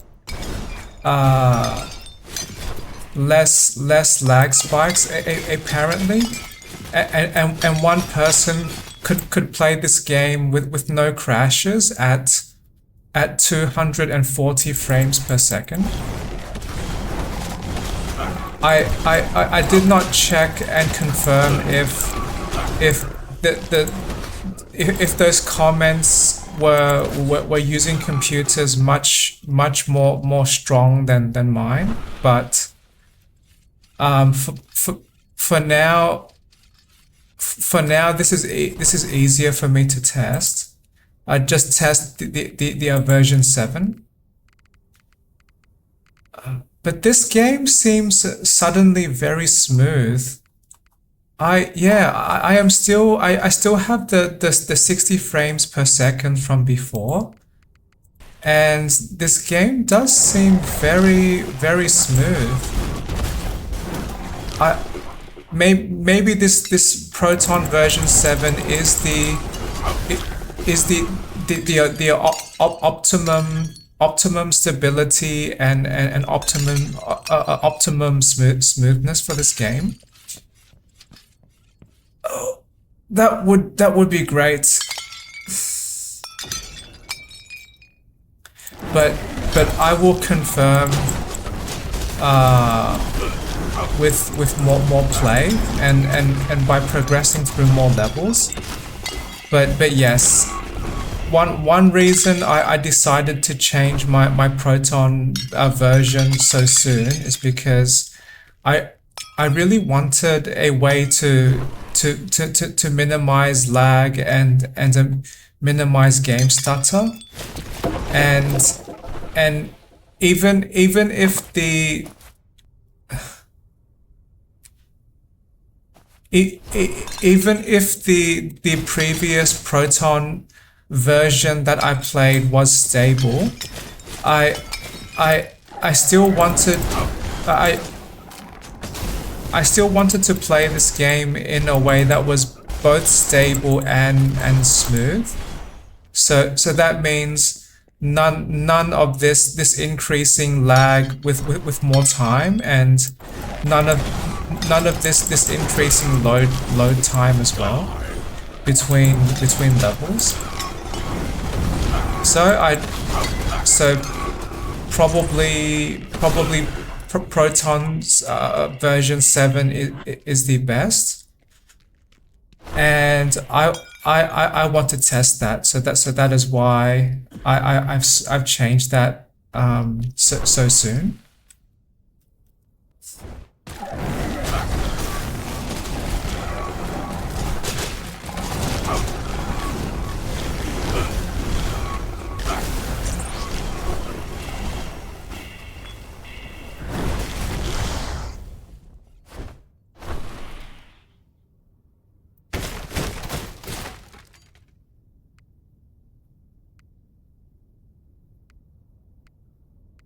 Oh wow, 57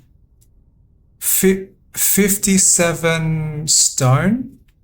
That could be a great help with upgrading my village sooner. Yes, please. More stone.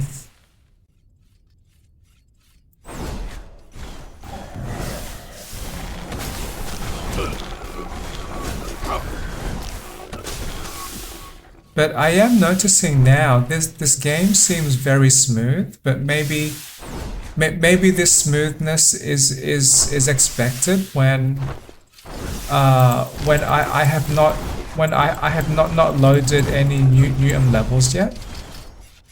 So I will try to observe and how can I progress through here safely? I do not want to die from these attacks, and I do not want to... Okay, maybe I will not risk.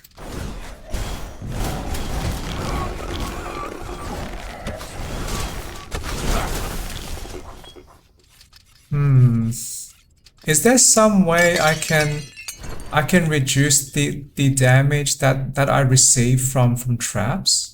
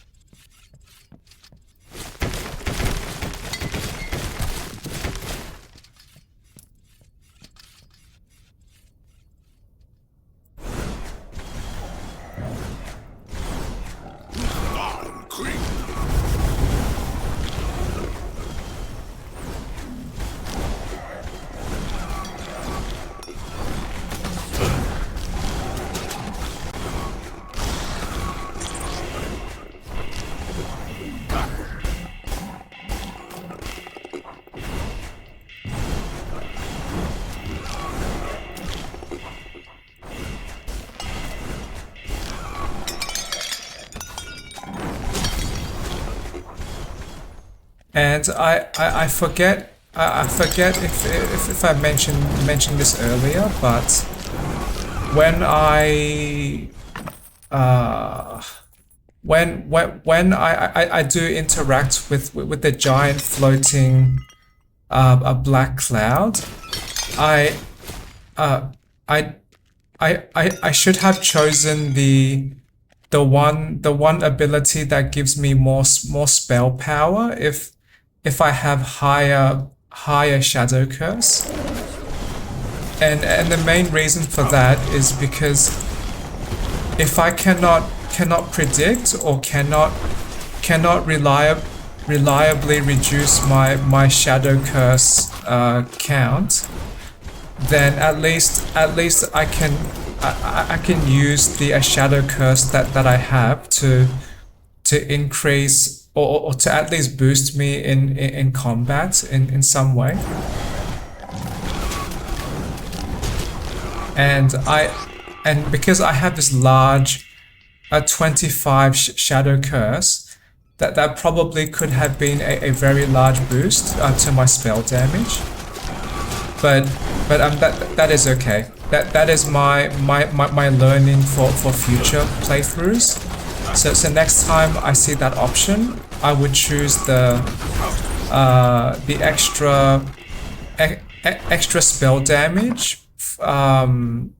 That depends on Shadow Curse.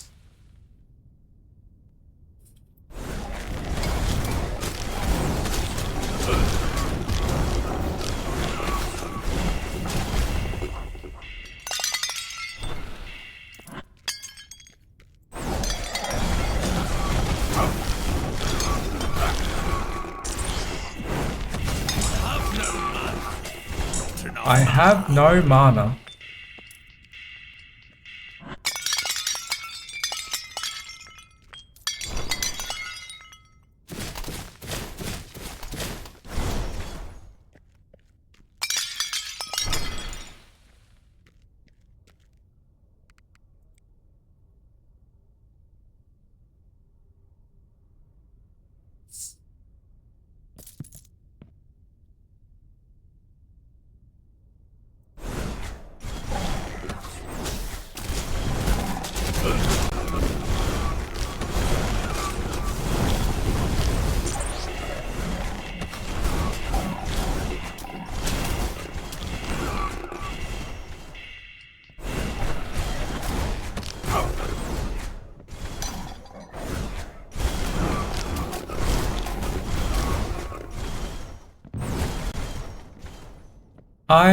I am pleasantly surprised I can survive this much, or survive up to this level, because I do have a very large amount of Shadow Curse, so that means I have a higher risk of dying sooner.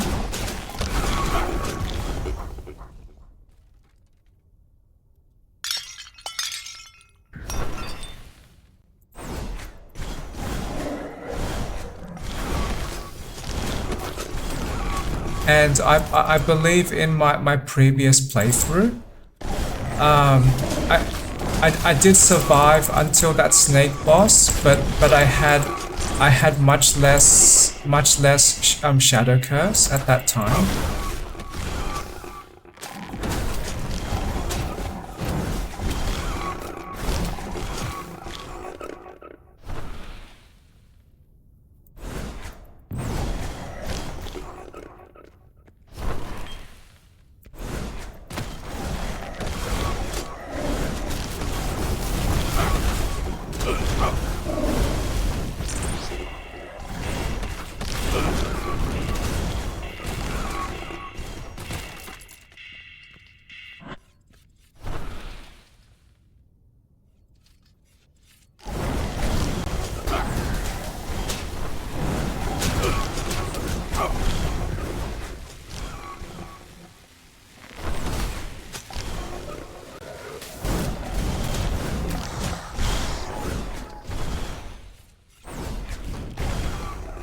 I need mana.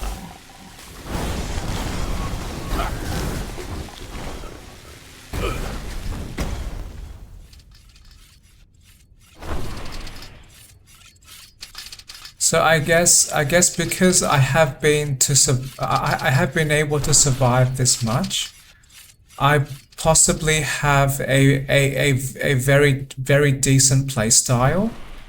So shooting magic missiles from a safe distance and just actively running away from danger, or just moving in the opposite direction that danger is facing.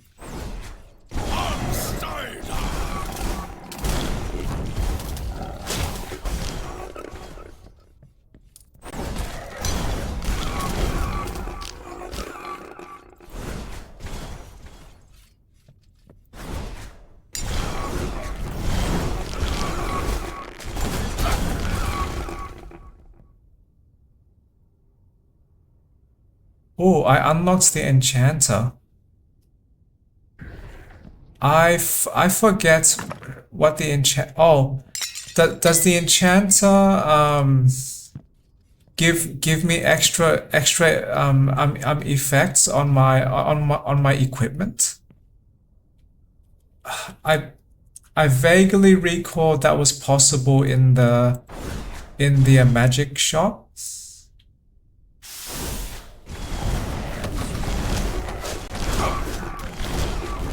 Well, I feel glad I am still unlocking more parts of this game, so that is progress, and I can continue to catch up to the game data that I had before.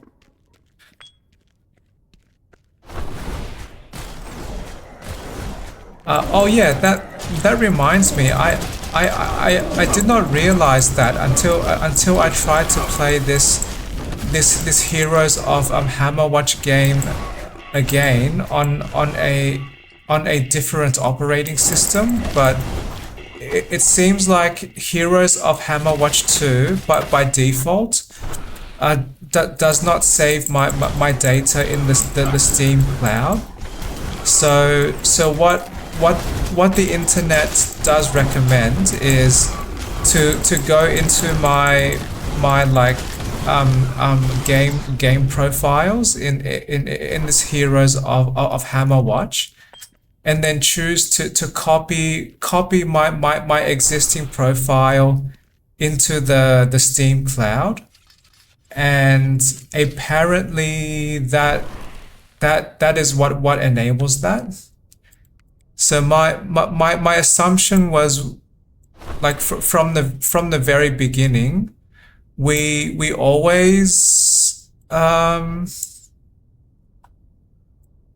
what is that yellow circle? My assumption was all games do save in the Steam cloud for convenience, but I guess I have learned that some games do not always do that, and in games like this, some extra effort is required to enable those that convenient saved data. So for any other person who, oh wait, that yellow circle might be that person. Okay, so for people who might be interested in this game, and if you want to preserve your game data, then try that manual Steam Cloud choice, and that should help. And yeah, I was completely unaware that by default, all of my saved data is like in my local machine. But to be fair, I forget if I uninstalled Heroes of Hammerwatch and chose to delete all of my data, or did I lose my data because my saved data had not been Steam Cloud enabled yet, but I never chose to delete this game. So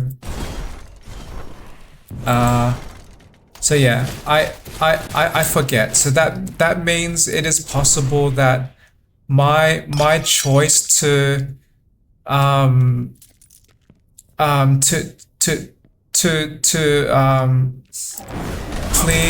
clear my game storage may have deleted my saved data.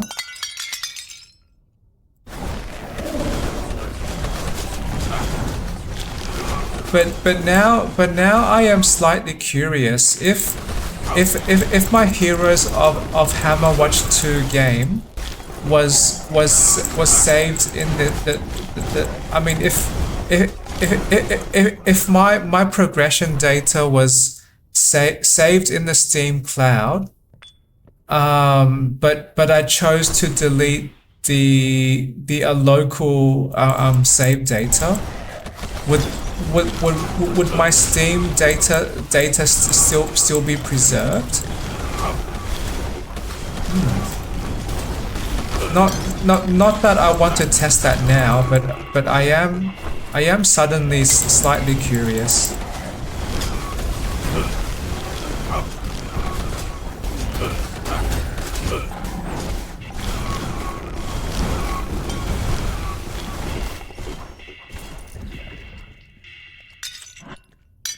I only now just realized I believe I did load at least one.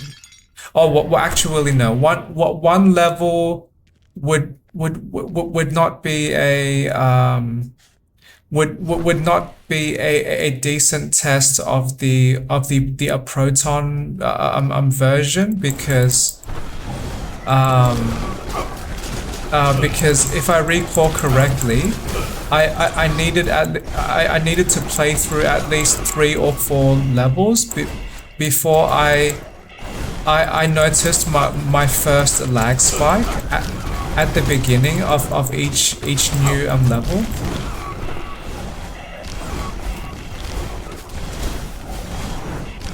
But currently this game performance is very smooth. I like the game responsiveness and not having to worry about unpredictable game stutter can help me engage with my game easier and help me maintain my flow of play. I have no mana. I am exhausting my magic too fast.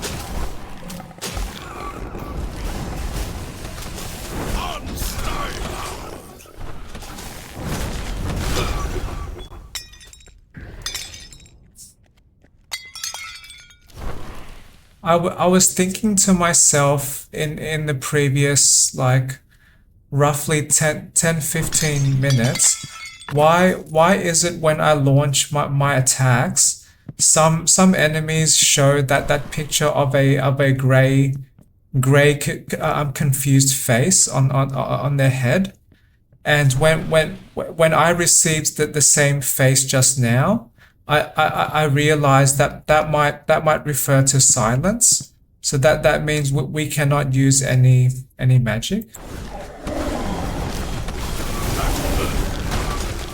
So maybe from a game design perspective, that status that there should be a much clearer way to communicate that status effect, because one picture that represents what a status effect means. Oh well, I guess I see a face with a closed mouth, but when I am engaging in a very intense battle, I am less likely to slow down and to look at the details of those status effects on the enemy faces. So maybe there needs to be some kind of more obvious communication, and as a half joke, why can the game just not scream at me, "You are now silenced. Magic disabled." Or when I inflict that to the enemy, the game announces the enemies are now silenced. They cannot use magic.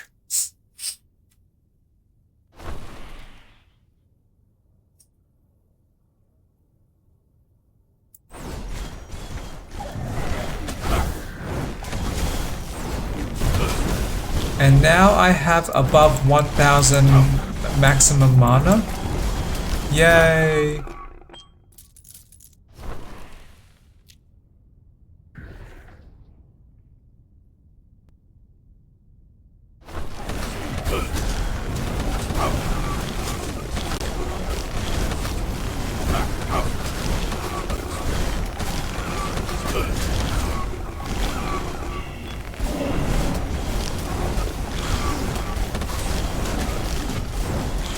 But yes, I believe one reason I am struggling with mana against these enemies is they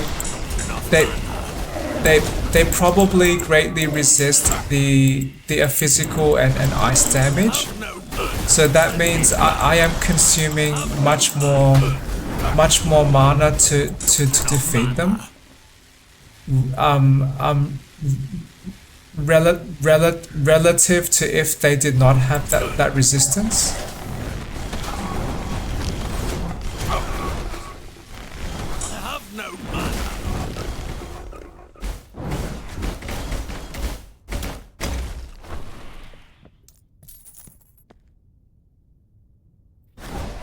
But that is okay.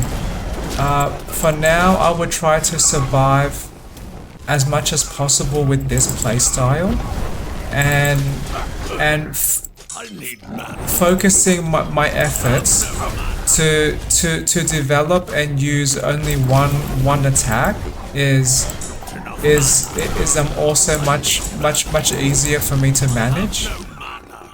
I do not want to spread my efforts by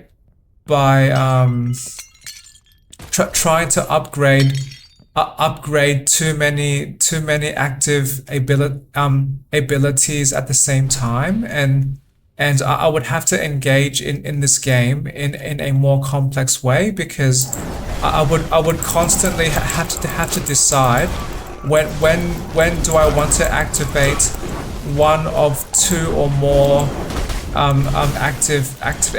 active abilities. So just having one means I can experience a more accessible game, because with just one attack, that is the only attack I will ever use whenever I fight danger. And from a game design perspective, why should games have more than the minimal possible for any player choice or for any game system? If one attack is, or one type of attack is enough for me to fight enemies, why do I need more choice of attack types? And I like this game enables me to what seems to support any kind of playstyle by giving us the choice to focus on developing and using just one attack skill, or this game gives people the choice to carry multiple attack abilities that they might want to use.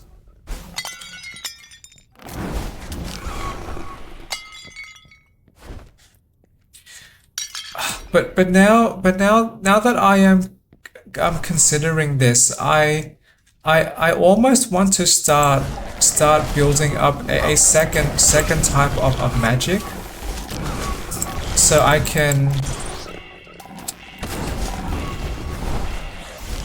so I can fight these enemies easier.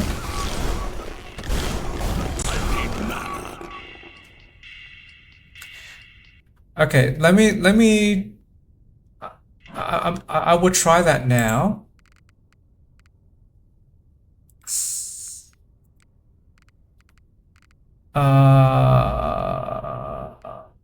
See, not primary weapon. Do I have P?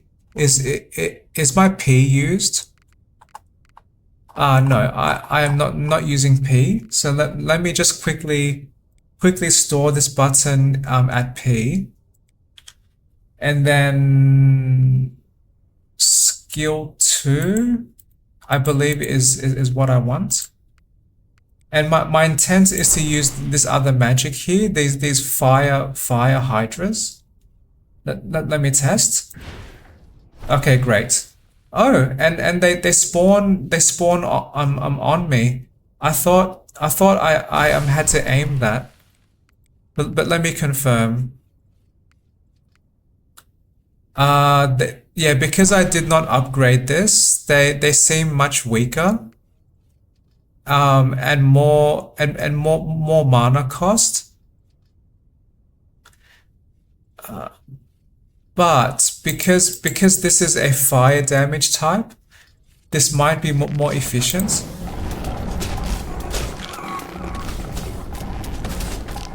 Oh, I vaguely like that.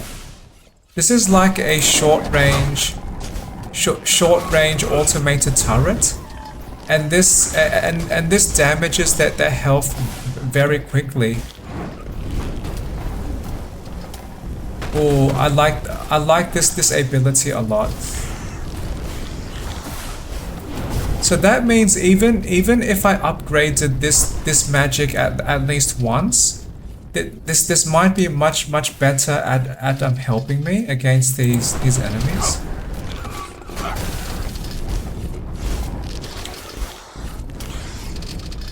I greatly like that.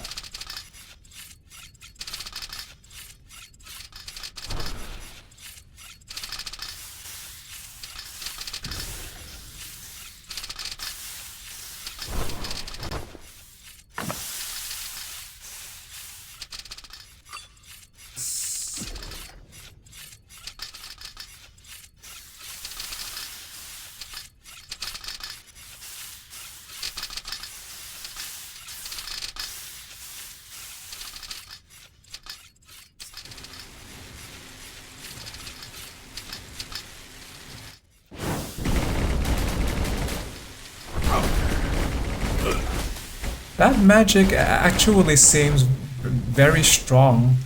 It just shoots this almost continuous stream of fire.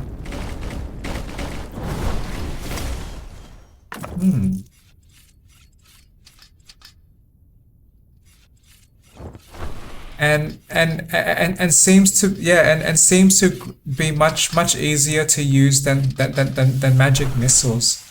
There is no aim required. Okay, well maybe I will maintain both magic then. They would complement each other. I can use magic missiles for long range, and when magic missiles struggle, I can use short range fire dragons.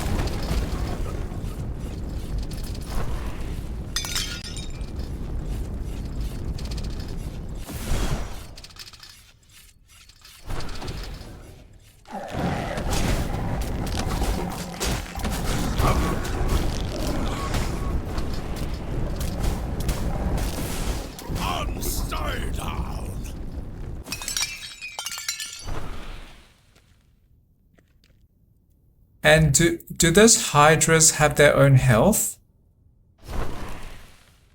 So my question is more, would the enemies choose to attack the hydras, because that could reduce the number of attacks aimed at my character, which could further help me survive.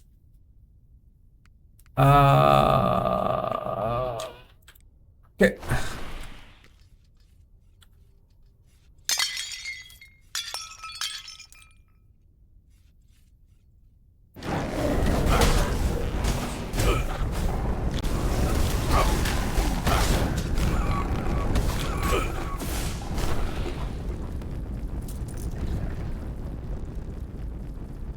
You go. We follow.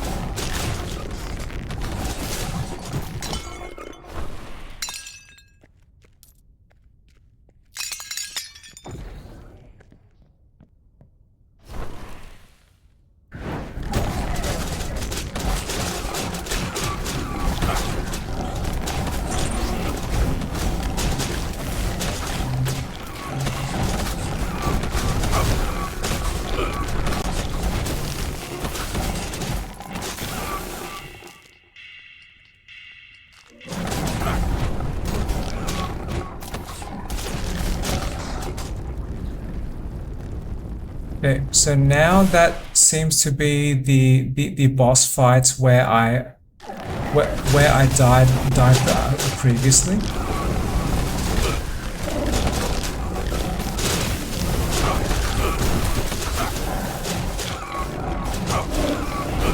I can't. Now I recall why I stopped using the Hydra thing before. Is that sometimes my character seems to, oh, I mean the ability seems to be locked, and sometimes I'm trying to summon the Hydra, but they do not summon, and my character does not seem silenced either.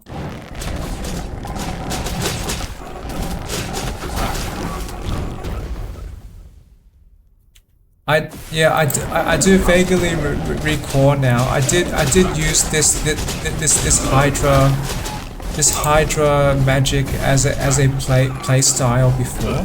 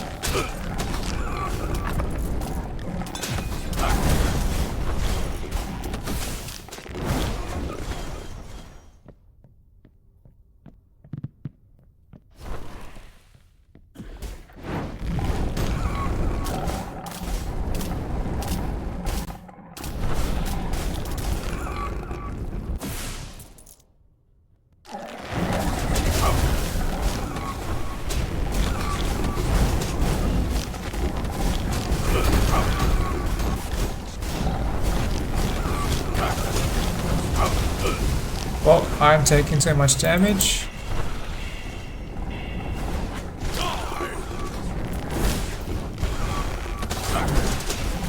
Oh.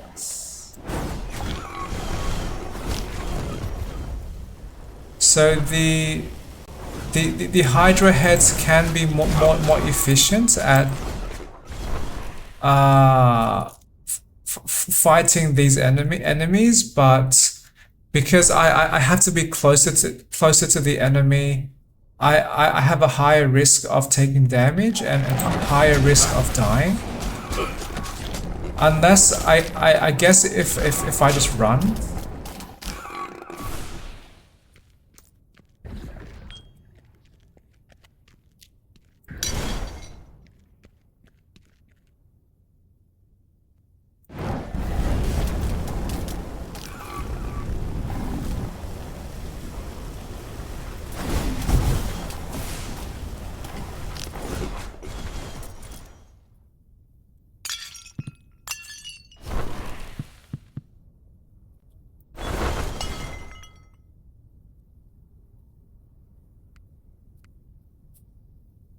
Hmm.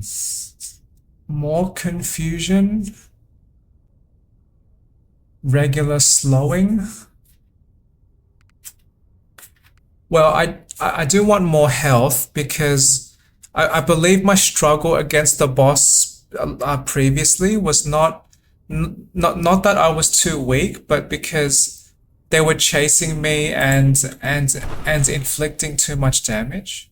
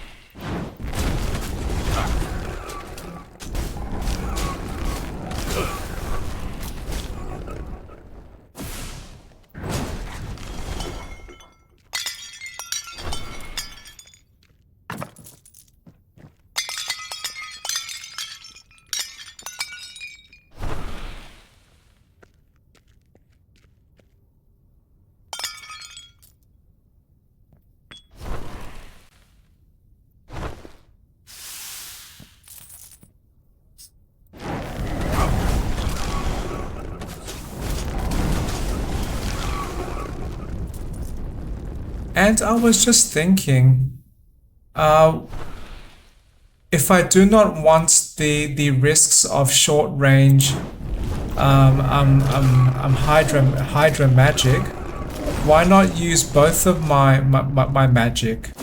I could summon Hydras and then still attack enemies from a distance with the magic missiles.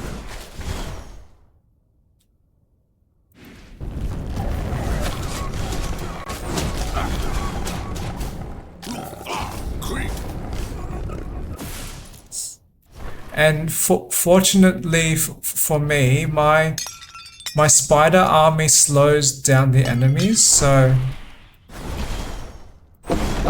they are more likely to consume time and more likely to be attacked by my Hydra magic. Oh yay! My spell hits now can inflict extra damage. Yes, please.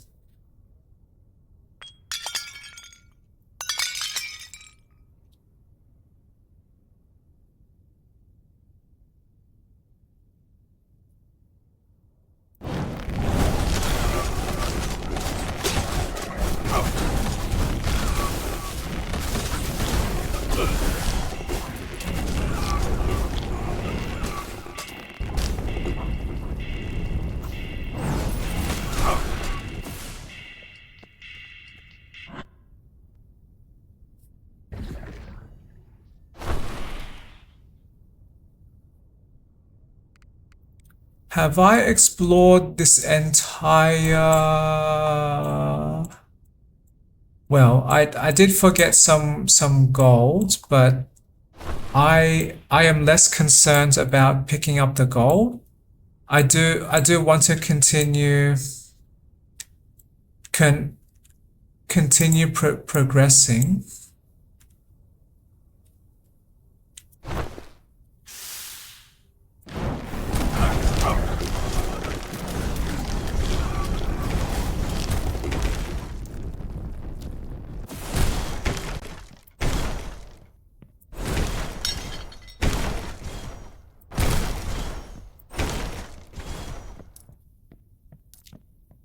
I'm curious if the Hydra heads would try to attack the boxes. No. Only enemies. Okay.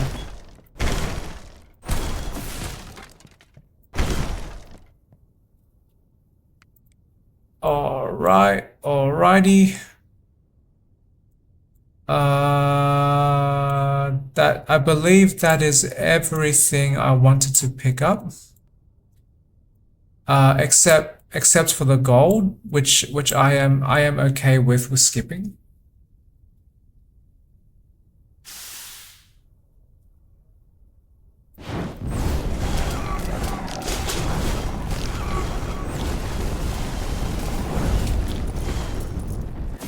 And the main reason is that the gold is fairly common for me to pick up with multiple playthroughs, um and when I do replay, or when I play new playthroughs, I will get some more gold anyway. But the other resources are more rare.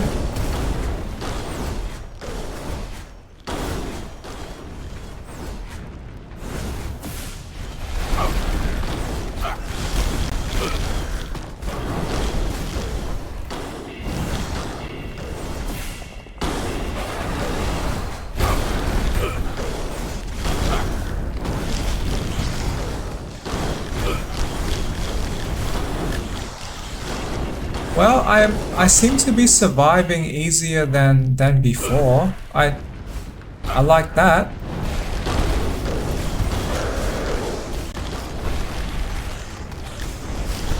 And these Hydra heads are very helpful too, I'm guessing.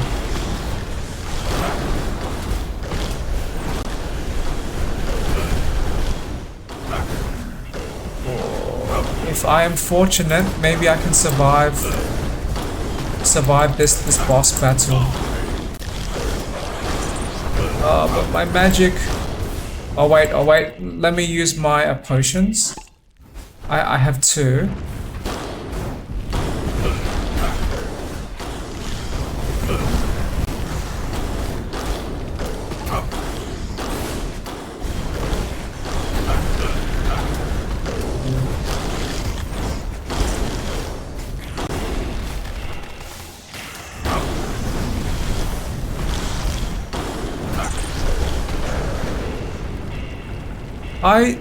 Yes, I believe I survived.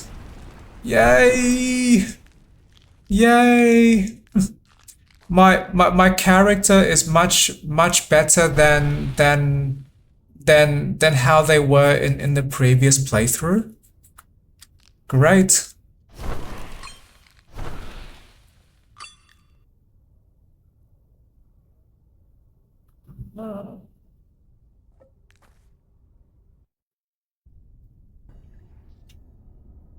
Wow, now I feel slightly more confidence that I can finish, or I mean I can progress to the end.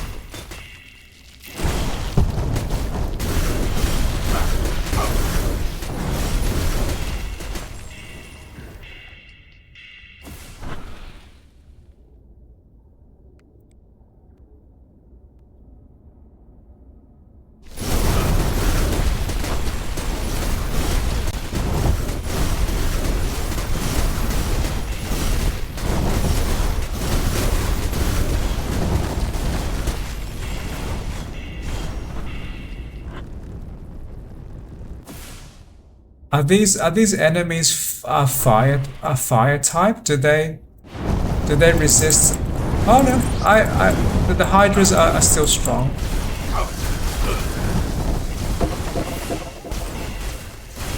I broke open that wall by mistake.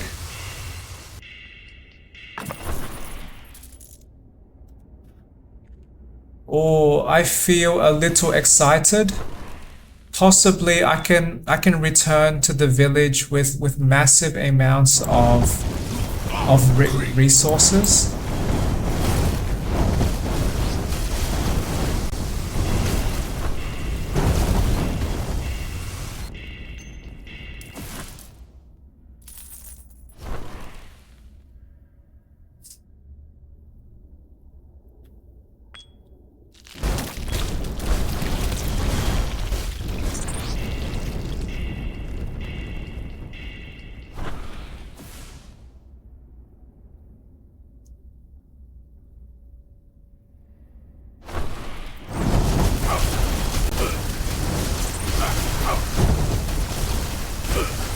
Oh, I like the noise that those purple enemies make. It sounds like that they are shooting small lasers.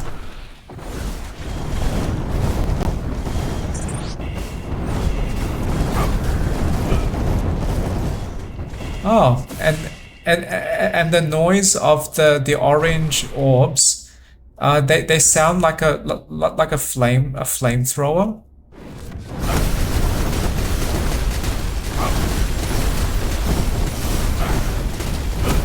And was that supposed to be ice?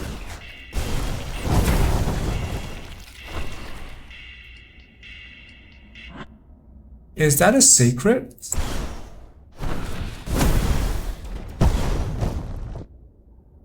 Maybe not.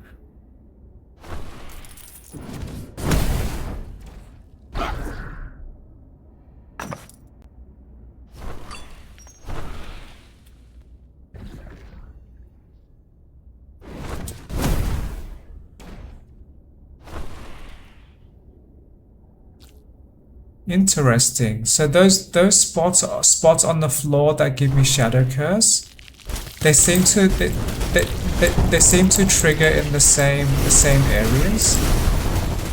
I had believed they unfollow me, or they were being, or they were targeting me from some very long range. Okay.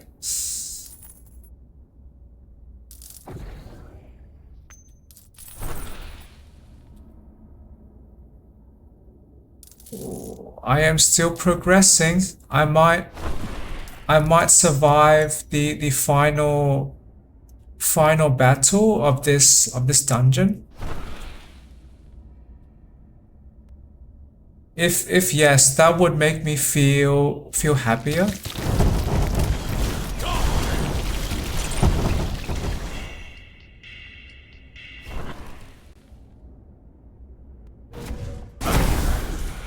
Ouch. Well, not ouch, but the game just gave me one shadow curse.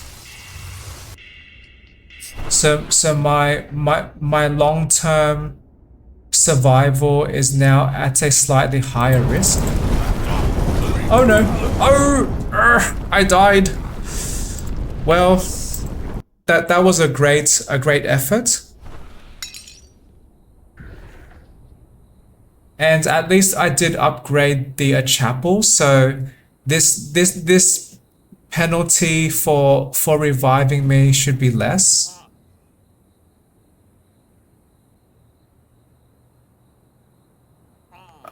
Great. Is this all the resources that I did keep? So 96,000 gold and almost 200 wood and stone. Please be yes.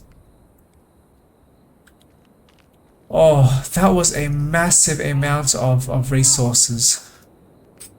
Okay, is there are there any items here I want to keep? I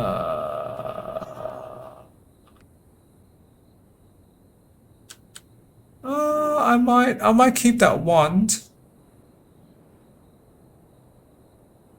That's parry. That the cape is decent.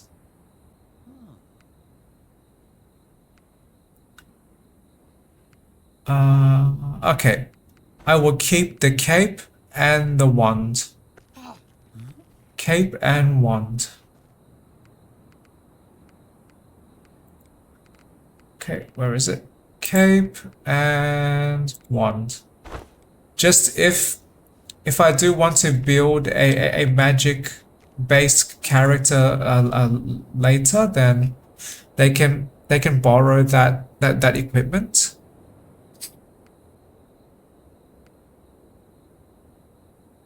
Enchanter lets you magically modify your equipment.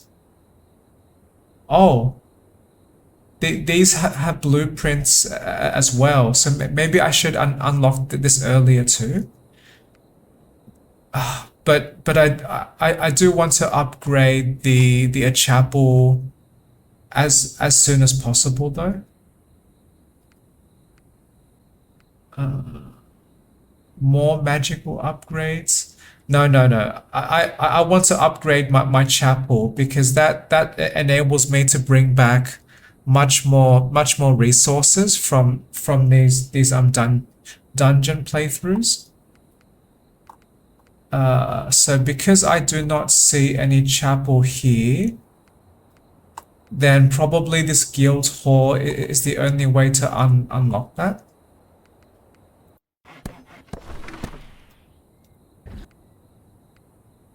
Okay.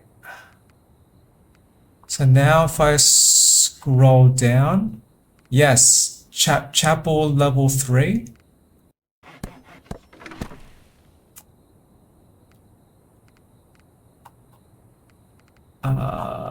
Okay, and there is no more town hall upgrades.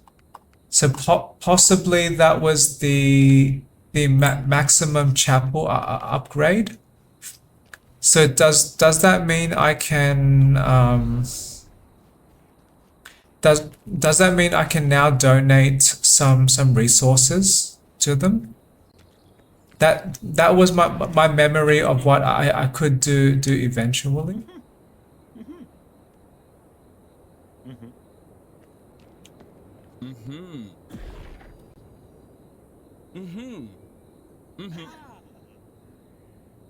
Oh, I cannot donate yet. Oh, okay. Apparently, I did not unlock the maximum chapel yet. Then I forget how I am supposed to unlock that. Did I maybe miss something here? Does some building here say unlocks chapel?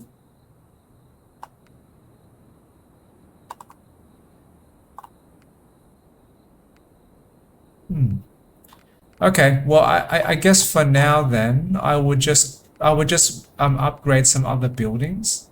So yes, I want to unlock these blueprints early so I can try to unlock these options sooner.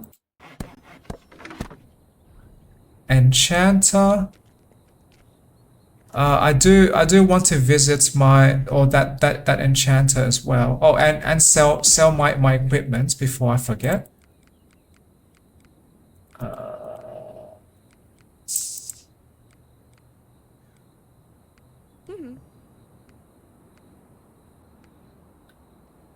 And I do want to check which equipment I might want to buy as well.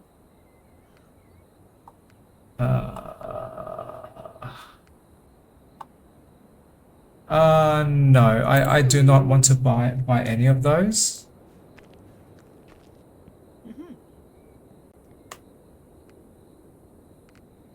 Okay. Ooh. Upgrade to rare. Okay, what does that mean though?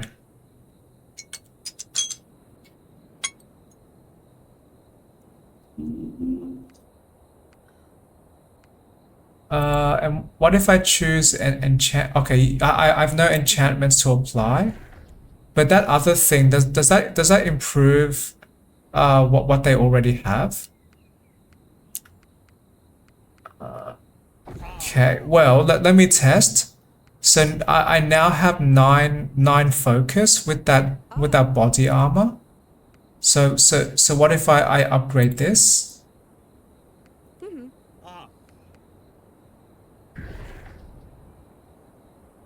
Oh. Wait. Now I completely lost the focus. So that was not what I wanted. Okay. So maybe I do not want to upgrade my equipment to rare. Yeah, that completely removed my focus. So that is that is most definitely not what I wanted.